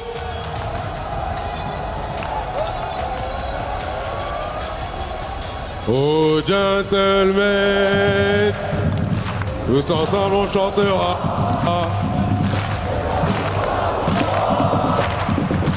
Il ne cessera jamais.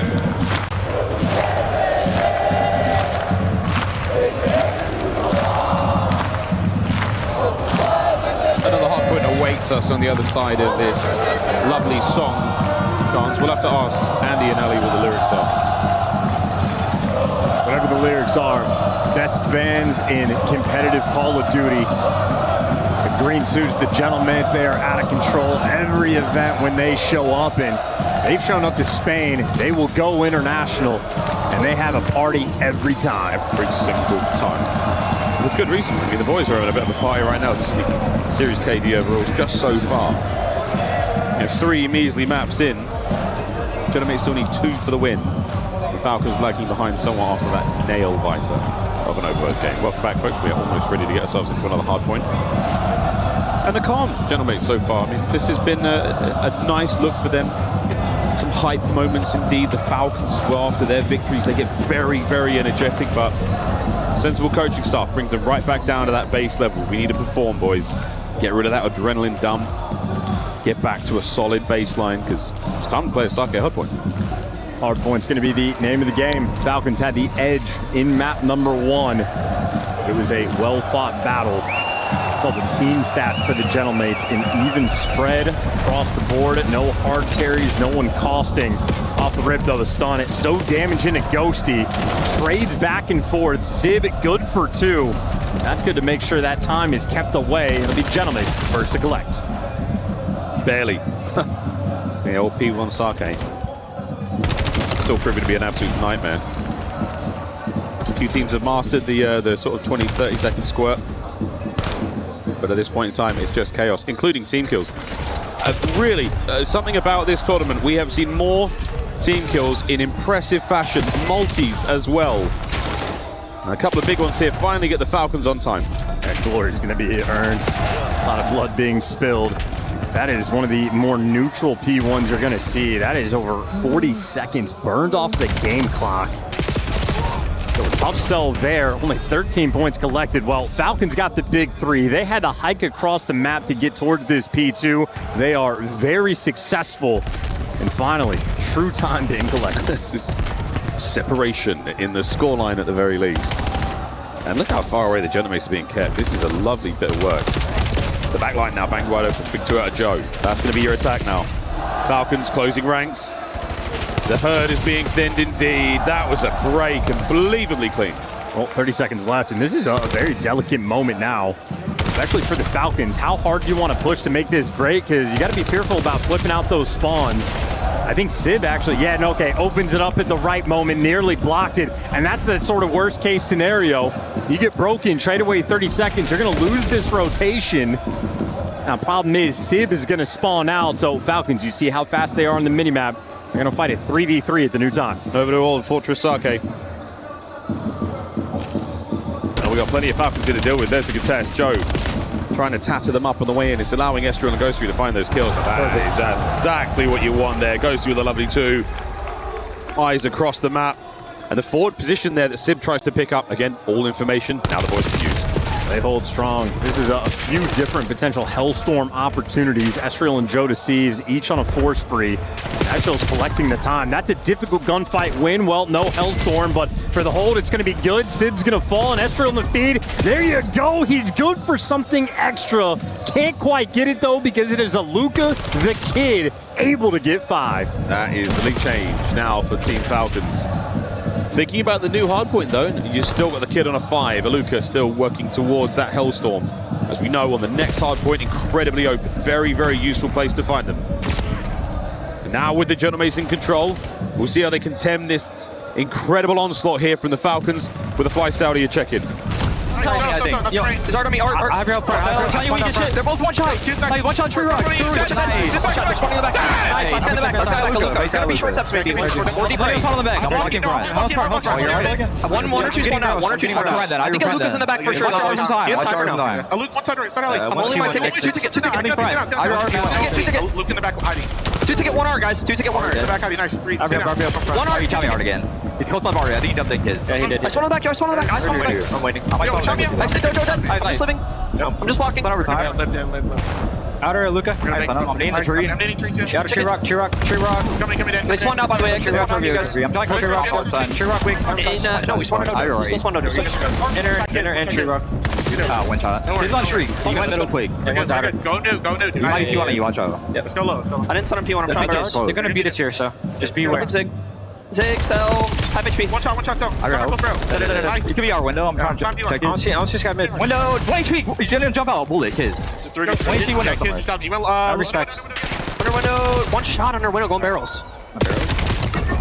A painful moment. We got to hear everything in the listening. Ghosty knew that Aluka was in the back. Joe Deceives did not go hunting. They end up losing the time at hold, and now trying to break through the front on P3. SMG is good for the first few kills, and Aluka the man to stop it. He's good for 2, staying alive, finally gonna fall, but just making it a mix fest. So difficult to survive. Yeah, this is classic Falcons respawn. Starting to build that lead up, but that's the hardpoint break now for the Gentlemates. Again, good luck at fun, boys. The breaks have been so solid from the Falcons. They retake these hard points very efficiently. And this is what you're looking at here on the defensive end. Lovely shots out of Estriel. That's a 14-15. Kills now on the map. Hit a 4 spree. Looking at the score streaks as well. Eyes on that Hellstorm. Devastating on Sake. Estriel, he's having himself a series. He is having himself a tournament.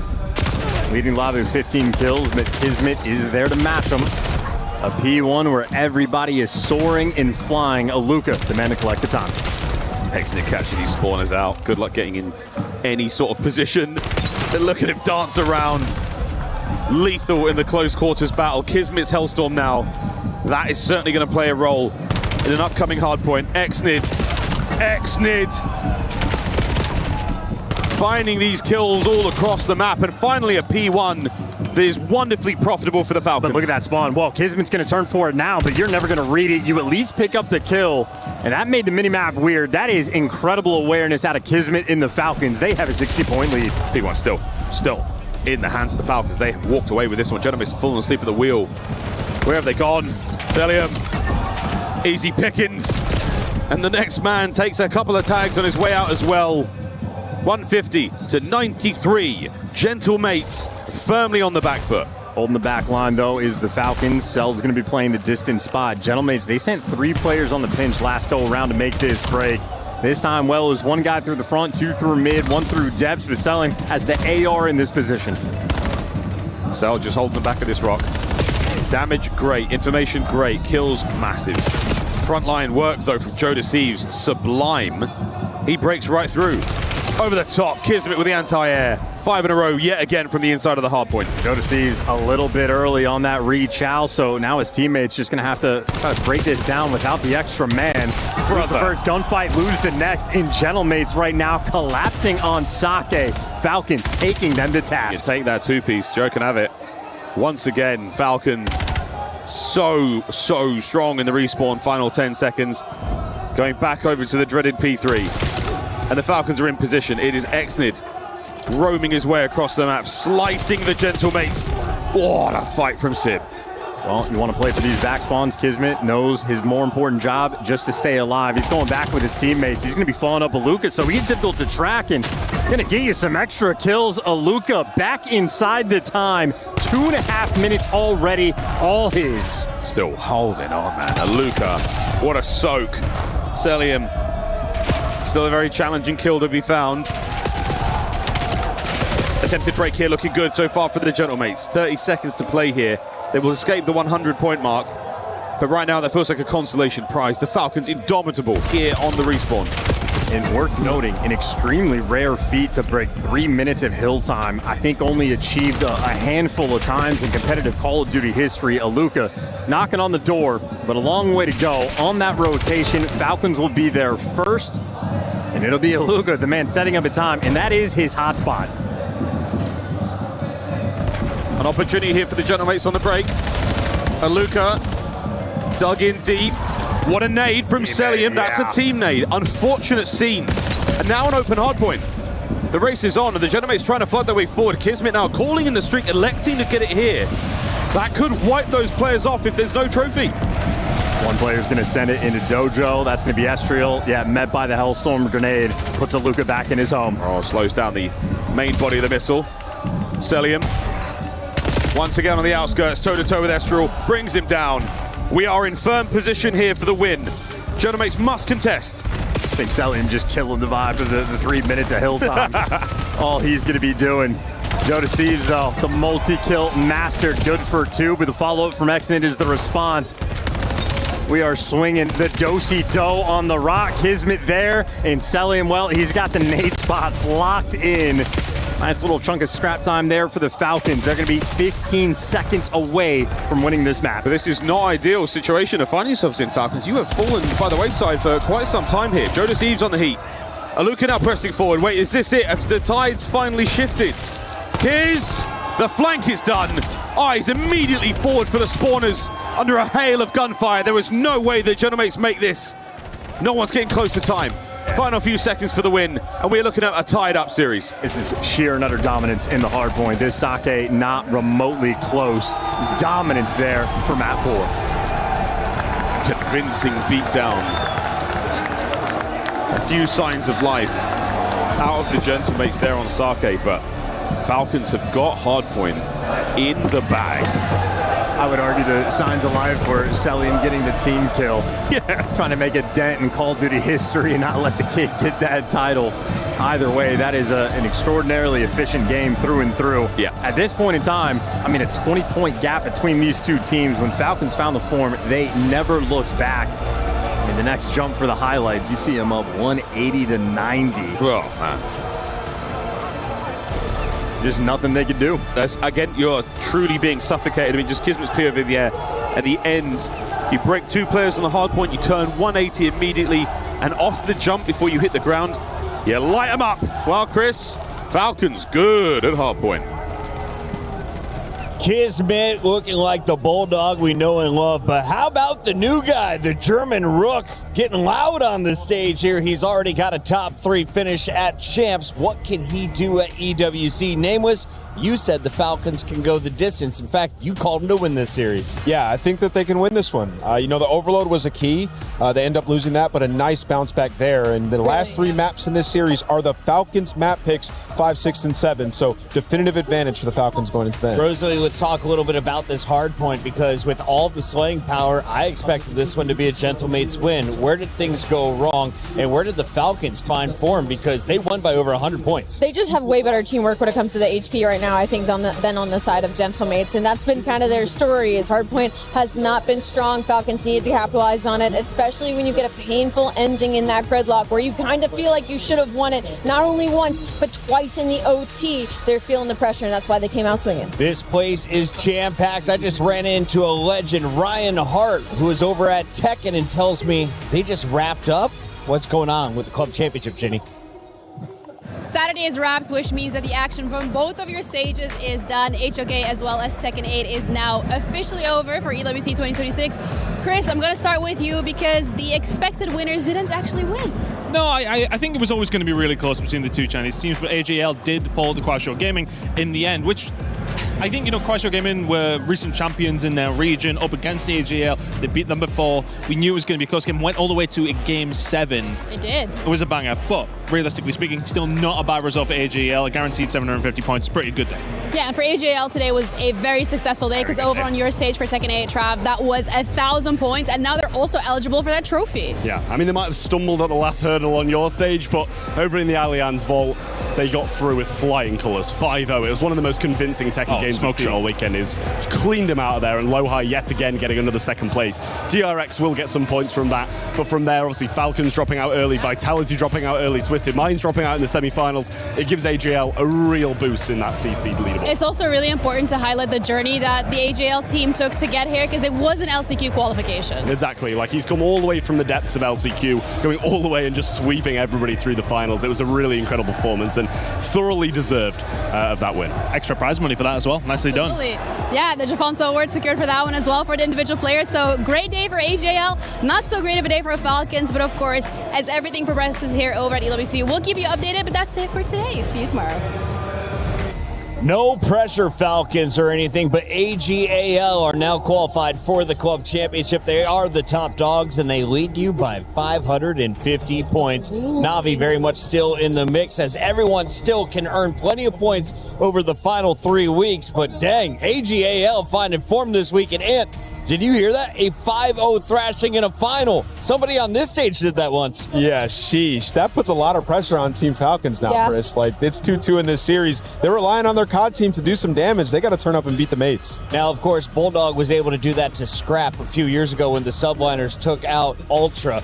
This year, Bulldog is playing for the Falcons, and he was on the losing side of Game 3. So walk me through where the Gentlemates were starting to look good in this series. Well, it was in the second half. I mean, that first half was all Falcons, at least when you focus specifically on the gridlock in map number 3. Is it supposed to be one-sided like that, Ant? Like you struggle one side and then you really crush the second half? Not usually. And honestly, Chris, they struggled for 9 minutes. Right. It was really just like the final minute. And we got to give a lot of credit, obviously, to Joe for winning this gunfight. But it was also Sib going on a massive streak. He was live for like a minute to clutch up. And that's what we needed out of the ARs in this series, right? It feels like we're getting so much out of Estriel. We've always gotten so much out of Joe. Dan has had his moments, but this is what we wanted, the aggressive AR and Sib to be able to handle the pressure that the other side is putting on them. I mean, Celium and Aluka have been playing unbelievable this entire weekend. That was the worry going into this. This ARs needed to hang, and I feel like we saw a glimpse of it, but it's still not translating to the hard point. It's been so fun to watch these guys when they find flow state. You heard Brox talking about the ceiling of Estriel, how he is an animal.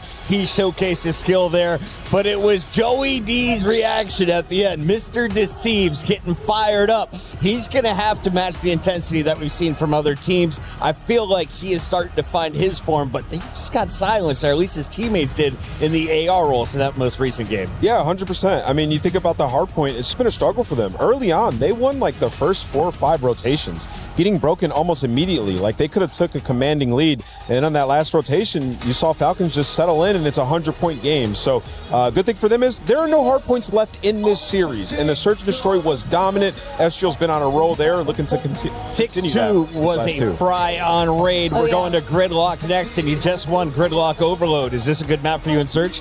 I hate the double. You know, when there's 2 gridlocks in a series, you get a little nervous when you didn't win the first one, but they cinched it out in the end, so I'm hoping they take that, push it into this S&D, because clearly a lot of work has gone into that game mode heading into this weekend, and the way the Gentlemates have been the best one in the building. Thank you all for tuning in to EWC. The action continues on the stage. Who's moving on to our semifinals? Take it away. Thank you, Chris. Consider it taken. 2-2 in our series. All square. And thankfully no more hard points for the Gentlemates, but those S&Ds and overloads, they still feel like anyone's game. Very interesting overload I think we're going to see before us. Gridlock is definitely S&D, I guess. Hey, we'll get there when we get there. Focus on the S&D for the time being. Overload didn't go their way, but definitely had the Falcons that were in control for the majority of the game. Maybe Estriel, though, the man of the moment. The S&D KD on the tournament for this game mode is fantastic. Even better there in the map number 2. He was on pace to get 22 kills. If that had gone to a round 11, he was quite literally good for 2 every single round. Got to be on the lookout. Got to slow him down. That's a name when you're calming it. That is extra emphasis going to be coming through for the Falcons. I think it's the sort of name you calm you like after he's already pieced you up. He's mid. Yeah. Damn. He's behind us. Oh, it's 3. Is he weak? No. He's behind us. Justice delivered. Well, we'll see how this all goes. But yeah, Search and Destroy on its way. Estriel, that guy. Falcons, though, again.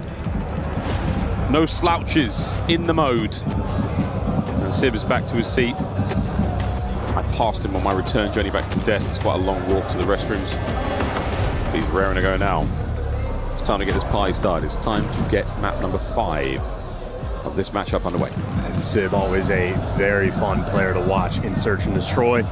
He's willing to do things with a sniper that most people do not dare try. I don't know if he'll get the battle. And Falcons, honestly, their S&D game at this point, to me, a bit of a mystery. Accident has fulfilled every single role possible in this game mode. They're constantly adjusting the strategy, and they need to make the adjustment. They've yet to get an S&D win so far in this tournament. And of course, that map number 2, it was a beatdown. Did not go their way. I don't know how quickly the coaching staff can go toward these corrections. They're gonna have to dig deep very quick because 2 more S&Ds in this series. It's a necessity. They have to win at least 1. Gotta get at least 1. Gotta get 1. They've got to pick up the overload if they can. S&D Wiz Championships is no different here at the Esports World Cup. An absolute banger of a day of COD so far. And again, Phase Optic coming up after this. Not quite done yet. And that Sunday is going to be something. 3rd place matchup.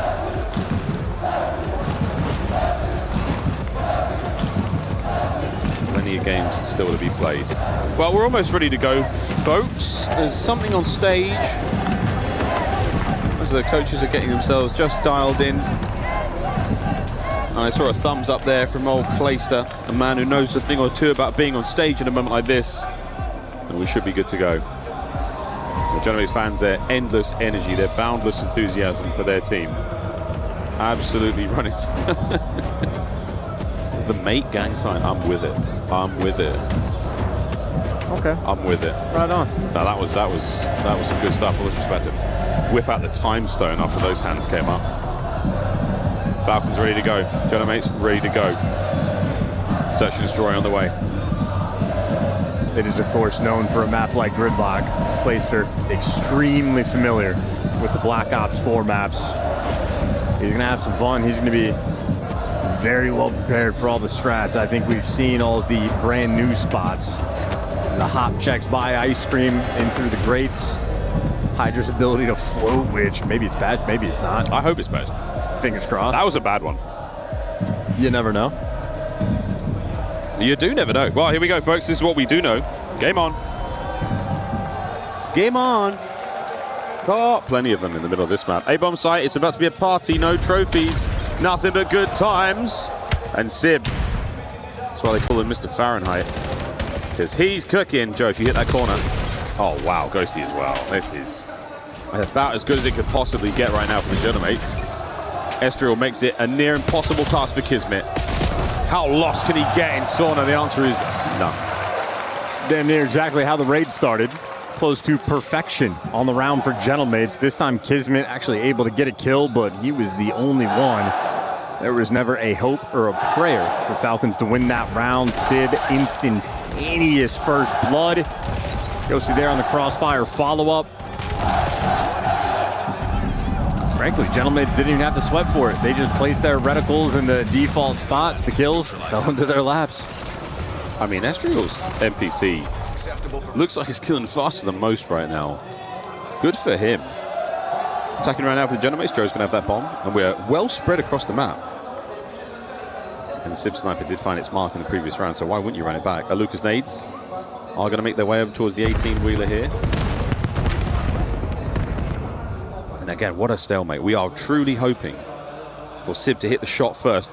Oh, good lord, he comes so close. That's the start of the play here for the Gentlemates. Well, that smoke is a distraction. Interesting to see how the Falcons are going to fall for the bait or not at all. Celium holds strong by A. Yeah, same in the previous Search and Destroy. They are not fooled by these tricks.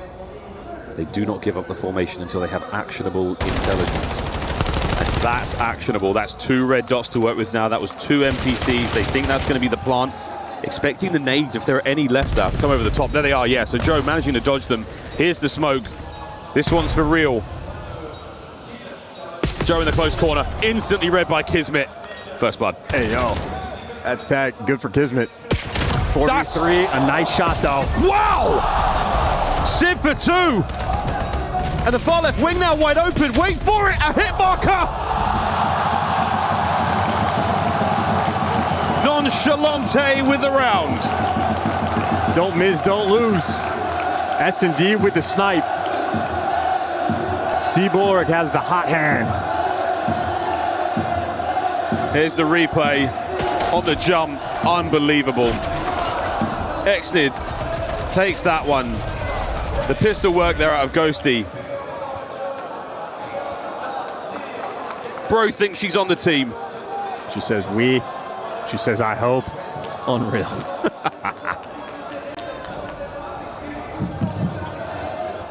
nearly a full box of donuts for the Falcons there. An explosive second round. Fast plant here for the Falcons. Still trying to find something. And this play from Kiz, I mean, that information is outstanding. 1 kill, good enough. You've softened the blow. Here come the remaining mates. I think Ghosty might be able to see Exnid by the bomb. Question is, can any of his teammates actually play off the intel? Well, Sully's going to get back down, and he's going to get dropped. Joe Steves, though, the trade is good. 2v2, you're surrounded, but just like that, Ghosty, last man standing, and just simply no time to work with. Falcons found an empty A bomb site. They get the plant, they get the round win. Ooh. And they get the final kill. Exnid drops them. Falcons on the board. Really wanted the kills. That would have been a 6 spree. That would have 6 in a row for him. So for Ghosty again, he might lose the round. But the idea of winning the war in the long run, an exciting prospect there again. Streaks on this map, we've seen it a few times in Search and Destroy. Very impressive indeed. But Falcons, great round. Yeah, Aluga absolutely on point. Make sure you get those trades. Exnid, nice 2K round and the bomb plant. It's really just about making that quick decision. Bomb site seems open. Go for the quick plant. Don't waste any time. Gentlemates looking for the response. This is 3 men towards A. 2 guys here on defense for the Falcons. And the first miss shot, I think, Sib has had. You back it up.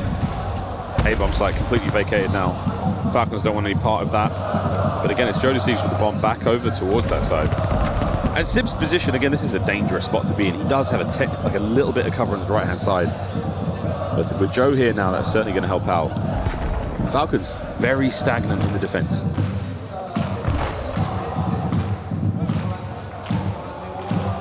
Can Sib find the entry? Oh, they're going to line up. Take care of one. Aluka immediately springs to life. Finds a brace of kills, and Estriel dancing now. A lovely patient moment here for the Falcons. Information on as to where Estriel is, yes, and where the bomb has fallen. But he's grabbed it.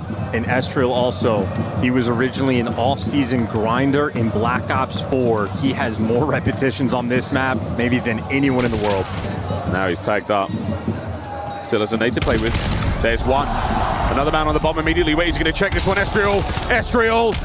What a play!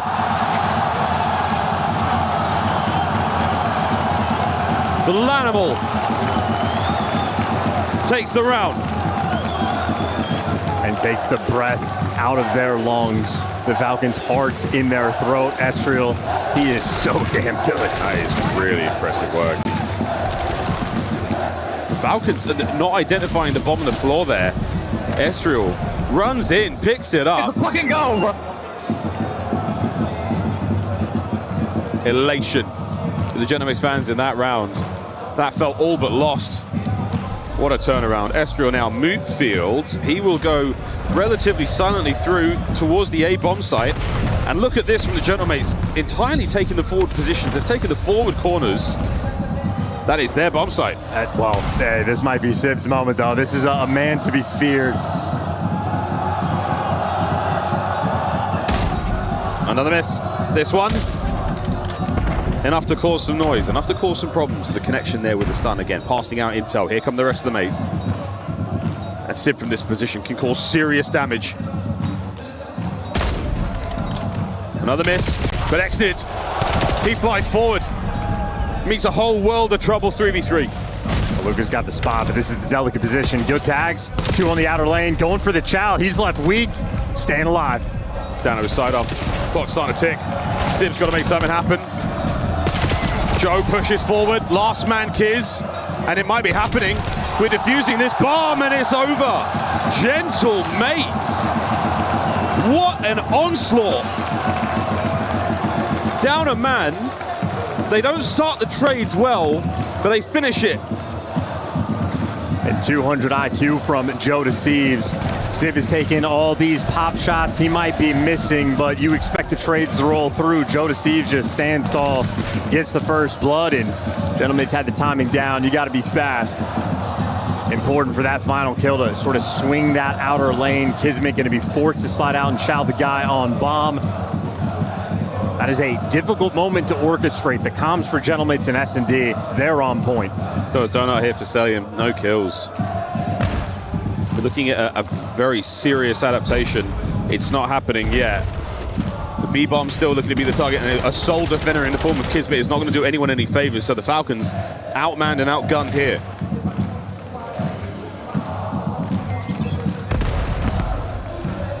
So it's not playing back with a snipe. They're running this forward. They're going through the spawn. We're looking at kills here. 1, 2, easy for Estriel. My word, the man upstairs dead as well. I mean, what kind of rounds are these? Gentlemates have just done a lap. Battered the Falcons down like recruit bots. They're too smart. They're just too smart in search and destroy. This is sheer and utter dominance. Every play called confident and clean. Once you see that sniper making that move, yeah, you're ready for the aggression in Estriel. I mean, the only bullet he took was from a teammate.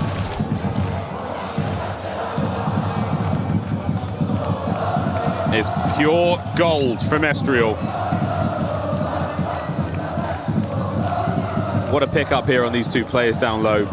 Well, map point for the Gentlemates. That will put them on match point. And it's a throwdown on the A bomb site. Hold on to your britches, we're going in. Estriel with a smoke, and it's hideous. Sib on the flank, down a cell. And he is stuck between a rock and a hard place. And now he's gone. Call of Duty tradition, Celium, when he has the clutches, he can do it like no other. But in Black Ops 7, he doesn't have the sauce. Sauceless, wiped. And another devastating search and destroy for the Falcons. Gentlemates, match point with an overload and an S&D to go. And do you think there's any stress on these guys knowing that they can lose the overload? You got an S&D for that game 7. There is no fear for the Gentlemates. My word. Well, the overload's coming up next. And it has been very, very confident gameplay. Estriel, not fake. Lovely creative signage here. Ghosty again, wonderful work there. Everything seriously working out here for the Gentlemates. Their search and destroy has gone from strength to strength to strength. Ample evidence here in this matchup. They have taken the Falcons to the cleaners every time. God, yeah, you see Sid pull up the scoreboard with the EKIA 9-3, and he's at the bottom. He's hitting the snipes, but you see a stat line like that, yeah, sheer and utter dominance. Estriel's 1v3, the standout round. What a wild thing for him to be the Black Ops 4 off-season grinder for an extra few years, and they add that map to the pool, just rubs his hands together, say, I've seen this 1,000 times. The clutch being the sort of extra emphasis, that dagger into the Falcons' heart. I've been here before, he says. Well, excitement across the entire room as the Genomates fans, they can sort of taste the victory now. Overload goes well in the first go. Search and destroy seemingly impossible to lose. I'm not counting those chickens before they have hatched, but still. Falcons right now, it is life support. Well, yet to come to roost, but that MVP graphic we showed at the top of the series, it was a Celium versus Estriel battle. This series has proven it has not been close. Not at all. Estriel has leveled up in an incredible way. What a career he has had. Always a player that, signs of greatness, potential was always there. Those glimmers were bright and they were alluring for so many, and coach after coach must have considered, can we get him? Is it worth it for the players? Is it worth it for the team? My God, was it worth it for the Genomates here? He has been something else. And he was on, one of those guys sort of in the, the lower rung type rosters in this CDL, dancing in the bottom four, the occasional top 8, but a standout player for the team. I know the stat that really always stood out to me for Estriel is what is he like when he's playing against the top competition, the phases, the optics of the world, the Thieves, when they have a good team going together. He always performs. You put him against the best and he delivers. He has earned his way to this spot, to this team situation.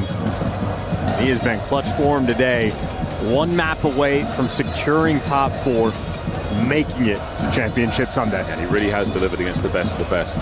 The major criticism of the Genomates coming into this matchup is they hadn't beaten a pro team here at the tournament. They fell. And now they're finding themselves in an incredibly comfortable position. The room is literally shaking. Gentle Suits have got this place on its feet. And their team is now only one map away from a very, very big win. The Falcons, 3rd place at Champs. The honeymoon is certainly in question. A divorce unlikely. But they might be going home a touch early unless they can figure it out over the next 2. I'd be very interested to read that separation agreement should they come to it. There was no prenup. Yeah. Off-season post Black Ops 7 is going to be one of the spiciest we have ever seen. Ever. I mean, if you are thinking about, where your favorite player may wind up, this may be the greatest roster mania we ever see. More diabolical stats. You got Dan Ghosty with a 3.25 KD, and he has 8 fewer kills than Estriel. That's no shade of Ghosty. That is just how special both of those players have been. They're really wild.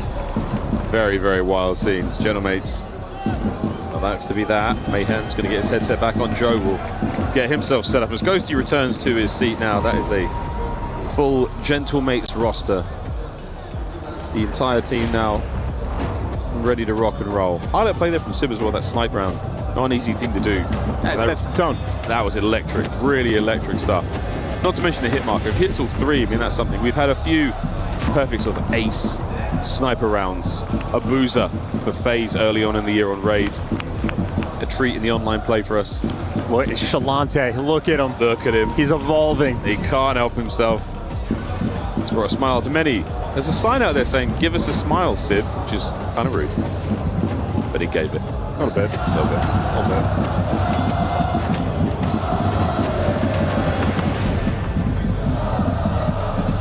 Non-stop, these cats. Endless energy. I'm not kidding. The cardio is fantastic. And it's late night in Paris. It is 9:30 at night. Wouldn't see it looking at this crowd. They know the job's not done yet. No alcohol in venue? No, not a drop. It's absolutely pure passion out of the Genomates fans. And we are now ready to go. I've just realized that the stage is shaped like the key. That's cool. I like that. Shaped like the keys. Big It's triangle. Saturday, man. Big triangle. It is Saturday. Welcome. Thank you so much. We've done the camera drop down shot. Oh, I know that bit, but the stage, the actual stage itself. I understand, but the overhead camera shot shows a little. You sure? Yes. It's a triangle. That is a shape with 3 sides. Yeah. It's nice isosceles. Unbelievable. Unbelievable. To Den, for the last game of Overload for one of these teams in the Black Ops 7 season. Let's make it one to remember. Falcons, nice kills. A 1v1 for the middle of the map, and Aluka's going to walk away with that one. The trades, they are furious, they are plentiful. And how the hell Ghosty got that, I'll never know. Yeah, that's not. We've seen a couple of those wall bangs rolling through on this map. Maybe a ever so small, tiny evolution as the teams begin to adapt. Well, Exon on the pinch gets taken care of. It is all guns forward. And a little bit of paranoia for the Gentlemen. They're worried about the pinches. None of them are rolling through. It's actually going to be doubled up mid-cut. The Gentlemen can grab the device. You might be able to get out through mid, but the coverage is not going to be there. Playing a little bit of TDM before we can hit that go button. Solid kills. Just got to find that perfect window to grab it and get moving, and this might be it. Ghosty, perfect timing on the pressure now through lobby. That's lovely work. Kismet overextends. Desperately trying to keep those players out of Dojo. Can Sid find another? The shots are there and not enough. He and Aluka go toe-to-toe. EMP is dropped. Yeah, strong start out of Aluka, 5-2. Got the first blood. He'll take the device. Kismet, by the way, over towards couches. Oh, he's out. But do you really want to take the device this direction? Honestly, there's nowhere to go. Gentle Suits, or Gentle Mates, they've got everything covered. Suits went quiet for a second there. They realized as well. So now, oh, you're getting the pressure. This is an early park that they don't want. An illegal parking job. You might be getting a ticket in the form of a goal against you. So coverage there from Celium. Lovely work. Esriel still trying to make the devious play happen. And now pressure from both sides. Dude, here comes the hit through Dojo. They're so turtle. This is so scary. Aluka finally a little bit of pressure to get out of dodge, but this is just a nervy sequence. And this is not long-term where you want this device. They're making the best of a very bad situation so far. Lovely work with Aluka and Kismet here on the rooftops. You've got someone to worry about on the flank. Exton's got that. Nice one. But still, Celium, 5 spree good. Still players to deal with here. EMP moving forward. Corners all found here. We might be crossing over. This is not a bad idea because Kismet's in position by B. You've still held on. Team Falcons have somehow fought their way across the map. This is the most day one route I've ever seen. Porte, does Aluka even have ammo at this point in his pistol? He does. Unbelievable. Finally it comes to an end. Finally it's dropped. And the Falcons have been picked apart yet again. Dig in, try and survive the next wave. Well, one of the most unique POVs we have. Well, something's good for it. 8-3 start. If you're a Falcons fan, you'll love to see that. He's gonna leave an 8 there as a little parting gift for the next player who dares jump on top of that EMP. And now, Falcons try to regroup. No more staggered hits. Not worrying about any flanks or pinches. Yeah, actually Celium once again. Head on a swivel, still watching the rear so diligently. And we only know because of the minimap, but that team kill might spell a bit of problem. 1:40 on the clock. Still very few attempts. Yeah, the team kills it. EWC gonna continue. Yeah. Esriel finally gets revenge for one of 10,000 teammates he's received from his AR duo. We're keeping it even. We're looking for the slang. Every kill gets traded out in a mere moment. Yeah, Exnid gets one. Joe Deceives gets the trade. Joe Deceives gets the kill. And he's able to slip the net. He's gotten underneath. So a little bit of pressure, a little bit of aggression, but nope, traded out. Of course, as they get 3 kills, Sid just needs to stop the device guy, and the shots are good. I mean, that's good enough to slow the whole play down. A kill there would have been unbelievable. Numbers good. Oh, this is great from Aluka. Oh, this is fantastic. Joe Deceives ruins it. That's 3. Reinforcements there on A. The spawns are close. The option to cross over to B is there, but the Falcons have read that too. Defensive shootout we're going to have in this one. Esriel just wants to play keep away. 2 players in the mid-cut. One more guy in front of him. Trade it out. It'll be the Falcons ball game. Here we go. 35 on the clock, running out of time. No trophies to be seen as of yet, so the nades are going to be effective. They're the trophies are, 2 of them at this point. And Cell, forward you go. Sib on the stairs. No mid-map pressure. 20 seconds. The Falcons have got to figure out a way through. One kill to start things off. In any direction, we'll take it. Exnid, caution to the wind. Throws his life away. You've 3v4 now on the ball. Salim's just been living towards lockers. Yet to push forward. He's leaving it for Aluka. Here we go, Aluka. The damage might already be dealt. The damage might already be dealt. One man left. Extra time. Got to check left. And it might be well and truly over. Half time finally blown.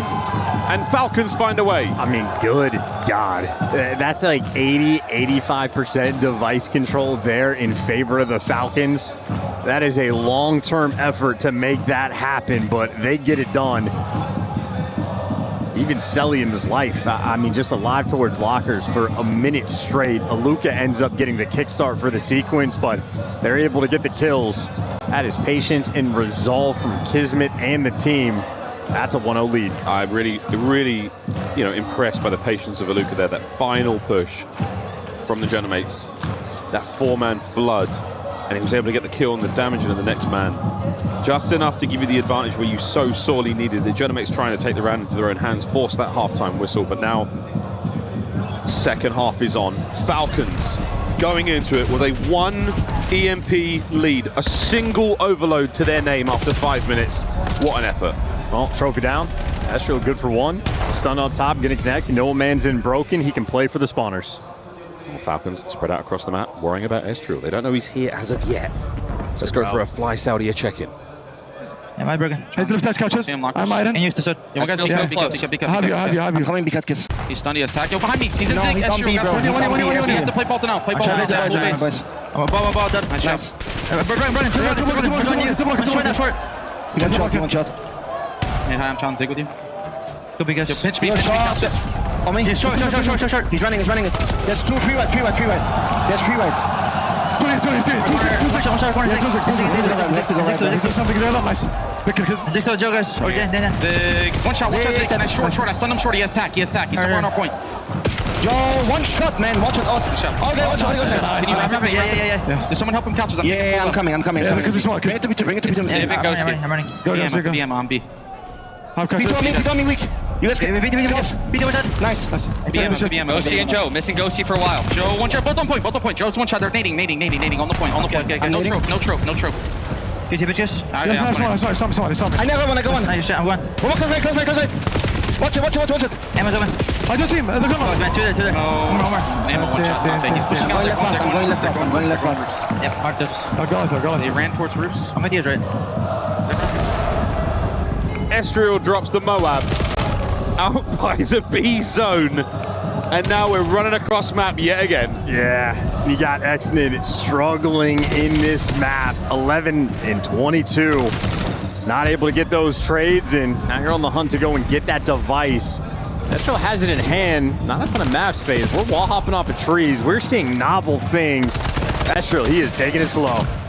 Slow as you like, mate. He can do no wrong in this series, it feels like. Close left.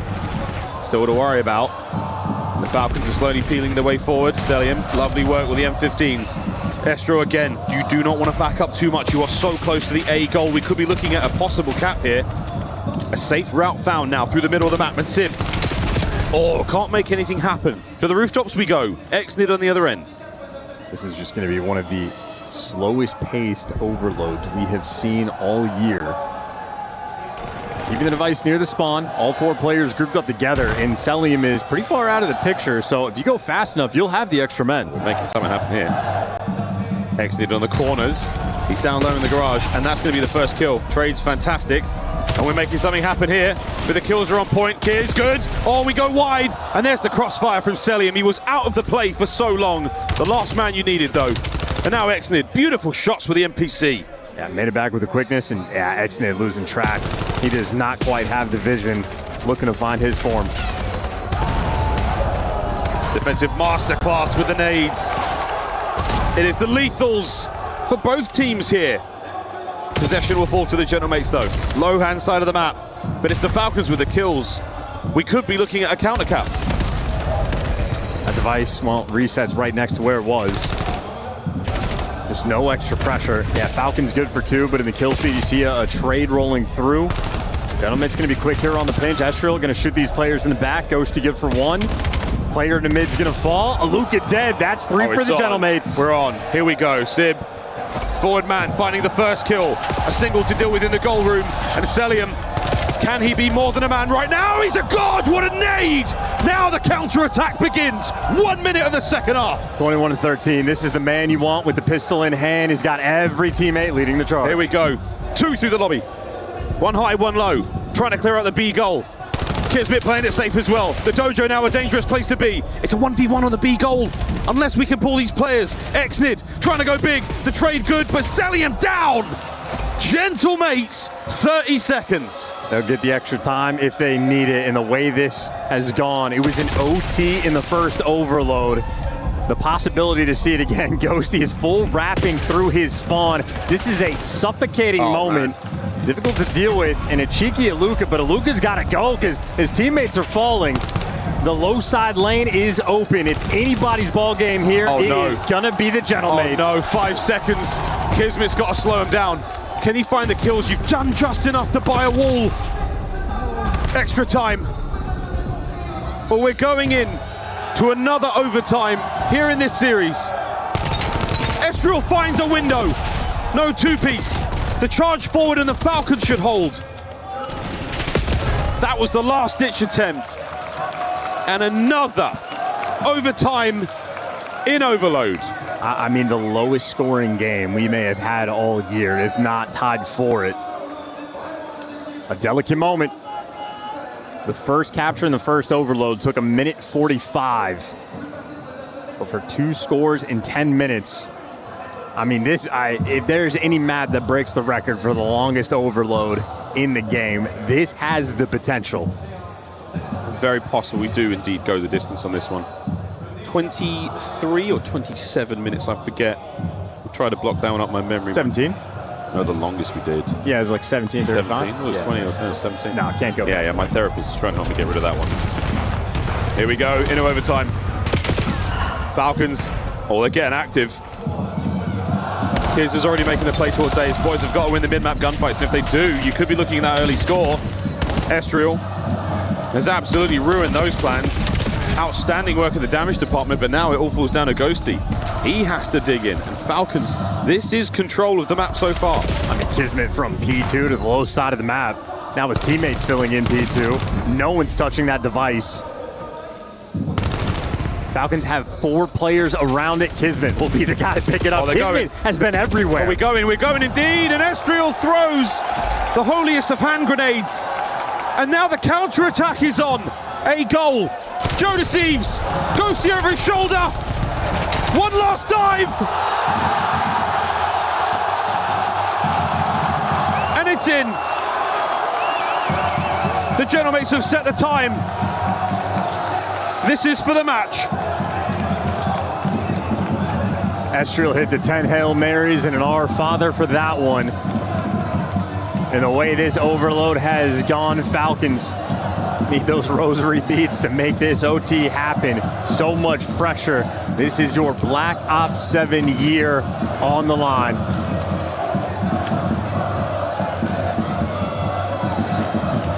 A few seconds shy of a minute is all the Falcons have. This is your year, this is your tournament. And they are making the most of it. Exnid, right down the middle. I mean, this is open. They're going. And Exnid kills them all! Just like that, Saud sends us to map 7. A final map in the series. And the venue has gone silent. What an unbelievable play. And peep the scoreboard. He was 18 in 32 at the start of that OT round. Exnid, make no mistake about it, he has struggled in this series, struggled on the map, and he picks them apart to get his team that dub. We wanted to find out what the Falcons were made of. We wanted to see what your year was like, and they will give us one more map. I'm not leaving, they said. You can't make me. Another Game 7 here. And the Falcons, they knocked Gentlemates out of champs. You know Ghosty remembers it. You know the fans remember it. The Falcons have delivered them potentially to hell. They've delivered us now to a map number 7. They could crush this home crowd. It's not over yet, ladies and gentlemen. Game 7 on its way. Overload will forever have a special place in my heart. And now to our pal Chris Bucket over on the studio. Call of Duty, thank you for Overload. Falcons Gentlemates, thank you for 2 OTs, and what a ridiculous way to get to a Game 7. Rosalie, in overtime, you literally had to close your eyes. You could not watch. You were asking Nameless to tell you the play-by-play. In the end, I had to ask you what was happening. How did Exnit score so quickly? And it happened so fast. The fans are still shocked here in the venue. Can you break it down for us in slow motion? Yeah, please give us this replay production. I mean, we are sending Black Ops 7 off with a bang. Look at these reactions. Yeah, I mean, everybody inside this venue, everyone stood up at the exact same time. A lot of fans disappointed, but they just get in behind. There's a gap in bottom server. We get a flank through. That's a 2-piece. The score comes in under a minute. Like, you can't make up these types of plays. Clutch. Unbelievable OT that we're seeing in this series. It's kind of awesome that we're back at EWC where we initially saw Exnit. Yeah. A breakout performance when he was on a terrible Falcon squad. Now he is soaring with some world champions. He's playing alongside Bulldog. And it reminds me of Bulldog where he's focused on objective first, slaying second. He's not playing for the numbers like he did his rookie year. Yeah, 99 kills is what we like to call him, right? But it doesn't matter. He doesn't have to put numbers up like that when he has Exnit doing it. I love that you made that shout because the story of Exnit and watching him throughout the season not only grow in the gunny, but grow just as a player in his decision making. That was a risky play to make in a situation like this. He took it, it pays off, and now they get to go all the way to a Game 7. And they've clutched up in overtime, but let's talk a little bit about what happened in the search and destroy. Take me back to Gridlock for game number 5. Yeah, I mean, it's just a masterclass out of the Gentlemates. These guys are operating on another level in search. It starts off, Sip finding a couple of snipes. Ghosty started off 5-0, but it's just the aggression. You know, these guys are so coordinated. Whenever Falcons decided to get aggressive over towards Showers, they would converge on them almost instantaneously. Sib would be coming in from the flank, and then the retake from Joe and Estriel always there. But the key play that we're all going to remember is this 1v3 out of Estriel. So much respect given from the Falcons, and he just guns the first 2 with the clutch up on the bomb. It's kind of like when Mercules was given the opportunity 2 days ago. Yeah. So, Rosalie, when we get later in this tournament in a 1v3, do you start just charging the guy together? A little bit. I mean, I just, at that point, like, you have to go for the third one. And Estriel clearly has been feeling it all weekend long. And so I think he's feeling on top of the world as far as confidence goes. And for Gentlemates, this is huge because their S&D has been so bad leading up to the last couple of weeks. I mean, you can see the absolute turnaround. I can't imagine the hours put into it, Andrew. I really can't see a world after what we've seen in these last 2 search and destroys where Falcons close the series out. I cannot. The way that Gentlemates are playing in search, it is another level. It looks just like the Paris Major when they went on that crazy streak, Chris. And I know you've got a lot of love for the Falcons. We both love watching them, especially ascending with a rookie. But don't you think the best thing for Call of Duty would be if Joe Deceives came over to the Gentlemates and made it to a championship Sunday in Paris? Listen, I love storylines, and you're one of the OGs at creating the best storylines in esports, Chris.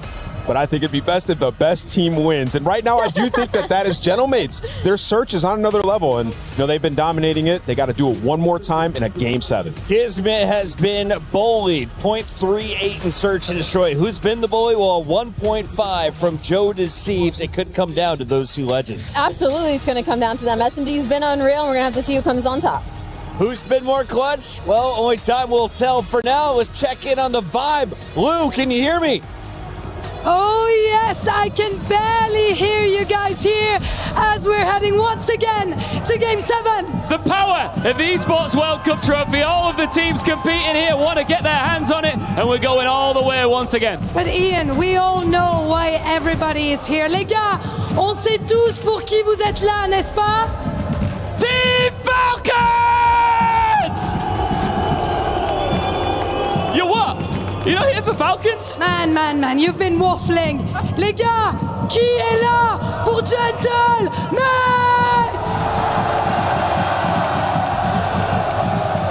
What about Team Falcons? Les gars, justement, en parlant de Falcons, moi j'ai pas le droit de le dire sur stage, mais je vous ai entendu.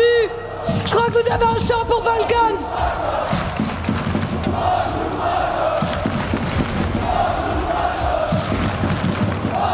Wait. Guys, what do you want to say to them? Hey, I'm just gonna say one thing. Hey, we came here to France, not to lose. We came here to win. Falcons is on the top of the world. Let's go! Let's go! Super Falcons, hey! Super Falcons, hey! Super Falcons, Hey, it might be a small pocket. It might be a small pocket of fans, Lou, but they're loud. They're loud. They're ready for it, Ian. You're right. Right before we get to Game 7, everyone, mesdames et messieurs, tous ensemble, s'il vous plaît, Ian, faites du bruit!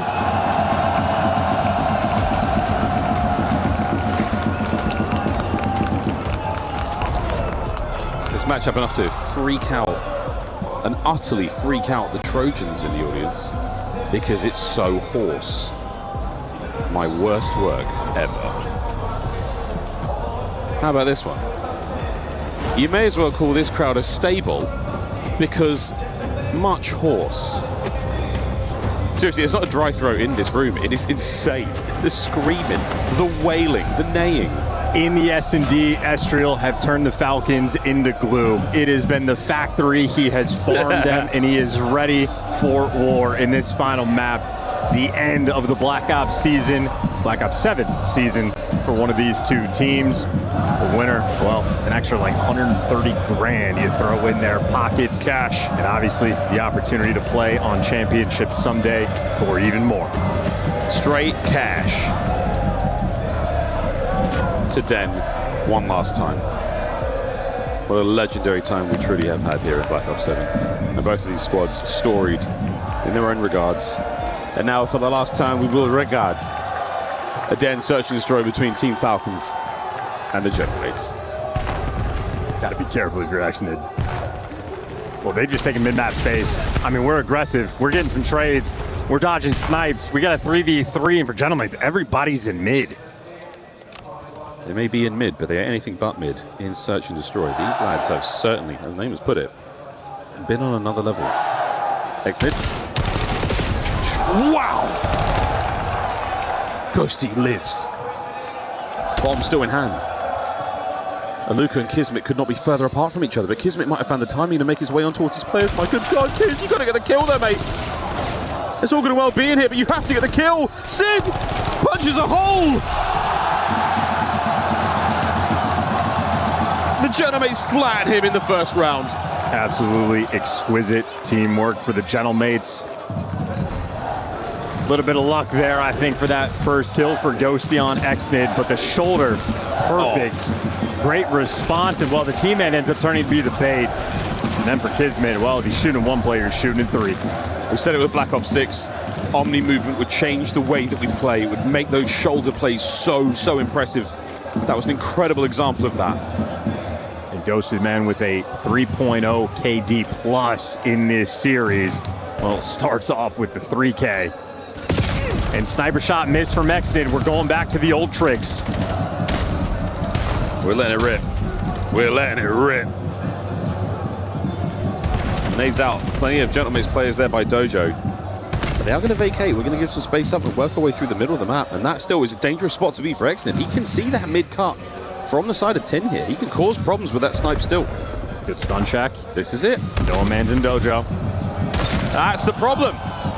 Problem number one, dealt with. Here comes Sib. Oh, the timing. Gets away with it. Time is now on the Falcon side. Wait for the smoke to clear. Close engagement here. Striol fights his way forward. Joe goes over the top. Joe brought down 2v2. Sib now forward. And what a melee! Celium wins it. Iron defense. Cell had maybe 2 or 3 different hardcore defensive clutches in the overload. Ended up helping get his team the win in the end. And Celium, good for it to be the final man standing in this round. just the clean-up crew. Cell gave you 3. Nice! Oh my fucking god! Whoa! Language! R.I.P. that chair. R.I.P. that chair. Round 3. Pristini's spirit lives on. Zip. First blood. We'll find Selim in the next round. Exnid about to deal with the entire team. Make no mistake, Saul could pop off in this moment. Oh, look at this. Here comes the boom. Oh, what an exit. A little bit of love now in the reinforcement shop. He showed. Oh my God, what? Estriel to Kismet. The Genomates are not stopping here. It's a 2v1. They should buff the NPC in the offseason. Yeah, man. Hell yeah, said no one. Run, Kiz. Oh, no. Kismet.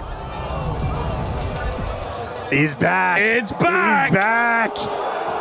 Not that it matters, because he's just going to plant the bomb on B. 1v1. Kismet! What a 1v3! What a legendary moment!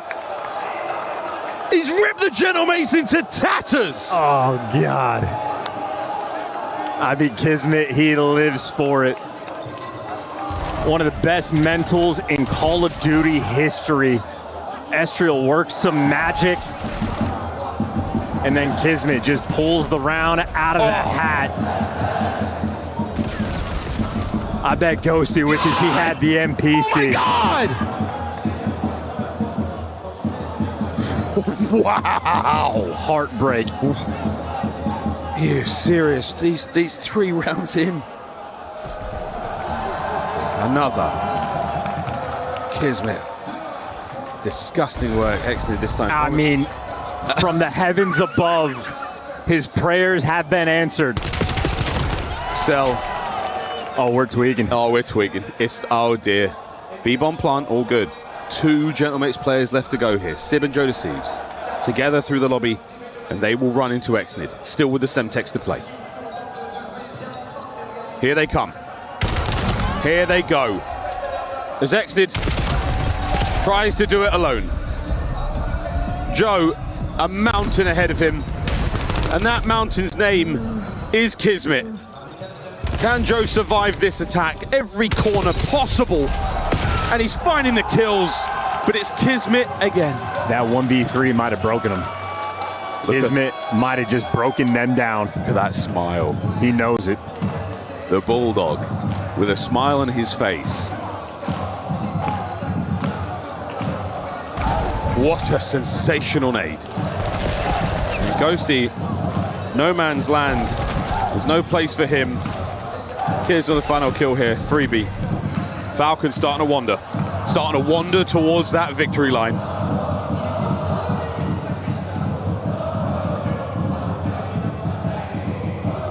Attacking round now for the Gentlemates. Plenty of presence there in the middle of the map. See you later. Exnid Snipe's going to be denied that wonderfully placed smoke. B-bomb still going. Exnid did swap out, so he's going to have a primary weapon. He's got the pinch. His teammates ready for this B stack. I think Gentlemates have sniffed out the pressure. They're swinging this around, going towards A. And as soon as they think about it, you got Falcons rotating the exact same way. Exit changes corner at the wrong time. Absolutely flattened. Beautiful work there on the first blood with Kiz still upstairs. Are we going to double back? We are, but Kiz is going to see all of it. 2 players spotted out. They're going to commit to the push. Selim on the other side of it. And he lines up at least 1. Now to Aluka. Suppression successful. He has to retreat. 2v3. Keep in mind, he's getting close to this Hellstorm. God, he doesn't want to die. Kiz really doesn't want to drop here. It's a 1v2. And they've got an eye on this. They've not given up. Kismet. Oh! Genomates find. They find the round when it's starting to feel a little dangerous. I love it too. Kismet dies and he just has a smile on his face. We are having fun in this Game 7. We'll see how it looked from the opposing team's perspective, but wow. Estriel, it's going to be the jump check, surely. They bide their time here. Wow, I mean, he was so close to one of them. If they were any closer, it could have been a pair. My word. Game 7 continuing. 3-2. Genomates looking for the equalizer here. Defensive posture towards B.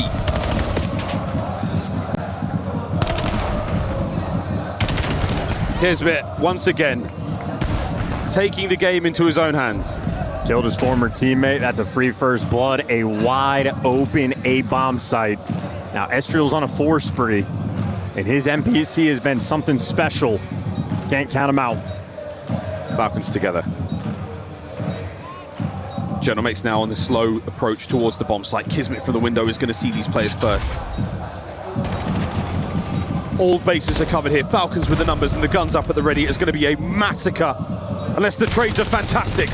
An ideal start for Ghosty. Estriel, will he go high? No need. 2v2, 20 seconds to play. His NPC is magic, can't count him out. He goes to the rooftops. Exnid lying in wait, and the trap is set. Ghosty! Can't get it done, and the Falcons find another round. Shuts that one down. Kismet gets that first blood, and the team executes after the fact. A free bomb plant in a cheeky spot there on the rooftops. Exnid, but a pixel on his screen. The aggression through the middle of the map, and just perfectly played.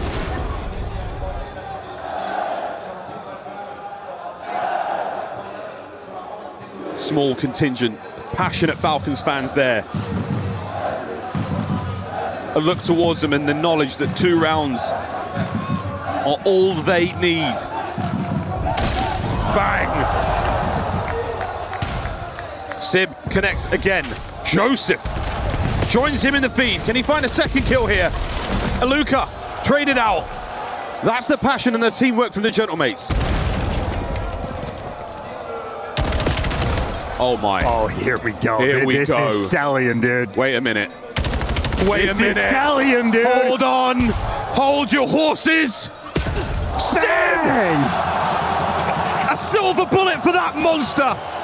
Right through the heart.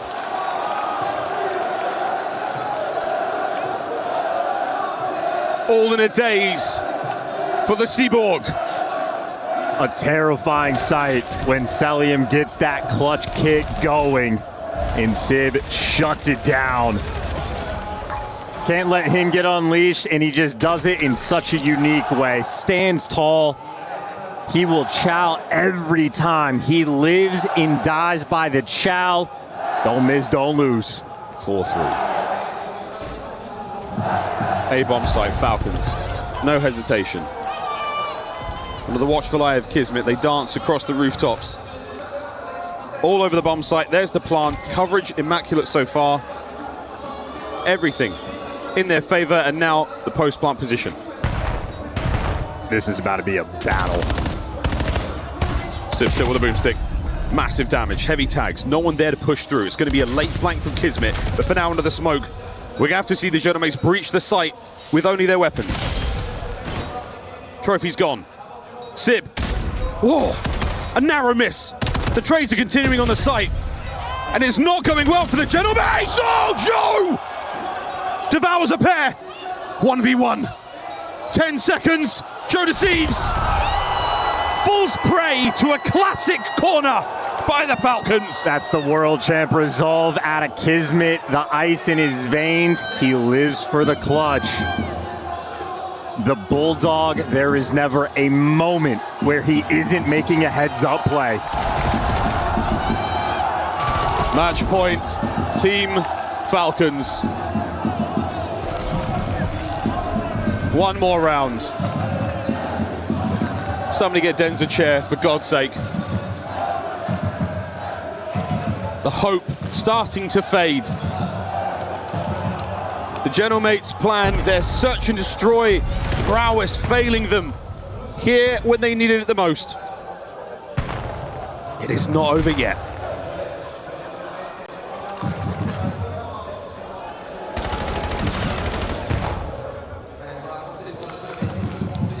Nobody home here. You can get this one down with the Genomates. But again, the amount of respect being shown, it's nades from the Falcons. No matter where they are on the map, they're still providing some form of influence. And now Aluka traded out. Another late flank from Kismet. He has been so successful so far. Surely this one doesn't work out as well. They're sending Kiz on a mission. The sooner you get the bomb down, the better. You wait too long, you're going to end up in a pinch. Falcons all over the map. They're still worrying about a mid-map run. Kismet checking all the flank. Estriel, this is the plan. Smoke through the middle of the map is enough to get it going, but Kiz will not have eyes on whatsoever from here, but he's made it through. That's the damage. Send in the Exnid. These two are trapping them. I mean, they are completely trapped. They are all stuck by Dojo. They've pushed back, but into Celium. Into the jaws of Celium. How much damage can he do? Can we encircle? Into Dojo. Kiz goes right. Estriel wins the fight. And now Exnid on the flank. 1v1. Estriel fades away. And Exnid! He's done it! He says, wait a moment. He says, let me finish the job. And it's over. Falcons win. That is simply unbelievable. They did it at Champs. They do it here at the Esports World Cup. The Gentlemates have fallen.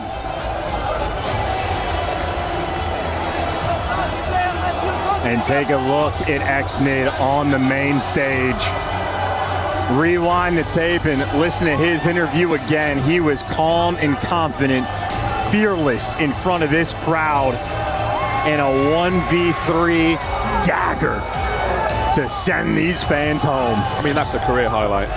That's a legendary moment where that player in this organization historically have fallen time and time and time again. They have never been able to close out a real big moment. That felt special. That is one the Falcons players are going to remember. And Aluka, the rookie. Unbelievable. You needed him every single step of the way, and he was there. Aluka should truly be proud of that performance. Exnid should be proud. Kismet, undeniable. And Celium, the master at work. Falcons, what a performance. Aluka is on stage with Ian Chambers. Wow, yeah, Miles, I mean, I don't think that this was part of the Paris script, but here we are. Falcons are in the semi-finals. I'm standing by with Aluka, just 19 years old, soaking up every moment here. You said, just as I asked you off camera there, what does this mean? He said, I'll tell you in a second. What do you want to say? This is insane. I want to say off rip, I couldn't get a fucking kill in the S&D, bro. That shit pissed me off. I played ass. But bro, those guys are the best. Those three people are the fucking best ever, bro. GG's to Gentlemates, GG's to the crowd. You guys went insane. They just choked map 6 hard. And we just won somehow. I mean, listen, this entire arena was rumbling, right? I'm sure you could feel it under your feet. I'm sure you could hear that noise at such a, a young age. And you only literally played your first CDL match less than a month ago. How are you handling this heat? How are you handling this pressure? I'm not gonna lie, I enjoy it a lot. I just have so much fun playing. Like, even when the crowd was going insane, like those Gentlemen's people, I was just enjoying it the whole time. And yeah. And one more thing. Yo, boys, I appreciate those guys there so fucking much, bro.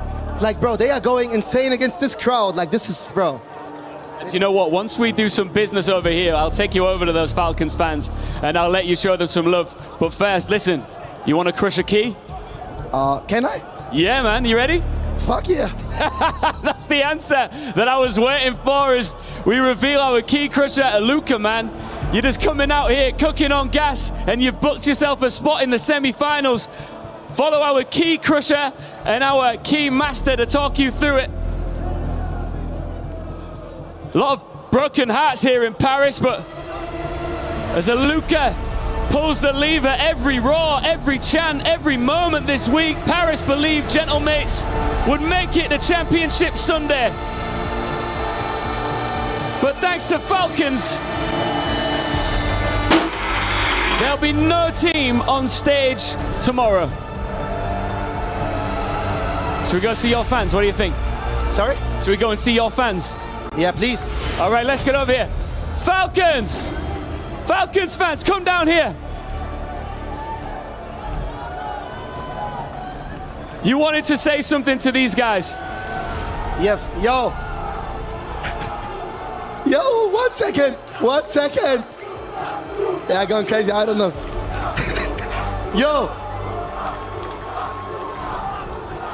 Yo, thank you so much, boys. Thank you so much. I swear. Yo, against this crowd in their hometown, bro, thank you so much, boys, for your support. Thank God those guys went insane, bro. Thank you so much. I appreciate you guys. Hey, you're modest, man. We can't wait to see you pop off in the semi-finals. Congratulations. See you next time. One more series to go, and you know what it is. A banger. They told us after Major 1, look out for Aluka. He's signing with FaZe. Well, we now are finding out why this guy was considered a superstar all along. But really, there were 2 key rounds here that broke Gentlemates. Nameless, talk to me about Kismet, and then, of course, Xnid's finish. Yeah, I mean, Kismet's 1v3 was spectacular. Dude. Like, what a display of individual talent. He wins 2 massive gunfights, and then he just plays the time. He's like, I will let you plant this bomb, retake, and gun you at the very end. Just individual talent, smarts. You got the whole bag in this map here out of Kismet. Xnid at the very end chases down Estriel and finishes the series, silencing the fans and sending the Gentlemates packing to the disdain of the young lady to my left. Rosalie, condolences. It sucks that we're going to lose such an awesome, passionate crowd. Yeah. But their team put it on for them tonight. What do you mean lose? There was a nice, good pocket there of Falcons fans that we are definitely going to see again tomorrow, being nice and loud for their boys. Listen, on both sides of the stage, there were incredible storylines. She's not coming back. That's what I'm talking about. She ain't coming back out. Whoa, all right. You know what? But we can't take away from this. You know, I think we've been blessed with some really good Call of Duty already today, going all the way to that 7. But I mean, just the ice. We got 99 kills in that map number 7. We were waiting for him to get activated. We saw him get that 1v3, and it lit a fire underneath everybody else on that squad. Are we going to let Ben J continue to get away with this? First 0-4, then Xnid. Now he's celebrating both of their 1v3s. You know what? Facts, man. Listen, Ben, he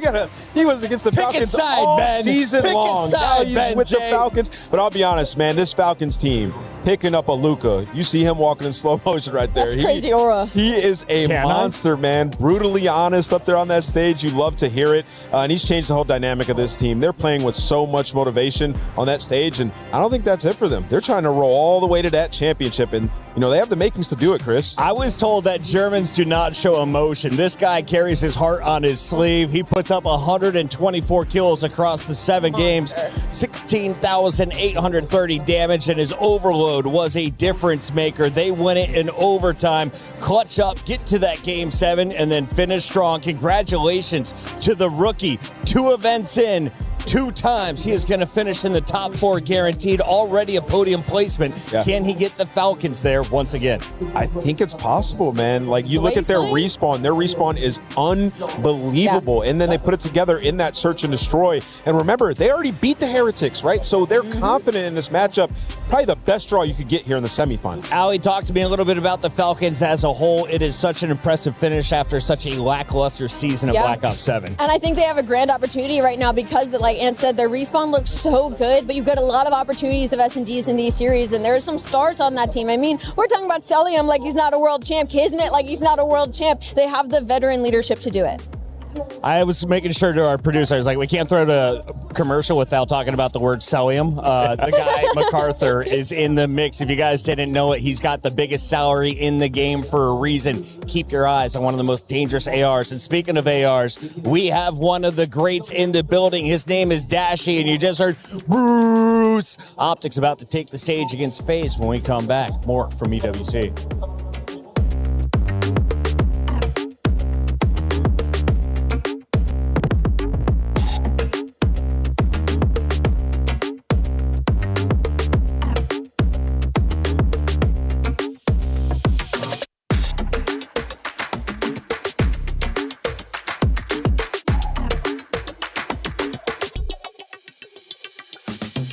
We're trying to grab and go like bottom mid to left. Yeah. I need one left Ivy. Onto Ivy. One low left Ivy. Yo, top blue. Ivy. Top blue, go. Okay, on you. On one side. Nice. I see PM. I got it. Nice. No! Come on! Let's fucking go, man! Good shit. The human body was built to move. not trapped at a desk in one singular posture for 12 hours a day. It's time your chair evolved.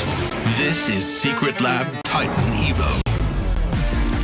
Ergonomically engineered for you, gamers, hybrid workers, artists, backing your every move.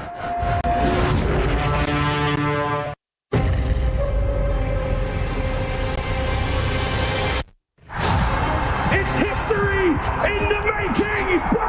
Back-to-back world champions!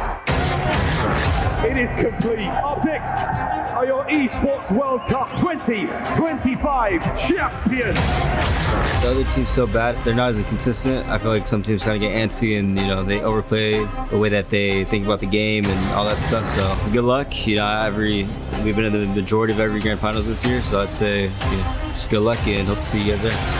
I'm not a big trash talker, but I let the guns do the talking. Dottie pushes forward, a big kill. That might have decided it. Abusa down. Wow. After all 4 falls, he spawns all the way at home, but as soon as that new hill pops and Mercules is in a position to contest it, goal line stop comes in. Oh, who's gonna find one more? Oh my goodness, it's just not the cannon blasted. Are you kidding me? 1 versus 1. Oh my God! Last time we were in Paris, I know the Geno suits was going crazy, but honestly, you couldn't really hear him. Play is in our DNA. Whenever we let it out, it becomes our superpower. Now imagine an entire city being built to supercharge it. Kadir City, powered by play.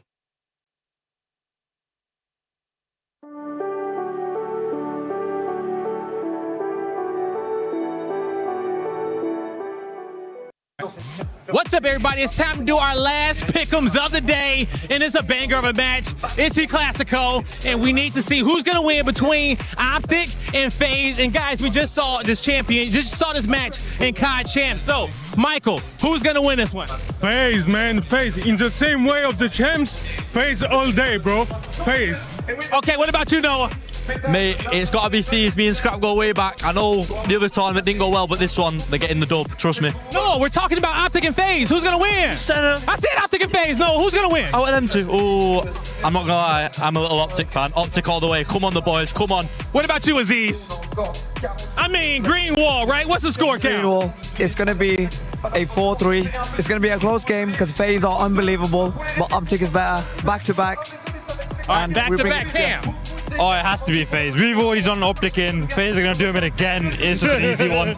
It's so easy. All right, lastly, Palm, what's it going to be and what's the score count? I got FaZe winning last map, round 11 again. FaZe winning last map, round 11. Hey, it's going to be an insane series. We saw it at Champs. We're going to see it again at EWC. Only one can make it to the finals.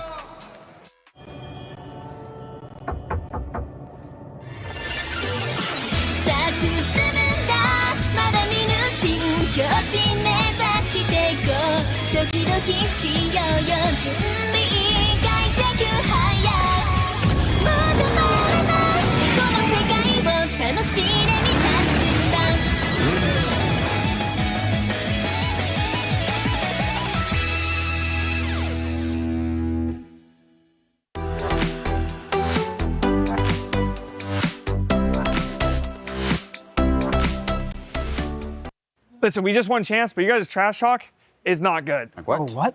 I'm not trying to hear that. I'm not trying to hear that. We're going to start today with go back to your bedroom. Go back to your bedroom. I want to hear you guys say it. Go back to your bedroom. No. I want to hear you guys actually say it like you mean it. Okay. Ready? Yeah. You're going home. You're going home. Go home. That's better. That's better. All right, second line.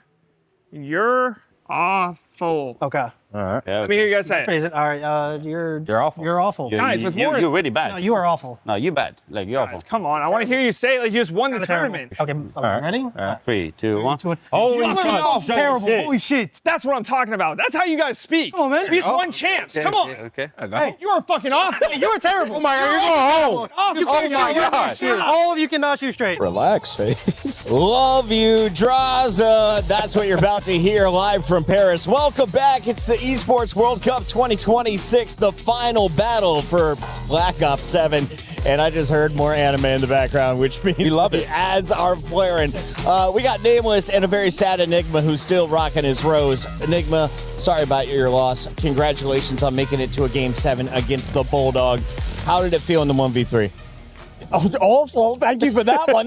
Yeah, no, honestly, it just can't happen, right? The overtime is heartbreaking enough. But multiple 1v3s, 1v2s, I think the phrase you used is we're watching blackouts happen. Yes, and we my were. God, you were not wrong. That was tough. That was so heartbreaking. We do not expect that same thing to happen against the next two teams because they are world championship caliber. Optic going up against FaZe, and this is a battle that we have seen for a decade. Let's start here with the Optic squad because they were our #1 seed since day one of the Black Ops 7 season. They won the Monster Invitational to kick off before we even had official competition.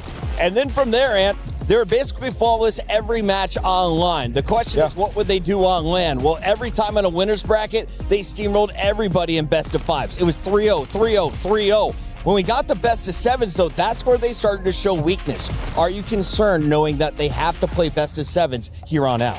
Yeah, absolutely. And, you bring up a good point, but it was up until we were in Paris where that changed around, Yes. Chris. And it was Dashy, he was the MVP going off for them. But the thing that I'm most concerned about, Chris, is the 3 search and destroys. They have been on a free fall in that game mode. And in particular, in the Champs Grand Final, lost all the search and destroys in a round 11. So as we get to the championship rounds, has been where Optic has faltered since the start of the season, really. Yeah, there's an air to them that's been lost. It's this aura in clutch moments to be able to see them out, to get over the line. Championship teams have that in spades. And there's just been something through this year where it seems that they get into those moments and suddenly, we've watched it ourselves, 1v2s, 1v3s, and same plays that come on through. And in history, we're watching Optic pull that off. They're on the wrong side of it right now. Nameless, this is a huge squad. Optic fell short of their goals at Champs. Talk to me a little bit about expectations for them here at EWC. They are our reigning champions, right? Yes, they are expected to come in here and take FaZe down and win this championship. This is a team, you set it up perfectly. They have cruised through their winners bracket at every single tournament that we've had. So if there's a time to play FaZe, it is right now, before that grand final, right? And you look to these guys, you look at Mercules to step up once again. He has been the search and destroy all-star for this team. And he's got a few 1v3s already. Exactly. And you see what it takes, Chris, on the stage. When we get in front of this crowd and you're at a big event like this, it takes the spectacular at times. And those are the teams that are pulling through in our bracket. Let's take a look at their opponents on the other side of the stage. They have a super loud fan club, especially online. They go by the name of the Flank. FaZe Clan has been dominant, and they featured the GOAT. We welcome in, do we call him the GOAT right now? Who, Simp? Ben J.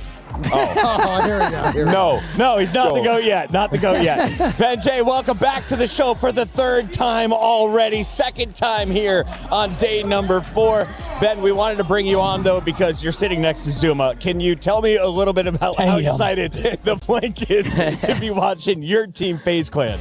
We always are excited when these two teams play online, LAN, whatever, and it's really delivered the last couple of years. And the Champs Grand Final we saw a few weeks ago was awesome. Obviously, the Ant's point, the S&Ds were the difference in that one. I would have to think Optic put in a little bit more work in the S&D, so let's see if they can match up here in this best of 7. Yeah, Tom, I want to ask you this. Yeah. I've watched the round 11s over and over again.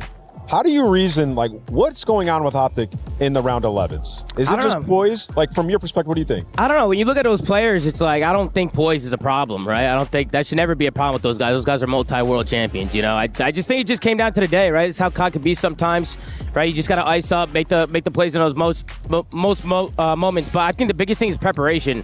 You saw the clip of Crowder on Reddit, and just seeing how they talk about what players like to do, where they like to go, how they like to play, and just picking up on those habits. I think that's the biggest thing. I think FaZe really prepared for Optic, and they knew what they were going to do, and I think that was just the biggest thing in those round 11s, to be honest with you. Boys, considering this is happening so soon after Champs, and we talk so often about download series and studying VOD and everything else, is there an element of concern to you that Optic are going to now know exactly what FaZe are going to be bringing to the party and they're going to counter that? Oh, yeah, for sure. I definitely think Optic's definitely preparing. They got DB5 over there as a coach. They got JP too. JP coached me when I was on the New York Subliners, and I know he's definitely preparing those guys. He's bringing the statistics, definitely watching some film. So they're definitely studying the FaZe boys, and I think the FaZe boys are studying them. So it's a mind game, right? It really just comes down to a mental game on what they're going to do. And we'll see who ends up icing up. This is a coin flip series, right? Anybody can win. They're trying to get out of the venue by midnight. So, guys, before I let you go, final map count before this one ends. I can see it going all the way down to a seventh map. I can see it going all the way. I'll go map 7 phase. Obviously a little biased, but I'll go map 7 phase. I think Benjay's got Optic. Got Optic in 6.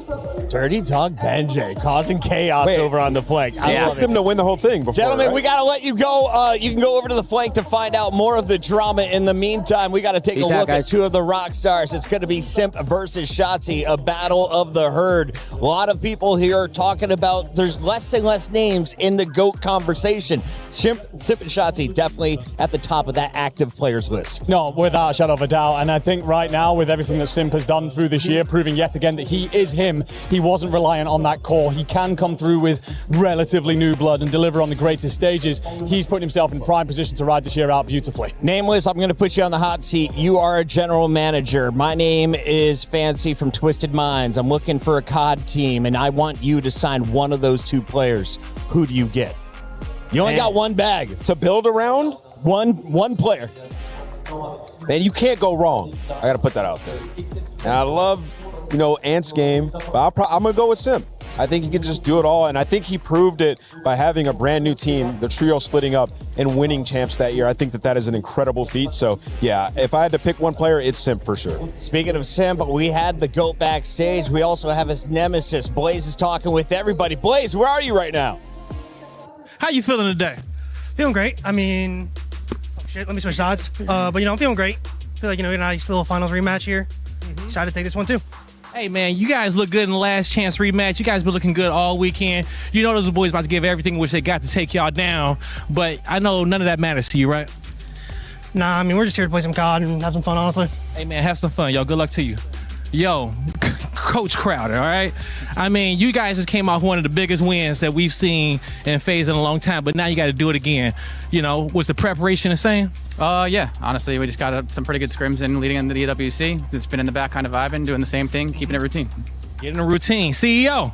Okay, you've been checking everything over there. You've been making sure that, all the employees are doing good. HR is doing well over there. How's the business? Hey, it's just another day in the office. It's Saturday. We're here to play and lose to go home. Hey, lose to go home. Best of luck getting to Sunday right there, all right?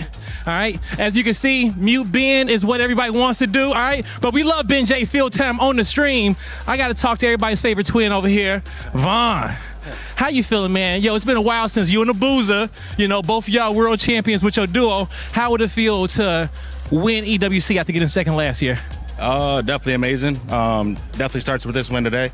And, just remind everyone why we're champs. Hey, man, remind everybody why you're champs. You feel cool, calm, and collected today. I ain't seen this type of energy out of you for a while. You got some good sleep tonight? I got great sleep, listening to Coach Fish and just controlling my breathing before the match and just staying calm. Hey, I heard that, man. Stay focused, all right? Good luck to you, B. Thank you.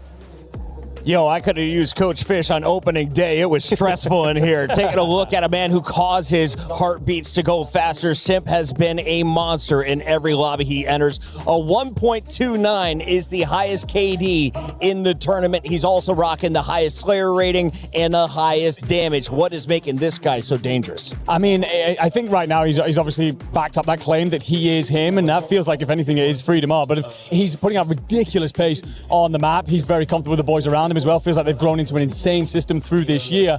I think one of the things to note as well is there will be people that asterisk that a little bit. Oh, we beat the Pit to kick things off. They took down a very strong looking Koi as well. He's still delivering numbers like that. So yeah, this man looking to do insane things and continue to add to his list of accolades. Now, did Simp win an EWC title in the past, Nameless? Yeah. First year, right? Yeah, 2 years ago. Yeah, so he's used to doing this thing. He's also used to lifting trophies in Black Ops 7. When was the last time FaZe did that? Well, we just watched it at Champs. It was unbelievable, and Simp was unreal in that tournament, and they took down Optic to do so. That is our MVP right there, and you look at this team, and it really came together, bringing in Abuza in 04 after so many second places last year. They came into this team with that fire, that hunger to get that championship, and alongside Draza and Simp, it started off where they weren't a well-rounded team. They started off just search and destroy, and then their hard point over the course of the last 2 months really became peak. And at Champs, it culminated into this team that is just dominant across the board. So yeah, going into this matchup, they're extremely confident. They've been doing a lot of things on the back end with their coaching staff. That was the first time they beat Optic. That was way back in Birmingham. As we take a look at your maps and modes this time around in the best of 7, 65% of the fans feel Optic is going to take this series with frequency hardpoint right there in the middle. Big shout out to everyone over at Treyarch. The top 2 teams in the world want to play this game mode to decide who is moving on to the semifinals. So let's get into it with our experts, starting with you, Nameless. You've been on fire. Finish strong. Yeah, I got FaZe taking this one. I think it goes all the way to the Game 7, and FaZe get it done in another search and destroy. Going FaZe in 6. That's it. That's what I got for you. You got 2 of the maps missing from last time out. Nailed it. it. It's going to be Optic getting it done. There we go to the stage. Final match of the day. Get it on.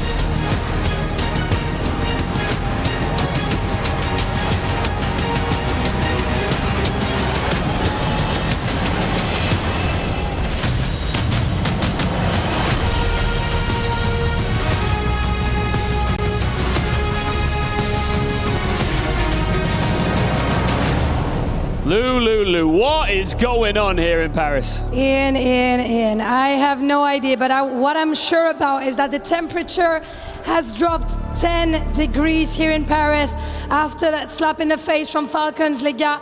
La clim est palpable après cette victoire de Falcons. Je le sais, c'est pas ce qu'on attendait.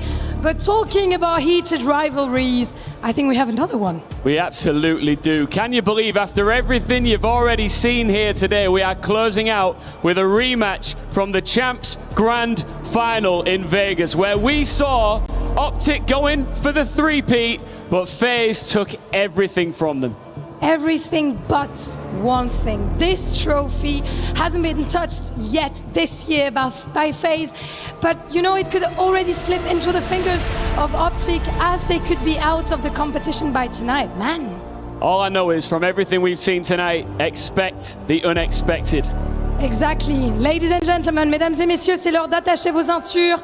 Time to fasten your seatbelts. And welcome, FaZe Clan!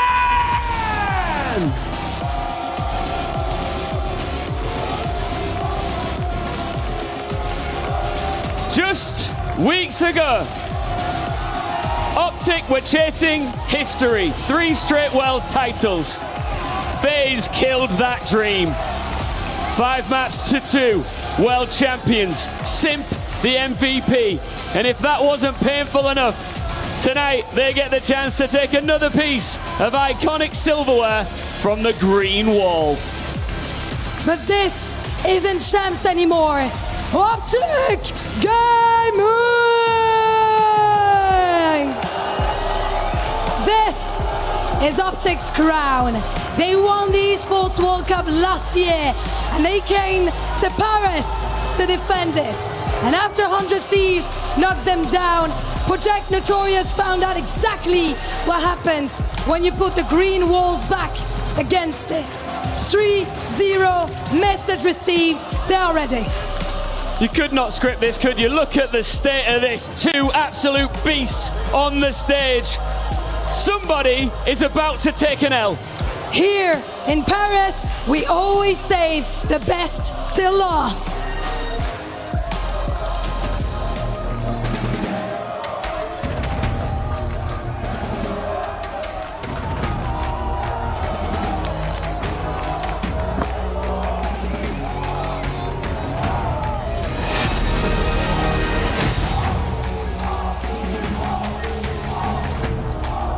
Big fight feel here in Paris. Draza, Dashi, look, we keep talking about it. It was just weeks ago that you two went at it in iconic fashion in Vegas. I'm going to come to you first, Draza. Why can we expect the same result here tonight? I mean, hey, I'm the CEO, so it's another day in the office. I'm here to do what I do, and it's going to be a good match. Is he the CEO? I don't think so. Why is tonight going to be different for you guys? I mean, we were prepared well for this. We've been shooting, so I'm excited for the series. Any final words? Good luck. Good luck. Good stuff, guys. Shake hands. Lovely sportsmanship. This is going to be epic. It is FaZe versus Optic. Somebody's getting their key crush tonight. It's a Saturday night primetime ticket, and well, you already know what it is. If there was ever a series that could top the last one, we've got it on stage. Shift with Study, FaZe with Optic, redemption on the line for Optic, but at the same token, don't forget that 04 to Booza are still looking for their clapback on this stage too. This is a tale as old as time. E-Clasico, a matchup that we have seen for almost 20 plus years between these two historic organizations. A total of 73 different times they have played over so many different titles. Optic currently have the lead by 1. We know what happened a couple weeks ago. 3 S&D round 11s. Potentially it might come down to that again. So for everyone watching at home and everyone in the stands, grab some popcorn and your drink of choice and get ready for the show. It's going to be unbelievable. Legitimately 2 decades of history stand between these two organizations, and I know for a lot of you out there, you're happy to see the names represented in full. A certain level of nostalgia grasps us on the stage here in Paris, the city of light, lighting up a little bit brighter here at 10:40 p.m. This is an interesting map set series. Oh yeah.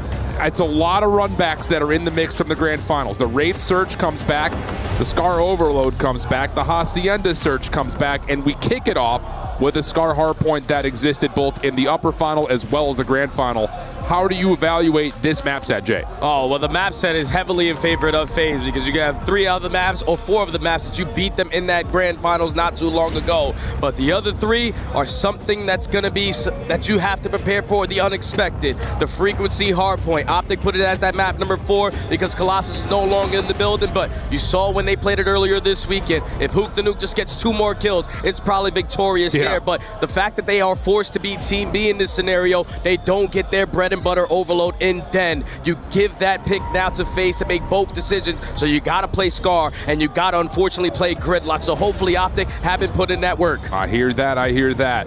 Just for all those Optic fans that are out there, 17-9 on Scar, 3 of those losses handed to them by FaZe. 2-3 overall in the head-to-head are these two teams. It's a best of 7, it's a single elimination matchup. There's really not much else that has to be said. You already know what it is. So one more time for Saturday night. Let's get it on. Let's do it, ladies and gentlemen. Into the P1 we go here on Scar. You're going to have FaZe not spawning on the preferred side. Optic looking to lock down Blue, but there's already routes being hit. It doesn't matter. The Nuke and Shotzi take care of them. Oh, but the CEO is already in the office. Turns, snaps, finds 2, alleviates all of that opening pressure immediately. But have they tracked Shotzi?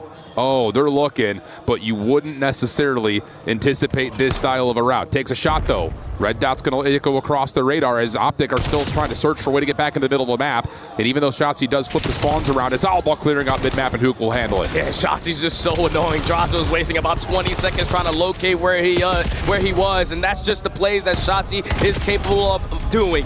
On final 10 seconds here at the P1, the race over towards P2. Shotzi sitting at 2-0, make it 3-0. He's got one more underneath him. Yeah, sure does. Kill comes through, looking for it, trying to find it. Can't tally it. Nice help out of the way immediately from Simp. So you've got FaZe in the hard point, plus an early cutoff from 04. How does he get there that quickly? But Dashy shuts it down. Still, that does guarantee at least the opening 15 seconds, maybe more if you can wipe up this first wave. And with those spawns coming in, it guarantees where the pressure is going to come in. There's no trophy systems in place, so Tax and Stun will be heavily invested, and that's going to clean up all 4 with ease. Optic get a good break.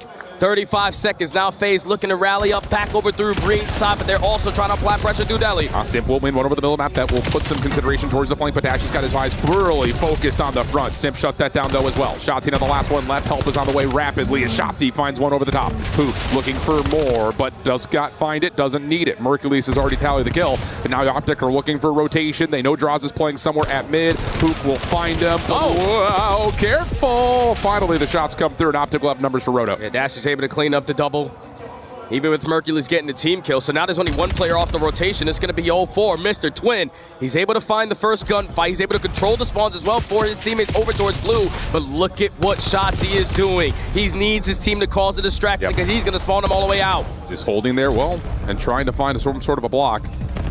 Shots will come through. Shotzi reveals his position. 04 trying to watch it. Patience is a virtue against Shotzi. And they say, never mind, let's just let him sit there. Nice shots from 04. Woo, that was clean. Nasty Omni movement on display for sure, plus the stun. 04 getting it done early. And they lock down blue side again.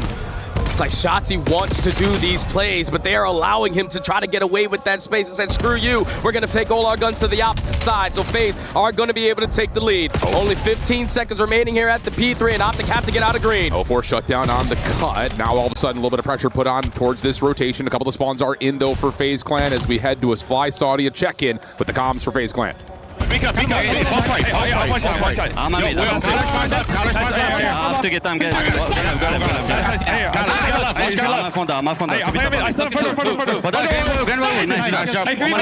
on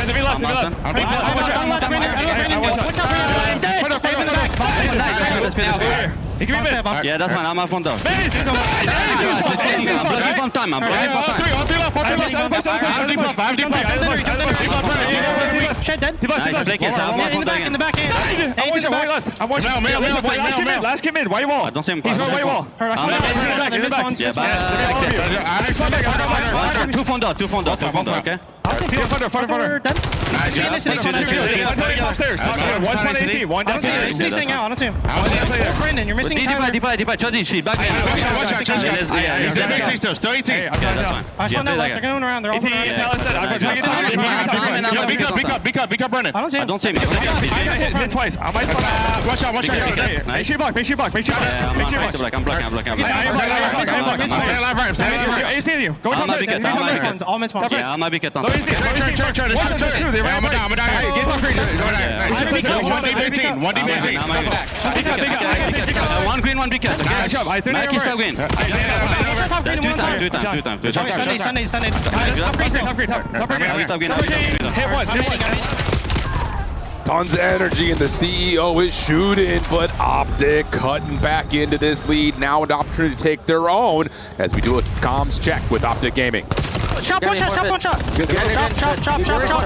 Which one playing? Hard box. Someone get touched. Is he weak? Intergen. Yeah, they spawned in the back. Low plane. He's low plane on me. I'm a bullet. First guy was shot, Sam. He's the shot. First guy.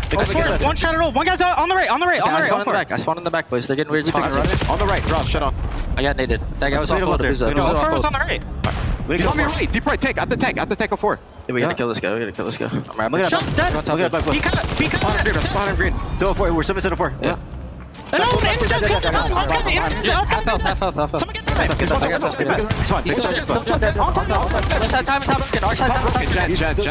Alright, what's our shot? I'm chop. He's chop off time, Tim. I'm nader, Shadow. Sure, try to Nade time. On time set. So we count time, it will count time. Nice, good fucking win. Let me shot for sure. White wall already. So far. Company, watch out, guys. Watch out. For white wall. White wall. Nice, get up on top. I spawn P5. Shop, I think. He's in shop. Okay, shop. Two shop. I got another one shop. What's there so far? I'm blocking. Absolute top wood. He's on new 04. I'm looking at it. I don't see him. No, he's their shop. They're trying gold. Yeah, back and forth. Exactly what we want to see from the Scar hard point. Mercules trying to win the scrap time as Optic are a little bit outside the rotation to new with 04 blocking the way. And that was some of the highest level of communication from both rosters, calculating the fundamental aspect of the game, making sure you're keeping track of certain names and not allowing anyone to get lost. It's basically a tie game as we head over towards the P2. Optic are going to be the first team in, and Shotzzy is able to find one, but now FaZe get their push back in. Man, the ARs are just lighting things up right now for FaZe. Even though Buza may have had a slow start, he is cooking over the top of P2 at the moment. Dashy just trying to litter some shots up top while Shotzzy hits a pitch, but a shut down by 04. Massive play there as Hook really just has to sit and wait. Can't even do that as 04 finds that shutdown and FaZe are getting the time. There's no routes being hit. Optic are going to try to just flood through the front door. So far, it's 2 for 1 in the trade fights. You technically have the numbers advantage, but you have the nuke working on a pinch through the middle of the map. He's going to lose that gunfight to 04. The rest of the ARs still locking down the front side of the motel, and it's looking like this final 15 is going to FaZe. That's a really good angle for 04 to push up and pull Dashy off and allow Zip to play through mid. Spawns will move just a moment here, but Abuza has a read on it. Able to find the kill onto Dashy. Opportunity here for FaZe to run away. It's crazy how next level they are in their hardpoint game. Even when you think Optic are getting blessed with an opportunity with a pinch spawn, no, it's a perfect read there from Abuza. Now flawless off the rotation over towards P3. Try to get your trophy system down to potentially lock this one down. But Optic fly in. They soar in. All 4 dead. Optic in the time. Critical moment right there for Optic Gaming. They needed that badly. Even more to find 04 to stagger the respawns here just a touch. And Shotzi's now all of a sudden heating things up. Brilliant shots to Abuza. FaZe spawning out towards mid, and Hook is cutting him off. Hook has to play this timing game. Is able to get the first, but you can already see on your mini-map, 04 thinking about the big-time play. He already got past you over through the motel. He is now blocking the spawn. Your teammates are forced to turn around, and thankfully Dashy shoots the way that he does. Optic have been able to basically lock down this P3 all throughout this time and keep it a tie game. Amazing bounce back for Optic. FaZe now late to rotate over towards New, but they're finding kills through the exit. That's going to give them an opportunity to move some of the spawners around. Yeah, 2 players going to spawn out here. Shotzi able to find one from the front. That will limit this hit, but he's going to get found out over towards the top. Mercules has to play his life. How much can he create from back here? Simp is right around the corner, able to miss, and now on opportunity to get more potentially as he's got Abuza online, but Draza will put him down, but Dashy spawning close, has help from Hook, and Optic will win the spawn. He's got the assistance. Great plays there from Mercules, just staying alive in the position, and now you can allow the Batman to get loose. 2 in a row, back spawn secured. FaZe all over the map, though. They are hitting every single round. Sip finds one, 04 finds another, but it's Dashy and Hook in response. But the problem is they just don't have the help to stay alive inside the hard point, so now off the respawn, you've got to get it done if you're Mercules, and he's able to line up too. Simp in from the front door, though. Critical, back 20 seconds to play for here as Simp's able to turn that into a second. Dashy still holding. Good pre-fire onto Draza, and he's going to have maybe one more to deal with. Almost gets the beat down, but not quite. And look at the spawns. Mercules is going to spawn out. He is Agent 007 right now, trying to sneak behind enemy lines. He just made the play at P3. Now he makes the play at P4. He has a chance to do it again here at the P5. In towards top green. Call of Duty timing is not going to go his way, but he at least stalled out enough time for Shotzi to be in a position to block the spawns and now take the spawns. Opportunity to bring right back in. Simp gets the beat down, but no shot with it. Shotzi still alive and kicking. Hook's able to clear out the backside of the plane. That is massive for trying to hold this P5 because now FaZe don't really have a route to hit at the moment. Oh, look at this little back and forth from Shotzi. 4 in a row from him. Simp down low, and Shotzi wants to take the battle. Both players happy to have that superstar conversation right here, top green, but it's Dashy for 2. Mercules with damage onto the hard point, and FaZe will get cleared out. Shotzi is in a flow state right now, 29 and 22, almost 2 minutes in the hard point, and he's also streaking if you haven't seen. They breached the 200-point mark. Final 15 seconds, and this is where you have to step up with the aggression, because every single kill from this point on is going to spawn behind you at green, and you already have pressure at white wall. Shotzi on 7. Opportunity to block the spawns around, but Draza very wisely chases that down. FaZe able to find a handful of eliminations to give them early time at 1. They know Hook is somewhere behind them, but they don't know exactly where. Now he will make his move. Able to help Mercules out by trying to get some pressure to the middle of the map. Shotzi on the pinch, able to find one more. It's just now to can't FaZe hold from inside the hard point, but Hook is right there with the AR hip fire. Stuns, nades, all of it coming through, but Optic are in the hill for now. They just continuously keep on flooding through mid-cup, but they do not have deli control. So Mercules is not going to be able to stay alive. 0-4 with the double, but it's Shotzi with another route. He continuously is getting lost. He's continuously making big-time plays, and FaZe no longer have blue side. That's that leader's advantage, allowing Shotzi to do whatever he wants. Mercules pelting through mid-market. Simp in the corner, try to cook up a nade. 04 able to get some play through mid. Goodness gracious, 04 almost able to do it all himself. 195-223. 12 seconds left here on T1 before we rotate, and there's still a negotiation for who's going to win this right side of the map. And it's all on Simp. What can he do? Him v Shotzi, the GOAT of the CDL. Are they going to be able to have a one-on-one that could potentially be the difference maker here? And Shotzi gets the better of him. That's 3 dead off the rotation. Your Piz player who gets shut down, but you know where the pressure's coming in. All at green. Dashy with getting an 8 cooked up. FaZe trying to flood from the front. Draza the one on the pinch. Dashy runs out of ammunition here. Uh-oh, wait a second. That's going to be 3 dead. It leaves Mercules by himself over through center. Dashy's nade does connect. Mercules wins the 1v1. Spawns though move. 235, 196. FaZe trying to break from Get your trophies down. Get your trophies down. You know FaZe are going to be fresh off the respawn with every single tag. Optic only needs 10 seconds. Here comes Shotzi. Shotzi able to get the one he needs. Last 5 seconds, Abuza would have to peel him off the hard point, but it's Dashy who has the first and the last word. 250, 197. Optic take the first. What a game one between both of these teams. It looked extremely similar to what they did on Scar just a couple weeks ago. The final score back then was 250 to 194. in favor of FaZe, but this time it's 250-197 in favor of Optic. I have never seen Shotzzy that loose on a map like Scar. The fact that you were playing for those routes and you were never able to keep track of them, Shotzzy did it all there for the green wall. And it just is one of those situations, it's like live and die by the sword type of gameplay. How many times over the last couple of months now have people gone back and evaluated his gameplay with a microscope? But when he's had the opportunity to catch some flow and get a lot of assistance from the ARs to make the numbers in favor of Optic, it's a game changer. And Optic reaped the reward for map number 1. It's just crazy to see how much trust this team has within each other.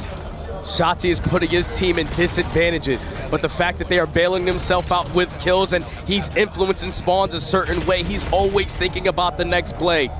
0-4 was doing his best to try to match him with that energy, try to hit those routes, but he just couldn't catch Shotzzy in the time. Unreal start. Optic 1-0 up. We've got Lou hanging out with Tommy Zuma. What's going on, Lou? Thank you very much, boys. We have Zuma in the building here in Paris, France. Zuma, bienvenue. It's a pleasure welcoming you here in my city. Man, you're a real COD OG. When you started your career, I was literally 10 years old. So can you tell me about that passion that you have for the game and why is COD so big in the US? Yeah, I mean, I love Call of Duty, right? I've been playing since I was a kid. So to be able to see where it came now, I mean, we were playing in hotel ballrooms years ago, and now they're filling out venues, so it's incredible to see where it's at. Yeah, also on the other side of the world here in Europe is absolutely amazing. Première question, d'où te vient cette passion de Call of Duty? Pourquoi c'est aussi énorme aux États-Unis? Je jouais déjà quand j'étais un petit, on jouait comme ça, un peu comme on pouvait dans les hôtels, dans les cafés, etc. Et là, voir des arénas pleines comme ça, c'est incroyable. And man, I heard earlier some Optic fans making fun of you. This is Trash Talk Day here at the EWC Call of Duty, so I want to know if you want to say something back, maybe. Yeah, you know, they like to talk their shit, you know, there's nothing wrong with that, you know, they can yap all they want. You know, the FaZe boys, they won the chip, they won the ring, so, you know, that's obviously a big one, but so is this one, and, you know, Optic's a great team, and, you know, we got a lot of respect for them, so we'll see what they can do. They came out hot in the map number 1, but it's going to be a battle all series long. It's gonna be a big battle, that is for sure. Donc ouais, on s'est un petit peu foutu de ta gueule, certains fans d'Optic tout à l'heure. Est-ce que tu veux leur dire quelque chose? Bah, ils font que diap, ils font que de parler. Nous, on s'en fout, nous, on a le trophée, nous, on a les bagues. Et c'est ça qui compte. And last but not least, the boys have targets on their backs after champs. So can you tell me why this game is gonna be exactly the same as in Vegas? Yeah, I mean, the FaZe boys been working hard. You know, they put in a lot of time, they prepare a lot. I know the coaching staff, Crowder, RJ, Fish, got these guys on a series regimen, and they've been practicing a lot. So they're prepared, they're ready to go, and I think they got it. And they have a confident co-streamer, so what can go wrong indeed? Donc ouais, il y a RTJ, Fish aussi qui travaille énormément, notre coaching staff. Donc moi, je suis très confiant. On est prêt pour cette victoire. And let's see if Zuma is right or not heading into the S&D. See you guys. Calm, cool, collected. No spicy meatball here. Let's talk about something a little bit spicy, though, because we're going into the Search and Destroy. And, of course, you see the numbers on screen. We don't need to read those verbatim. You guys got eyes. What you don't know, or maybe you don't know, Sake Search is coming up next. Neither of these two teams have played each other on it. And for FaZe, it's not been a great search for them in a scheme of what has been great Search and Destroy, generally speaking, over the course of the last month. Yeah, but thankfully they got the greatest Search and Destroy player here at EWC on their roster with a 1.8 KD in Sim. He walked away with the MVP at Champs, and in this tournament he's performing even better. But on the opposite side, you got the Messiah. The reason why Optic have been able to walk away with a couple Search and Destroys because the clutch gene that he possesses sometimes is seemingly unmatched. Optic also only 1-1 on this map mode combo over the course of its entryway into the CDL map set. So, gloves are off. This is some bare knuckle boxing here on Sake. Let's get going. We've got Optic on the opening attack. I'm just curious to see what they want to try to set up in. Dashy's going to pull the scope towards Rock. Hook's got a set nade back towards Pit Stairs. And that opens up a lot of the map here, especially if Drossa peeks, and Dashy doesn't quite pull the trigger, but now they want to try to isolate. Yeah, but John's thinking, all right, it's a sniper, so he's probably just going to hold this angle tight. You send the pressure and still keep the numbers on your side if you're the green wall. But you get isolated if you are Hook, and you also are the bomb carrier. Wow, 0-4 just got bailed out big time by Sim's timing. 2v2. Dashy will collect the bomb. Long route for Mercules. I don't believe Dashy moved far enough forward to switch off of the pistol for a rifle. So he's still on sniper pistol combo. This is the first shot. 0-4, Sim trying to work this one together, but they're still nervy about lining up for Mercules, and they're going to back away. You got to keep him on. Dashy still has that sniper.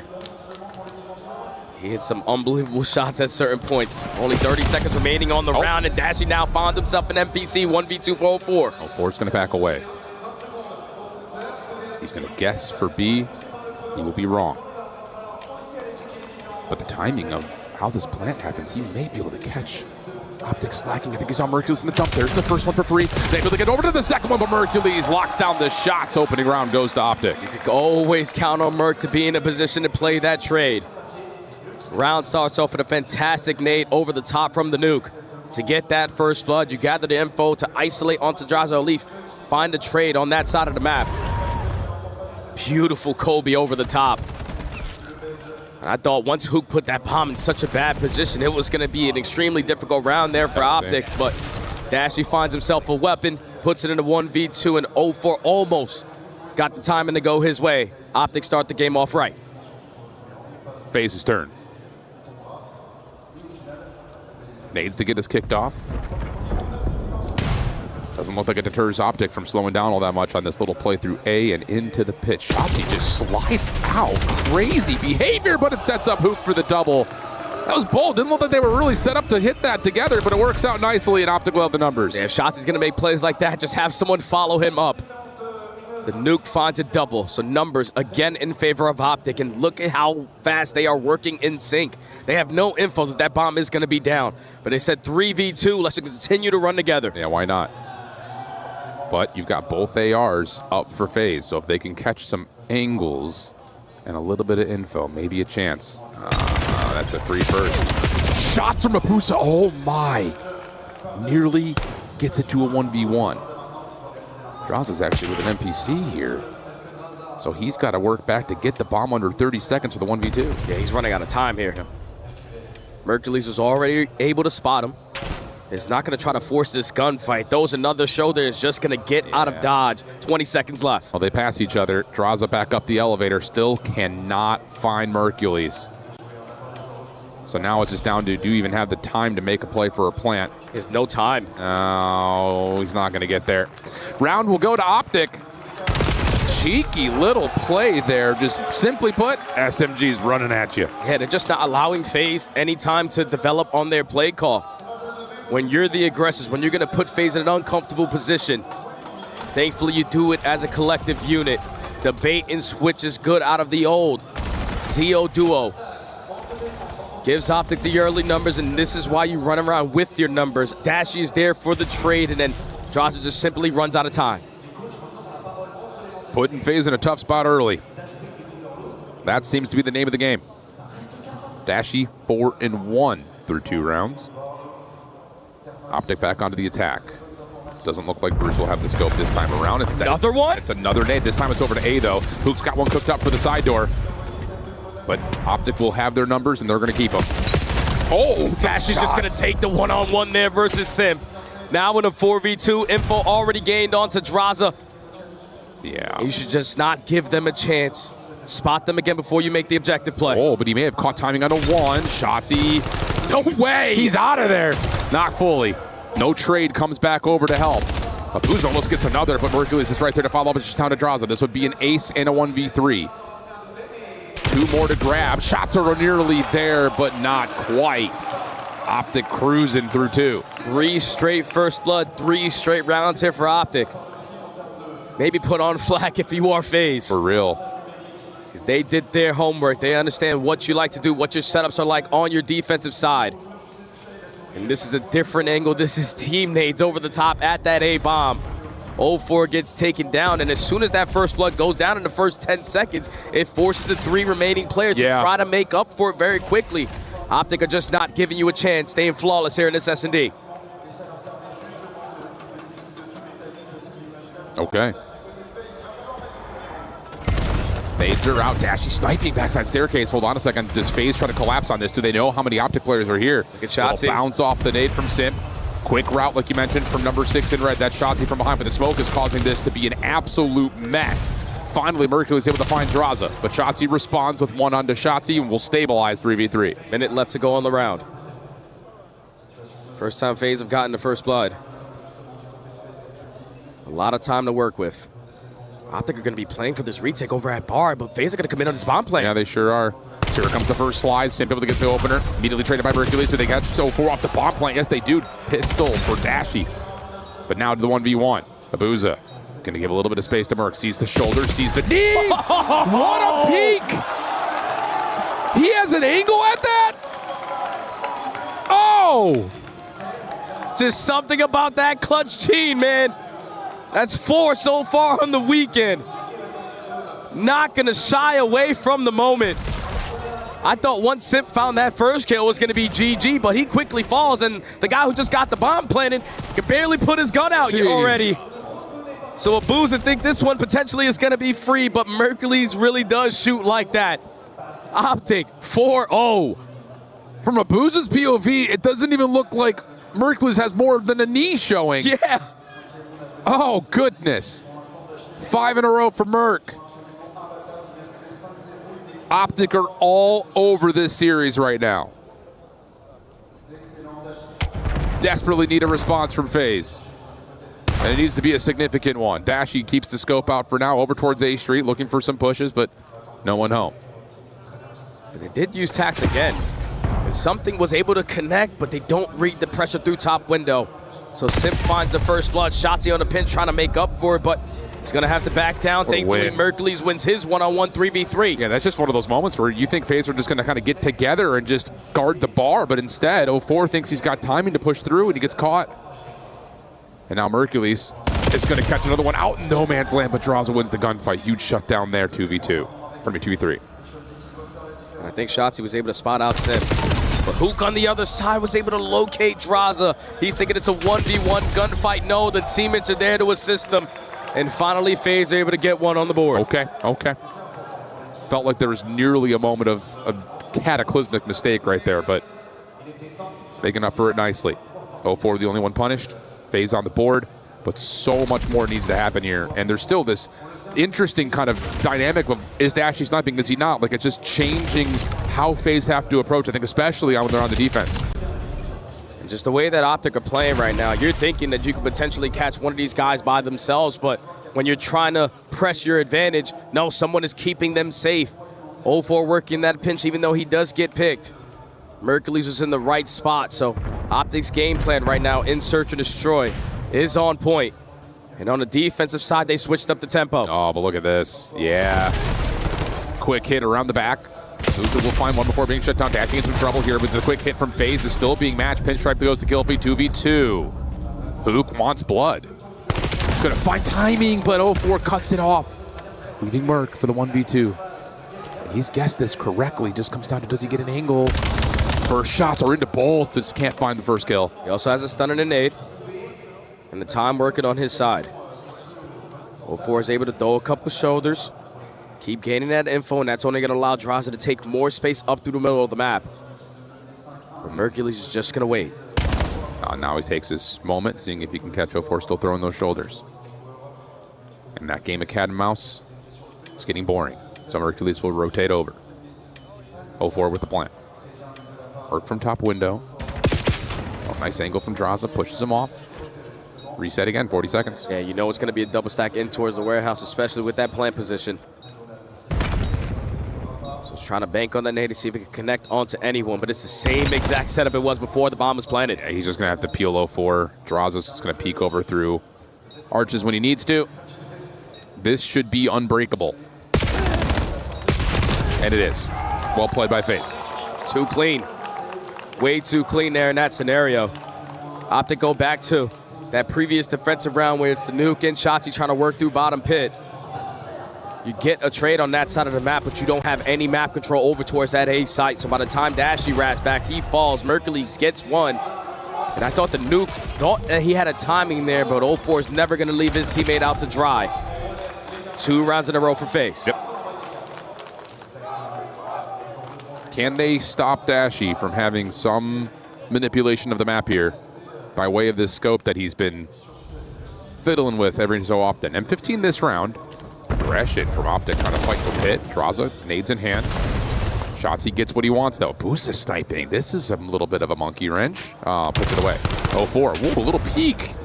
Still able to find the first, and all of a sudden Optic feel a little bit trapped here. Bottom side Pit. Kills are going to come through FaZe now with the numbers. Now it's Mercury's in a 1v3. Bomb is going to be down over at that A-bomb site. And all of FaZe running as a core 3 around the map, and he's not going to stand a chance. FaZe have made those mid-round adjustments. They have been fantastic all year long once they start to get a read of what you are throwing at them. And Abuza just allowing 0-4 that lane to be open by whipping out the boomstick. You throw a shoulder at the top side of P3 steps, and you see it glare. No one's going to contest that side of the map. That creates the opening for 0-4 to get another first blood and keep the numbers going their way. Yeah, it's kind of like you get to manage Optic's aggression while still establishing some of your own, especially when you read that, okay, no one's outside, so they have to be inside. So that route that hits around the back works out beautifully. Now, all of a sudden, the game of chess starts to become a little bit more three-dimensional. Nades over towards the top side of the bar. Smoke is down. FaZe showing that they want to maybe play for an early plant, but 0-4 is kind of caught in the middle of a really tough gunfight. Oh! Smoke is just pulling all of the auto aim around. Shotzzy able to get most of it. Trying to finish it off as the rest of Optic, and they will. Chaos ensues. Yeah, he's the master of chaos. Shotzzy loves those kind of plays. Hit a couple hip fires, maybe a pre-aim here and there. He locates 3 through the smoke. That's one of FaZe's go-to play calls there. Smoke out their side of the mid-lobby and just flooded with the NPCs. But Shotzzy in the perfect spot for the first blood. Perfect spot for the trade. And the snap good enough for kill number 3. Optic now at game point. Huge. Going up 2-0 would be unbelievably massive for Optic. Nades over towards the top side at A for Optic's offense. Defense is there, but not going to be largely affected by that. They're playing more reserve this time around. Going to be able to spot out 0-4 again. Just jump peeking over through the A street. So there's information gained on at least one player. And everyone else from Optic is waiting to see if FaZe are going to make a move. It looks like they were going to try to maybe collapse on this from Pit. But do they recognize that Simp is here? No, instead they're just going to take the staircase away. Spot the cross. Yeah, and wrap over, potentially into B. Hoop's going to take a safer route with this bomb. Draza trying to challenge it with just nades, and this is going to have to be a retake for FaZe. And they're running out of a lot of attacks to use in this retake scenario. They're going to send it through bottom pitch. Shotzi's playing tight in the corner, doesn't look to his right, and got the timing for first blood. That's big. Abuza still a little bit further outside the play. Shotzzy in trouble, will be isolated. Here comes Abuza on his route around the backside at Rocks. Hook is not prepared for this, but he doesn't get spotted. Up the ladder, shots are there, but they're not clean enough for the kill. Simp able to see the trade out of Mercules. Only 20 seconds. They know where Hook is, but they don't know where Dashy's repositioned to. The answer is he hasn't really repositioned. Now he shows up, Dashy able to find the kill. Simp, 1v2, finds the first one cleanly. Gonna have to go quick to find the second kill. Does he get around the corner in time? He's got the knife, but he's not gonna get back for the defuse. Optic are gonna go up 2-0. So much better in their S&D game plan. Playing the hide and seek method. You're just forcing that game clock to keep on allowing FaZe to panic in those situations. The fact that the nuke gets lost when you're thinking Abuza's got a freebie in front of him. No, he continues to run all around the damn map. And the entire time you were not able to spot out Dashy. You get that kill with only 14 seconds, but it's the mind games that is coming into play right now. Optic up 2 in the series. Huge to pull something like this out.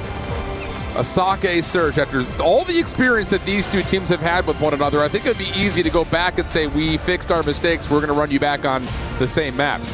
Not quite the same case here. But Optic find themselves 2-0 up, and Ian finds himself with the Donnie lads. All right, back down with the green wall. How's everybody doing? Oh, first things first, my fellow Donnie lad, how are you? I'm not bad, how are you? Do you remember when I saw you, I said we'll go for a cup of tea? I did, but I said pint. Yeah, well, not right now, but here's a cup of tea. Oh, you're a beauty. Milk and 2 sugars, that's how you have it, innit? Sink it. Chug, chug, chug, chug. No, it's too hot. It's too hot to chug. Oh, it's ready. That was hot. That someone's giving him a hot. I didn't know. What? You all right? You all right? Yeah, no, come on. Get this man a water, quick! I didn't. Right, I'm gonna let you chill out for a second. That's fantastic. How are you, mate? I'm perfect for the moment. I hope we win, but Gentlemen went home. They can go to sleep. So I'm disappointed. I'm disappointed we didn't have the chance to beat them again like at Major 4, but... What's this here? This major is yours. This major is yours. You can't win a map. Are you effing sure? Hold on a minute. There's someone with a FaZe sign here. Bring that up here. Bring that forward. Bring it up here. I need to see it. I need to see it. Who's bringing this up? Is that the one I saw before? Oh no, you come here with this one. What have you? What's this? What's that say? You know what it says. What's it say? Fuck you, Draza! Let's go! Right, are you recovered? Are you all right? I'm good. So tell me, look, you guys are well up in this. You must be feeling like you got this. Oh, well, yeah, it's a run back from champs. We're getting that get back. Oh, we're getting that get back. I love it. Who else wants to talk to me? What are you saying, bro?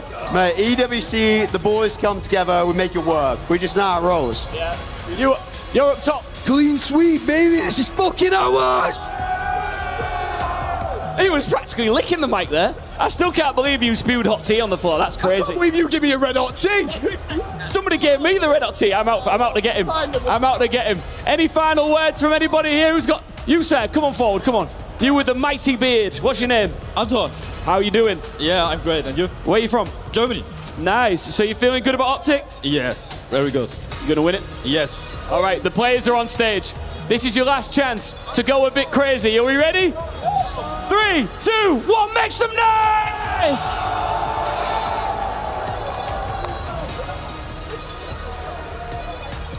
What I just learned is never accept a beverage from Ian Chambers. Absolutely not. He almost just put that guy in the ER. Chug, chug, chug, a hot tea? No way in hell. Class 2 birds. I'm telling you, that kettle in the green room gets hot too. Oh, yeah, it gets hot. I've been afraid to spill tea on myself, but you know, I am 31 years old. I'm no longer a child, so I gotta be able to take care of those things. Stove hot, don't touch. That's insane. Optic up 2-0, also a little bit insane. That last map, just as convincing as ever, and that leads us now to a Scar overload, which was seen in the grand finals. It was a one-score game, 4-3. Really, all the overloads could not have been any closer between these two guys. I mean, none of the overloads, none of the searches, all the maps could have been either way. So, what am I talking about? Yeah, every single search, every single overload was a 1-point game. Both of the hard points at champs were within 50 points. It could have went either way for both of these high-powered squads on that main stage. But just the way that Optic are playing right now, the teamwork aspect of the game, the fundamental aspect of the game, the efficiency that they are playing with as a collective four. It's outclassing FaZe so far in this series, but we know that there's a Titan on that other side. They're not just going to roll over and die. Scar Overload is one of their bread and butters. How important is it in your mind to get Shotzzy out of rhythm if you're FaZe right now?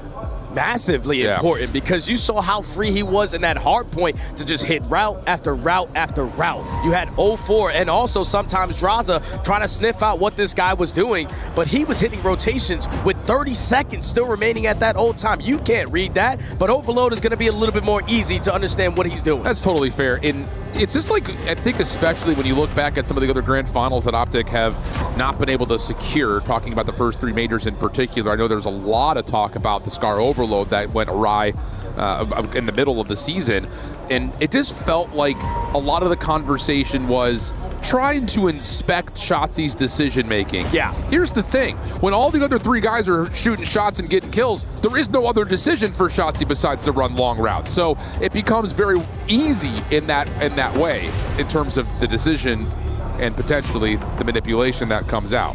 So, yeah, I set you up for a little softball to hit out of the park right there, and I think it really is on to the ARs to get good opening wins and force Shotzzy to make decisions and see if the SMGs for FaZe can step up and do the same thing. Yeah, you're going to expect to see Mercules and Dashy just playing the cover fire angles, holding the top windows, guarding the goals, and just putting themselves into position with those M15s. But the guy that I'm really going to be focused on is the Nuke. This is the guy that's the flex player on a map and mode combo like this. Running that pogo stick M15, he's going to be playing with pace. He hasn't really had a respawn that he can be proud of this weekend. But if he can dominate, he will create lanes for Shotzzy to get lost. I like that call. All right, fist bumps are out. Time to get locked and loaded for Scar Overload. Keep in mind, we still have a frequency hard point for map number 4. Yeah. Now that's old school. That's what's at stake. Optic trying to defend. FaZe trying to pull off what Optic had done last year and win back-to-back events between Champs and EWC. And it has to start, you would think, by finding a win here on Scar Overload. You cannot go into the back half of this series down 0-3. Nah, you can't, man. Not with the firepower that Optic possess and the delusional confidence they will gain if they're up 3-0 in the series. So FaZe need to answer the call right here, right now. But it's an opening nade there from Draza over the top. It's going to be FaZe not spawning on the preferred side. So all they want to do is try to manage as much as they possibly can. But Abuza and Draza are just going to control the EMP for now. Well, Shotzzy comes back to the play, though, able to help out Mercules to clear out the middle of the map and also, potentially, yeah, collect the EMP. So device in hand, Mercules going to take this to field. Book was working on a long route over towards red. That gets shut down. Coming back to play now is Simp. He's actually taking a super long route. You have a lot of trust that FaZe is going to win these gunfights out. And how about it? They're not quite, not least as of yet, but it's just down to can they actually get back off the respawn in time. Is anybody going to get there? I mean, nades and stuns should be able to land. Mercules looking for the wall bounces. It's going to back his way in. Little moonwalk. How about that for an opening score? And Simp just had way too much trust in his teammates. If he wrapped back towards the mid-court or at least towards top green, that leads to a stop. Optic press their advantage. They get that first score, and they might be able to change it to score number 2. These guys are shooting lights out right now. Another 3 dead, and Optic are already up 2. Oh, man. FaZe need to load in right now. Not the start you're looking for if you're FaZe.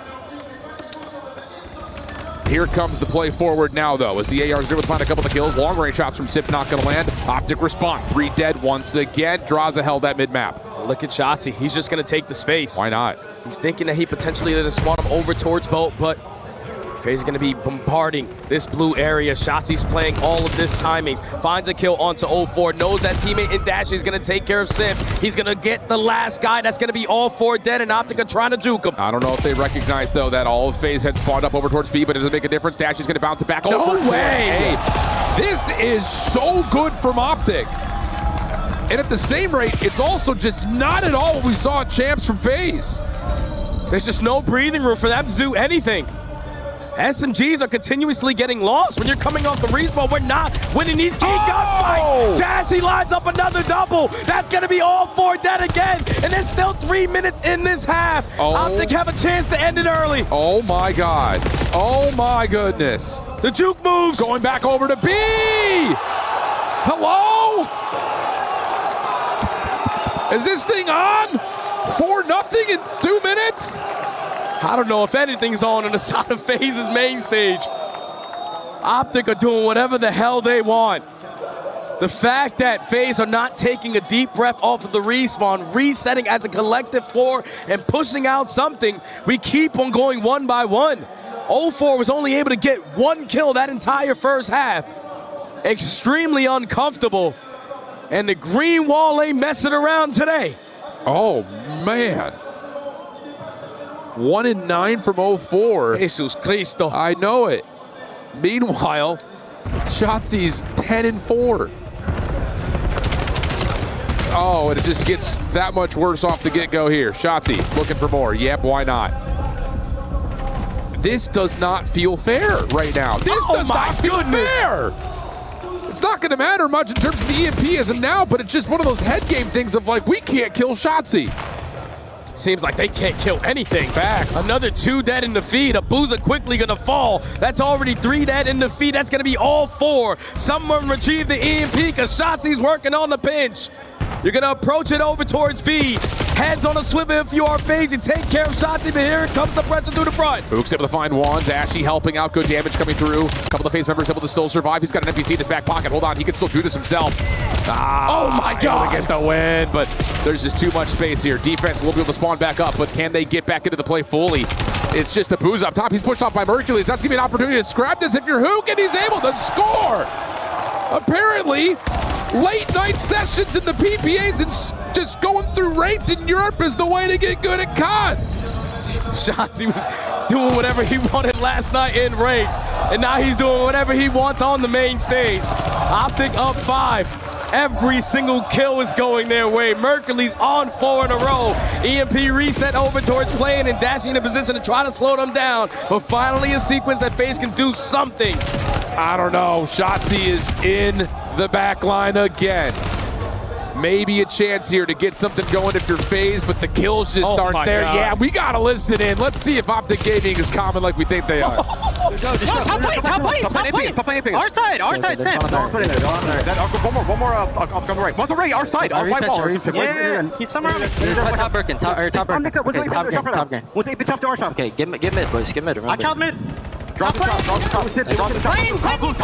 Top blue. Yo, ball's weak. Running a boat. You got some top mid. Like from blue down. I'm buff. Fine, it's fine. Get pressure on the left. Get pressure. Keep putting pressure on him. Let's take care now, guys. Where's he going? Yeah, pick up left. Let's get a good P2 set up there. There's one got their shop. No, P1 simp, guys. Yo, top blue. P1 simp. Alright, they're just gonna spawn. They're just gonna fine. What's like? Yeah, I'm dead. Set. They're shaping. 2 in our spawn. 1 front set, 1 with ball.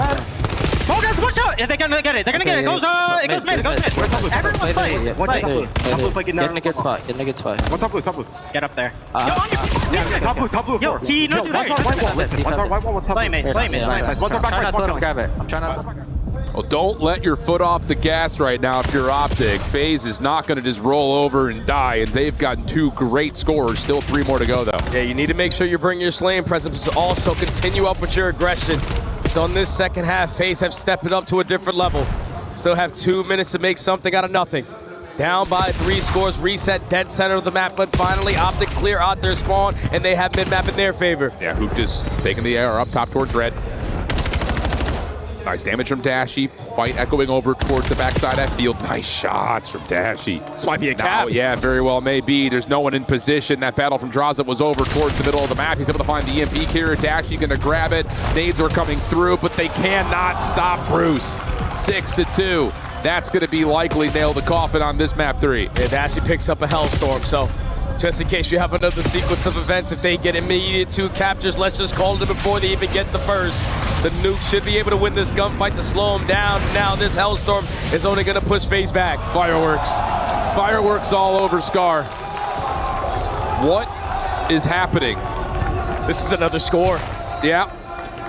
Unless you get these kills, Mercules. Oh, he's just trying to finesse. No way. No. This is insult to injury at the moment. 45 seconds of what will just be essentially a victory lap here for Optic. Just don't let this score go in the next 10 seconds, and then it's going to be mathematically impossible, but FaZe still trying to stay alive. Reset over through Motel, but they don't have a single player in a position to immediately grab that EMP. Mercules is keeping it safe. Gonna value his life, but this NPC finds a double, and that should be good enough for game. Wow.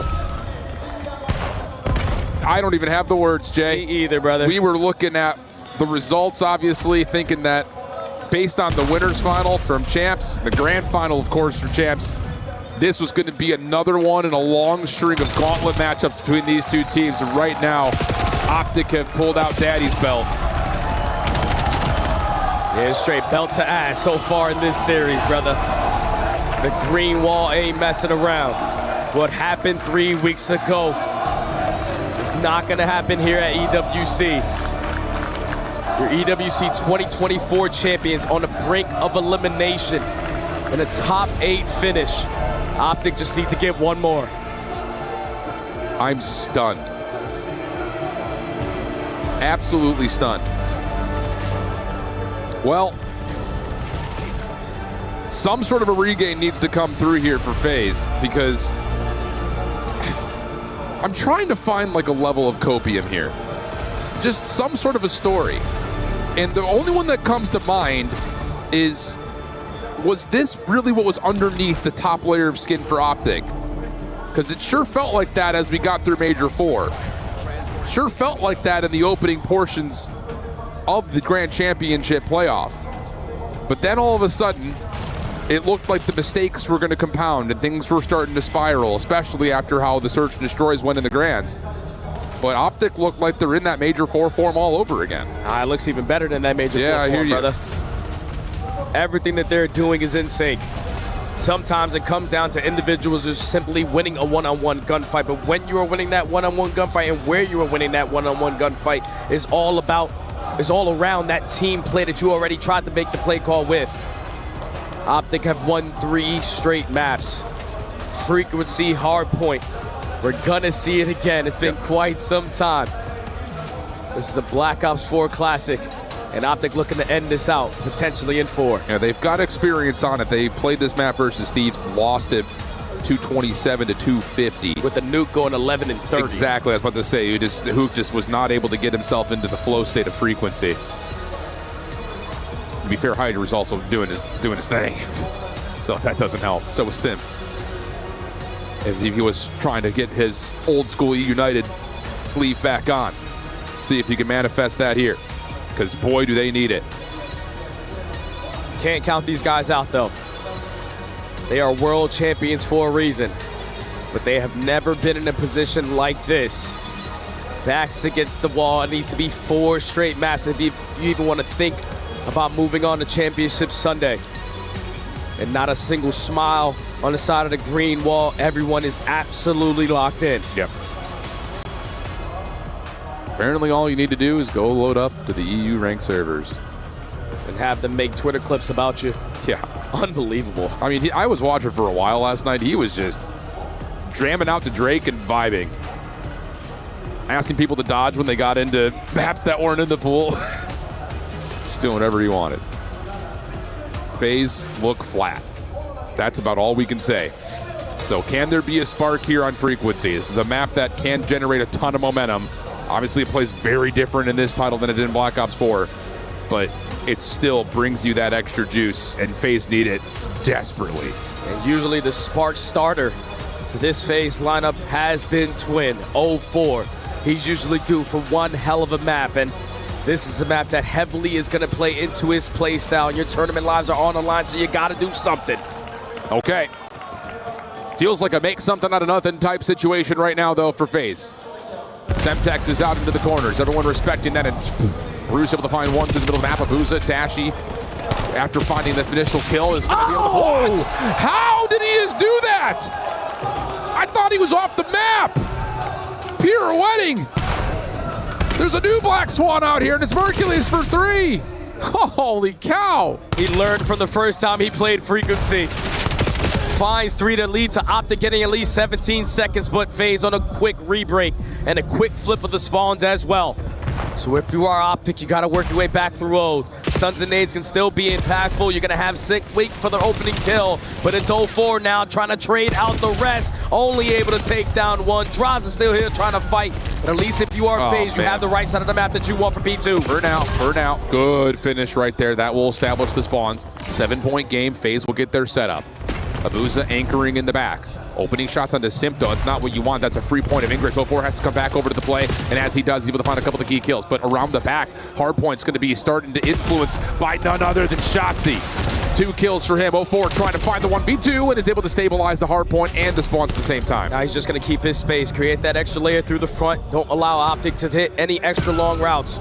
Forcing the flood through the bottom door, but it's Mercules with the double. He gets the read on the 0-4. Peppers him with shot, sets up Hook for the kill.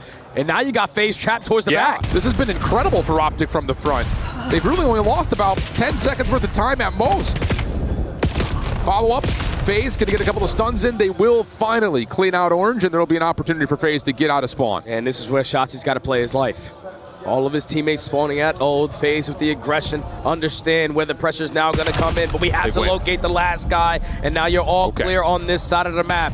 Simp is just going to back all the way up, and Dicky hard blocks, but Shotzzy spawns behind him. Someone else spawns behind him. Now Optic have a natural bridge. I'm telling you, dude.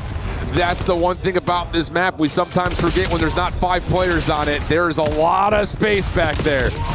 Nice recovery as FaZe is able to get themselves back in. Spawns again, still going to favor Optic, but can they lock things down from the front? Here's Draza, first one up, denied by Shotzzy. Abuza in trouble off 4 in a row. Just hoping he can find a gunfight win, but it's 3 straight dead. 0-4, next one, and last one to survive will fall Optic for the break. Now Optic are going to create some extra space. The nuke, your focus is over towards the silo side, but he is going to get traded there from Draza. Thankfully, Dashy is going to get that second kill. Only 15 seconds remaining on this time. FaZe is still going to be the aggressors on it, over through the plat side, and you run right into a Shotzzy, who's on 4 in a row. Unbelievable. FaZe will hold a narrow lead for now. They'll also be able to rotate quickly to pipes. Abuza up top, draws it down low. Dash able to find the first blood. Forces Abuza to watch 2 things at once, but 0-4 fills a gap up in the middle of the map. Dashy nade over the top. Looks like it's going to be an outer hit here for Optic. Abuza will take care of Mercules first, and you're going to have to wait to try to hit the inner pipes here. If you are FaZe, you desperately need to climb yourself back into this series, and it has to start with the communication. So let's check in with the comms out of FaZe Clan. Yo, come on, with me. Yeah, could be on mid. I'm jumping. Probably here. Yeah, he's on Eddie. Merc. I don't see mid, bro. I don't see my range. Definitely low. I don't see. I push. Low mid. Tell him. Yeah, go mid. Yeah, Absolutely. Be better. I'll be sub. You're missing ARs new, okay? Hey, 2-0. Another one. It wasn't funny to be 2 mid. I'm playing 2 mid. Answer side. That 2 time, I think. I'm trying to channel, bro. Yeah, put up in here. Oh, Merc cringe. One more from blue. He's their side from blue. From red. Brandon, I spawn red. I know, he's playing with you, Chris. Yeah, they don't know. He's here. I think he's window on me. Pion. He's blue though. He's hiding the blue though. On time. Yeah, there's 2 kids. I'm taking mid. Yeah, you should. Only mid. We know that.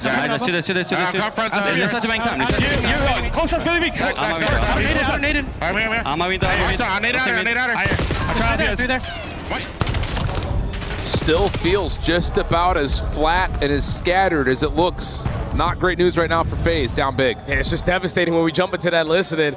Optic get the final 15 seconds, win the rotation over towards new, and with trophy systems, it seems to be unbreakable. Now it's a 60-point difference. Everyone on the side of the green wall earns himself a hellstorm. They are just pulling away in this game. They are trying to close it out in 4 and send FaZe home crying. I mean, I don't want to sit here and say this because it doesn't feel right, but it just feels like Optic want it more. I mean, they're playing with a certain level of viciousness and ferocity that just doesn't seem to be barked back right now by FaZe. 135-71, nearly double the points coming through here for Optic. They've got spawns and they continue to find the kills. 7 spree for Merc, and now he's on the cutoff. You heard Shotzzy say, you took our ring, we're not gonna allow you to take this one. And now you are only 100 points away from that being the case.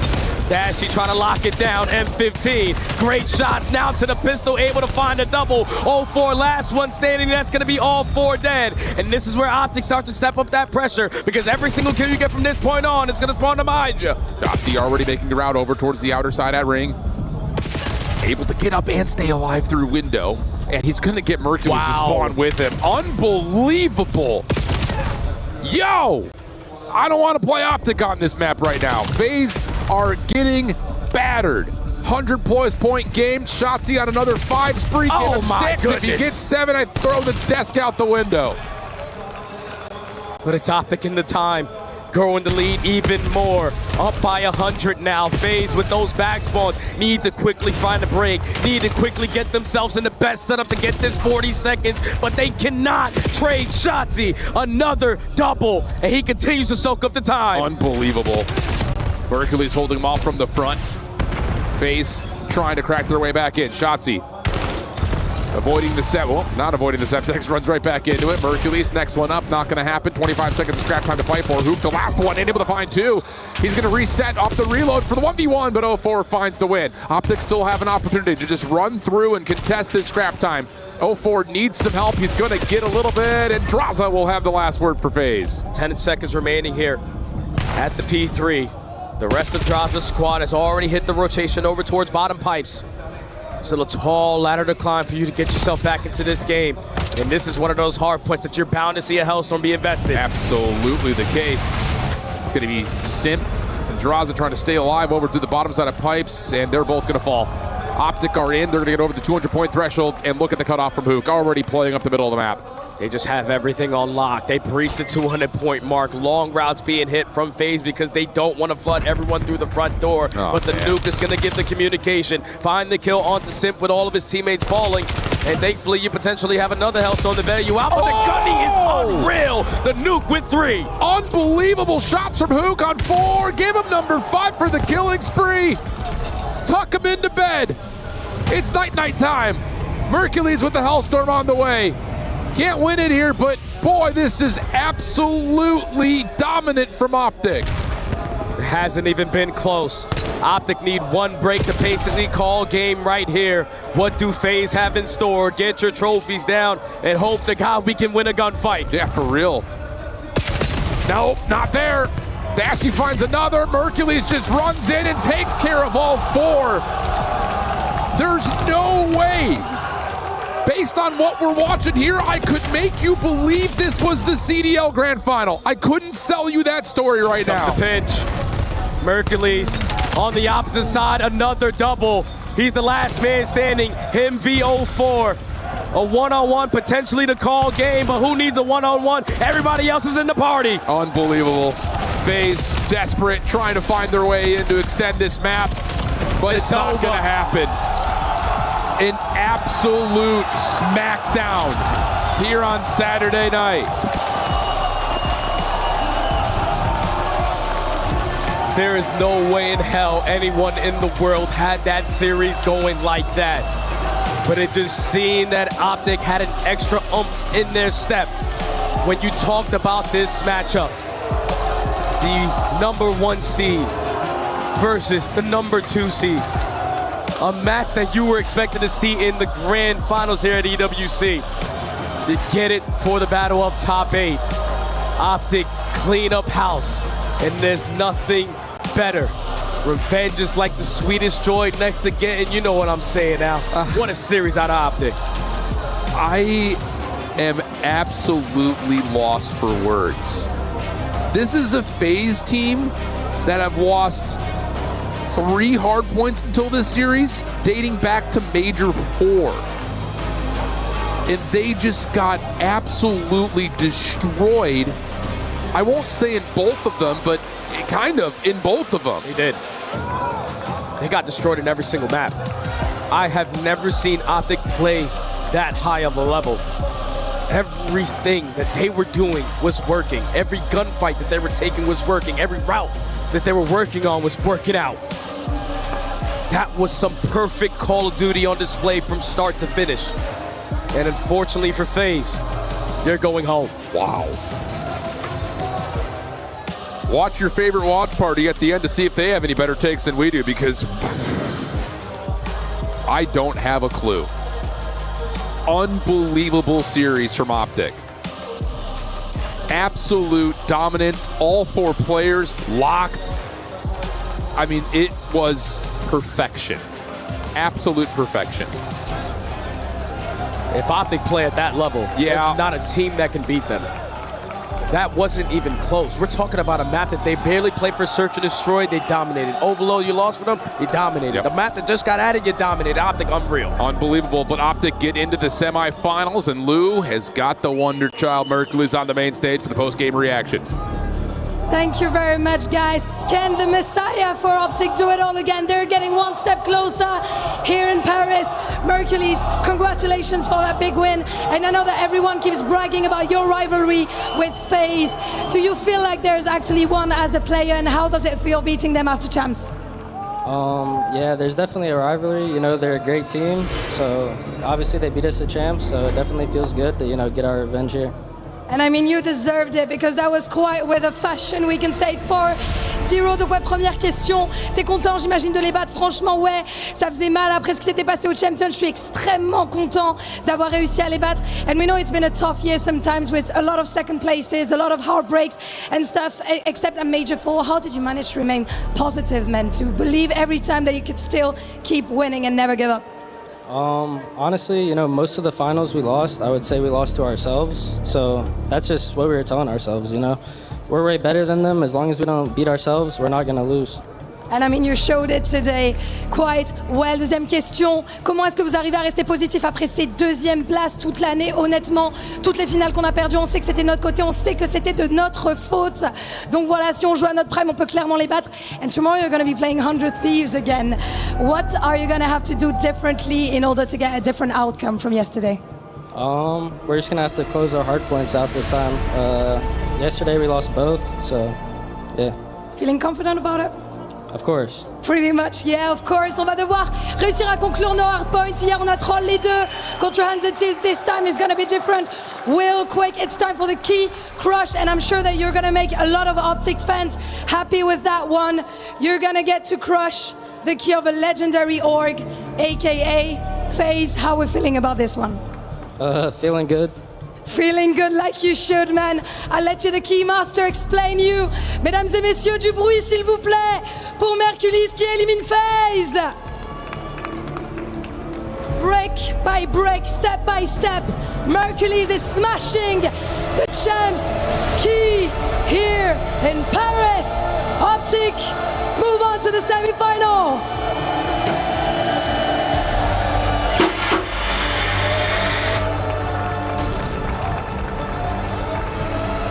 And real quick before I let you go, do you have any words to the fans here or at home? I'm sure you made everyone proud with that win. I'll welcome you back here, of course. How do you feel about this one? What do you want to tell the fans at home and here in Paris? I just want to say thank you guys for coming out and supporting, and yeah, keep it up. And keep it up because there's going to be more. Thank you so much, Mercules. Appreciate that. Thank you so much for following that long day of Call of Duty Black Ops 7 here in Paris. It was an honor for me and Ian to be your host, and make sure to join us tomorrow for that Championship Sunday at the Esports World Cup. See you tomorrow. Yeah, I mean, Hercules doesn't any more words than we do. Yeah, it was fun. I played COD. I'll come back tomorrow. Thanks, Lou. Yeah, it's that simple, man. If you're going to come out and put this display of Call of Duty for the entire world to see, that's the reaction that's deserved for something like this, because he didn't have to do anything extra. This was walk into the office, take care of business with ease. Optic do just that. Shut up the haters. Shut up the doubters. The team is back. Yeah, man, that was a blinding display. Running out of synonyms. It was just perfect. That's all it was.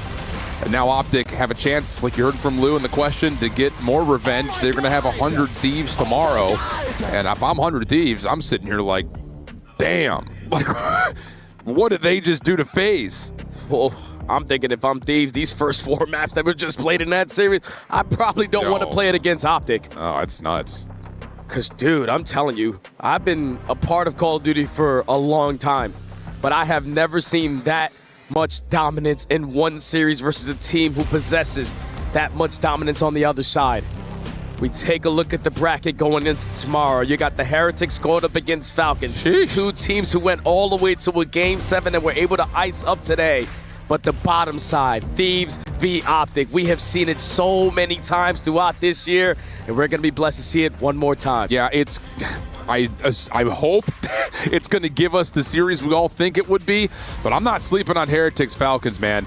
Not only is that going to be an insane matchup because both teams are playing by far at their pinnacle right now, you got to keep in mind for those that are EWC fanatics that Team Falcons need some points. They are out of the first place position right now. They're going to get a pretty hefty margin by getting into the top 4 at least, but getting a championship or getting to the final at least would get them into a position to go back-to-back-to-back in the club championship.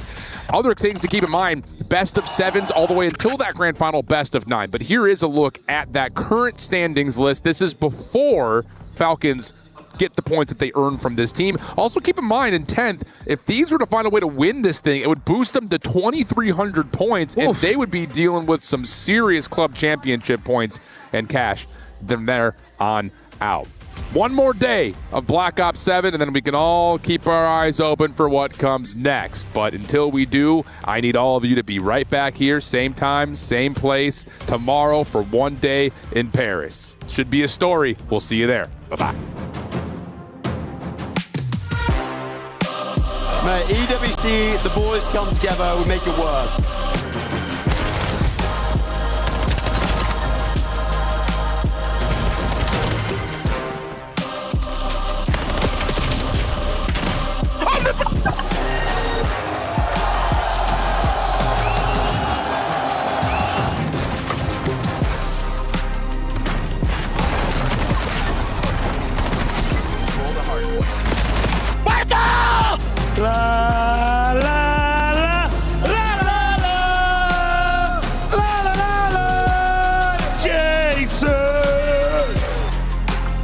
Guys, shake hands. Cannot wait for this semi-final. Massive one-on-one. They are matching the pressure of the Thieves. Everyone is whipping out the NPCs. Abizi trying to locate kill number 3. It's a one-on-one. He's going to come around the back. Abizi! 4 in a row. He's got the EMP. He's going to get it in for the tie. Nice!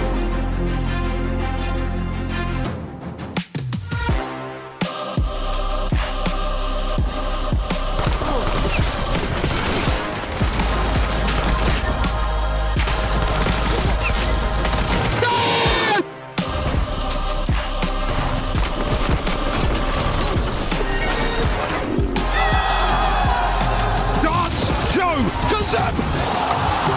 And it's not over yet!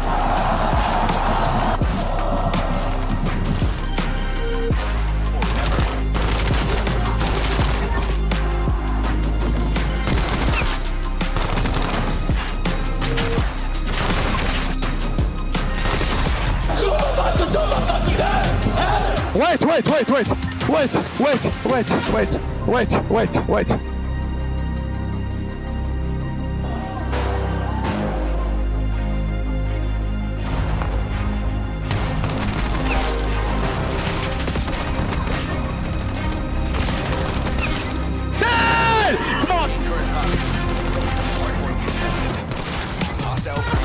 Oh my God!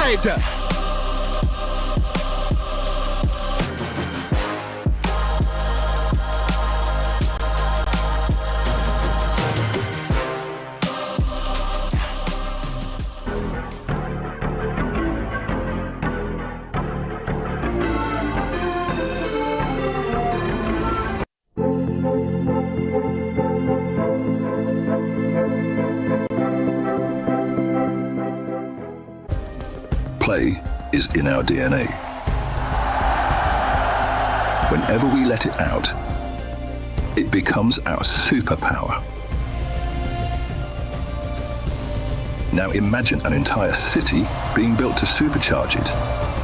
Kadir City, powered by Play.